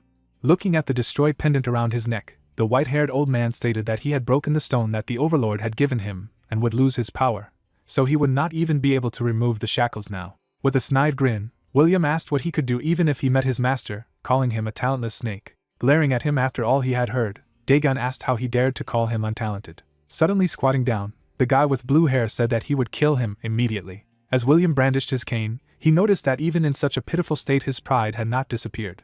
With a deft movement, he managed to pierce through his opponent. The white-haired old man then began to draw dark purple energy from the slain water creature lord's body and explained that what belonged to Kaisar would return to him. With a snide grin on his face, William declared that no one could appropriate the owner's property. Immediately after this, the narratives of the story are transferred to a Chinese restaurant. The guys hit their glasses with each other, saying that they were drinking to their health. Yu smiled broadly as he sat at the table, noticing that it had been a long time since they had gathered like this. At this time, Henim said with a joyful expression on his face that this was true, and because of sports, there was no opportunity to meet at all. Looking at her friend sitting in front, the owner of the restaurant stated that during the time that they did not see each other, he had changed a lot, and he asked if it was really true. Looking at the pastry chef holding a glass of booze in his hands, the young man with brown hair noticed that his shoulders had become wider and his body stronger. Remembering what his friend looked like before, Yu stated that it was difficult to recognize him as an old boyfriend, and asked what kind of sport he should do. Scratching his head awkwardly, Henim explained that he just needed to train every day according to the method that Khan suggested, and the owner of the restaurant wondered if he should also exercise. Hearing this, the Flame Emperor sighed heavily as he thought that the exercises combined with the meditation technique had been effective. Looking at the confectioner looking awkwardly in front of him, the protagonist reasoned that with such data, he would not be inferior to an awakened D-rank in battle, and it was unbelievable that an unawakened was able to achieve such results. At the same time, the brown-haired guy smiled broadly, remarking that it seemed like the time had come, and asked if it was so. Looking at him in surprise after hearing this, Henim asked what he was talking about, and Yu asked him not to pretend that he did not understand. Immediately afterward, the pastry chef imagined a girl wearing glasses in his head when the owner of the restaurant explained that he was about declaring his love to that girl, and he asked if he was talking about Miss Baek Hyun-mi. Looking at the guys sitting in front, Henim said that she was on a business trip now, and when she returned, she would definitely do it. With an expression full of self-confidence, the confectioner declared that he would definitely confess his love for her. Immediately afterward, the narrative of the story is transported to the East China Sea to the center of Bianti's research and crystals when it was night. People in robes walked around the center, and the plot told that the Crystal Research Center is a government institution and conducts research on the effective use of crystals, and after cataclysms, instead of electricity and oil, tests began to be carried out around the world on the use of crystals as sources of alternative energy. The man wrote something in a notebook, looking at the gem, and the plot explained that in South Korea, where there are no oil deposits, crystal research was of great importance, and the future of the country began to depend on the success of the experiments. A huge number of scientists continued to walk around the territory of the research center, while the plot said that the head building of the center is located in Seoul, and there are also branches in the Yellow, Japanese and East China Seas. Baek Hyun-mi, an employee of the Seoul Crystal Research Center, leaned on a fence, and the plot explained that she went on a business trip to the Korea Strait branch. After a moment, the green-haired girl sighed heavily. Suddenly, she noticed her friend coming up to her, who asked if she was really very tired.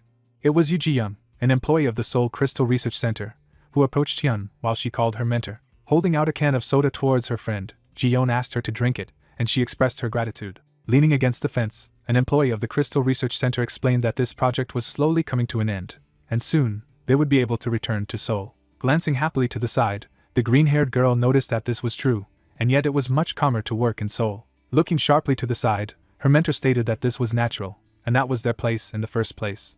Then, the brown-haired girl finished her elbow of soda, and the plot explained that she had managed to succeed in both her work and personal life, and she was Hyun's senior colleague and part-time role model. Looking at the area below, Ji-young called out to her friend. Looking at her, the employee of the research center asked if she had a lover, which greatly surprised her. Suddenly embarrassed by what she had heard, the green-haired girl explained that there was nothing like that in everything. Looking at her, the brown-haired girl asked if it was really so. At the same moment, Hyun blushed even more with embarrassment when her friend asked if she liked someone, and if there was such a person. Tilting her head down slightly, the green-haired girl said that, to be honest, there was something. Looking at her friend with embarrassment, Hyun explained that there was a person that she had begun to think about a lot lately. With a smile on her face, remembering the image of Henim, the girl with green hair said that he tried hard, it looked very noble. Looking away, Ji-young asked how he looked, and if he was handsome. Recalling her first meeting with a pastry chef in the store, Hyun said that when she saw him for the first time, to be honest, she didn't really like him. Imagining in her head how Henim runs down the street, the girl with green hair said that then he began to play sports. Visualizing the image of a muscular confectioner, an employee of the Crystal Research Center stated that now he looks just great, and the figure has become better. Pushing her with her elbow after hearing this, Ji-young asked if she was head over heels in love with him. Clutching a can of soda in her hands, the green-haired girl noticed that there was actually something else. With a sad expression on her face, Hyun explained that she doubted he would like an inconspicuous girl like her. Looking at her friend, the girl with brown hair asked why and what was wrong with her. Looking at the green-haired girl who was looking in surprise in front of her, Ji-young stated that she worked for a state-owned company, neat, beautiful, and slender. Smiling a little after everything she heard, Hyun noticed that she was still an ordinary person, and her friend said that on top of everything she was modest, and this was too much. Immediately after that, she threw the drunk can of soda into the trash can. Stretching, Ji-young asked if they could get back to work since they had to finish this project successfully. Looking in front of her, Hyun wondered what the research costs would be. Looking at her friend, the green-haired girl thought that the amount would exceed 100 million won, and she noticed that she did not even doubt it. Suddenly, the girls felt a sudden shaking. They immediately grabbed the handrails, asking what it was and if there was an explosion. Ji-young looked away dumbfounded and wondered what had happened while Hyun explained that she didn't understand anything and asked if she was okay. At this moment, a man in a bathrobe was running around the territory of the research center, saying that these were people from the Black Brotherhood. Looking frightened in front of him, he added that this was an attack by criminals. Hearing this, the green-haired girl was very dumbfounded, thinking of the Black Brotherhood. Hurrying forward, Hyun stated that she had to run to the accounting department urgently.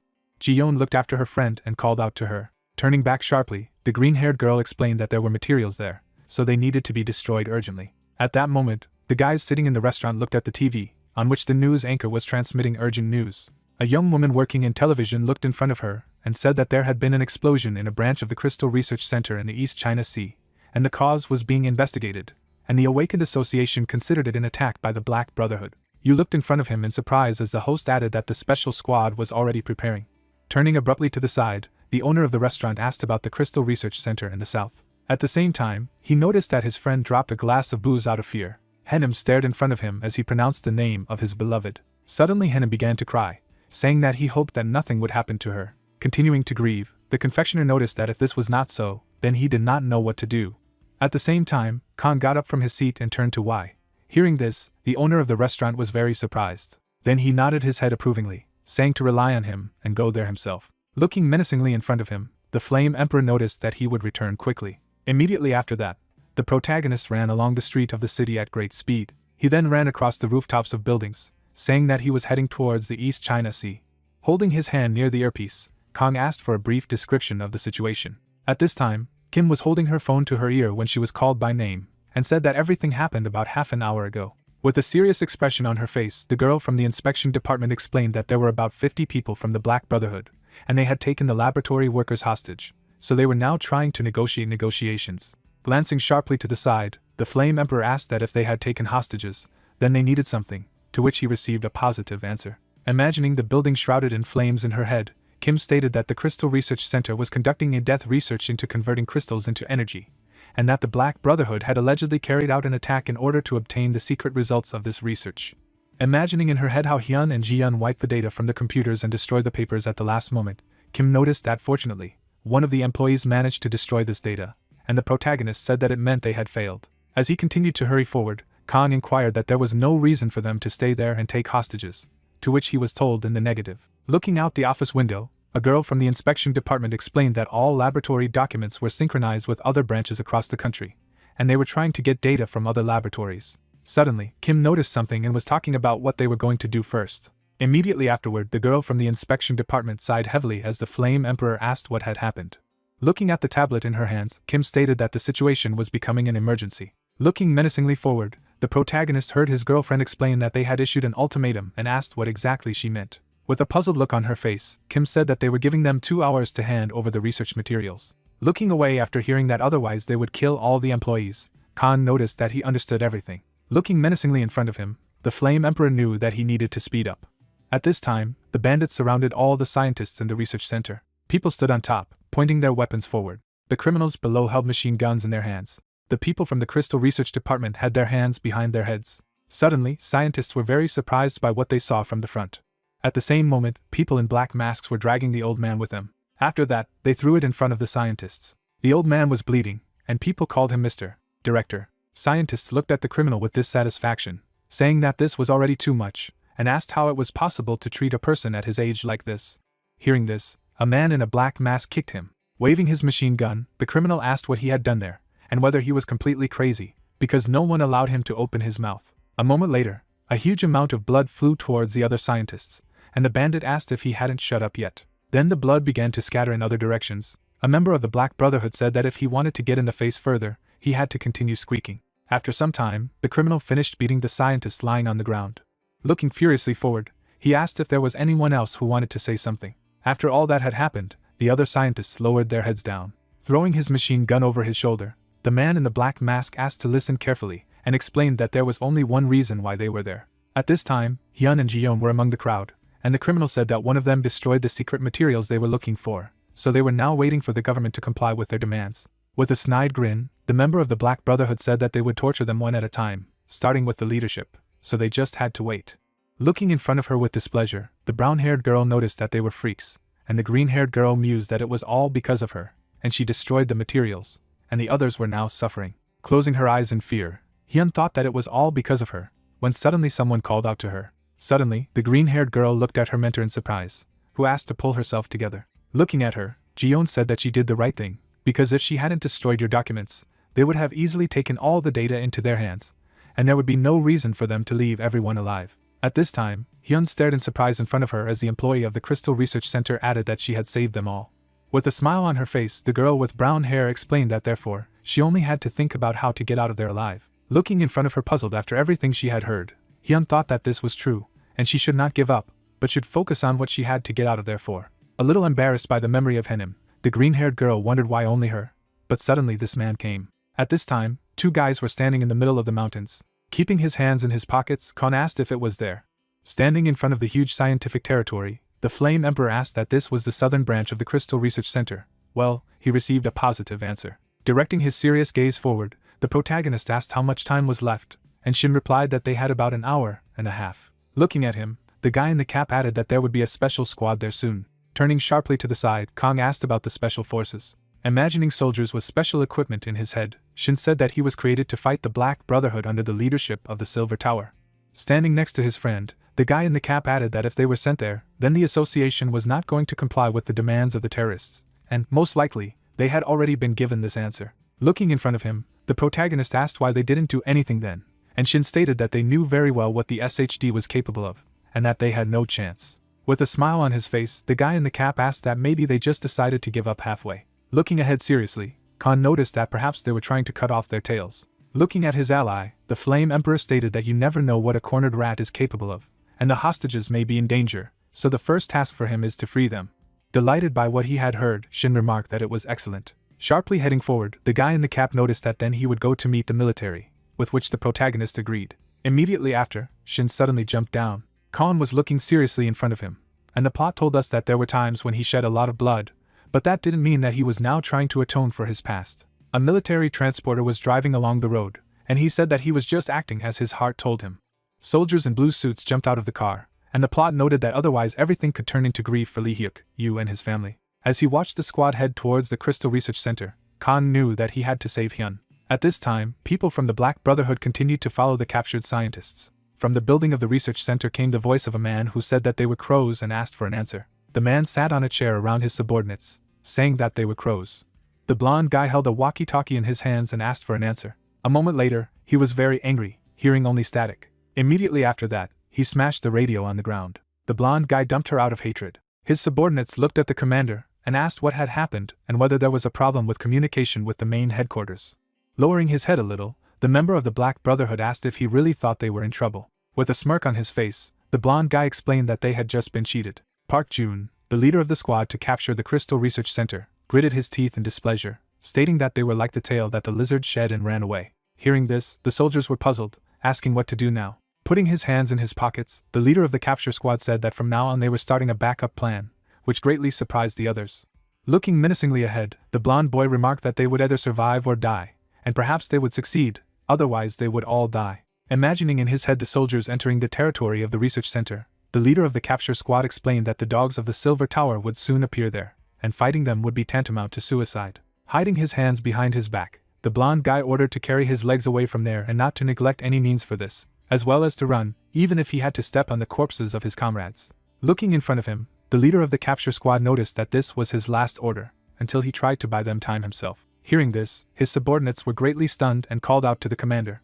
Standing in front of the blonde guy, the guys asked if he was going to fight the special squad alone, and said that if they joined forces, they would be able to hide together. Opening his mouth a little, the leader of the capture squad asked if they really wanted to break through the cordon of the special squad, to avoid it, and stated that it was impossible. Looking ahead seriously, John told them that there was the same man among them. At this time, other criminals continued to guard the captured scientists. Suddenly, an ally came up to the guy with blue hair and whispered something in his ear.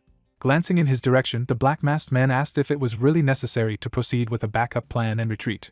With a fierce expression on his face, the member of the Black Brotherhood remarked that they could not die alone. Immediately after that, they opened grenades with poisonous gas. Then people in black masks threw them in the direction of scientists. Noticing this, people in robes began to run away, saying that they needed to escape from this poisonous gas. Suddenly, the scientists froze in place as their weapons were pointed at them. People in black masks held machine guns in their hands and laughed at them, calling them pathetic bugs. Suddenly aiming, the blue-haired guy asked where they were going. The green-haired girl who noticed this gritted her teeth, and there was dissatisfaction. Hyun stared in front of her in fear and wondered if they were all going to be killed there. A moment later, one of the men of the Black Brotherhood, continuing to aim at the machine gun, asked if the gas was dissipating. At the same time, the guy with blue hair saw something in front of him. The poison gas grenades were coated with blue energy. The green-haired girl stared in surprise at the poisonous projectiles and wondered why the gas was hanging in the air. At the same moment, the shell above the grenade began to move. After a moment, the shell inside her began to shrink. After that, the blue energy trembled violently. Observing the isolated poison gas grenades, the Black Brotherhood asked what was going on. A moment later, blue energy attacks were directed at them. After taking damage, they fell to the ground. Other criminals looked in surprise at the defeated ally and asked what was going on there. Suddenly, a huge explosion occurred behind the black-masked man. The guys turned back abruptly and wondered what had happened this time. Suddenly, one of them was hit in the head. A moment later they were shot and bleeding. At the same time, soldiers in blue uniforms entered through the smoke. They fired from behind their machine guns, received in order to quickly neutralize them. Immediately after that, people with black masks on their faces were shot. Scientists have been watching puzzled, saying that they have finally arrived. Looking at the blue uniformed men walking forward through the smoke, the research center staff stated that it was a special forces from the Silver Tower, and so they were now saved. Pak Kolgan, the commander of the 3rd Detachment, stared menacingly in front of him, ordering everyone to take up their positions. Immediately after that, the scientists ran up to the soldiers, saying that this was salvation, and they would be able to return home, and they asked them to calm down and follow the instructions to get out. Glancing at Cole standing next to him, Shin noticed that he was indeed acting clearly, and he explained that it was their job. Suddenly, the commander of the third squad noticed something on the chest of the criminal. Then, he picked up something unknown from his body. Looking at the orb in his hand, Cole said it was something familiar. Glancing sharply to the side, the commander of the third squad asked if someone had attacked their opponents before they arrived, and she mused that this was naturally the case.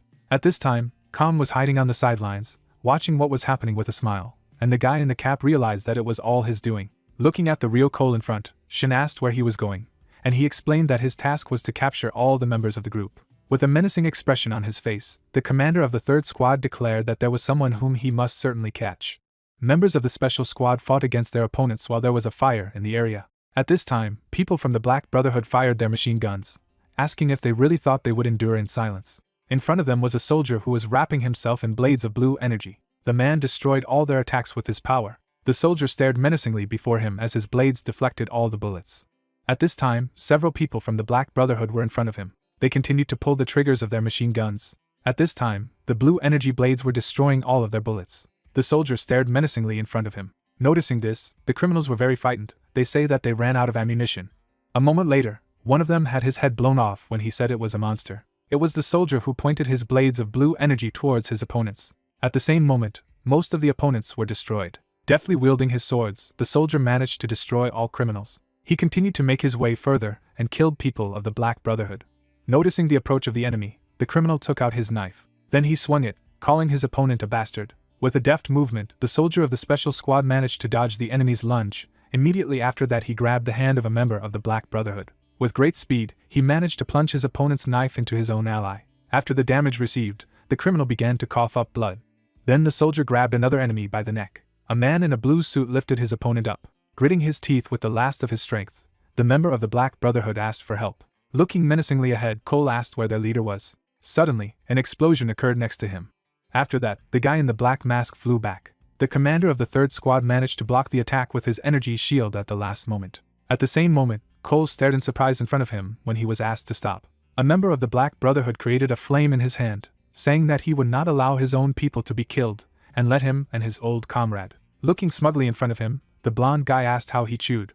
Dumbfounded, looking in front of him, the commander of the third squad called out the name of Park Jun. Looking menacingly ahead, Chul noticed that they had finally met this traitor. Then the guys began to fight each other with blades. They deftly wielded their swords and could not determine the winner. Looking menacingly in front of him, the blonde guy noticed that he had become more capable, and asked if he was now the head of a special forces unit. Looking at him with displeasure after hearing this, Cole explained that if he hadn't left them, this place would have been his. Gritting his teeth in displeasure at his words, the leader of the capture squad noticed that he simply had no words. Looking ahead, Jean asked if he thought he was interested in some kind of position. A moment later, an explosion occurred between them. At the same moment, the blonde guy jumped back sharply. The blue-haired guy was also thrown aside. Standing up a little, Cole asked why he had done this. Looking forward with his menacing gaze, the commander of the third squad asked why he had left the association. Looking at his longtime ally, the blue-haired man asked why he had betrayed them. Hearing this, the blonde guy looked at him silently.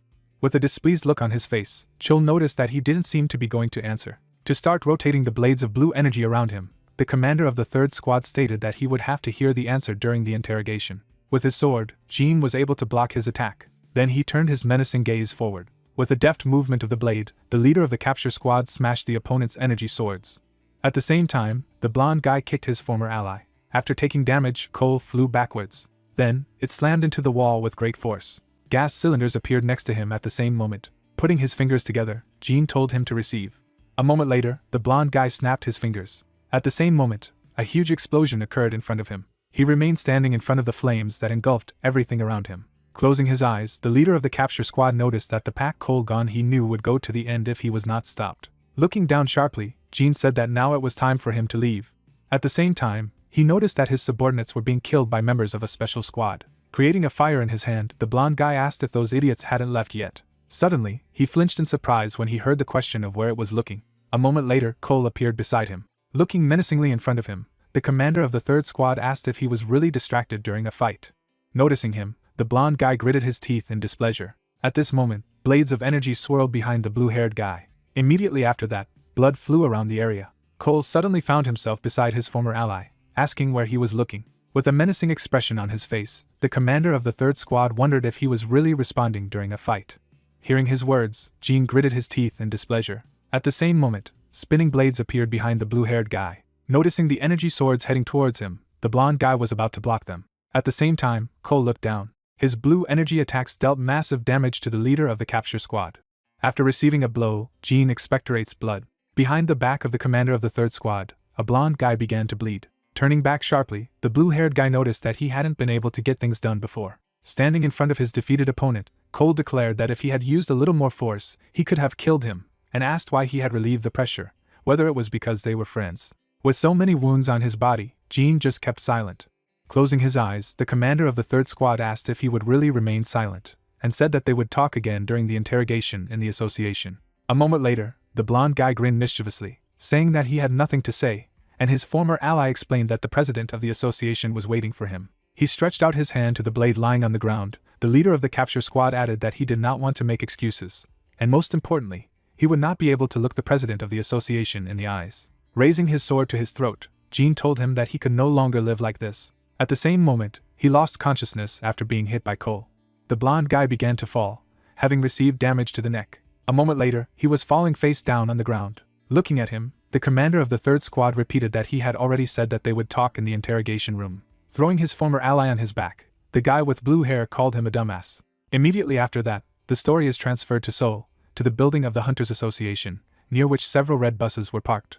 Opposite the entrance to the Association of the Awakened stood a huge number of journalists. After some time, scientists began to get out of the red buses, and the plot told that the attack on the Crystal Research Center ended with the release of the hostages. Relatives of people working on gem research rejoiced at the return of their loved ones, and the plot noted that the survivors met their families with tears of happiness. At this time, Hyun silently stared in front of her, thinking that everyone had families who were happy to see them. She was alone. Immediately afterward, the green-haired girl slapped herself on the cheeks, telling her to pull herself together. Clenching her hands into fists, the employee of the Crystal Research Center wondered what she was thinking at all. After all, she had survived this nightmare, and she had to go home, drink a can of beer and go to bed, and from tomorrow she would live life to the fullest again. With a visibly upset expression on her face, Hyun thought that she would do so. Then she looked down. At that moment, someone was running quickly down the street. It was Hyunim who stopped behind the green-haired girl and called out to her. Hearing this, Hyun looked at the panting bakery owner and asked what he was doing there. Standing in front of him, the green-haired girl asked what he needed there, and Hyunim explained that he couldn't stay at home at such a moment. Looking at Hyun standing in front of him, the pastry chef explained that he was very worried about her. Blushing a little with embarrassment after hearing this, the green-haired girl asked why he was worried about her at all. Closing his eyes, Hyunim tried to find the right words for the answer. A moment later, the green-haired girl was very embarrassed when she heard that he liked her. Blushing a little from embarrassment, the confectioner said that he had lost weight and trained every day, and because he wanted to establish communication with her. Hyun stared in front of her in surprise as Hyunim added that he wanted to be the man who would suit her, and of course, he still lacked a lot. Looking confidently in front of him, the pastry chef asked her to meet him. After everything she heard, the girl with green hair began to cry, which greatly stunned her acquaintance. Looking at her puzzled, Hyunim asked if she was so disgusted with him, and she replied that this was not the case at all. Suddenly starting to smile, Hyun explained that she was just very happy. After her words, Hyunim suddenly smiled, saying that did this mean that everything was fine. A moment later, the green-haired girl hugged him. Continuing to cry with joy, Hyun said that she liked him too. Hearing this, Hyunim was pleasantly surprised. Then, he continued to look ahead happily. The confectioner hugged his beloved tightly. Khan watched all this from the roof of the building. He was smiling broadly as he looked in front of him. Among the huge amount of smoke, traces of a fight were visible. A guy with a blade in his hands tried to repel attacks from all sides. Suddenly he gritted his teeth in displeasure. At that moment, a girl with a whip was in the smoke in front of him. Suddenly, she struck in front of her opponent with a whip. A moment later, her attack hit the guy. After taking damage, he was knocked back. His hands were shaking from the massive damage he had taken after the blow. Looking in front of him with displeasure, the warrior asked if it was too much, and if it was training, since she had just decided to kill him. Ji deftly wielded her whip while her brother explained that she had decided to destroy her only relative, and was as strong as a gorilla, but to no avail.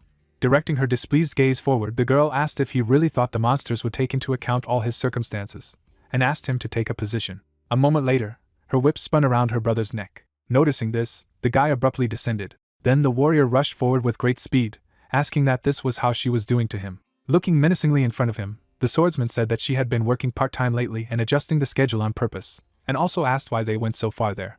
Hearing this, Ji looked in front of her in surprise. At the same moment, her brother pushed off the ground with his feet. He soared into the air above his sister, contemplating that it would take a bunch of questions to confuse her, and he knew he wouldn't be fair, but he could land at least one blow that way. Swinging his blade, the red-haired guy assumed that maybe there was a guy she liked living nearby. His sword was approaching his sister, and he thought it worked. At the same moment, Ji looked away in embarrassment, the swordsman wondering what was wrong with her face. A moment later, he received a blow to his head. Ji was embarrassed and released her flames out. The attack of her fire was very strong as the girl explained that she didn't know anything at all. After taking damage, her brother was badly burned. Another man was approaching the guy with red hair. Noticing him, he was greatly stunned by his friend's hairstyle. Pointing his finger at Kim Hoon, the dark-haired guy asked what was on his head and if his sister had shaken him properly again. Looking at him with displeasure, the guy with red hair asked him not to laugh, because this time he almost achieved his goal. Moving his hand aside, the guy noticed that this was not the first time. Yom Sungmin, a B-rank recruit of the Red Dragon Guild, and his friend noticed with a smile on his face that this wasn't the first time, and yet he held up well among the recruits, so he didn't have to despair. Putting his hand on his shoulder, he asked his friend to get ready, and he explained that this was not the most important thing now. Looking at him in surprise, Jomson asked what the problem was then. Clenching his hand into a fist, Brother Ji called out his sister's name. Looking up in displeasure, Ho explained that she had become very strange. Remembering his sister, who was embarrassed about her business, the guy with red hair said that lately she has been talking to herself, smiling, looking at the tablet and grinning. Ho looks dumbfounded in front of him, adding that during training she suddenly blushed so much and began to beat him, so he thought that it would knock the soul out of him. Looking at her friend puzzled, Johnson asked if it happened out of the blue and maybe he was acting strange in training. At the same time, the guy with red hair recalled how his sister hit him during training, and said that he wanted to inflict at least one blow by any means, so he chattered all sorts of nonsense, asked if she had a lover. Pulling his hand aside, the guy with black hair asked if she blushed and started beating him, and his friend replied that it was so, and she became red as a tomato. After listening to him, Yumson suddenly began to think. Looking in the direction of his friend, the recruit suggested that perhaps she had fallen in love with someone. Brother Ji looked in front of him dumbfounded. After hearing this, asked if this gorilla, or rather his sister, could really love. Immediately after that, the guys came disguised to a Chinese restaurant. They hid behind a flower bed, asking if it was really there. Pulling the mask from his face, Ho noticed that the name was not so common, but suddenly it was a different restaurant, and his friend explained that he found out everything and they were there. Noticing Ji inside the restaurant, Yomsung told him to look there. At this time, the girl was smiling broadly and the black-haired guy was explaining that it was his sister, while Ho said that he didn't even know that a gorilla could smile like that. Suddenly, he was surprised to see something in front. Fixing his gaze on Kong with a calm expression on his face, Ho wondered if she really liked this delivery guy.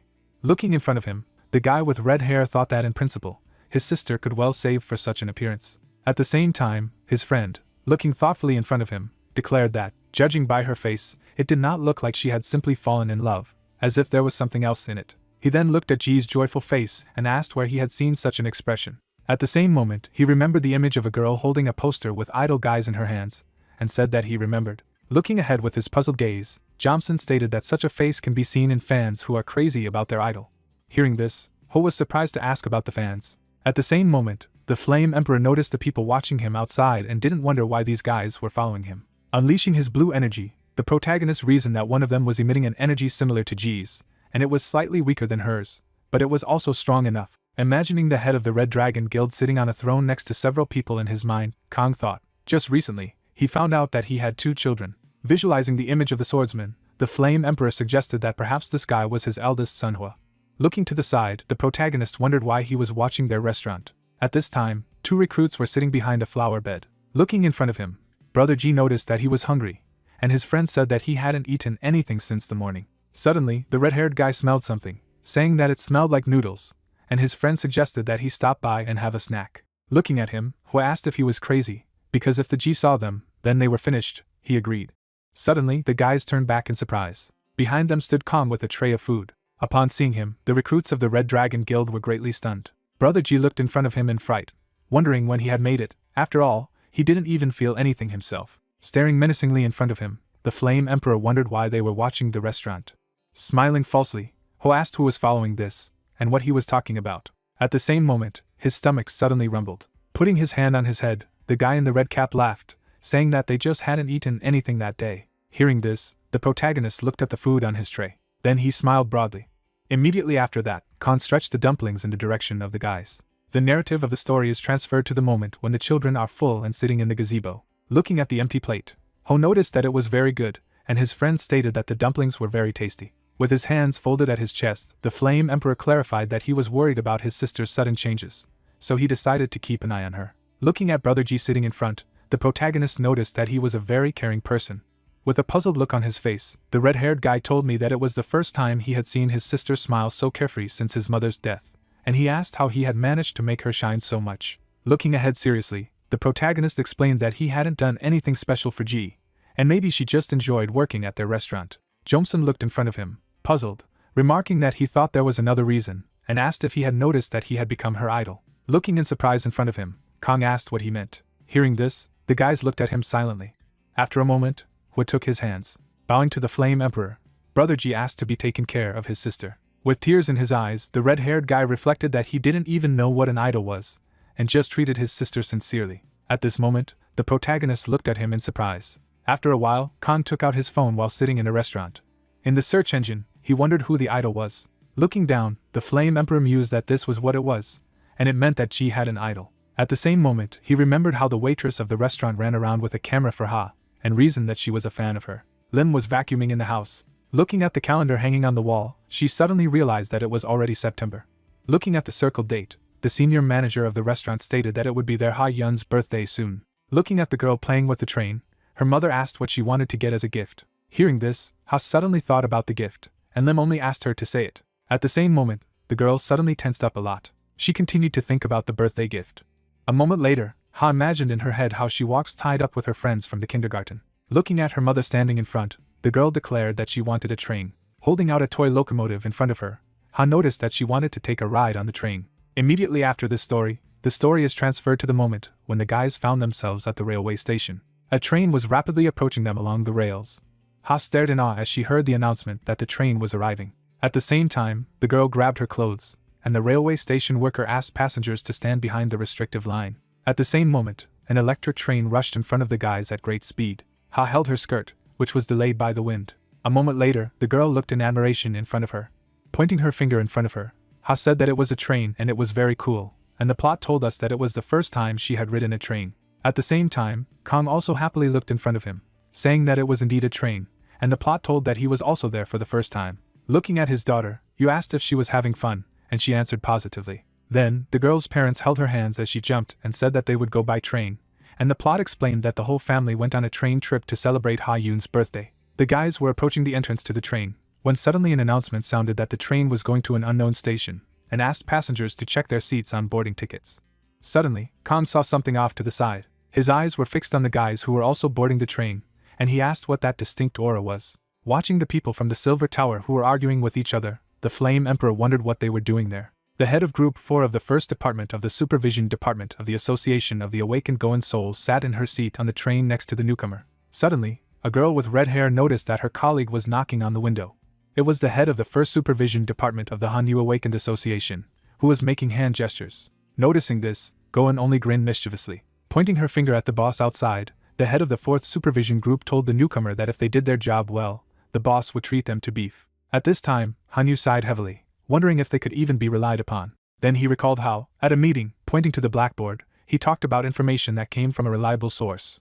With a serious expression on his face, the head of the First Supervision Department said that it seemed that a terrorist attack would be carried out on the train. Throwing her hands behind her head, and a girl with red hair asked which train she was talking about. Looking menacingly ahead, Hanyu concluded that this was the problem, and they had an approximate date, but no information on which train the bomb would be planted on.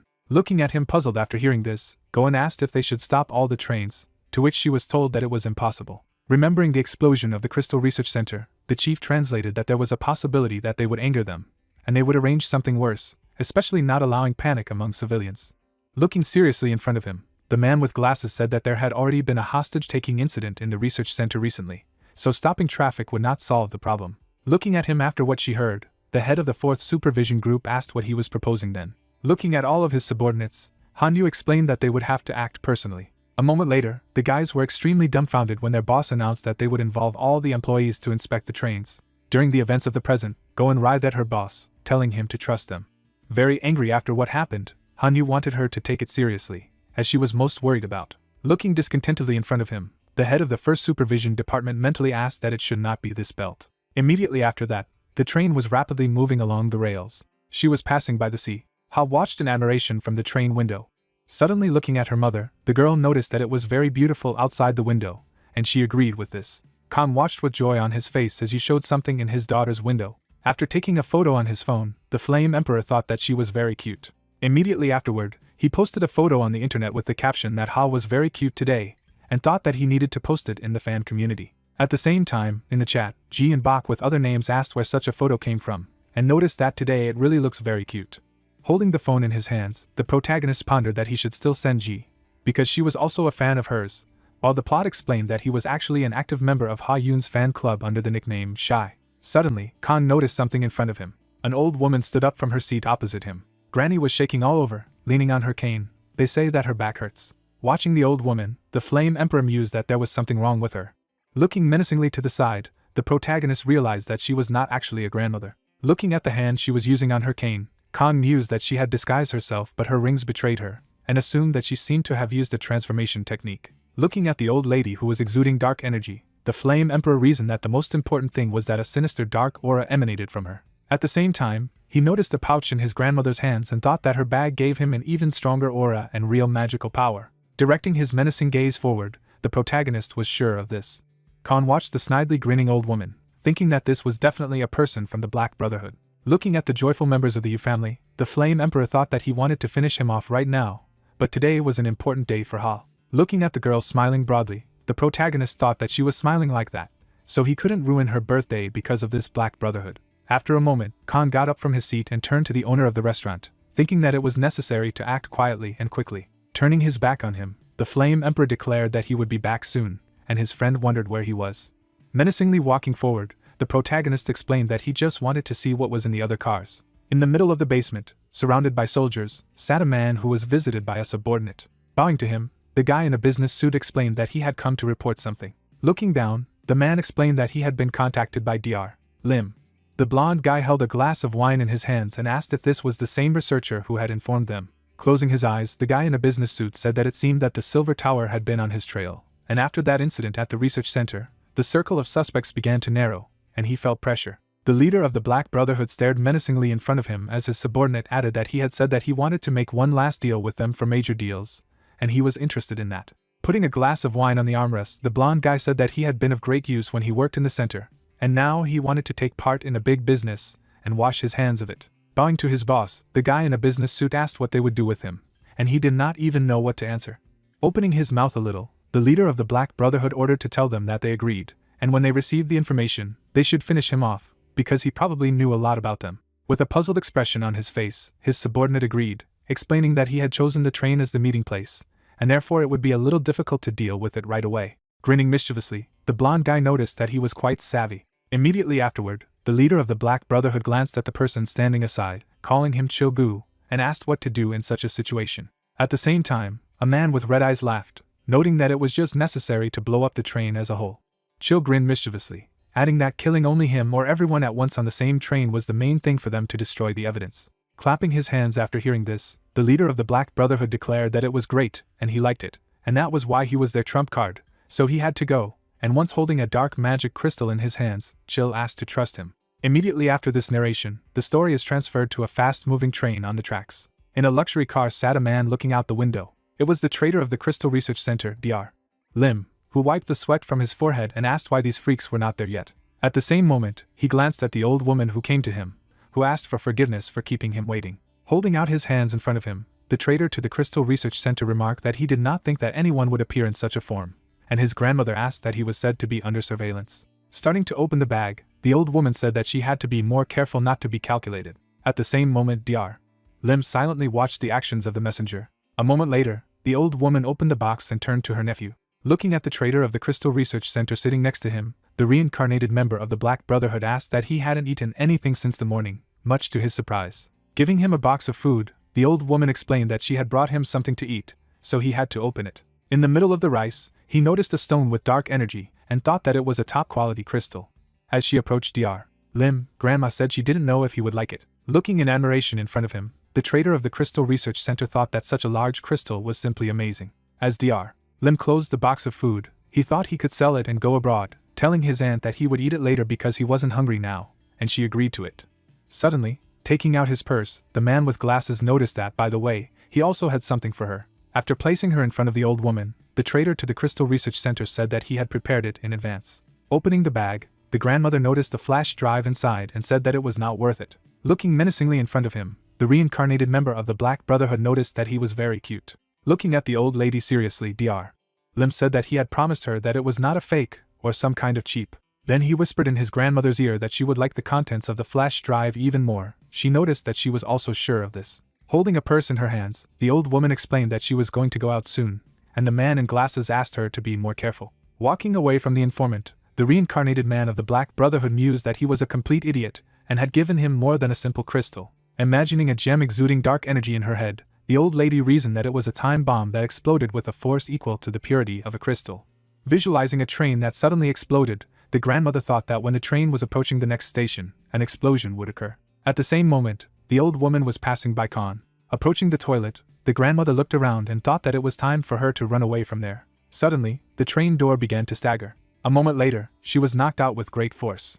Immediately after that, the old woman jumped out of the running train. Then she landed on the ground. The grandmother stood on the ground while the train passed by. A moment later, the reincarnated member of the Black Brotherhood straightened his back. Then chill tore off his skin. They say that he was very stuffy, so he thought that he would die in this mask. Opening the purse that he received from the informant, the man with white hair noticed that he had brought some cheap and would take so many flash drives. After a moment, the member of the Black Brotherhood was very dumbfounded and did not understand where she had gone. At this time, he held the same red flash drive in his hands and thought that he saw it for the first time. Walking over to Dr. Lim, who was sitting at his seat, the Flame Emperor mused that he didn't want to ruin Ha Yun's birthday over such trifles, and he was going to deal with it quietly.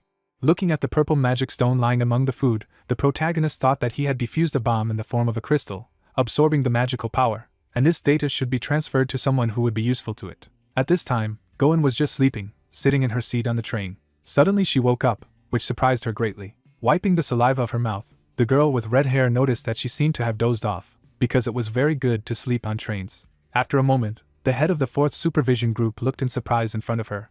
In her hands, she noticed a flash drive and a note that she had taken it from the Black Brotherhood and could find out the details from the doctor in the luxury car, and asked what it was all about. After a while, Yu was delighted when he noticed that Kong had returned. Looking at his friend, the owner of the restaurant noticed that he wanted to see the train and managed to do it quickly enough, and the Emperor of the Flame replied that there was nothing unusual there. Looking to the side, the protagonist claimed that he had even been in a luxury car, when suddenly Ha called out to him. Immediately afterward, Kong looked at the girl rummaging through her purse and asked what it was. After a moment, Ha held out a chocolate chip cookie in his direction. Pointing his finger at himself, the Flame Emperor asked if it was for him to receive a positive answer. Smiling broadly, the girl stated that she took care of this cookie and he was great, so they gave it to him, because he kept their train safe. Looking happily at the chocolate cookie, the protagonist mused that she seemed to know everything while Ha asked him to open his mouth. Then Kong bit the cookies from the girl's hands. After everything that happened, the guys continued to enjoy the train ride. At this time, the train was rushing along the rails at great speed. The narrative of the story is transferred to the smithy. The blacksmith struck the metal with great force with his hammer. 2 men were deftly wielding their tools in the smithy. The old man was very tense and continued to forge. After some time, the man lowered the red-hot blade of the blade into the water. Then he wrapped the handle with a special fabric. After that, the blacksmith's apprentice began to sharpen his sword. Having made all these preparations, the blacksmith held the finished blade in his hands. At this moment, the old man stared menacingly in front of him. Taking the sword to the workshop, the blacksmith noticed that it was quite good, and his apprentice asked what it meant. After a moment, the guy looked in surprise in front of him when he heard from the master that they would end it today. Hearing this, Seo Kole's student, Kim Moon-sik, who had finished his 18-hour work, rejoiced, saying that freedom was finally there. Looking at the blacksmith picking at his ear, the guy asked the teacher if he could rest and sleep now. At this moment, Cheol hung his sword on the wall. Then the old man stopped in the middle of his workshop. Suddenly, he looked to the side, hearing some noise. Glancing at the front door, the blacksmith noticed Kim and asked if she had come. Smiling broadly, the girl from the inspection department asked how he was doing. Hiding his hands behind his back, Cheol asked when she had arrived, and Kim explained that she had been about 10 minutes ago, and waited, because she did not want to disturb him. As he walked into the workshop, the girl from the inspection department asked if he had finished yet, and the old man explained that this time they had done it quickly, because they had come across good materials. Sitting down at the table with the guests, the old man said that the stones in the dungeon were of good quality, and Kim noted that she was glad to hear this. Opening a can of soda, Chul stated that he did not believe at all that she had come to talk about trivial things. Taking a sip of the drink, the old man asked what had brought such a busy man there. Suddenly smiling after hearing this, the girl from the inspection department wondered if he was hinting that she would rather lay everything out and leave. With her menacing gaze forward, Kim claimed that she had come from behind the weapon of radiance. Hearing this name, the blacksmith continued to look calmly in front of him. Immediately afterward, Kim placed a red crystal on the table and explained that the stone had recently been found. Chul stared in surprise at the jewel lying on the table as the girl from the inspection department claimed that it was the seed of the weapon of radiance. Remembering the image of So with a book in her hands, the blacksmith said that when she brought that girl, he was very much surprised. Kim calmly stared in front of her as the old man explained that, to be honest, there were words like that in his master's notes. Imagining an angel in armor in his head, Chiol said that it was written about a weapon that contained the will of the gods, a divine weapon, and so he described the weapon of radiance. Directing his menacing gaze forward, the blacksmith added that there were other lines that coincided with the theory of the weapon's creation. Imagining a huge explosion in the middle of a city street in his head, the old man once stated that the teacher created a sword that was recognized as the best in the world and became a national treasure, and no matter how absurd it sounds, he died under the rubble of the building.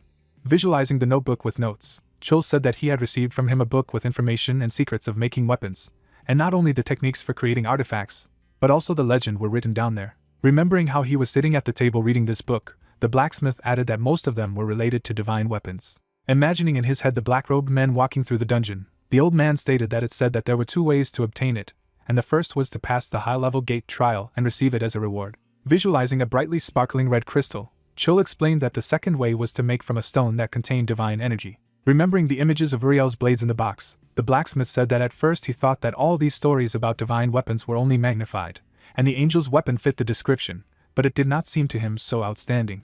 Imagining himself examining the knife in his hands, the old man said that it would be difficult to reproduce it exactly, but if there were materials, even with his abilities, it was quite possible to create something similar. But after reading those notes, he changed his mind. As he delved into his mind, he knew that the weapon of radiance could be revived. Visualizing himself reading the master's notes, the old man wondered if rebirth was possible, and weapons could really have their own will. Looking puzzled in front of him, Chul noticed that what he had seen earlier was not a divine weapon. Looking at the red crystal in her hands, the blacksmith concluded that after that, he had submitted a request to the association, and he had managed to obtain a stone in which the weapon of radiance was dormant, and it was also called a seed. Observing the man with the sword who was surrounded by monsters, the old man said that he had studied the teacher's notes and materials, after which he was able to create a blade from the seed. Looking dumbfounded in front of him, Chul thought that the result exceeded all his expectations. Looking at the corpses of the monsters, the old man stated that at that moment, he understood why the teacher had studied the weapons of radiance so diligently. Clutching his face sharply, Chul noticed that he had some thoughts. Looking menacingly before her, the blacksmith assumed that perhaps the teacher's death was not an accident. At the same moment, he imagined in his head how people from the Black Brotherhood killed Father Seo, and talked about this moment. Visualizing Dagon grinning mischievously, Chul said that there was also a mention of demons and unknown forces that tried to advance the research of divine weapons. Raising his blacksmith's hammer above his head, the old man concluded that all this was covered with a veil of secrecy, but he still managed to do something about it. At the same moment, the blacksmith was about to strike at the red-hot metal. A moment later, he lowered his hammer down with great force and thought that if he created a weapon of radiance, all secrets would be revealed. With a serious expression on his face, looking at Kim sitting in front, Chul asked if her dagger had not yet awakened. Sighing heavily, the girl from the inspection department explained that not yet, but she continued to look for ways. Looking at her, the blacksmith remarked that he would like to see him awaken sooner, and Kim explained that nothing depended on his efforts. Abruptly getting up from the table, the old man said that with the help of this seed he would make the best weapon, and asked to leave, because he had a lot to do. Immediately afterward, Sheol shouted in Sik's direction, saying that he needed to get to work.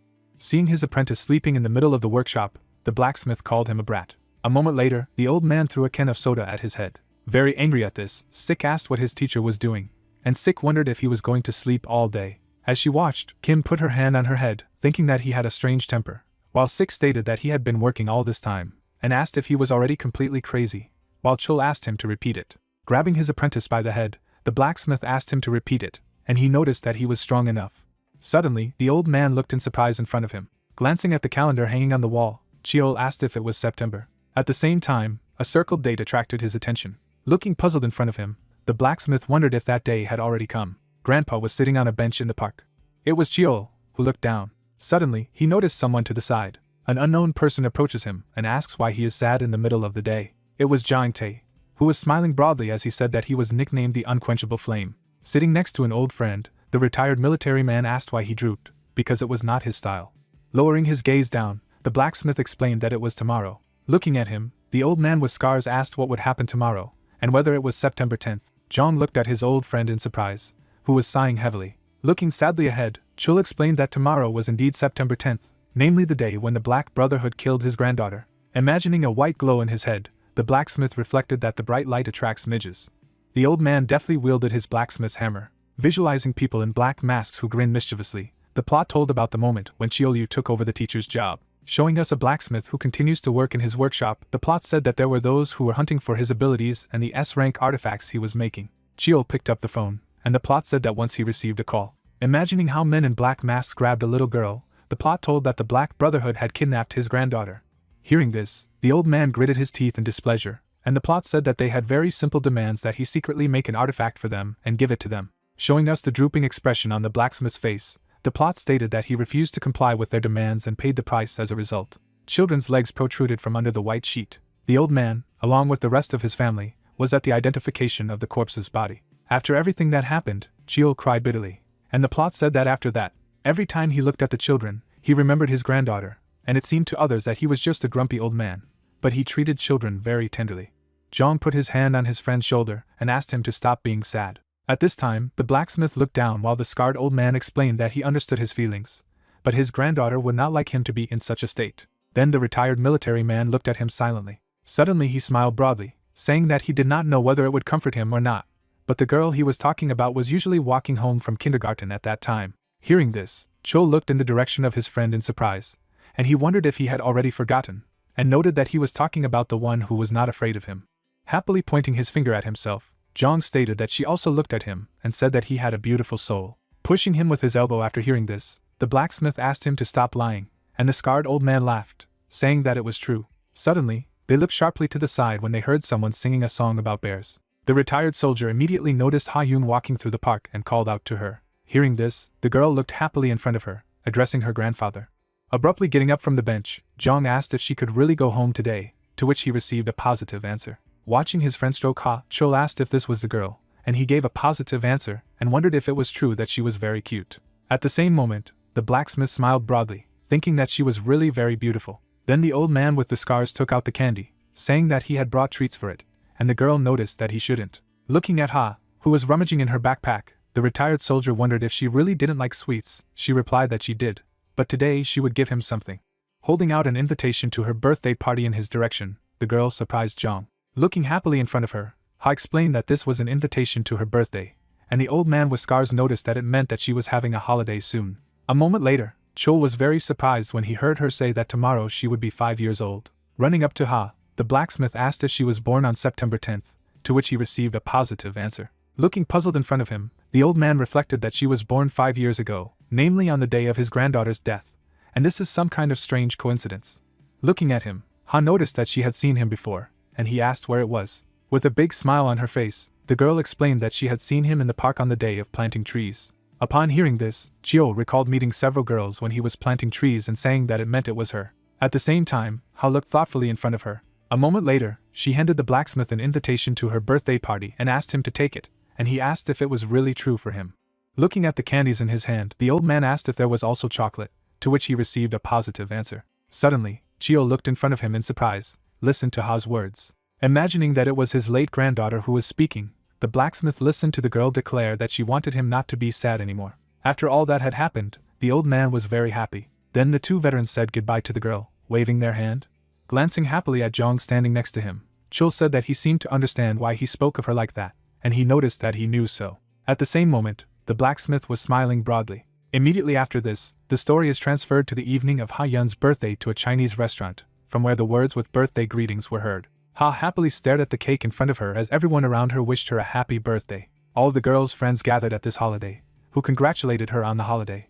Suddenly, Ha began to blow out the candles on her cake. At the same moment, the invited guests began to blow up firecrackers and clap their hands, again congratulating them on their birthday. A moment later, Ji also blew up a firecracker with good wishes. Looking joyfully in front of her, the girl thanked everyone for coming, and explained that this was the happiest day in her life. At the same time, John came up to her, handed her a box, saying that it was hers, and Ha thanked her grandfather. Holding a small gift in his hands, the scarred old man explained that it was a gift from Chiol, and he was busy, so he could not come, but asked to pass it on. Immediately after that, the girl began to open it when a retired military man asked for it. Then Ha opened the box in which the bracelet lay. Her parents were very surprised, saying that it was an artifact and a very expensive thing. Folding her arms to her chest, Ji explained that Mr. Chul had made it himself, so she thought it was quite expensive. Looking at Zhang standing in front of her, Lim explained that it was somehow uncomfortable for them to accept such a thing, and he said that there was no point in telling him this, and his friend would not accept the gift back. Suddenly, Yu took a roll of paper and said that there was some kind of note in it. Unwrapping it, the owner of the restaurant read that she should accept this modest gift, because he would not accept it back, and if he did not need it, then he could simply throw it away, but this bracelet could save a life. Imagining in his head the blacksmith who was writing this note, the guy with the brown hair continued to say that no one knows what will happen in the future, and you shouldn't make his mistakes, so you need to put it on your daughter's hand. Leaning towards Yu, Kong remarked that he would have to accept the gift if he insisted so much, and Ji assumed that he seemed to like Ha Yun very much. After reading the note, the owner of the restaurant smiled, saying that you can't refuse the elder's gift. A moment later, the girl put this very bracelet on her hand. Looking happily in front of her, Ji said that he was very handsome, and the Flame Emperor thought that it suited her very well. At Ha Yun's happy expression, the protagonist congratulated her in his mind. The guy was standing near the door, and the girl's voice noted that the potatoes were sweet. The girl waved a ladle and said that the sweet potatoes were sweet, and added that their potatoes were hiding in the ground. Uncle stood in the doorway and asked Ha what she was doing. The child pointed at the guy with a ladle and replied that tomorrow in the kindergarten they were going to dig sweet potatoes, and explained that this was why she was training. The narrator scratched his chin and said that sweet potatoes were sweet potatoes. He knelt down to the girl and added that it was good to have so much energy in Ha. The protagonist looked ahead and noticed that if she swung so hard, she could injure the tuber, or her friends who were nearby. The girl looked at the Oin, and he said that it was important not to be the strongest, but to use even a small force wisely. Ha smirked and replied that she understood him and said that she should use her hoe more gently. The guy smiled and the child confirmed that it was good. Ha clenched her fist and promised that she would do as he said and bring a lot of sweet potatoes tomorrow. The animal peeked around the corner, and the heroine repeated that the potatoes were sweet. The little creature was drooling and muttering something under his breath. The children stood near the teacher and exclaimed in surprise. The teacher looked in the direction of the students and announced that the children in this field would dig sweet potatoes today, and the children reacted that the field was huge and said that they would like to start as soon as possible. The girl raised her finger and replied that they should learn the basics first, and added that they could also have a meal. The heroine stood in front of a crowd of children, and they replied that they wanted to start digging as soon as possible. The children's eyes lit up with happiness, and the teacher said that today they had a snack with chocolate, and asked if they would really refuse them, but they admitted that they also wanted buns, and exclaimed that it was great. A creature peeked out of the student's bag. The teacher threw up her hand and said that now they would learn to dig sweet potatoes, and the children replied that it was good. The animal dived behind the stone. Squeaker peeked out from behind a rock. He furrowed his brows and made sounds. Khan looked ahead and thought that Ha might be in danger and wondered what to do about it. He stood in front of the Squeaker and asked if that was why he wanted to go with her. The protagonist tilted his gaze and hummed thoughtfully. The animal recoiled in surprise and the hero said that it was impossible. Khan stood menacingly in front of the animal and asked him to admit that he wanted to go because of the sweet potatoes. Squeaker put his paws together in sadness, and the main character noticed that he seemed to have touched him to the core. The beast turned away and Kong said that it was impossible to spoil someone else's crop. The ferret fell face down on the table. The protagonist narrowed his eyes. Kong took him by the scruff of the neck and said that okay, that's enough. The main character looked at the animal and clarified that you can eat only one sweet potato. The animal saluted with his paw and chased him away, added that in return he would have to catch rodents and insect pests in the field all day, and noted that naturally, Ha's safety came first. Squeaker put his paw to his face. He looked at the field with cabbage and thought that such hard physical labor throughout the day for one potato was not entirely fair, and explained that therefore the baby had his own plan. A vegetable appeared in the frame and the narrator said that Khan allowed to eat only one sweet potato, which means that he would have to find the largest tuber, equal to 2 or 3 small ones. The animal closed his eyes and decided that there must be one large potato in this huge field. Squeaker put his staff forward and the narrator said that the legendary adventure of the Great Seeker was beginning. The beast tensely closed its eyes and the hero added that this was an increased concentration. The animal frowned and the narrator explained that he had strained all 5 senses to determine the location of his target, and a special technique of search and recognition. The animal's nose smelled something. His eyes opened abruptly. The cabbage shone brightly. The owner of the farm waved his hand and greeted that he was the owner of this farm, and the children responded. The man smiled and offered to see together how to dig sweet potatoes correctly. The children smiled and replied that it was good. The girl looked ahead puzzled. A purple tail peeked out from behind the man's back and the heroine wondered why this uncle had a tail. Ha looked at the farmer dumbfounded. The man tilted his head. His eye flashed mysteriously. The child looked ahead frightened. A friend sat next to her and asked Ha what was wrong with her, and she replied that it was nothing. She raised her hand and said that she wanted to go to the toilet. Heroine was banging her boot on the asphalt and thought that Uncle Kong was saying not to tell others. Ha touched her bag and thought that her uncle was not around now, and wondered that she saw unusual things, and asked the little one what she should do. She leaned over to the bag and repeated the question to the baby. The child opened the empty bag. She opened her mouth in surprise and screamed where he had gone. She threw up her hands and repeated the baby's name. The girl picked up a bush. She looked at the building and asked what was there. The heroine turned the corner and asked what it was, and asked Kid if he was hiding here. She walked to the wooden box. The box jerked violently. Ha's eyes bulged and shouted that there was someone here. The girl closed her eyes. Magic came from her pupils. The heroine, seeing something unexpected, exclaimed that it was a person. The box moved forward. The child, stepping back, cried "Eh." She sucked forward and thought it was a man. Ha was abruptly taken aback. She gripped her bag tightly. The girl's eyes widened. Ha, waving her hand, said that she was going. Kong, approaching from afar, asked to wait. He handed her the amulet and said that she should take this with her. Ha, holding the object in her hands, asked what it was, and Kong explained that it was a self-defense badge. Kong, looking at the child, said that he warned in advance of the danger. He knelt down and added that Ha sees things that are hidden from others, and therefore many things can confuse her, but he remarked that it is not a good idea to tell everyone what she sees. Ha looked at the amulet puzzled, and the protagonist clarified that if this icon was divided into two parts, then she should ask for help from the teacher. The amulet in the heroine's hands broke in half, and the girl thought about the badge that Uncle Kong had given. Ha, running, thought that I should tell the teacher as soon as possible. The child whispered something in the teacher's ear. The teacher, on her knees, asked if it was true. The girl furrowed her brows and thought that Ha was not one to lie, and decided that there was nothing she could do about it. She would have to check it out for herself, but it was too risky. The teacher ran and asked her assistant to look after the children. She rushed forward, and she asked where they were. The woman flew forward. The farmer tilted his head. He smiled ominously. The animal was digging the ground. The ground flew to the sides. Dust covered the field with cabbage. The animal appeared on the surface. Squeaker, looking ahead, decided that he had finally found what he was looking for. In front of the beast lay a huge mega-sweet potato. The Squeaker rushed his teeth at the food. The animal's eyes rounded, and the narrator said that he had sensed something strange. The beast jumped back, and the narrator said that perhaps the other rats of the dungeon would not have known it, but the kid had seen so much in life that it was impossible to deceive him, and said that it was not a sweet potato. A magical aura emanated from the fruit, and the Squeaker exclaimed that it was a monster, and added that it was in the form of a sweet potato. An image of parentheses appeared. The beast angrily pounced on the food, and the narrator said that he could not eat it, and remarked that such a monster would only hurt his stomach. The ferret rushed back, and the narrator said that the kid was very angry. He spat out the sweet potatoes on the stone. The Squeaker took the stone. The beast, throwing a stone, uttered a battle cry, and the narrator said that he had put all his anger into this stone and launched it at the monster. The stone was flying at the sweet potato, and the protagonist added that it was the anger of the baby. The stone bounced off. Sweet potatoes trembled. The beast looked at the fruit fascinated. He opened his eyes dumbfounded.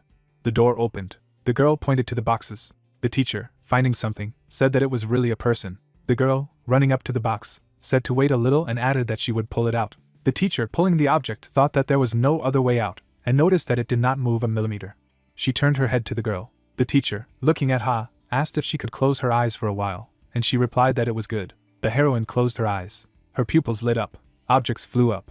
The heroine spread her arms, and the system said that it was Ko Soare, an employee of the Awakened Association, and added that she had telekinesis. The girl's eyes shone brightly. She looked at the box and said what had happened. There was a man's body in the box, and she asked if he was okay. The girl tilted her gaze at the man. The man turned his head, and she exclaimed that it was the owner of the farm. The teacher tilted her head and wondered who the person outside was. She pulled off the blindfold from the hero. He looked around and shouted for them to stop the training, because it was necessary to evacuate everyone urgently. The heroine pulled out her hand and asked again what it was about, and the farmer shouted that the man was not real, and added that he was the one who tied him up, and then shouted that the children were in danger. The warrior's eyes widened. She rushed to the exit and told Ha to hide here and not come out. The teacher, stepping forward, thought that trouble had happened, and thought that she must act quickly. The girl gritted her teeth and realized that the children were in danger. She looked up abruptly. The farmer stood in front of her. The double, looking at the teacher, said that she was Ko's teacher, and wondered where she was in such a hurry. The man, standing in front of the girl, laughed. The double, looking at the teacher, asked where she was in such a hurry. The teacher, staggering with fear, exclaimed that it was him, and said that it was an aura. The girl looked ahead and asked who he was. The girl looked at the lying farmer, and she wondered why he pretended to be the owner. The heroine stared at the monster and added that it was interesting to know, but most importantly, what he was going to do with the children. The man stuck out his tongue. She twisted her face, and the double noticed that she was a teacher after all, and said that such people were rare. The teacher, rushing forward, demanded to answer. She swung her leg. There was a blow. Dust filled the room. Ha looked ahead. The woman locked herself in a protective dome. Ko put out her hand and shouted that everything was fine, and yelled at Ha not to come over because it was dangerous. She knitted her brows. The double, putting out the sting, said that it was unexpected. He opened his mouth and asked if she was an agent of the tower, and asked how she managed to repel his strike. The doppelganger, stepping forward, said that even though she wasn't, she still wouldn't be able to interfere with his plan. Stinging Tail grinned and added that he needed something else. The doppelganger held out a syringe and asked if she was worthy of seeing the stinging tail of the behemoth demon race with her own eyes, and added that it was his creation. The teacher, looking at the creature, thought that its appearance had changed, and added that this energy was also strange. Ko looked at the monster and decided that he was definitely a demon. The teacher, clenching her fist, thought that in this case something should be done. The heroine, looking up, shouted that she could not retreat. She threw an iron door at the antagonist and shouted for him to get it. The door knocked down the monster. The teacher, continuing the attack with stones, shouted that this was not the end. The stones scattered to the sides. The heroine threw boulders forward. She raised her hands up. The refrigerator rose into the air. Ko threw it at the enemy. The girl was standing in the middle of the dust. Stones were lying on the floor. The teacher, looking around, thought that she had managed to destroy him. She turned around and decided that she had to return to her children as soon as possible. The girl's eyes widened in horror. The monster kicked the door open with his paw. He put out his hand. The antagonist stood up. The claw was squeezing the metal. The double, breaking open the door, asked if she appreciated his strength. The enemy gritted his teeth and wondered if she thought her attack would break him. The teacher, clenching her fists, asked what he meant, and added that she was not pathetic, and stated that she was ready to fight him until he collapsed. The heroine looked ahead puzzled. The teacher, collapsing from malaise, asked what was happening. The double, approaching, said that it seemed that it had become difficult for her to control her body. He held a syringe in his hands and explained that at the very beginning of the contraction he injected her with his poison. The double, attacking, added that even without this, he would have coped with it quite well. The girl flew back. Blood gushed out of his mouth. The heroine fell to her knees, and the double added that he would probably let her live. The girl opened her eyes, and the antagonist asked if she had forgotten that she had asked what he was going to do with the children. The double threw his claw over his shoulder and asked if she had heard of the sweet bomber. A picture of a sweet potato appeared, and the doppelganger said that it was a creature that looked like a potato, but even the awakened could not easily distinguish it from a vegetable. The vegetable's eyes opened, and the antagonist said that it was actually a beast that appeared after the destruction of the gate. The soldiers fell to the vegetable, and he added that it exploded from contact with the animal's saliva or blow.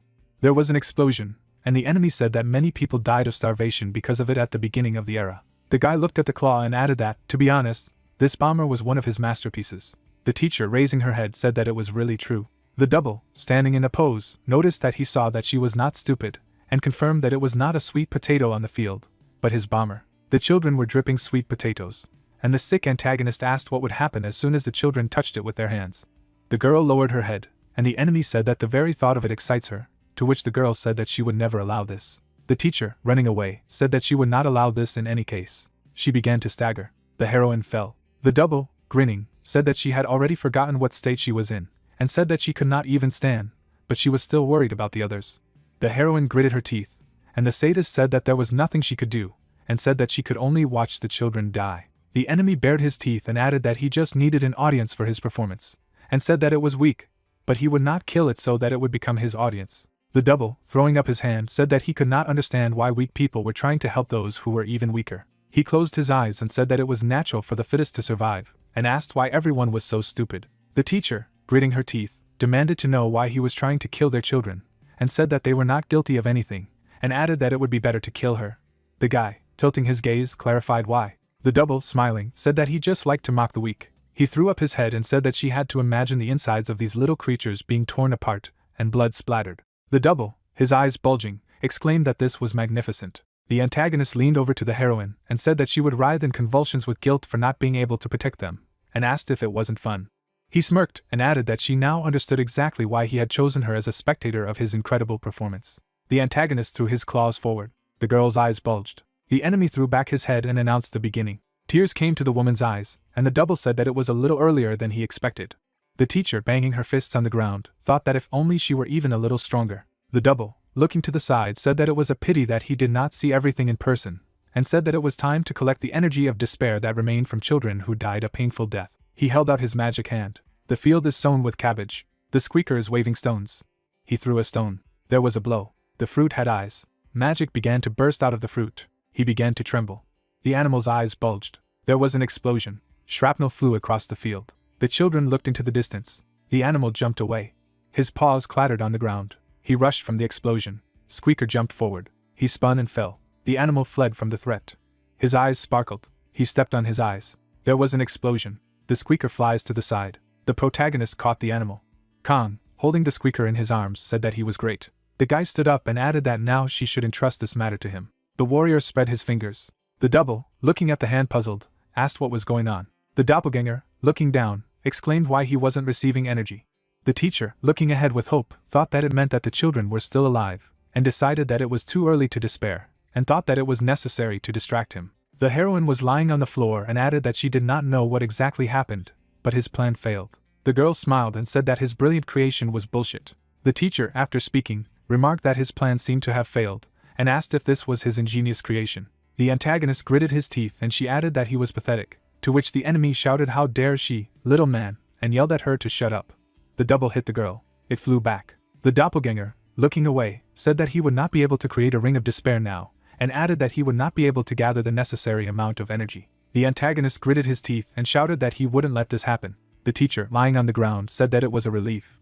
The doppelganger, looking at the claw, said that it was a pitiful and weak creature, and shouted that it was all because of it, and also said that it was happy. The enemy rushed forward and shouted that he would kill her first, and then send the children after her. The antagonist's face changed abruptly. The hero squatted and asked who she was. The double, looking at the girl, said that it was some kind of petty. The double, swinging, shouted that then he would kill them both. The teacher, looking in front of her, said that it was impossible. She grabbed the girl and shouted to Ha that it was too dangerous. The woman gritted her teeth. She opened her eyes. The heroine looked around. Kong, holding the enemy, said how he dared to touch their Ha. The double turned his head. Kong, looking at him menacingly, said that he would have to teach him a good lesson. The guy was holding the antagonist with his hand. The double, looking around, asked where he was. The protagonist was in the back and said that they were inside the inventory, as it would be difficult to teach him a lesson from the outside. The enemy opened his mouth, and Kong said that he rushed in as soon as Ha's security badge broke, and asked how he dared to touch her. The guy squeezed the antagonist's neck and said that he would have to teach him a lesson. The double, attacking with his fist, shouted that the little man was climbing somewhere. The doppelganger flew backwards and screamed for Kong to die. The bodies of the main character multiplied. The guy attacked the hero. He took out a syringe. The enemy pricked Kong. His eyes widened. The guy was squeezing the enemy's hand. The double, turning his head, said that the man was able to repel his attack. Kong punched the antagonist. He opened his mouth abruptly and began to yell.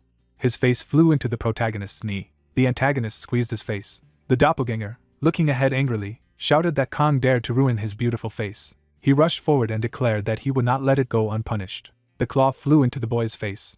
The protagonist grabbed his opponent. His eyes were filled with darkness. The guy clenched his fist. A dozen fists aimed at the antagonist. The enemy received many blows. The blows exploded near the face. The double, flying away, exclaimed how painful it was, and said that Kong could kill him anyway. The protagonist clenched his fist to attack. He waved his hand. The guy looked ahead and exclaimed what it was.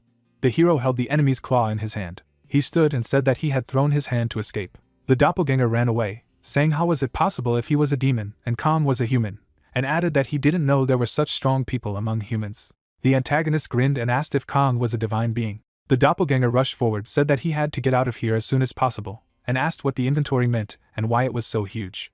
The guy looked ahead and clarified that if it was inside the inventory, then it definitely meant something. The protagonist stood in front of the warrior. Kong, walking towards his opponent, asked why the double decided not to run away anymore. The doppelganger stopped and replied that there was no longer any reason for that, and Kong asked what he meant. The antagonist grinned and said that this inventory was huge, and added that it meant it was full of energy. The enemy's hand was covered in magic, and he clarified that to be precise, it was the power of magic crystals. The doppelganger, continuing to mutate, said that the magic crystals contained demonic energy, and added that the arm he had torn off and his tail were capable of absorbing it. He grinned and finished by saying that in other words, the whole land here was filling him with strength. The enemy turned into a monster. The protagonist stood in front of the opponent. A monster appeared in front of him. The double, having turned into a creature, declared that this was his highest form. Attacking the guy, he said that according to the law of survival of the fittest, Kong would die. The enemy swung and ordered the man to die. The earth shook. Kong, flying away, noticed that the double had become larger. The main character, attacking, said that it was even better this way. He slapped the enemy in the face. The sadist's eyes bulged. The monster fell face down on the floor. The protagonist looked ahead. Kong took out a sweet potato on the table and said that today was a sweet potato appetizer. He sat opposite the girl and told Ha to eat and not be shy, and she added that there was nothing tastier in the world. The guy turned around at the boxes and was surprised at the amount of sweet potatoes. The main character was sitting at the table and said that the owner of the farm gave the yams as a sign of gratitude, and added that he could not refuse him. He put the potatoes to his mouth and said that at first the owner wanted to donate part of his farm, but the teacher stopped him, and then the owner promised that he would send them sweet potatoes every year. The cook looked at the protagonist. The child, pounding her chest with her fist, screamed what was stuck in her throat. The woman, pouring lemonade, shouted to Ha to drink. The girl began to drink. Ha, after drinking, I exhaled. She smiled and said that lemonade goes well with sweet potatoes. The heroine smiled, and the protagonist said to himself that it was good that Ha did not have a strong shock. The guy looked ahead and added that he was haunted by the words of that demon. The monster was lying on the floor and said that he didn't expect such a strong person to end up in the second world. Khan looked at him and asked what it meant in the second world if he wanted to say from another dimension, and asked how he had managed to get into this world. The doppelganger chuckled, said that Khan was so strong, but didn't know, and said that only those with strength could move. The guy looked down, and the enemy declared that he was nothing compared to that creature. The young man clenched his hands and said that he needed a power with which to move between worlds. He looked away, thinking that if he used it, he might be able to return to his world. The sun shone on the restaurant. The brunette looked away. On the wall hung a calendar that said that today was a day off in the institution. The main character turned around and told the man that there were so many days off this month that even the restaurant was closed, and asked if it had anything to do with Chuziak. Opening his mouth, Tae asked if his interlocutor didn't know anything about holidays, and explained that Chuziak and Salt were the two most important holidays. Brown-Eyed said that earlier this day was celebrated when they harvested and thanked their ancestors for it, and added that now they just gather relatives and eat goodies. The family sits at the table. Turning to the protagonist, the man said that this year he plans to go to the family, explaining that they live in another city. Opening his mouth, Khan wished his friend a good trip, and said that he would look after the house and the restaurant at this time. Looking ahead, Tae asked what he was talking about, explaining that of course the hero would go with them, and added that he had already warned his relatives about this. The man said that everyone was waiting for the brunette. The brown-eyed man changed his face and asked that the cook's parents were waiting for him. At the same time, in the office of director Cho Jium-ho, sitting at the table, the woman asked her interlocutors what kind of children's song contest it was. Looking ahead, Mr. in the hat said that it was a worm competition, that the program would be shown all over Chuziak, and added that the producer had asked me to introduce him to Ha. The blonde greeted the girl's mother, and handed her a business card, saying that his name was UK and he was a producer.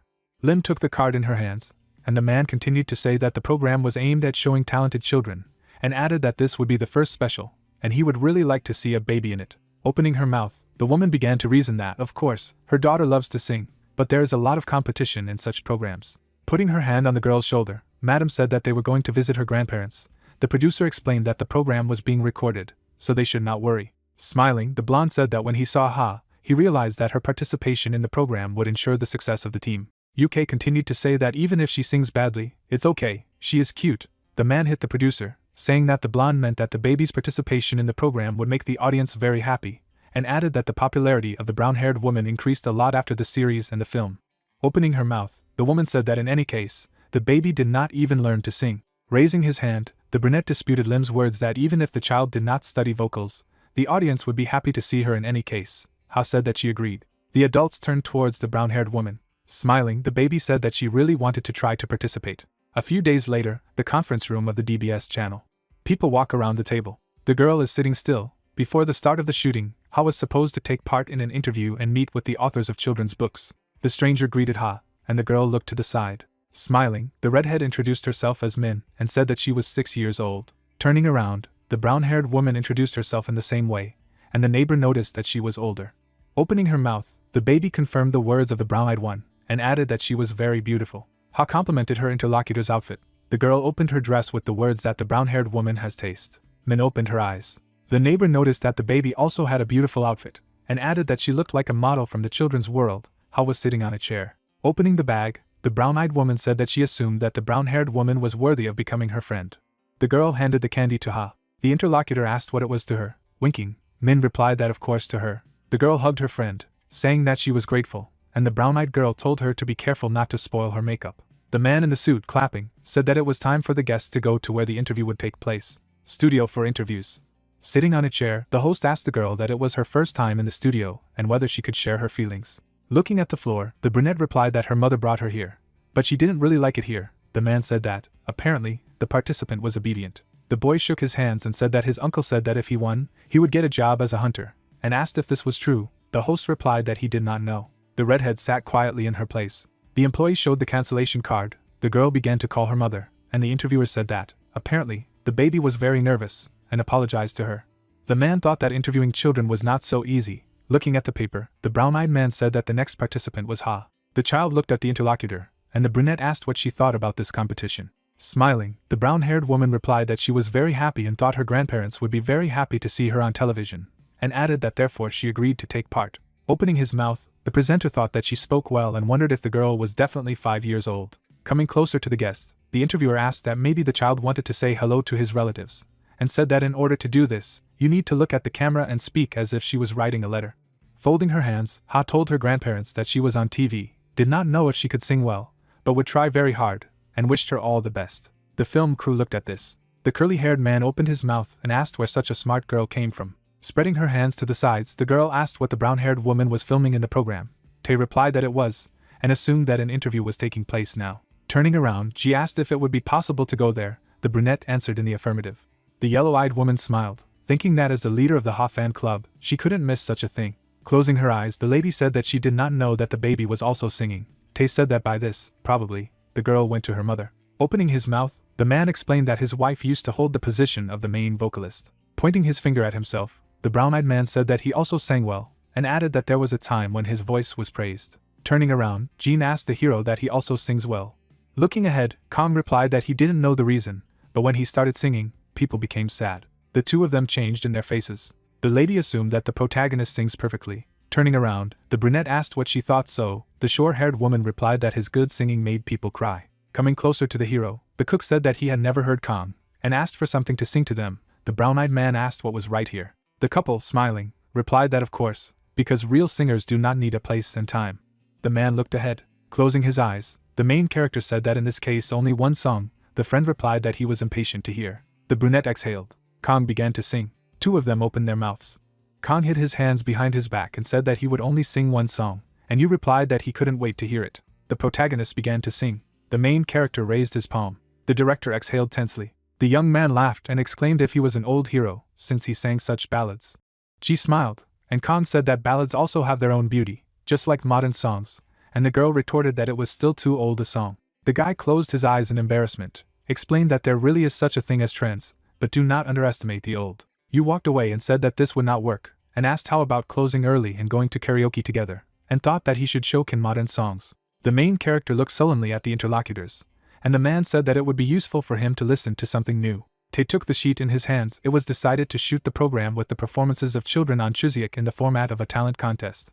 The composer adjusted his glasses and said that he could be visited. The girl stood on the threshold and greeted her. Ha folded her palms and introduced herself. Contact with children was important for composers. The man turned around and said that he was glad to meet him, and then added that he was the composer Tae, an outstanding composer, a living legend who created many hits. The actress approached the creator, and he asked if she knew what they would be doing today, and Ha replied that they would learn songs.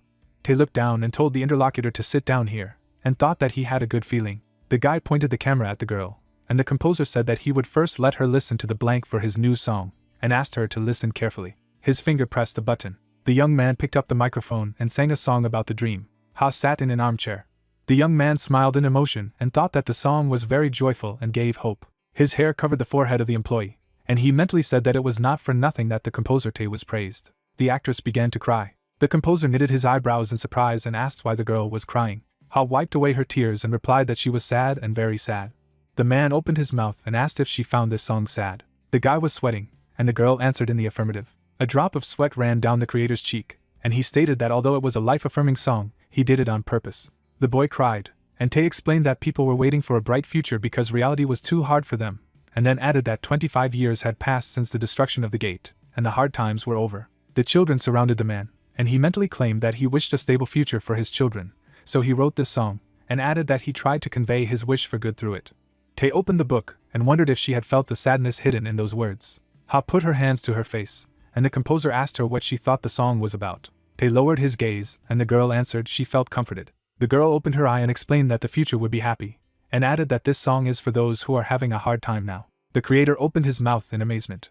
A smile appeared on his face. The officer pointed the camera at the laughing composer. Tae leaned over to the girl and thanked her. The creator began to cry and said that he was glad that she agreed to sing this song and was able to understand it. Neon signs were glowing, while the employees of the Yanchungak restaurant were singing a song.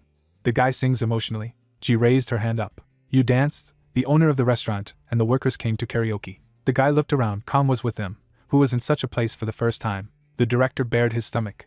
The protagonist closed his eyes and thought that this place was much scarier than he thought. The hand held out the remote control. Yu took the tablet in his hand and invited the young man to choose a song and sing it himself. Khan smirked and stated that he would show them what modern songs were. The main character lifted the microphone.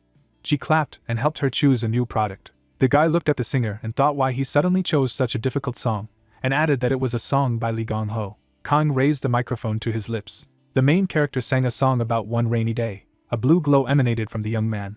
Ji clasped her hands and thought he was singing well. The protagonist watched the singing, and Ji noted that he was handsome and looked like an idol. The guy lowered the microphone. Yu sat down and said that Khan was great, and added that he knew he could do it. The main character was embarrassed, and the interlocutors continued to praise him.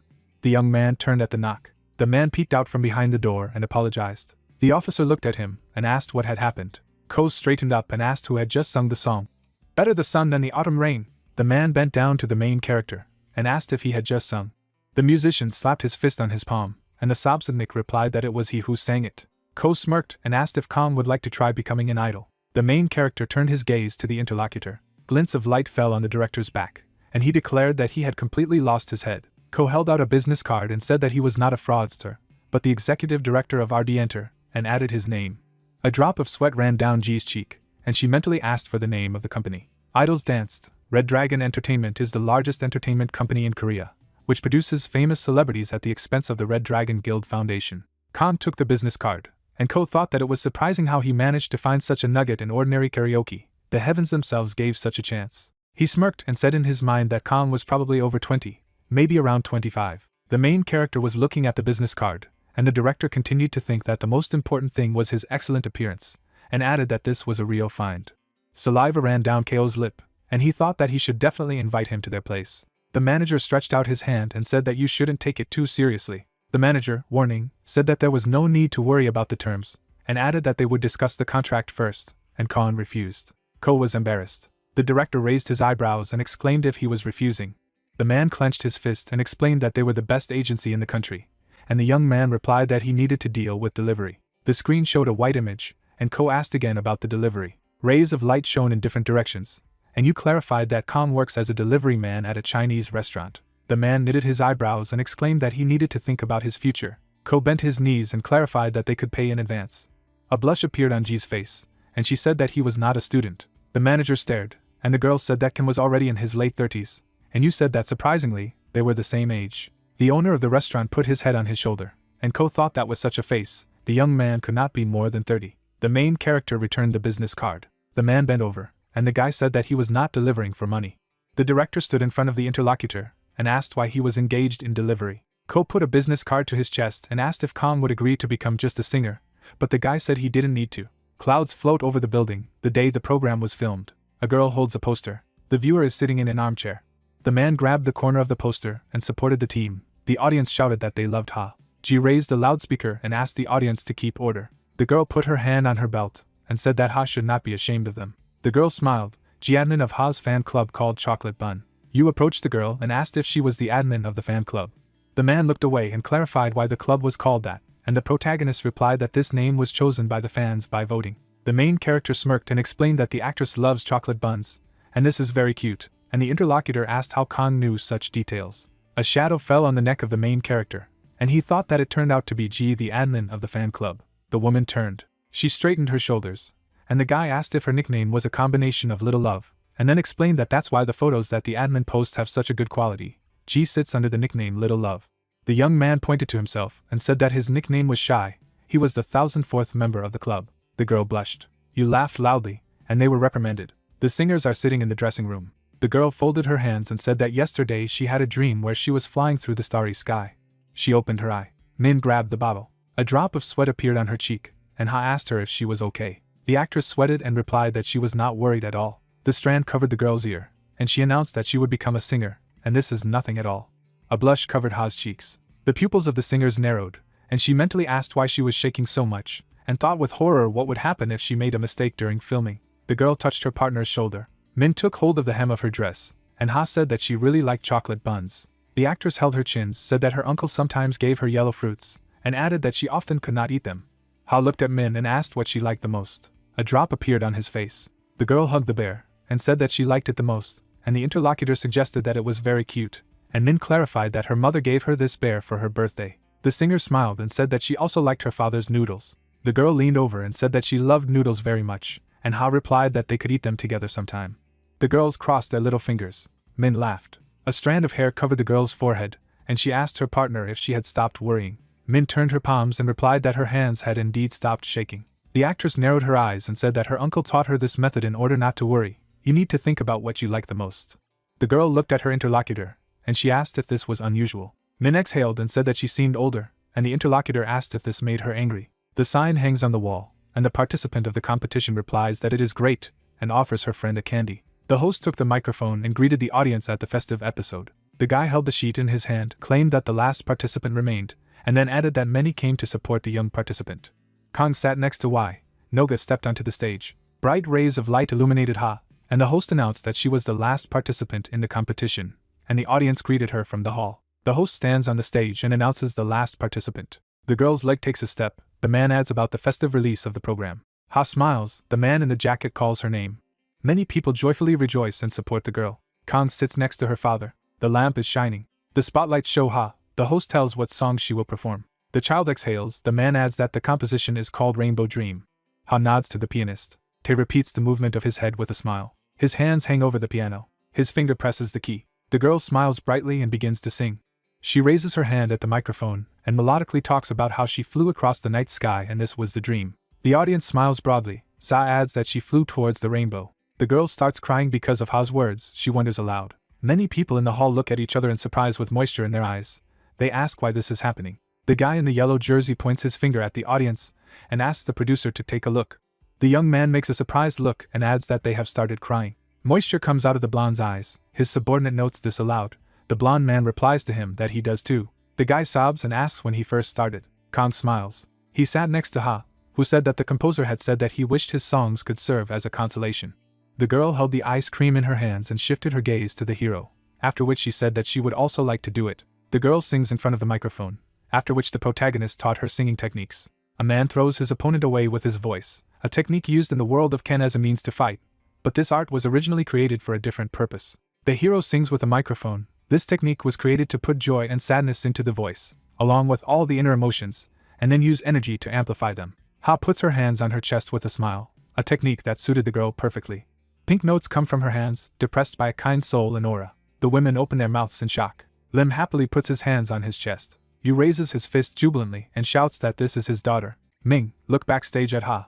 The girl wipes away her tears, and asks how she can sing better than she can. Yui Lee's daughter stands on the stage next to the pianist. The crowd cheers. She naturally took first place. The girls are standing next to each other with prizes in their hands. Someone asks to take a picture. Min took second place. Ha hugs her friend. Their friendship has become even stronger, and so the song contest ends. A skyscraper is shown. A man with papers notices the manager behind the monitor. He turns his head and turns to the man with glasses, then asks if he has checked the list of days off of the first department. Sun looks up and asks if Chuziak is really on the nose. The employee makes a disappointed face and replies that he did not check, to which the man with glasses apologizes, because he had a lot of accumulated documents. The man at the table holds a mouse and declares that he will have to deal with the list first. He opens his eyes in surprise and asks the interlocutor if he really volunteered to work again.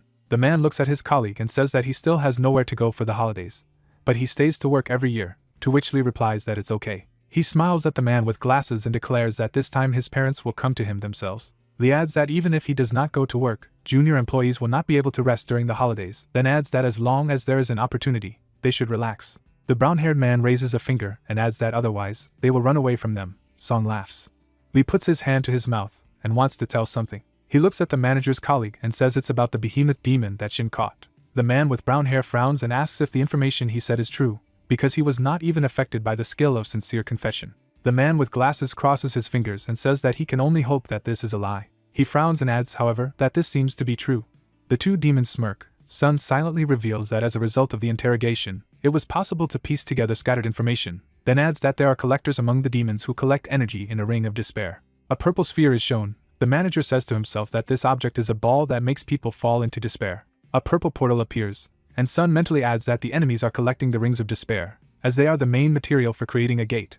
But even the demons themselves did not know why they needed to create rifts. A lot of monsters are shown. Sun tells himself that the collectors who fail in the task are kicked out, and they become the material for creating a demonic beast, which is one of the most amazing things, because it turns out that demon beasts do not appear on their own. The long-haired man in straitjackets makes a crazy smile. The manager mentally adds that according to the testimony of the hippopotamus, it became known that there are demons of higher status than collectors, then declares that they call this place the second human world, and they themselves appear in different dimensions.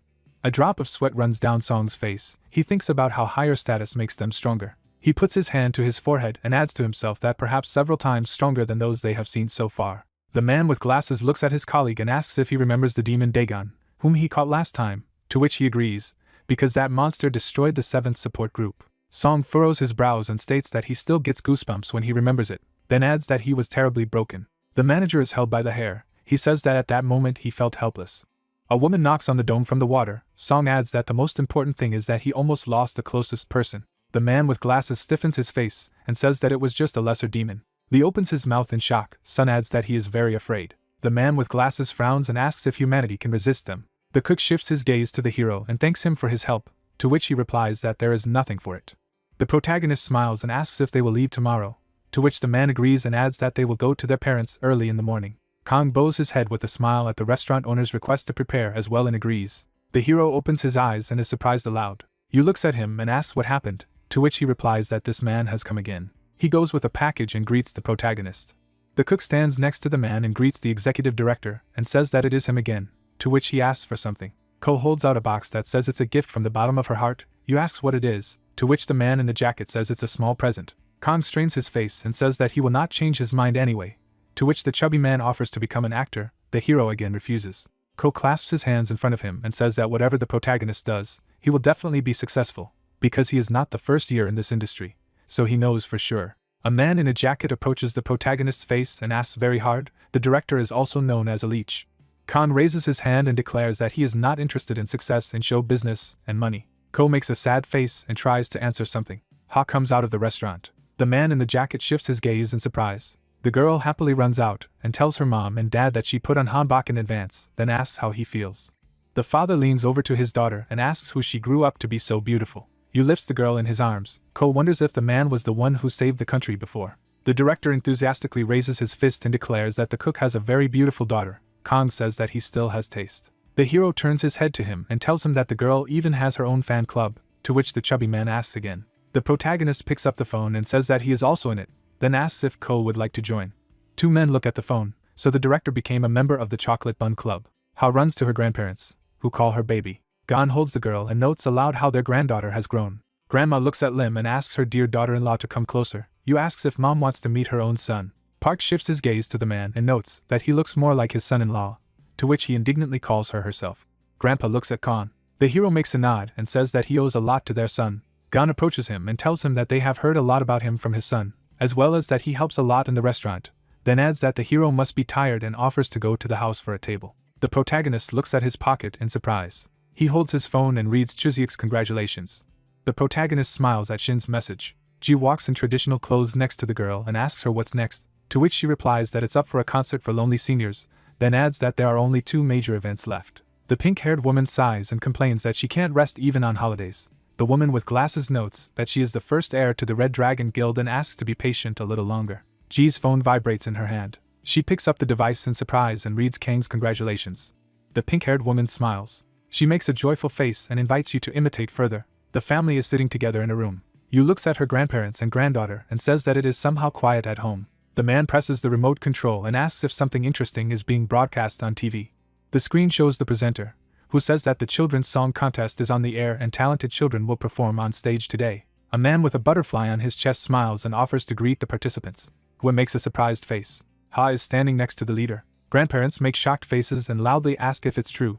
Gwa looks at his son and his wife and wonders why he doesn't tell them. The girl smiles brightly and declares that this is a surprise for her grandparents. Yu's father strokes his granddaughter's head and says that this is how it is. Park asks if she wanted to surprise her so much. The girl makes a happy face and agrees, then adds that she hopes they will like it. The man holds up the microphone to Ha, who addresses her grandparents, and tells her that she will try to sing beautifully. The granddaughter on TV makes them not get sick and live a long time, then declares that she loves them. Go looks at Za and calls her a cute button, and Puck says that she is very kind to take care of them. Grandparents stroking a child in front of Kong. The hero smiles. He looks straight ahead. The protagonist and the old man sit next to each other, who tells Kong that you told him that he saved Ha when she was almost hit by a car, to which the protagonist replies that anyone would do it in his place. Gwa smiles at the man and claims that not everyone is capable of such an act, then thanks him. Grandpa raises his fist to his mouth and says that although he has not lived so long, he has seen everything, then adds that his experience tells him that Kong is not an ordinary person. The hero smiles. Go places his hand on the protagonist's shoulder and asks him to take care of his family, especially Ha. A girl in a dress presses her hands to her chest and sings. Grandparents begin to cry. Yu and Lim hug to their daughter's song. Kong smiles surrounded by pink notes. Pink hearts surround a joyful family. Za sings on TV. At this time in a mansion in the south of the United States. The manor is shown in the rain. Drops fall on the window. Many corpses lie in the corridor. A little boy looks at the carnage. He freezes in shock. The child runs forward and calls loudly to his father. He cries and screams. An expensive door appears. The guy opens it. A man is sitting in an armchair against the background of thunder in the window. The young man approaches the table. He looks at Dad and calls out to him. The boy's face freezes in horror. Many blades pierce the old man's body. The silhouette of a man stands in the rain with a purple sphere and a sword in his hands. A purple flame burns in his palm. The unknown man clenches his fist. An old man with an umbrella stands behind a man in a cloak and says that his strength is still amazing, because he did not hesitate for a second. Miller smiles and says that no one can compare to the cruelty of the swordsman, to which the swordsman turns to him. The man's eyes glow golden. He says that he is not in the mood to listen to dirty speeches and demands to get straight to the point. The old man with the parasol smirks and reports that the man is looking for a swordsman. Golden glances back over his shoulder. Miller mentions his nickname. A canyon is shown. A lot of monsters go on the attack. A group of people is standing in front of the lizards. A knight with a shield stands in front and warns you to get ready. The warrior blocks the monster. He brings down a mace on the monster's head. A mage and a swordsman kill enemies. The girl aims with a bow. It affects 2 lizards. The monsters arrive. The warrior reports that there are more and more of them. The archer makes a frightened face with the thought that there is no end to them. She reaches for the quiver and thinks that they will break through and she just needs to wait for help. The girl opens her eyes in surprise. She turns around and says to herself that she has run out of arrows. Monsters jump on her. The archer looks up in fright. A man in a cloak kills enemies with water, saying that he has already asked for enough arrows. The blonde looks at him in amazement. The man with the scar on his nose removes his hood. The girl happily shouts that she knew he would come, to which the mage replies that he will talk to her later. The leader turns around and orders his flasks of water to be tossed. The team follows the order. The man raises his hand. The bottle crumbles. A lot of blades fall monsters out of the water. Projectiles hit monsters. The team stands in front of the corpses of lizardmen. The commander stands next to the shocked and subordinates, and orders them to collect the crystals before the gate closes. The subordinates look at the magician with admiration and call him amazing. The red-cheeked archer smiles and notes to herself that the man has instantly changed the course of the battle. Sok makes a satisfied face. The girl declares to herself that this is their leader and the legend of the guild. A diagram with 3 circles is shown. The legendary guild, which appeared later than all, is in the top 3, as well as the red dragon and 2 stars. Men in formal robes stand side by side. The legendary guild began to grow rapidly, and soon became large. The leader of the team, a living legend, smiles. He made a special contribution to the development. Sokka's group exits the portal. The archer notices the keychain on the man's weapon. The leader turns around when the girl asks if this thing has any meaning. A toy in the form of a pig with a string is shown. The blonde asks if the leader received this object from a dear person. 3 guys are standing in the forest. They show each other keychains. The young men smile happily. Sok looks at the toy with satisfaction and reveals that there are many valuable memories associated with it. The Quanic Mountains, the site of the excavation of the remains. People with yellow bandages on their shoulders examine human bones. Khan stands with the container and declares that the noodles have arrived. The archaeologist wonders aloud at the speed of delivery. The worker gets up and calls everyone to lunch. The men move away from the pit. One of them says that he heard that the delivery can be brought anywhere, but adds that he did not think that even in such an area, after which he says thank you. Kong is interested in what they are digging. The hero takes a bowl of noodles out of the container and asks if they are going to build something here. The employee refuses. The protagonist looks away. The archaeologist replies that they are looking for remains. A lot of people are running for monsters. The employee adds that this is the work of a team, because many people died due to the rupturing of the gate. The bones lie in the pit.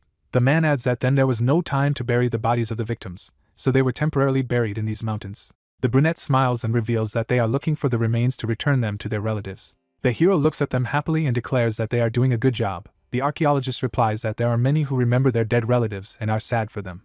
The man with the yellow bandage on his arm looks at the autumn tree and informs them that this is one of the last places, so they will soon finish so that the ghosts can sleep peacefully. The protagonist makes them finish their work as soon as possible. Khan leaves with the container and says to himself that there are many people in this world who are doing a worthy job. It freezes in place. The hero shifts his gaze to the ground next to him and notes to himself that this energy comes from human remains. A lot of bones can be seen underground. The protagonist notes to himself that many people are buried in that place. Behind Ken, the face of an employee appears. The hero says to himself that he said that they have the last plot. The protagonist frowns and mentally wonders if the archaeologists could have missed something. He sighs and asks aloud what is left for him, and also thinks to himself about ghosts. A man knocks on the ground. A wave is coming from his feet. The promising workers make shocked faces. Birds fly across the sky. The girl hosts a news bulletin in which she tells how an earthquake occurred in the Quonic area, as well as that the remains of people were found as a result of tremors. Kong and you watch TV, in which they say that the association is currently investigating. The girl adds that there are assumptions about the discovery of the remains of people who went missing. The cook looks at the TV and notes aloud that the protagonist is the cause of the earthquake. He agrees.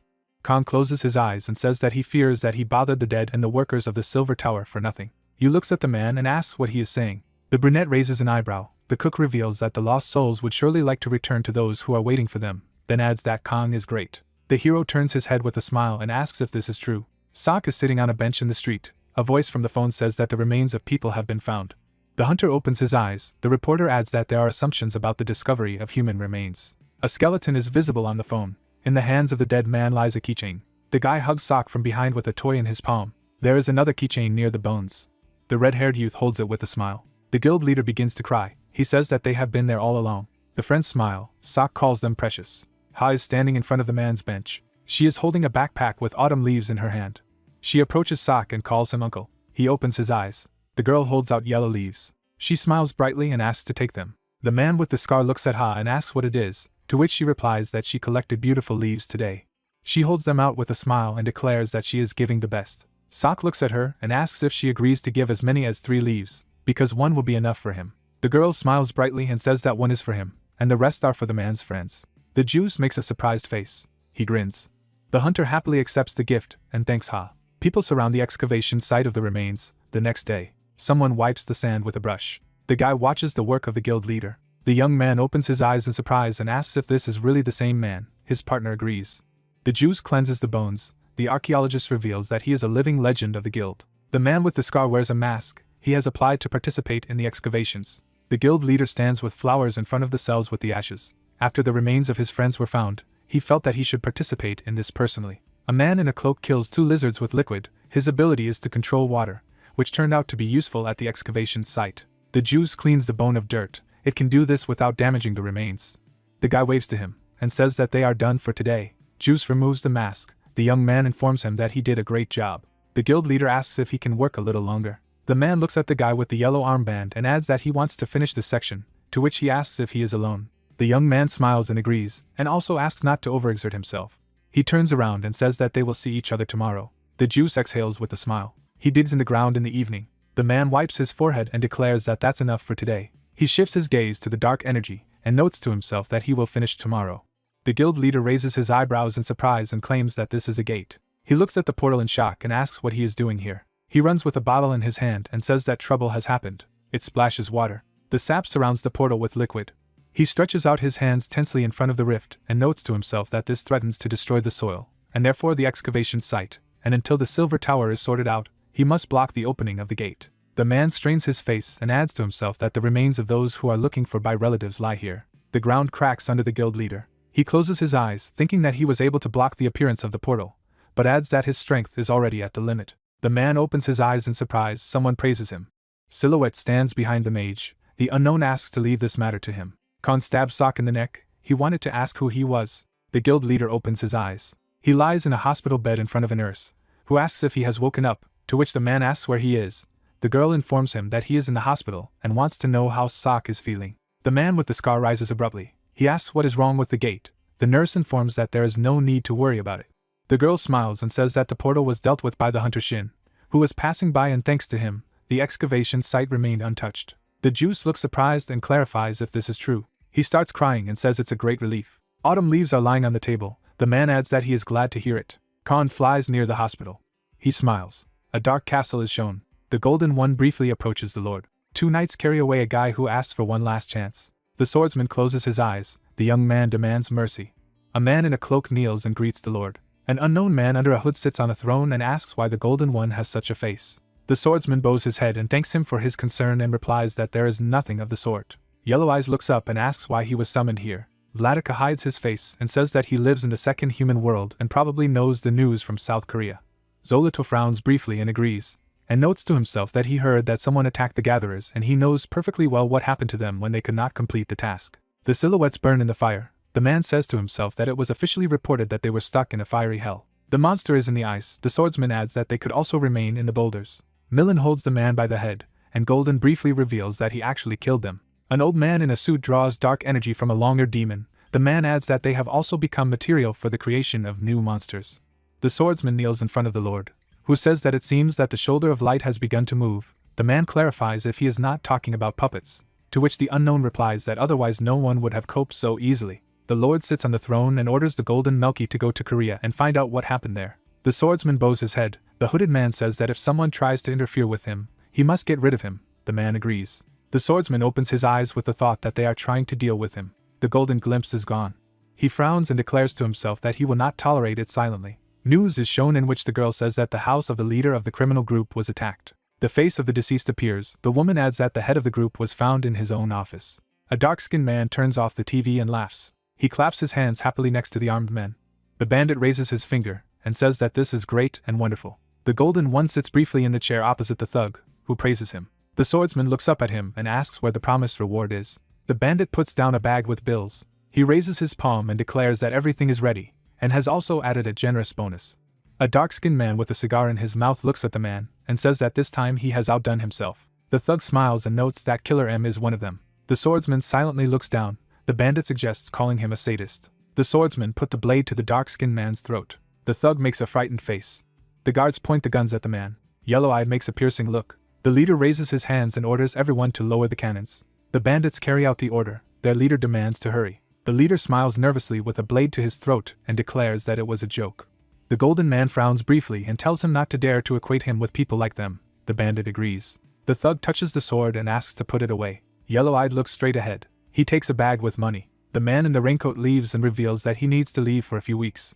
He turns around and says that the leader can decide on the next goal for now. The bandits look at the closed door. The leader exhales. One of the subordinates looks to the side and asks the boss if he is okay. The man takes out cigars. One of the guards declares that this crook did not surrender to them. The leader asks not to talk about what you do not know. The leader brings the tobacco to his mouth and tells him that if they pretended to pull the trigger, they would all be dead. The boss lies on the ground in front of the corpses and the golden glimpse. The man adds that he remembers their first meeting. The yellow-eyed man turns around with a bloody face and a trumpet in his hands. The leader calls him a real monster, then adds that even if 100 people like them attack him, not a hair will fall from his head. The wounded leader smiles nervously. He reveals that he was lucky to conclude a contract that says that he gives the yellow-eyed a goal and a reward. The golden glimpse of the people's shots. The boss adds that he asks to call him the letter M, then adds that he does not know what his real name is and where he came from. The swordsman pierces the man's body. The dark skin says that there is nothing wrong with it. Yellow-eyed cuts people. The leader adds that the main thing is that he is the best of the best. In the man's hands is a photo of a dead criminal. The bandit reveals that the golden glimpse has a feature that implies that its target should be the awakened. The blonde levitates with swords in front of the mercenary. The boss adds that even among them, his victim should only be a notorious scoundrel and scoundrel. Swords pierce the body of a blonde man on a chair. The leader reveals that the yellow-eyed man has never failed and is able to deal with even several targets at once. A golden glimpse stands in the rain with a purple orb and a sword in his hands. The boss adds that he seems to want to demonstrate his strength, and that is why he is called the Joker Killer and Slayer of the Awakened. The bandit smiles nervously and declares that thanks to the swordsman they can calmly do their business, then adds that he is one of the lucky tickets, because once they find a target, they no longer need to get their hands dirty to earn a lot of money. The golden one flies on the monsters. The boss says that wherever he goes, blood will be spilled. The swordsman looks straight with his arms crossed. The man shows the locket and declares that he is a royal official.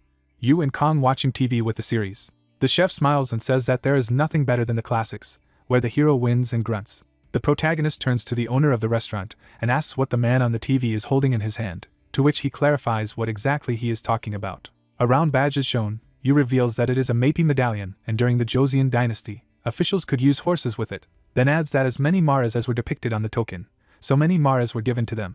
The protagonist looks at the interlocutor, who adds that this item also served as an identity card that was sent to other areas, and now it means the status of royal officials. Kong says that he understands. The hero makes a thoughtful look. An adult hands the child a badge with horses. The protagonist notes to himself that he has definitely seen one before. The man says that this token used to belong to his great-great-grandfather. A child holds a medallion. An adult says that the one who finds it will be able to return. The red-cheeked boy examines the badge. Kang notes to himself that the memories are too blurry, then mentally wonders where his great-great-grandfather got his Joseon dynasty token. The hero raises his head when a voice calls him. Yu looks at the man and reveals that today is Ha's last day of filming. The protagonist wonders aloud that it happened so soon. The cook smiles and says that he wants to make her a chocolate cake in honor of this. Khan happily opens his mouth and claims that it sounds good. Filming location. A girl and a blonde man are standing under the cameras. People are shouting that everything has been filmed. The filming of the uncle and girl film has ended. The man smiles at Ha and Lim and calls the child a good girl, to which she replies that she was very interested and says thank you. The girl exhales with the words that she will be sad that they will not see each other again. The man in the jacket says that if she agrees to star in his next film, they will see each other again. Ha happily raises her fists and promises that she will film with them again. The man thanks her. The man in the jacket smiles with thoughts that he just met this child yesterday, and even then she seemed incredibly talented to him, then adds that now she has become a real experienced actress. Mom straightens her daughter's hair. The director says to himself that he is sure that Ha will become a real star. A man in trousers approaches the film crew and asks to listen. Ko makes a joyful face and greets him. Za recognizes him as a chubby uncle. A man in a jacket smiles at the girl and says that they haven't seen each other for a long time. Lim awkwardly asks who it is. The director looks at his mother and introduces himself. The woman looks at the man, who adds that he is also a member of her daughter's fan club. Lim says that she understands and asks what he came for. The director puts on a kind face and declares that he wants to make an offer. He changes his perspective to the serious and reveals that the company would like to record an album with Ha. The mother looks amazed and asks again. A restaurant is shown in the evening background. The family is sitting at the table.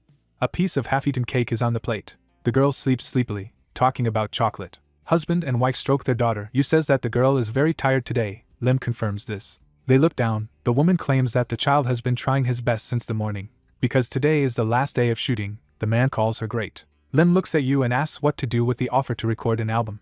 Mother and daughter stand in front of Ko in surprise. The woman asks again in shock. The director takes a serious look and says that he is making such an offer not only for his own benefit. Ha sings into the microphone with a smile. The man tells how one man wanted to commit suicide, but after the performance, he changed his mind, which impressed the man very much. Ko stiffens his face and states that that's why he's making such an offer, because the world is full of people who need comfort from Ha. Lim looks surprised at the director's words that her daughter will sing for those who are going through hard times, then adds that she hopes that she will accept his offer as more than just a business.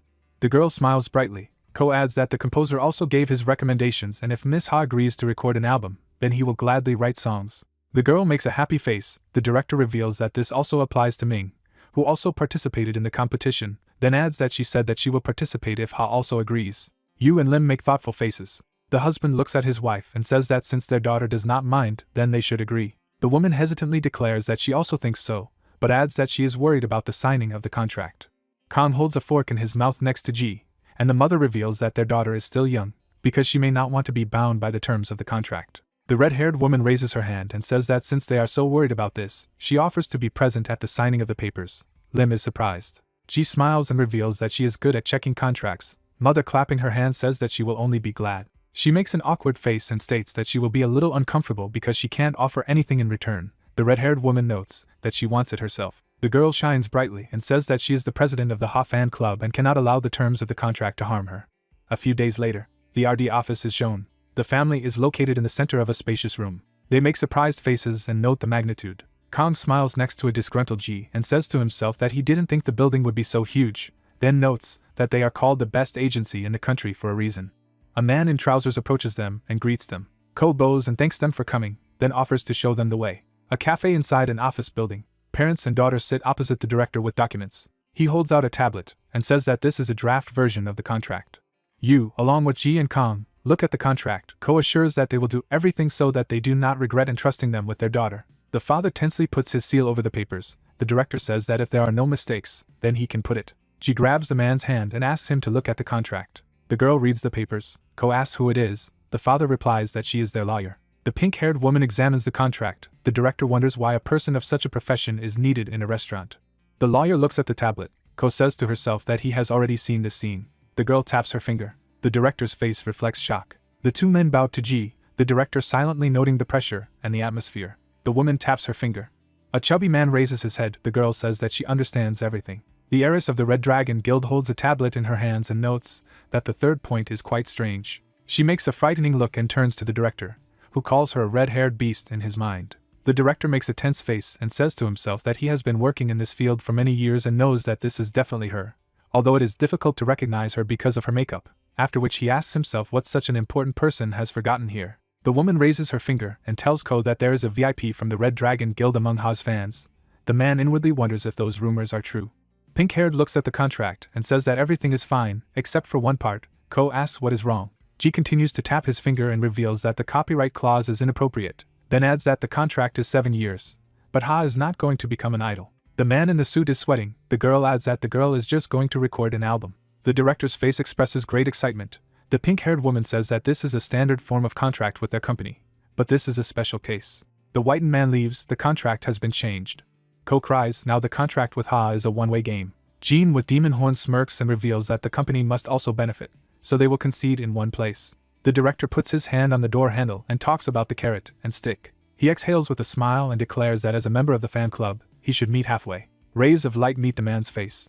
He stands in the middle of the fog. Ko looks around and wonders where he is, because he opened the door to his office. The director looks around and asks what is happening here, and wonders to himself where the door went. A woman in heels approaches him and asks if he is really the director. The man looks back and asks the girl who she is. The brunette hides her face behind a mask and declares that he does not need to know this, then adds that she has come to fulfill the order. Ko frowns and asks again. The woman sadly closes her eyes and says that the man has just signed a contract with Ha. The director asks how she knows this. She snaps her fingers. A dark sheet of paper appears in front of the man in the jacket. The kidnapper looks at him and tells him that her client wants to make a deal with him that is related to this contract, then adds that it is a contract. The man reads the papers in surprise and asks what they are. The director opens his mouth in shock and says that he is being asked to hand over all rights to work with Ha. The businessman looks indignant and asks what it is. Sweat runs down his face. He says that they are going to take away the opportunity to work with the girl.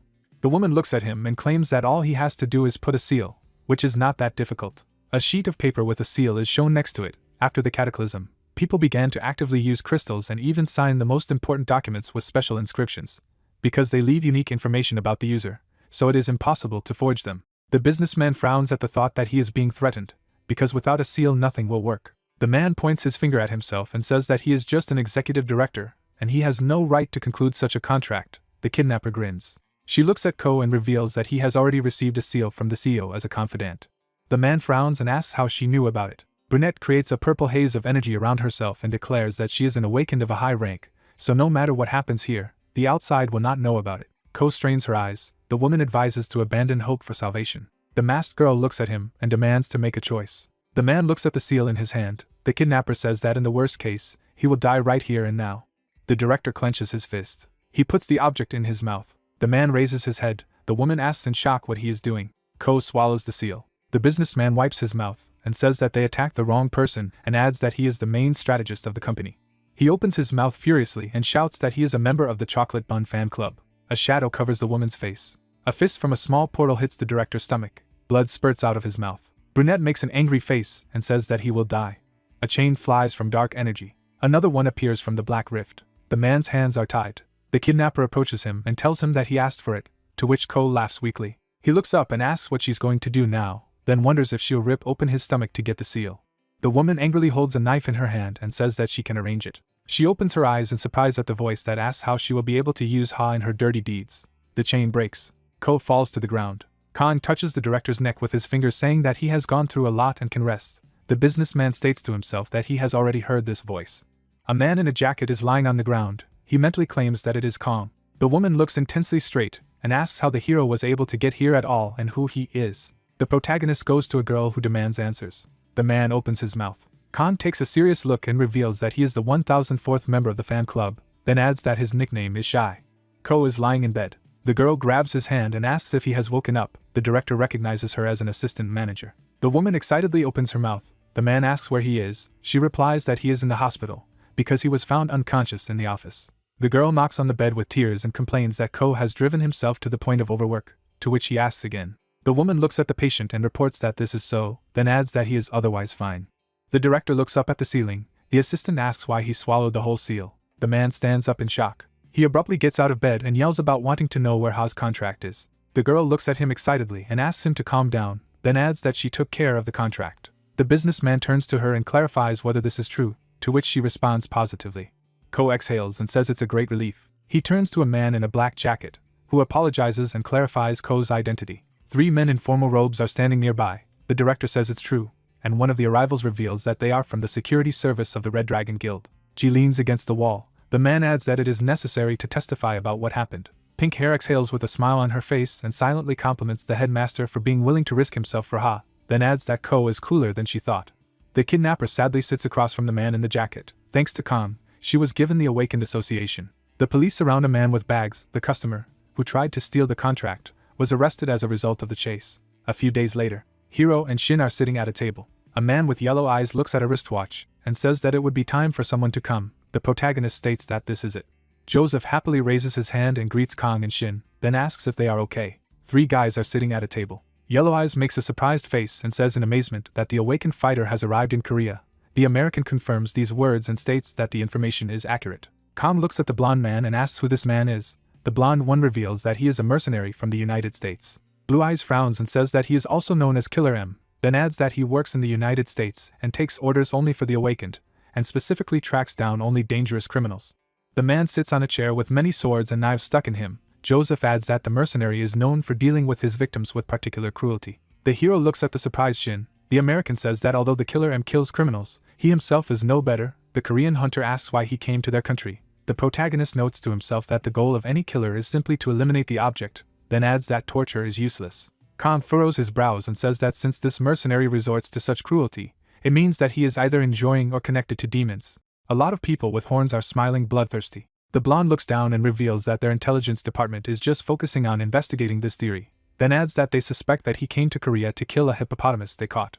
The blonde man opens his mouth and adds that the demons have been completely unleashed lately, then declares that he will have one request for Ken. The hero raises his eyebrows in surprise and asks what they want from him. The blonde notes that he asks for a lot, but asks to teach the technique of pure mind to other American hunters. The blonde man makes a serious face. 3 men are sitting at a table. The blue-eyed one claims that he is only asking for it because the demonic powers are growing every day. The hero calmly looks at the interlocutor and asks if he really asks permission to teach pure reason. The American confirms this.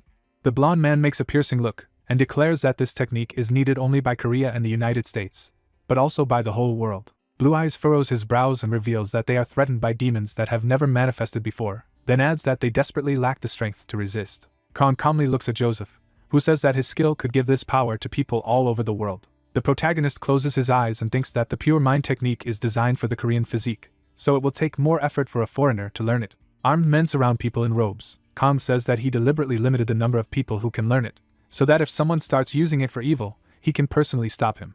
Golden Glarkum turns around with a bloody pipe in his hands. The hero mentally notes that if this art spreads to countries where he cannot intervene, then it will be more difficult to prevent its abuse. Several demons smile bloodthirsty. The protagonist reflects on the fact that a new threat has appeared, and now the fate of the whole world is at the end. Kong opens his mouth and says that he can only hope for the best in people. Joseph smiles happily at the hero's consent. The protagonist makes a serious face and says that he will personally teach the blonde the improved technique of pure reason, which he will later pass on to America. The entrance to the building is shown. Ko greets the family with his hands and points to the door of the family. After signing the contract, Ha and Min come to the studio. Girls and parents happily open their mouths. The director says that this place is the pride of the company. A room with musical instruments is shown. Children make admiring sounds and say that it is cool here. The businessman looks at them and asks if they like it, to which the girls loudly agree. Khan looks away in surprise as Ko reveals that they can use the studio at any time. 3 guys are walking down the corridor. The hero asks himself why they look at him like that. The young men point their fingers at the man and whisper. The hero looks at Ko with a phone in his hand, who tells the girls that their composer is there and suggests that they go listen to the song. Children with their parents follow the director. Khan stops because of a voice that tells him to wait. The hero turns around and asks how he can help. The man in the blue cap wants to hear him sing. A man in a white t-shirt makes a serious face and asks to sing a duet with him. The protagonist makes a surprised look and asks again. The man with black hair runs towards them and calls out to Vaughn, then yells about telling him not to. This man begins to bow with the words that he is very sorry and the guy in the cap is still quite a child. Vaughn looks indignantly at the elder and asks if he is offended after everything. The brunette looks at his subordinate and asks him not to make a scene here. The young man in the blue cap points his hand at Khan and declares that he must, at least, see for himself. The hero watches the swearing. The elder calls the younger one a worthless. The men simultaneously turn to Khan, who claims to agree. The hero looks at them and says that he will just sing a song. Recording studio. Men stand in a circle. The brunette, a white, serious face, tells Vaughn and the protagonist that the rules are simple, then adds that everyone sings one song of their choice, and he listens and chooses the winner. The hero shifts his gaze and clarifies that there are no criteria, then asks if he will really be a judge. The guy in the cap nods his mouth and says that Chan is a perfectionist in matters of vocals, so he will judge fairly. The protagonist closes his eyes and claims that he doesn't care, and adds to himself that he is not here to win. Vaughn raises his hand and says that the hero looks confident. A guy in a blue cap is standing in front of a microphone. He tightens his eyebrows. Chan with a surprised face stands next to an indifferent Kang and says to himself that the choice of song is not bad, as if he decided to sing the main trump card. The brunette strains his gaze, thinking that he is serious. Volver stands near the microphone and sings into it. The eldest smiles and silently notes a good intonation and rhythm, then adds that he has grown a lot. The guy raises his hands and continues to sing. Hero and Chan watch Wang. The protagonist makes an indifferent look and notes to himself that his opponent sang well. Kang turns his head and says it's his turn. The hero stands in front of the microphone against the background of blue notes. The elder brings his finger to his mouth. Vaughn is surprised aloud that the man chose such a complex song, to which his elder asks just to listen. Kang brings his palm to his chest and begins to sing. Two listeners make shocked faces. A guy in a cap asks how the protagonist can sing so well. Chan smiles hesitantly and mentally says that this song is known for its complexity and is considered a real challenge, but the hero does it so simply and sincerely. Drops of sweat run down the brunette's face. He is mentally amazed at how he manages such a touching melody. The three men dance in unison. Chan thinks about past memories. A lot of young men hold each other by the shoulders. Blue waves hit the rocks. The eldest tells himself about forgotten memories and how they flooded in at once. Tears flow from his eyes.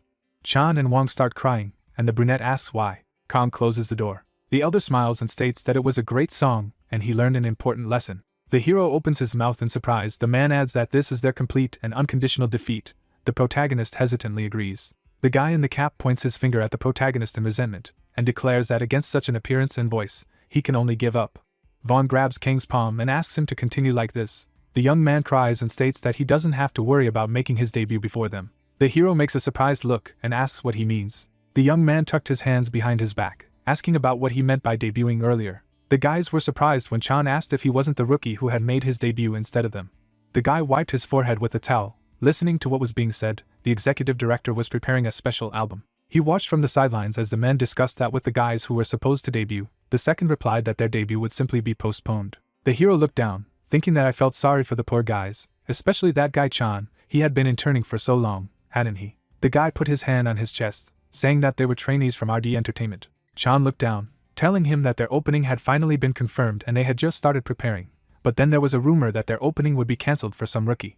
Kang looked at them intently, hearing that they were scared that they would never make their debut. Someone asked what was the matter, after which everyone turned around. The director smiled, exclaiming what fools they were. The little girls waved their hand as Ko clarified that Ha and Min were just releasing a special album. The director looked at the guys, explaining that this was just a special album, not their official debut. Chan smiled as he asked about their debut. Ko put his hands on his belt, answering that it would take place as planned. Vaughn hugged the director, asking why he hadn't told them earlier, who replied that he should have asked, since they were so interested. Chan cried as he listened to the fact that they had made everything up for themselves. He opened his eyes wide, thinking about something. The guy turned to the main character, asking who he was. The protagonist was looking forward as the principal introduced him and said that he was here as Ha's guardian, and he might look young, but he was 35. The guys were surprised, asking again that he was the same age as the director. Ko closed his eyes, wondering why he was a jerk. The young man closed his eyes, answering that he was glad that the misunderstanding had been resolved. Vaughn clenched his fists, asking the guy if he could call him senior. The director thought that he was still a schoolboy, and the hero was fit to be his uncle. Chan looked at the young man, asking the older man if he could ask for something. The guy grabbed his fist, saying that he would like to learn vocals from him. He closed his eyes, asking if he would mind teaching him. Vaughn asked for the same. Khan lowered his head, closed his eyes, and pondered. The guys rejoiced, thanking the elder, after he agreed. The hero stood in front of the guys, saying that he had one condition. The guy pulled out his phone. He showed the screen of his smartphone, exclaiming that they should join the Chocolate Bun fan club. It was said that there were new members in this fan club. A few weeks later, the main character was walking down the street. He held out his hand, wondering if it was snow. He looked ahead when he heard something. The young man looked at how the car was being unloaded. The hero was surprised. Standing next to the cabbage, he told the director of the restaurant that he was here. He watched how he paid off the man. Khan put his hand on the vegetables, asking why there was so much Chinese cabbage. The man replied that they would make kimchang. The young man was surprised. After asking again, the director of the restaurant clarified that now is just the season. There was food on the table when Tae explained that at this time of year, everyone prepares kimchi for future use. Radish and cabbage are sweet now, and it's the perfect time for preparations. The man closed his eyes, smiling, talking about the fact that kimchi flies away in their family in tons, so they have to close the restaurant for 3 days and do only kimchi. Tae smiled, warning the hero to prepare. The director of the restaurant was interested in the fact that he was back in the park tonight. The main character smiled, listening to the fact that he should not overdo it. They would have to prepare an insane amount of kimchi. The guy replied that he would try. He continued to look at the cook when it was said that at that moment Kong did not yet know about the full power of 1,500 heads of Chinese cabbage. Night, Murim Park. Someone behind the hero asked how long ago he had come. They were a little late. Kong turned around, agreeing. The guys were standing opposite. When it became clear that everyone was ready, young people smiled, greeting the hero. The guys were smiling, saying that they were here. They bowed, addressing the teacher. The main character looked away. The plot told that at first Kong secretly trained only Chan and Vaughn. The guys watched intently as he recorded the song, and it was said that you can't hide it all in a bag. The rest of the participants noticed how the skill of Chan and Vaughn grew. The guys were tied hand and foot. It was explained that after being interrogated with passion, the two told about secret lessons with Kong. The main character looked at the guys who bowed. The plot told that this is how the young man became a mentor for all 7 members of the debut group RD Entertainment. Chan clenched his fist, saying that the date of their debut had been confirmed. The hero was surprised to hear that they also chose the name of the group. The young man crossed his palms. The guys stood up, shouting their name Haven Child. Chan smiled, explaining that thanks to the main character, their debut was so quickly approved, thanking for it. Khan was stunned, couldn't say anything. He lowered his head, saying that he had only taught them to put emotions into their voices. They were certainly far from Ha, who was born with an incredible aura. The guys ran away as he talked about how they had developed stamina and even mastered the mini-heart technique. Just by following his advice, their progress was not his merit. Khan smiled, adding that the guys had done it on their own, and he had only shown them the right way. The children burst into tears, thanking the teacher. The young man frowned, remembering something. He put his hands behind his back, saying that it seemed that someone was watching them. The guys turned around, seeing the silhouette of a man. The man was angry, asking if he had taught these children to sing. He looked menacingly ahead. It was the vocal teacher Sick. It was shown how the man performed on stage. It was said that having outstanding vocal skills, he dreamed of becoming a singer. But his dream was not destined to come true. He looked at what grades he was given. It was explained that the teacher went to countless auditions, but over and over again, the verdict of the jury was almost always the same. Sick was surprised to hear that everything was fine, but his singing lacked emotion. The man felt bad around the corner. He wiped his mouth, wondering that there was no emotion in his vocals. They were pathetic. Let them not make him laugh. It was all because of his appearance. Sick walked forward, exclaiming that the quality of the song is determined only by the vocals, and no little things like emotions will change that. The teacher was furious, clenched his fists, reasoned that art is born only from ideal technique, and was going to prove it, since he himself would not have a debut. Young guys hugged, snuggled together. The man was going to prove his rightness to the students. You can't find fault with their appearance, unlike his. Sick furrowed his face as he contemplated that as their vocal mentor, he would shut up everyone who underestimated him. The teacher opened his eyes wide, remembering that he had really believed in this before. The man got lost in his thoughts when they tried to call out to him. Chan shouted into the microphone as he looked at him. The young man looked at the teacher, wondering how he liked their singing, asking him to rate it. Sick crossed his arms, asking that they had really grown up a lot, and thought that was it. The guys were glad that the rehearsal was over. The teacher closed his eyes, realizing that the singing of the children had changed. The young man and the guys sang into the microphone when it was said that technically almost nothing had changed, but something was wrong. The man touched his face, wondering that he hadn't taught them anything special, since when, and why. The teacher closed his eyes, realizing that it all started on the day when Director Ko announced a new project. That guy was also not an easy one. Since then, starting with Chan and Vaughn, all the members of the group began to change noticeably. A drop of sweat rolled down his cheek as he thought about how something strange had been going on since that day, which was why he was watching the guys. The young man asked the young man who he was, to which he received the answer that this was their vocal teacher. The guys tried to explain themselves, looking at him, but he asked them not to interfere. Sick came close to the main character, talking about why his vocals had changed, and it turned out that they were taking secret lessons from someone else. The man was angry, explaining that he was their mentor, and whatever he was guided by. Khan exhaled, closing his eyes after hearing that his actions were clearly an abuse of authority, replied that he misunderstood everything. The guy looked at the teacher, saying that he did not teach his wards technique. In technical terms they are already much better than him. The hero was concentrated, saying that this was undoubtedly the merit of their magnificent mentor, everything that he had done. Sick was dumbfounded to hear that it was just teaching them how to put emotion into the song. The teacher put his hand on his face, talking about the cursed emotions. The teacher went crazy, exclaiming that everyone was talking about emotions. His children did not need all this at all. The man spit, shouting that there was a professional who fills the heads of other people's students with all sorts of nonsense, and still dares to call himself a pro after this. Sick pointed his finger, ordering him to stop talking, offering to fight.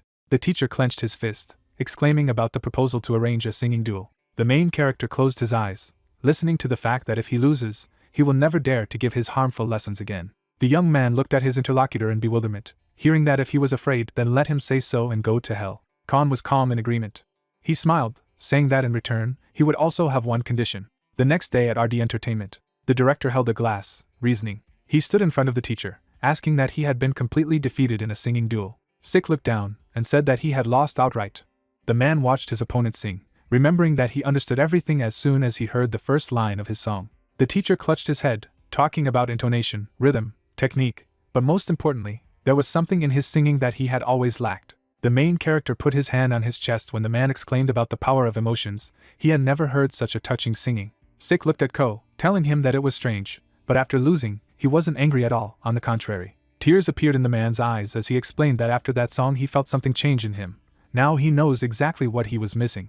The director listened silently to his interlocutor. Ko smiled, noting that it was great. He took the glass from the table, remembering what condition Mr. Khan had made. The headmaster sat down in a chair, continuing the conversation that he had heard. They put forward conditions with him. The teacher hesitated.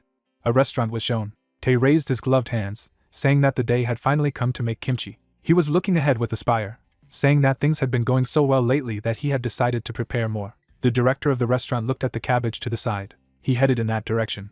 Tae stood next to the dishes, wondering if they could handle it all. The main character crossed his arms, listening to the request to deal with this with the help of his martial arts, politely refused. Khan raised his finger up, remembering that the hostess had said that you had to work with your hands for delicious kimchi. The man objected that there was too much cabbage this time. The young man smiled, answering that there was no need to worry. The guy looked menacingly at his comrade, explaining that he had called for reinforcements. Tae asked again in surprise. Young people in rubber gloves entered the restaurant. The man was frightened, not understanding what it was. The young man crossed his palms. The guys greeted each other in the counter, calling themselves Haven Child.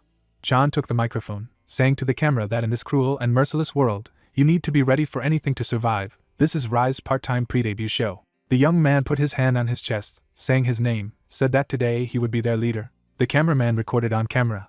When he asked what food came to mind first when they thought of winter, he immediately remembered crispy kimchi and boiled pork. Chan smiled as he said that they would try to make kimchi today. Cabbage and spices were on the table.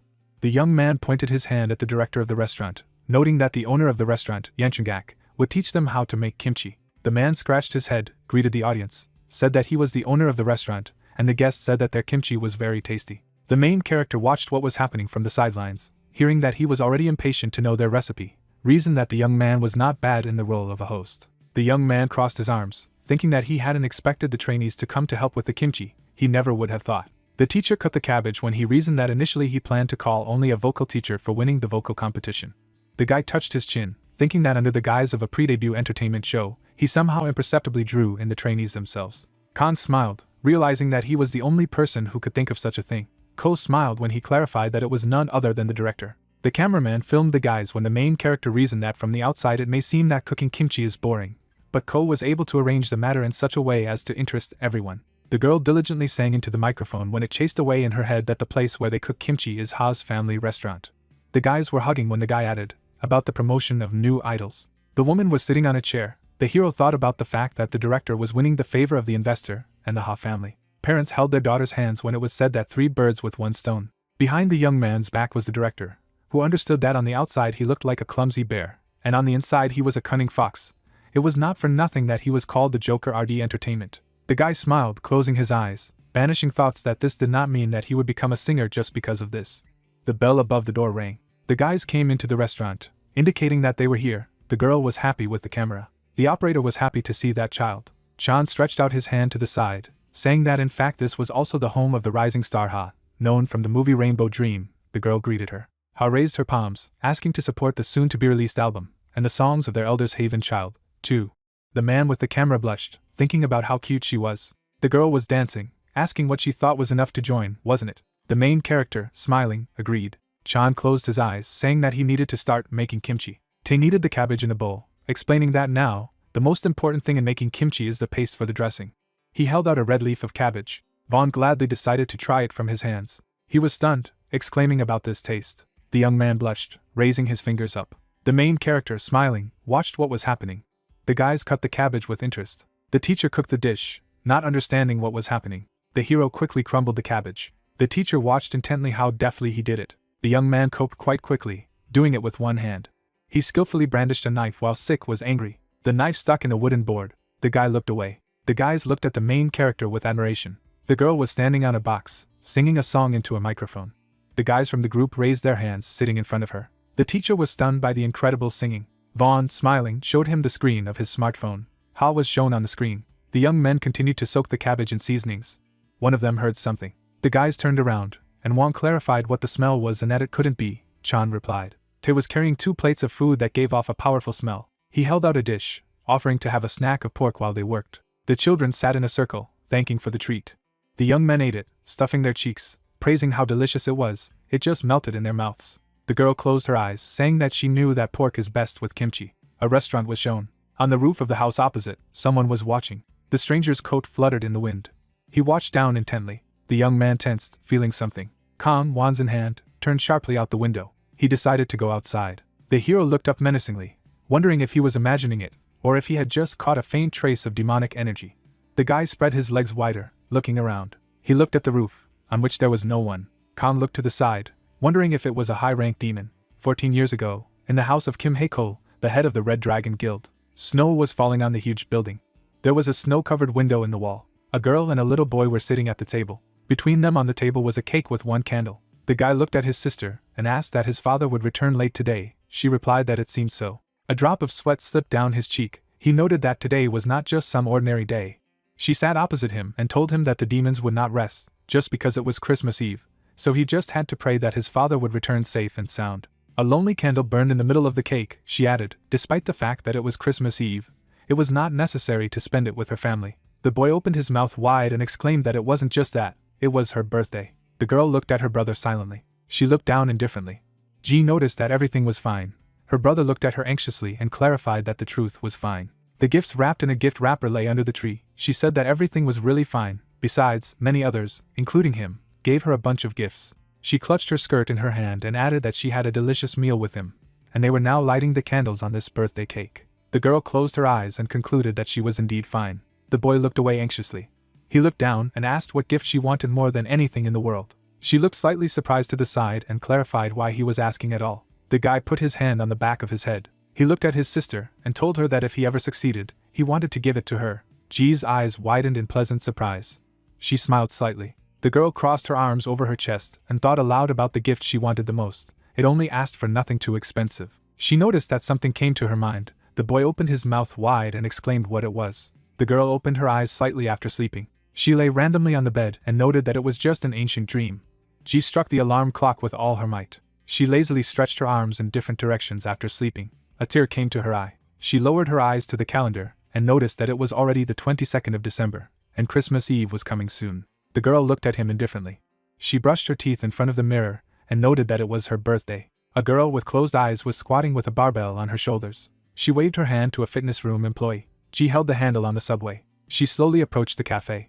She looked at him resolutely and decided that it was time to get to work. The girl threw open the glass door of the institution and greeted those present. A little girl in her father's arms held a star for a Christmas tree in her hands and greeted the girl. She enthusiastically remarked that it was a Christmas tree. Song held his daughter in his hands and added that Christmas was just around the corner. They had decorated everything to create a festive mood. The girl asked if it was really very beautiful. She put her hands together and confirmed her words. Kang approached her from behind and asked if she had decorated a Christmas tree as a child. She looked away in embarrassment and told her that they had dressed her up every year, and she remembered to herself that the Eternal Father was busy fighting demons, so there were always 3 of them, she, the secretary, and her brother. The guy put his fingers on his chin and said that he had heard that Christmas was the birthday of a special person. He stared at the floor and suggested how many people were celebrating the birthday of someone who was born 1,000 years ago. She noted that most people just like this festive atmosphere. The young man averted his eyes to the side and clarified that for them it was just like a festival. He asked when it was her birthday. She looked at him with a slight surprise and asked him again. The main character stood in front of her and noticed that they had known each other for almost a year, but had never heard her remind him of him. She looked away at the floor with a very embarrassed look and said that her birthday was December 24. He put his hands behind his back and clarified that it was the day after tomorrow. Besides, on Christmas Eve, she explained that it was because she was born the day before the holiday. Her birthday always seemed to remain in the shadows. She stared at the floor and added that it was strange. It seemed to her that on her birthday, she was becoming even more lonely. Kang glanced at her and clarified that she was upset because the birthday party was in the shadows. She hadn't been given gifts for a long time. The girl's father put her hand on her blanket. She objected that there had never been a problem with this, and said that when she was a child, Santa always brought her gifts, and in fact, she had more than she needed. Little G slept peacefully on the pillow. She added that it was just that among all these gifts, there was never what she wanted. She wiped the tears from her eyes and noted that this was the only thing that was a little upsetting. The protagonist looked at her silently. Meanwhile, in Kim Hoen's office in the guild, there is a red dragon. The guy in the yellow vest folded his hands on the desk. Absorbed in boredom, the guy leaned on his cheek, mastered his palm. His friend suddenly peeked out from behind the door and asked what he was doing. He could not understand why he always appeared at such moments. A guy in a dark blue sweater came up to him and asked what had happened to him. His elder was ready to listen, so let him post it. He said that he was trying to think of something to give his sister for her birthday. With a slight surprise, he opened his mouth wide and remembered that it was his sister's birthday on Christmas Eve. He put his hands on his hips and asked that he couldn't just give her some designer bag or perfume. He wondered why he would give something that she already had in bulk. The guy in the yellow vest looked away and said that every time a new collection comes out, the brands themselves send her things, and beg her to accept them, and she already has more than enough expensive potions, weapons, armor. His friend put his fingers to his chin in thought, and offered to just ask what exactly she wanted. He replied that he had already asked about it. He told me how a long time ago, when they were both small, he asked what gift she wanted more than anything in the world. A young brother and sister were sitting across from each other. The little boy opened his mouth slightly in surprise. He added that what she wanted most was something that was both easy and incredibly difficult to obtain. The guy looked at him and clarified what it was. He crossed his arms over his chest and replied that she wanted to spend Christmas Eve with her father. Drops of sweat slipped down the guy's cheek. He asked again that as a birthday gift, she wanted to spend time with the head of the guild. This was her most cherished wish. The young man looked down and replied that his father had hardly ever spent time with him on Christmas Eve, so he understood perfectly. His companion looked at him and asked him what the guild master's schedule was, that he couldn't carve out at least a couple of hours. He stood in front of him and noted that most likely he could not. He clarified that even for the sake of his sister's wishes. The guy looked indifferently somewhere ahead and said that yesterday they found another gate that was about to burst, and he was now inside. He folded his hands together on his desk and added that by the time he got out, Christmas would probably be over. His friend leaned his hands on the table and offered him a plan B. He looked at his friend and suggested the idea of someone else going on a date with her, and noted that she was crazy about that guy from the restaurant. He added that he could ask him to go on a date with her on Christmas Eve. The guy slightly opened his mouth in surprise. He folded his hands together and declared that he was a bastard. A bead of sweat slipped down his cheek. He noted that he was just a genius. Clouds flew over the building. The main character opens his eyes in surprise. He put his hands behind his back and asked them again that they were suggesting that he meet his sister alone on Christmas Eve. They looked at him with enthusiasm, and he exclaimed that he was begging him. The guy looked away and clarified what he meant by a date. As far as he understood, it was when spending time with a loved one. He stood in front of them and remarked that they weren't each other's enemies, of course, but they didn't have that kind of relationship. The guy put his hand out in front of him and agreed that there is such a meaning, but he is talking about a date in a broad sense. He stood in front of the protagonist and noticed that they would just have a good time together. He replied that he would not be able to do it that day anyway. He excitedly held out his hand in front of him with a clenched fist and remembered that he had promised you that they would throw a party for everyone. He was standing in front of the two guys and told her that it was G's birthday, so he called her, but she refused, saying that she already had plans. The guy looked somewhere ahead with a slight surprise. He gritted his teeth in anger and did not understand what the hell were the plans. She would surely sit alone and wait for her father. The young man looked at the floor and wondered who was even locked up on his birthday. She always pretended that everything was fine, and pretended to be strong. Khan looked at him and assumed that there was some kind of story here. The young man opened his mouth slightly in surprise. The protagonist looked at him and asked if he could find out what was going on. Drops of sweat slipped down their cheeks. He clenched his hand into a fist. The protagonist put his fingers to his chin and said that most of all she wants to meet her father on her birthday. He glanced at Brother G and clarified if he was right. The young man looked down and confirmed his words, and explained that his sister had always been sad about her birthday, so this year he wanted her to have a happy memory, which was why he had made such a stupid request to him. Khan glanced at him and stated that he was a good brother. He turned his back on them, adding that he understood. He opened his mouth wide and exclaimed that then he would go on a date with his sister. He looked at him out of the corner of his eye and said that there would be a date, but he would not go. The guy held his hands behind his back and explained that on Christmas Eve, a divine being named Santa appears. He distributes gifts to good children and disappears. So why shouldn't Santa fulfill her wish? He turned his head to the guy. Gate A031356, terrain type, desert. A group of robed men were advancing through the desert. At the head of them was a man with a beard. Now the place, rank and time of opening of most gates are predicted by observatories. But sometimes gates such as this go unnoticed. He purposefully stared somewhere into the distance. At such moments, Kim Haechul, the head of the Red Dragon Guild, volunteered to clear the most dangerous gate on the verge of a breakthrough. The man with the mustache put his hand to his forehead and noted that it was a hot, deserted dungeon in the middle of winter. He held a napkin in his hands and added that in such expanses they would look for a boss for ages. He looked at the commander and asked that this year he would be listening to Christmas carols in the desert. He lowered his closed eyes and replied that someone had to do it, and if this sacrifice helped prevent the tragedy of breaking through the gate, then it would not be such a big price. He looked at his subordinate and said that it was necessary to maintain the image of a tough guy. He stood next to him and noted that they simply could not allow such a catastrophe as a breach of the gates. He added that Christmas was not so lonely to celebrate in such a place. Cole looked at him out of the corner of his eye and asked if he knew why, and said it was because there were plenty of idiots like him. He stood at the head of the company and said that there were many people who sacrificed their rest in order to trust him and follow him when they were bored here. The crowd of subordinates silently followed him. One of them pointed his finger at him and everyone exclaimed, "And who is the idiot here? Their guild master is a complete dumbass who has never missed a gate clearance on the verge of a breakthrough." He pointed at himself with his index finger and noted that they were petty scoundrels. The man with the mustache cast a questioning glance to the side. He abruptly stepped aside and told everyone to get ready for battle. Something was approaching from the ground. The ground trembled under the feet of the group of people. Part of the monster's body appeared from the ground. Other monsters appeared in different places. The warrior cut one of them sharply. The head of the guild cut one by one with lightning speed. One of the monsters rushed straight at him. Cole's blade plunged into his mouth. He held on to the hilt of his sword with both hands.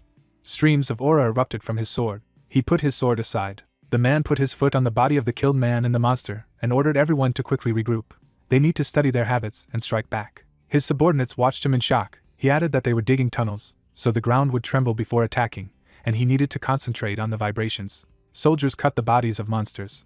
The two men stood next to each other. He noted that as expected of him, his leadership qualities were amazing. He was able to stabilize the situation on the battlefield in an instant. The head of the guild carefully observed the situation on the battlefield.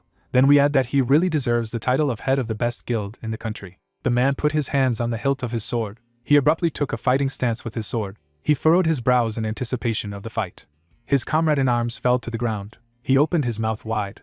A huge monster was reflected in his eyes. He opened his mouth wide. The guild master gritted his teeth in exertion.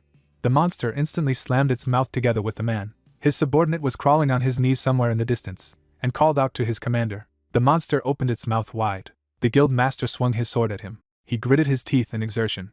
The man gave it to the monster's throat. The man with the mustache looked up. He opened them wide in surprise. He was crawling on his knees somewhere far away from the monster. The soldiers stood next to each other in shock and did not believe that their leader had been defeated so quickly. He clenched his hand into a fist with all his strength. The guy pointed in the direction with his left hand, asked to look there. The monster glowed from within. He opened his mouth wide. Coal flew up from the explosion. His subordinates opened their mouths. He fell to the ground with a sword in his hand. The man landed on one knee. The eyes of one of the subordinates reflected the head of the guild. He grinned slyly.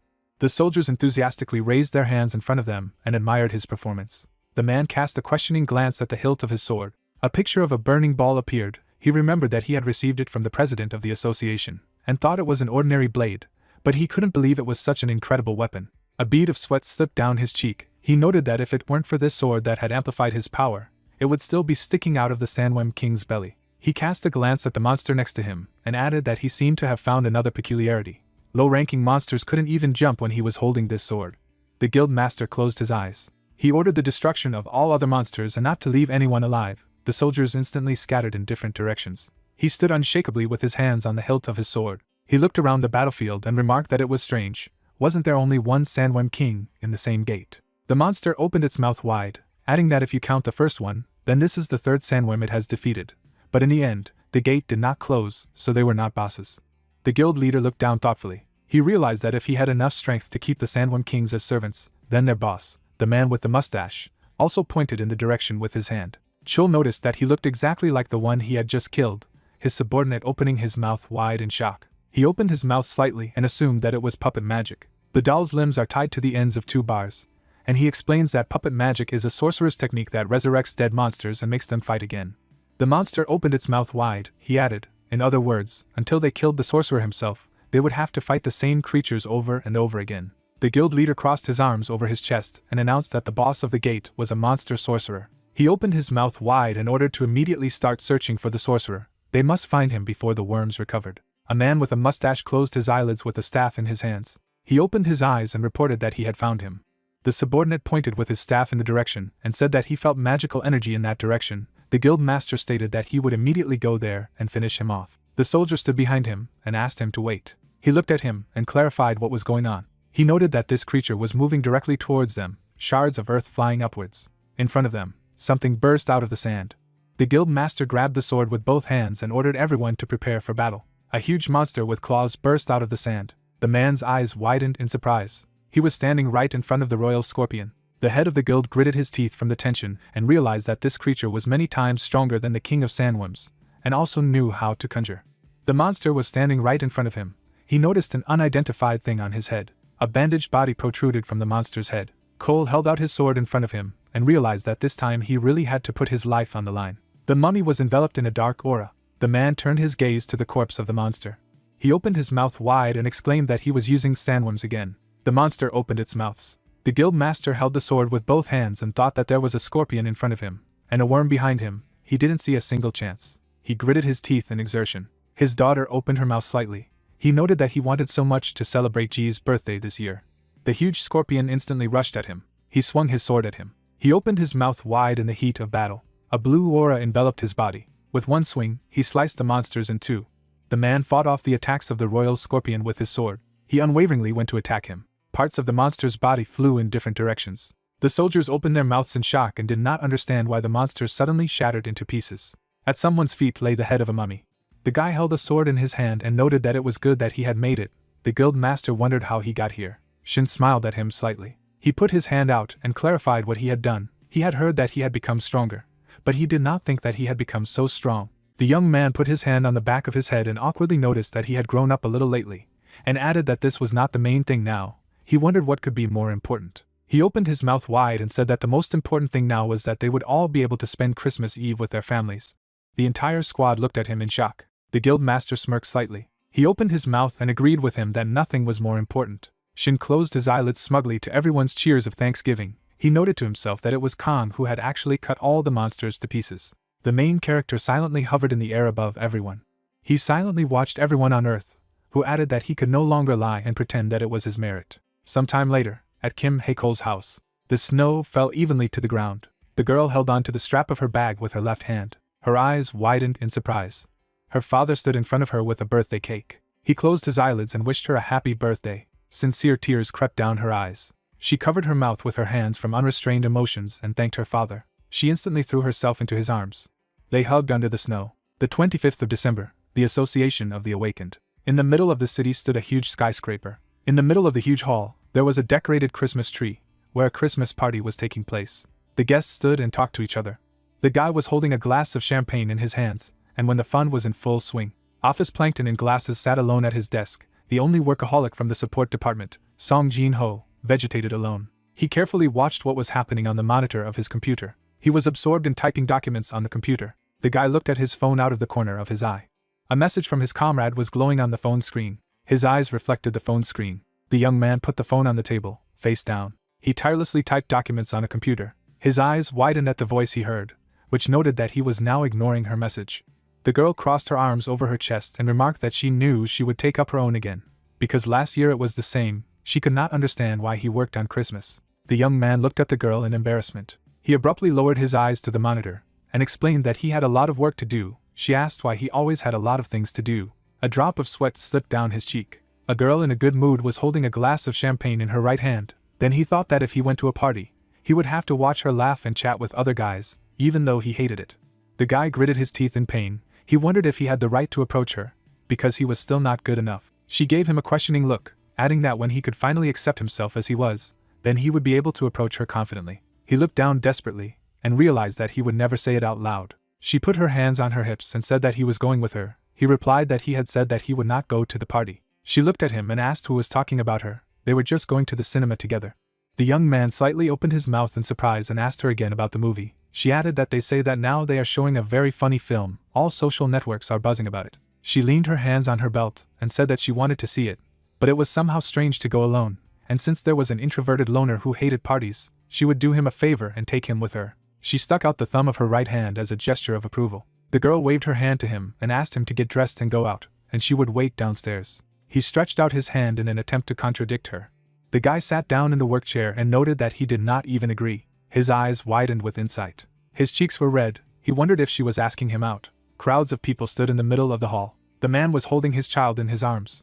The main character stood in the middle of his loved ones. He looked somewhere ahead in front of him and noted that this was what the cinema looked like, not at all like a concert hall. His friend pointed his index finger in the direction and asked him to look there. A poster with a film hung on the wall. The guy looked at the little girl and noted that she was cute as always.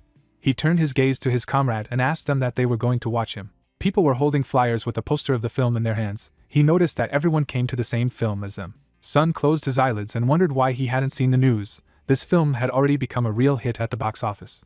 The presenter folded her hands on the table. He added that he was trumpeted in all social networks, and the press was delighted. More than 100,000 tickets were sold all in 2 days. Civilians ran away from the monsters advancing on them. After the appearance of the gates, the population of South Korea decreased dramatically. At such a time, 100,000 spectators. This is really a huge figure.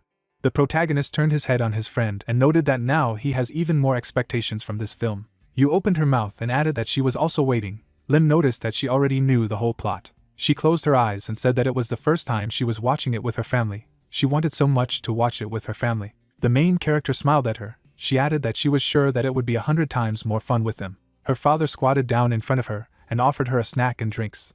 She sat on his neck and exclaimed enthusiastically that they were going for a snack. The main character watched them carelessly. He looked away. He smirked slightly in good humor. Song looked at him and called him. Otherwise they would be late for the film. The guy put his hands behind his back. He closed his eyes and realized that they had finally come together, so he was happy for them. A guy in a long coat stood next to the girl embarrassedly. Inside the cinema, people were sitting in the rows waiting for the film. The protagonist folded his hands together on his knees and was surprised at how the cinema looked from the inside. He picked up the popcorn and noted that the so-called popcorn tasted quite unusual. Song was sitting not far from it and noticed that it was starting. The main character of the film fearlessly cut the monsters in half. The protagonist watched the film with absorption and thought to myself that watching such a film on the big screen is really exciting. His eyes widened. He turned his head back slightly and felt a vile energy. A group of terrorists took the cinema employees hostage. The main character of the film fearlessly cut through monsters. The main character, together with his loved ones, was watching a movie. He ate popcorn and noted that watching this on the big screen was really exciting. People were sitting in the rows in front of a large screen. The girl held a rain umbrella above her. She ran up to the body of the main character of the film and exclaimed if he was okay, they would now take him to the hospital. He gritted his teeth and replied that he did not need to go to the hospital. The bandaged hero of the film was lying on a white sheet. He sat down on the floor with his eyes closed. The girl was holding a spoon in her hand. The guy's cheeks turned red at the sight of her. Their tongues intertwined in a passionate kiss. The girl waved goodbye to the guy. The scarlet rays of the sun lit up the sky. The young man threw his backpack on the ground in complete shock. His eyes widened. A bloody dagger was sticking out of the table. The main character clutched the letter in his hand with all his strength in despair. He resolutely went to meet his enemies. He grabbed one of them by the neck with lightning speed. He looked menacingly into his eyes and asked where his girlfriend was. He smiled mischievously and replied that he had killed her and sold all her organs. The lifeless body of the criminal fell to the ground. The guy threw up his hands above him. A few years later, there was a missing person announcement on the wall. The blonde guy was holding a stack of ads in his hand. He was standing in the middle of the street, looking for a place to announce it. He abruptly shifted his gaze to the side. The guy's eyes widened in surprise. A little girl was kneeling in the middle of the street. She opened her eyes wide to the main character of the film. Song enthusiastically waved his hands and exclaimed, "This is there you." His wife asked him to be quiet. The main character calmly watched the film and noted to himself that you had finally appeared. Now it would be even more interesting. His eyes widened. He turned his head back slightly and felt a vile energy. A group of terrorists took the cinema employees hostage, who wondered that they were black men again. He looked back out of the corner of his eye and added that these bastards always appeared wherever and whenever they wanted. The blonde characters of the film looked at the little girl, who was indignant that they appeared at the moment when you was on the screen, and the film had just begun to become interesting. The guy resolutely furrowed his brows and realized that he would not forgive them. Kong was furious. The homemade bomb was located in a block of ice. The protagonist was covered from head to toe with a blue aura.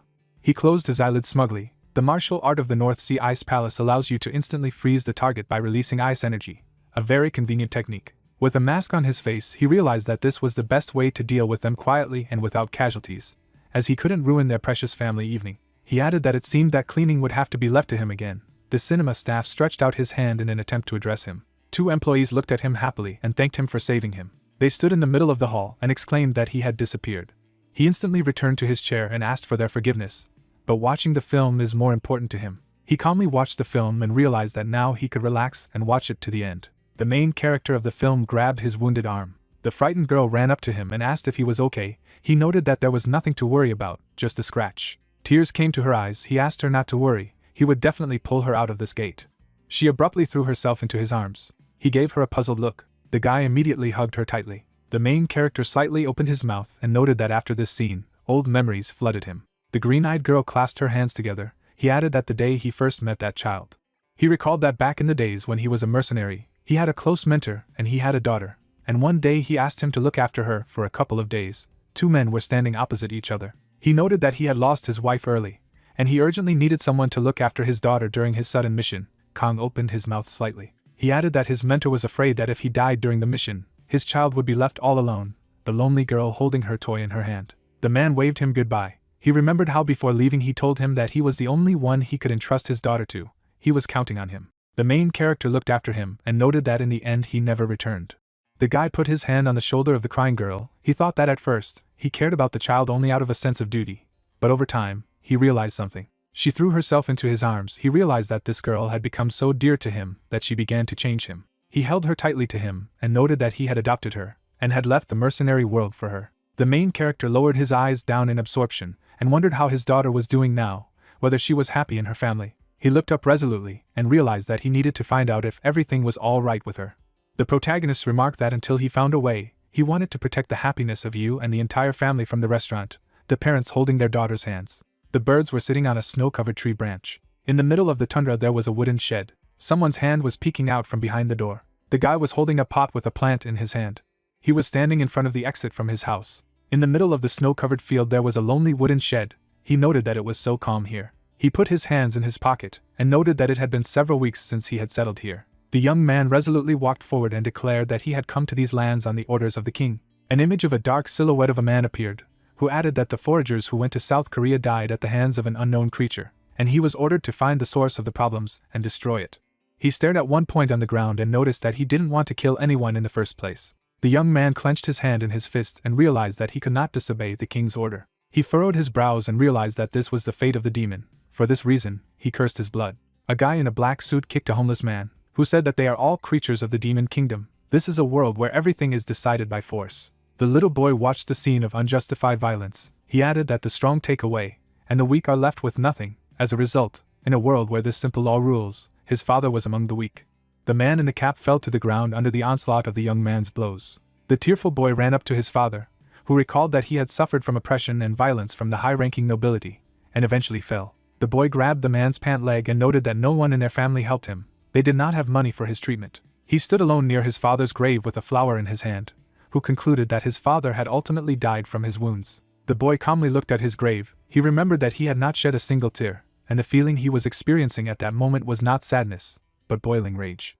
He gritted his teeth with all his strength and anger. The guy furrowed his brows in anger. A wooden cross protruded from the ground. The young man noted that in a world where the strongest survived, where one had to crush the weak in order to rise, it was rage on one's own powerlessness. The grown-up guy killed his enemies in cold blood. He remembered that when he reached adulthood, he awakened an ability, so he used it to take revenge on those who brought his father to death. Gold coins poured out of the bag. He added that after that, he began to feverishly accumulate wealth in order to revive their weakened lineage, because he believed that if you had money, there was no need to kill anyone.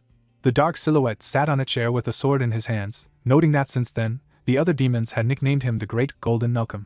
The guy put his hands on the hilt of his sword. He got down on one knee in front of the king and realized that he must have attracted too much attention, since the king called him to him and appointed him a gatherer. The young man closed his eyes and noted that he did not want to kill anymore. But the king sent him to the second middle world, to a country called America, and ordered him to collect the spheres of despair. The guy stood on the dragon and noticed that the king's order was undeniable, so he came up with a cunning plan, and found a way to collect the orbs of despair without any carnage. He crossed his arms over his chest. He rushed past his enemies, who said that he sought out and killed only the most vicious people of the second middle world. The little boy watched the impudent faces of the nobles, who added that people, like those nobles who rule over the weak, oppress them, taking their lives. A large man spread his arms in different directions. He noticed that it was not surprising, but most of them turned out to be the bearers of abilities, and in this world they are called the Awakened, and as a result, he received the nickname of the Awakened Slayer. Knives protruded from the man's body. He remembered that he had plunged them into a degree of despair that was frightening to even imagine, since the energy of the sphere of despair is drawn from human suffering, and this method allowed him to avoid mass carnage. In the hand of the dark silhouette was an orb of despair. The black-robed man sat on the throne, and he noticed that therefore, when he was ordered to kill someone who interfered with the king's great cause in Korea, he hoped that this person would turn out to be at least a little bad. He furrowed his brows and added that this was the only way he would be able to complete the mission without hesitation. The guy folded his arms over his chest and remembered that having found his target in Korea, he had been watching it for several weeks. He widened his eyes in surprise and realized that this man was not evil. Kam was on one knee in front of the little girl, then added that on the contrary, he lived dedicating himself to helping others. The guy closed his eyes. He couldn't understand why. He was so different from the awakened ones he had killed before. The young man gritted his teeth in anger. His father smiled broadly at him. His jacket fluttered in the wind. He walked past people and noted that his will was broken, and he just wandered around, not noticing anything around him. A guy in a black suit walked through the snowy lands and remembered how he walked until he found himself in a remote mountain village, where he met an old man and a boy. A little boy waved to him from the wagon. He and his father smiled at him. The man was holding various vegetables in his hands. He opened his mouth slightly in surprise. He stood in the middle of a snow-covered field and remembered that the old man did not ask him anything, but simply gave him a roof over his head. The young man's eyes widened. The little boy raised his hands above him on the wagon. The guy looked somewhere in the distance, and noted that this is how he stayed to live in this wilderness. He was watering a plant with a mug. Water poured into the ground in a small stream. He realized that he did not expect this peace to last forever. He looked at his hand, and I realized that as long as he wore this mark, he would not escape from the king, and someday his people would come for him. He clenched his hand into a fist and added that they would demand a choice of mission completion or death. The guy looked at the plant and noticed that for now he wanted to take a break from his cruel fate. Someone's hand appeared on the door. A little boy ran into the barn. He looked at him in surprise. The boy stood in front of him and invited him to go play. A drop of sweat slid down the young man's cheek. He replied that he was enjoying a rare moment of silence. He closed his eyelids and asked to be left alone for at least one day. A snowball flew into his face. The guy stuck out the index finger of his left hand. The little tomboy was smiling broadly. The enraged guy looked at him from under his brow. They instantly ran out of the barn. The boy's snowball hit the guy in the face. A man stood at a distance from them. The veins on the old man's face were swollen. In the middle of the snow-covered field stood a lonely wooden shed. A guy and a little boy ran out of it. Snowball hit him in the face. The tomboy was smiling broadly. Air vapor flew out of the young man's mouth. He smirked slightly and thought, if only this moment never ended. A man stood at a distance from them. He walked through the snow. The young man looked at him. He went to meet him and noted that he kept wondering where he was, and he, it turned out, hid here. The guy's eyes widened in shock. The old man looked at him and called his nickname. He jumped to his feet abruptly and clarified what had brought him here. He closed his eyes and replied that he knew it very well himself, and he hoped that he knew what his job was. Millen looked at him and told him that he had sent him. The young man opened his mouth slightly. He looked at the boy and ordered him to return to the house. He looked at him innocently and asked who he was. The guy shouted irritably that he would explain later, and now he had to hurry. The old man clutched his staff in his right hand and remarked that to think that at such a moment he was worried about the human spawn. He held out his cane in front of him and told him that he thought he was not at all fit for the important mission of a gatherer, so let him relieve his worries. He abruptly charged at him and exclaimed that he was freeing him. The old man smiled broadly in the excitement of the battle. The young man blocked his attack with his sword. He looked at the boy and shouted for him to run. The guy ran away as fast as he could. The latter looked at him and asked how he dared to raise his hand against him. He put his right hand out and said that he would show him his place. The guy brandished two swords at once. Millen instantly jumped back and admitted that his strength would not be enough to deal with him. He held out his staff in front of him. A cloud of dark aura appeared behind him. The guy slightly opened his mouth in surprise. The old man clutched his sword in his hand, and the old man wondered that the king had given him strength. The old man furrowed his brows and wondered if even he could withstand the strength that he had been granted to him. The guy blocked his blows with two swords at once. The old man's sword struck his face. He opened his mouth wide in shock. The enemy struck a series of blows with lightning speed and exclaimed that he would turn into a sieve. The young man looked down and noted that he left him no other choice. The old man charged at him with his sword outstretched in front of him. He covered his face with his hand from the powerful flow of energy. He sat down on one knee under the onslaught of the young man's strength. He looked up and realized that this was the same form. The guy put on his new uniform and noticed that he had made him take on this form, so let him be ready. A huge explosion occurred in the middle of the forest. The guy was holding a sword in his hands. The old man slid a few meters back. He furrowed his brows and noted the strength of his energy. Even with the strength of the king, he couldn't push him away. The young man killed his opponents in cold blood. He added that this was really the power that once terrified the nobility. Millen held out his sword in front of him. A young man in a new uniform stood in front of him. The old man's eyes widened in surprise. The guy stood next to him with his back and said that even the most powerful attacks are useless if they don't hit the target. He looked at his opponent out of the corner of his eye and added that if he thought that they were on equal terms with him, then he was deeply mistaken. He opened his mouth slightly and exclaimed that it could not be. From the guy's powerful blow, he flew in the opposite direction. The old man could hardly stand on his feet. He gritted his teeth and realized that he was strong and could not defeat him in a frontal attack. He knitted his brows and didn't know what to do. He looked ahead and didn't understand what it was. He swung his sword sharply and asked what about it. The guy instantly dodged each of his punches and reminded him that it didn't make sense if he couldn't hit the target. He smiled broadly and clarified that he was so sure of it. In the distance, a little boy stood behind a stone. He opened his mouth wide from the attack flying at him. The guy turned his head sharply at him. He took off with lightning speed. The young man jumped on the boy.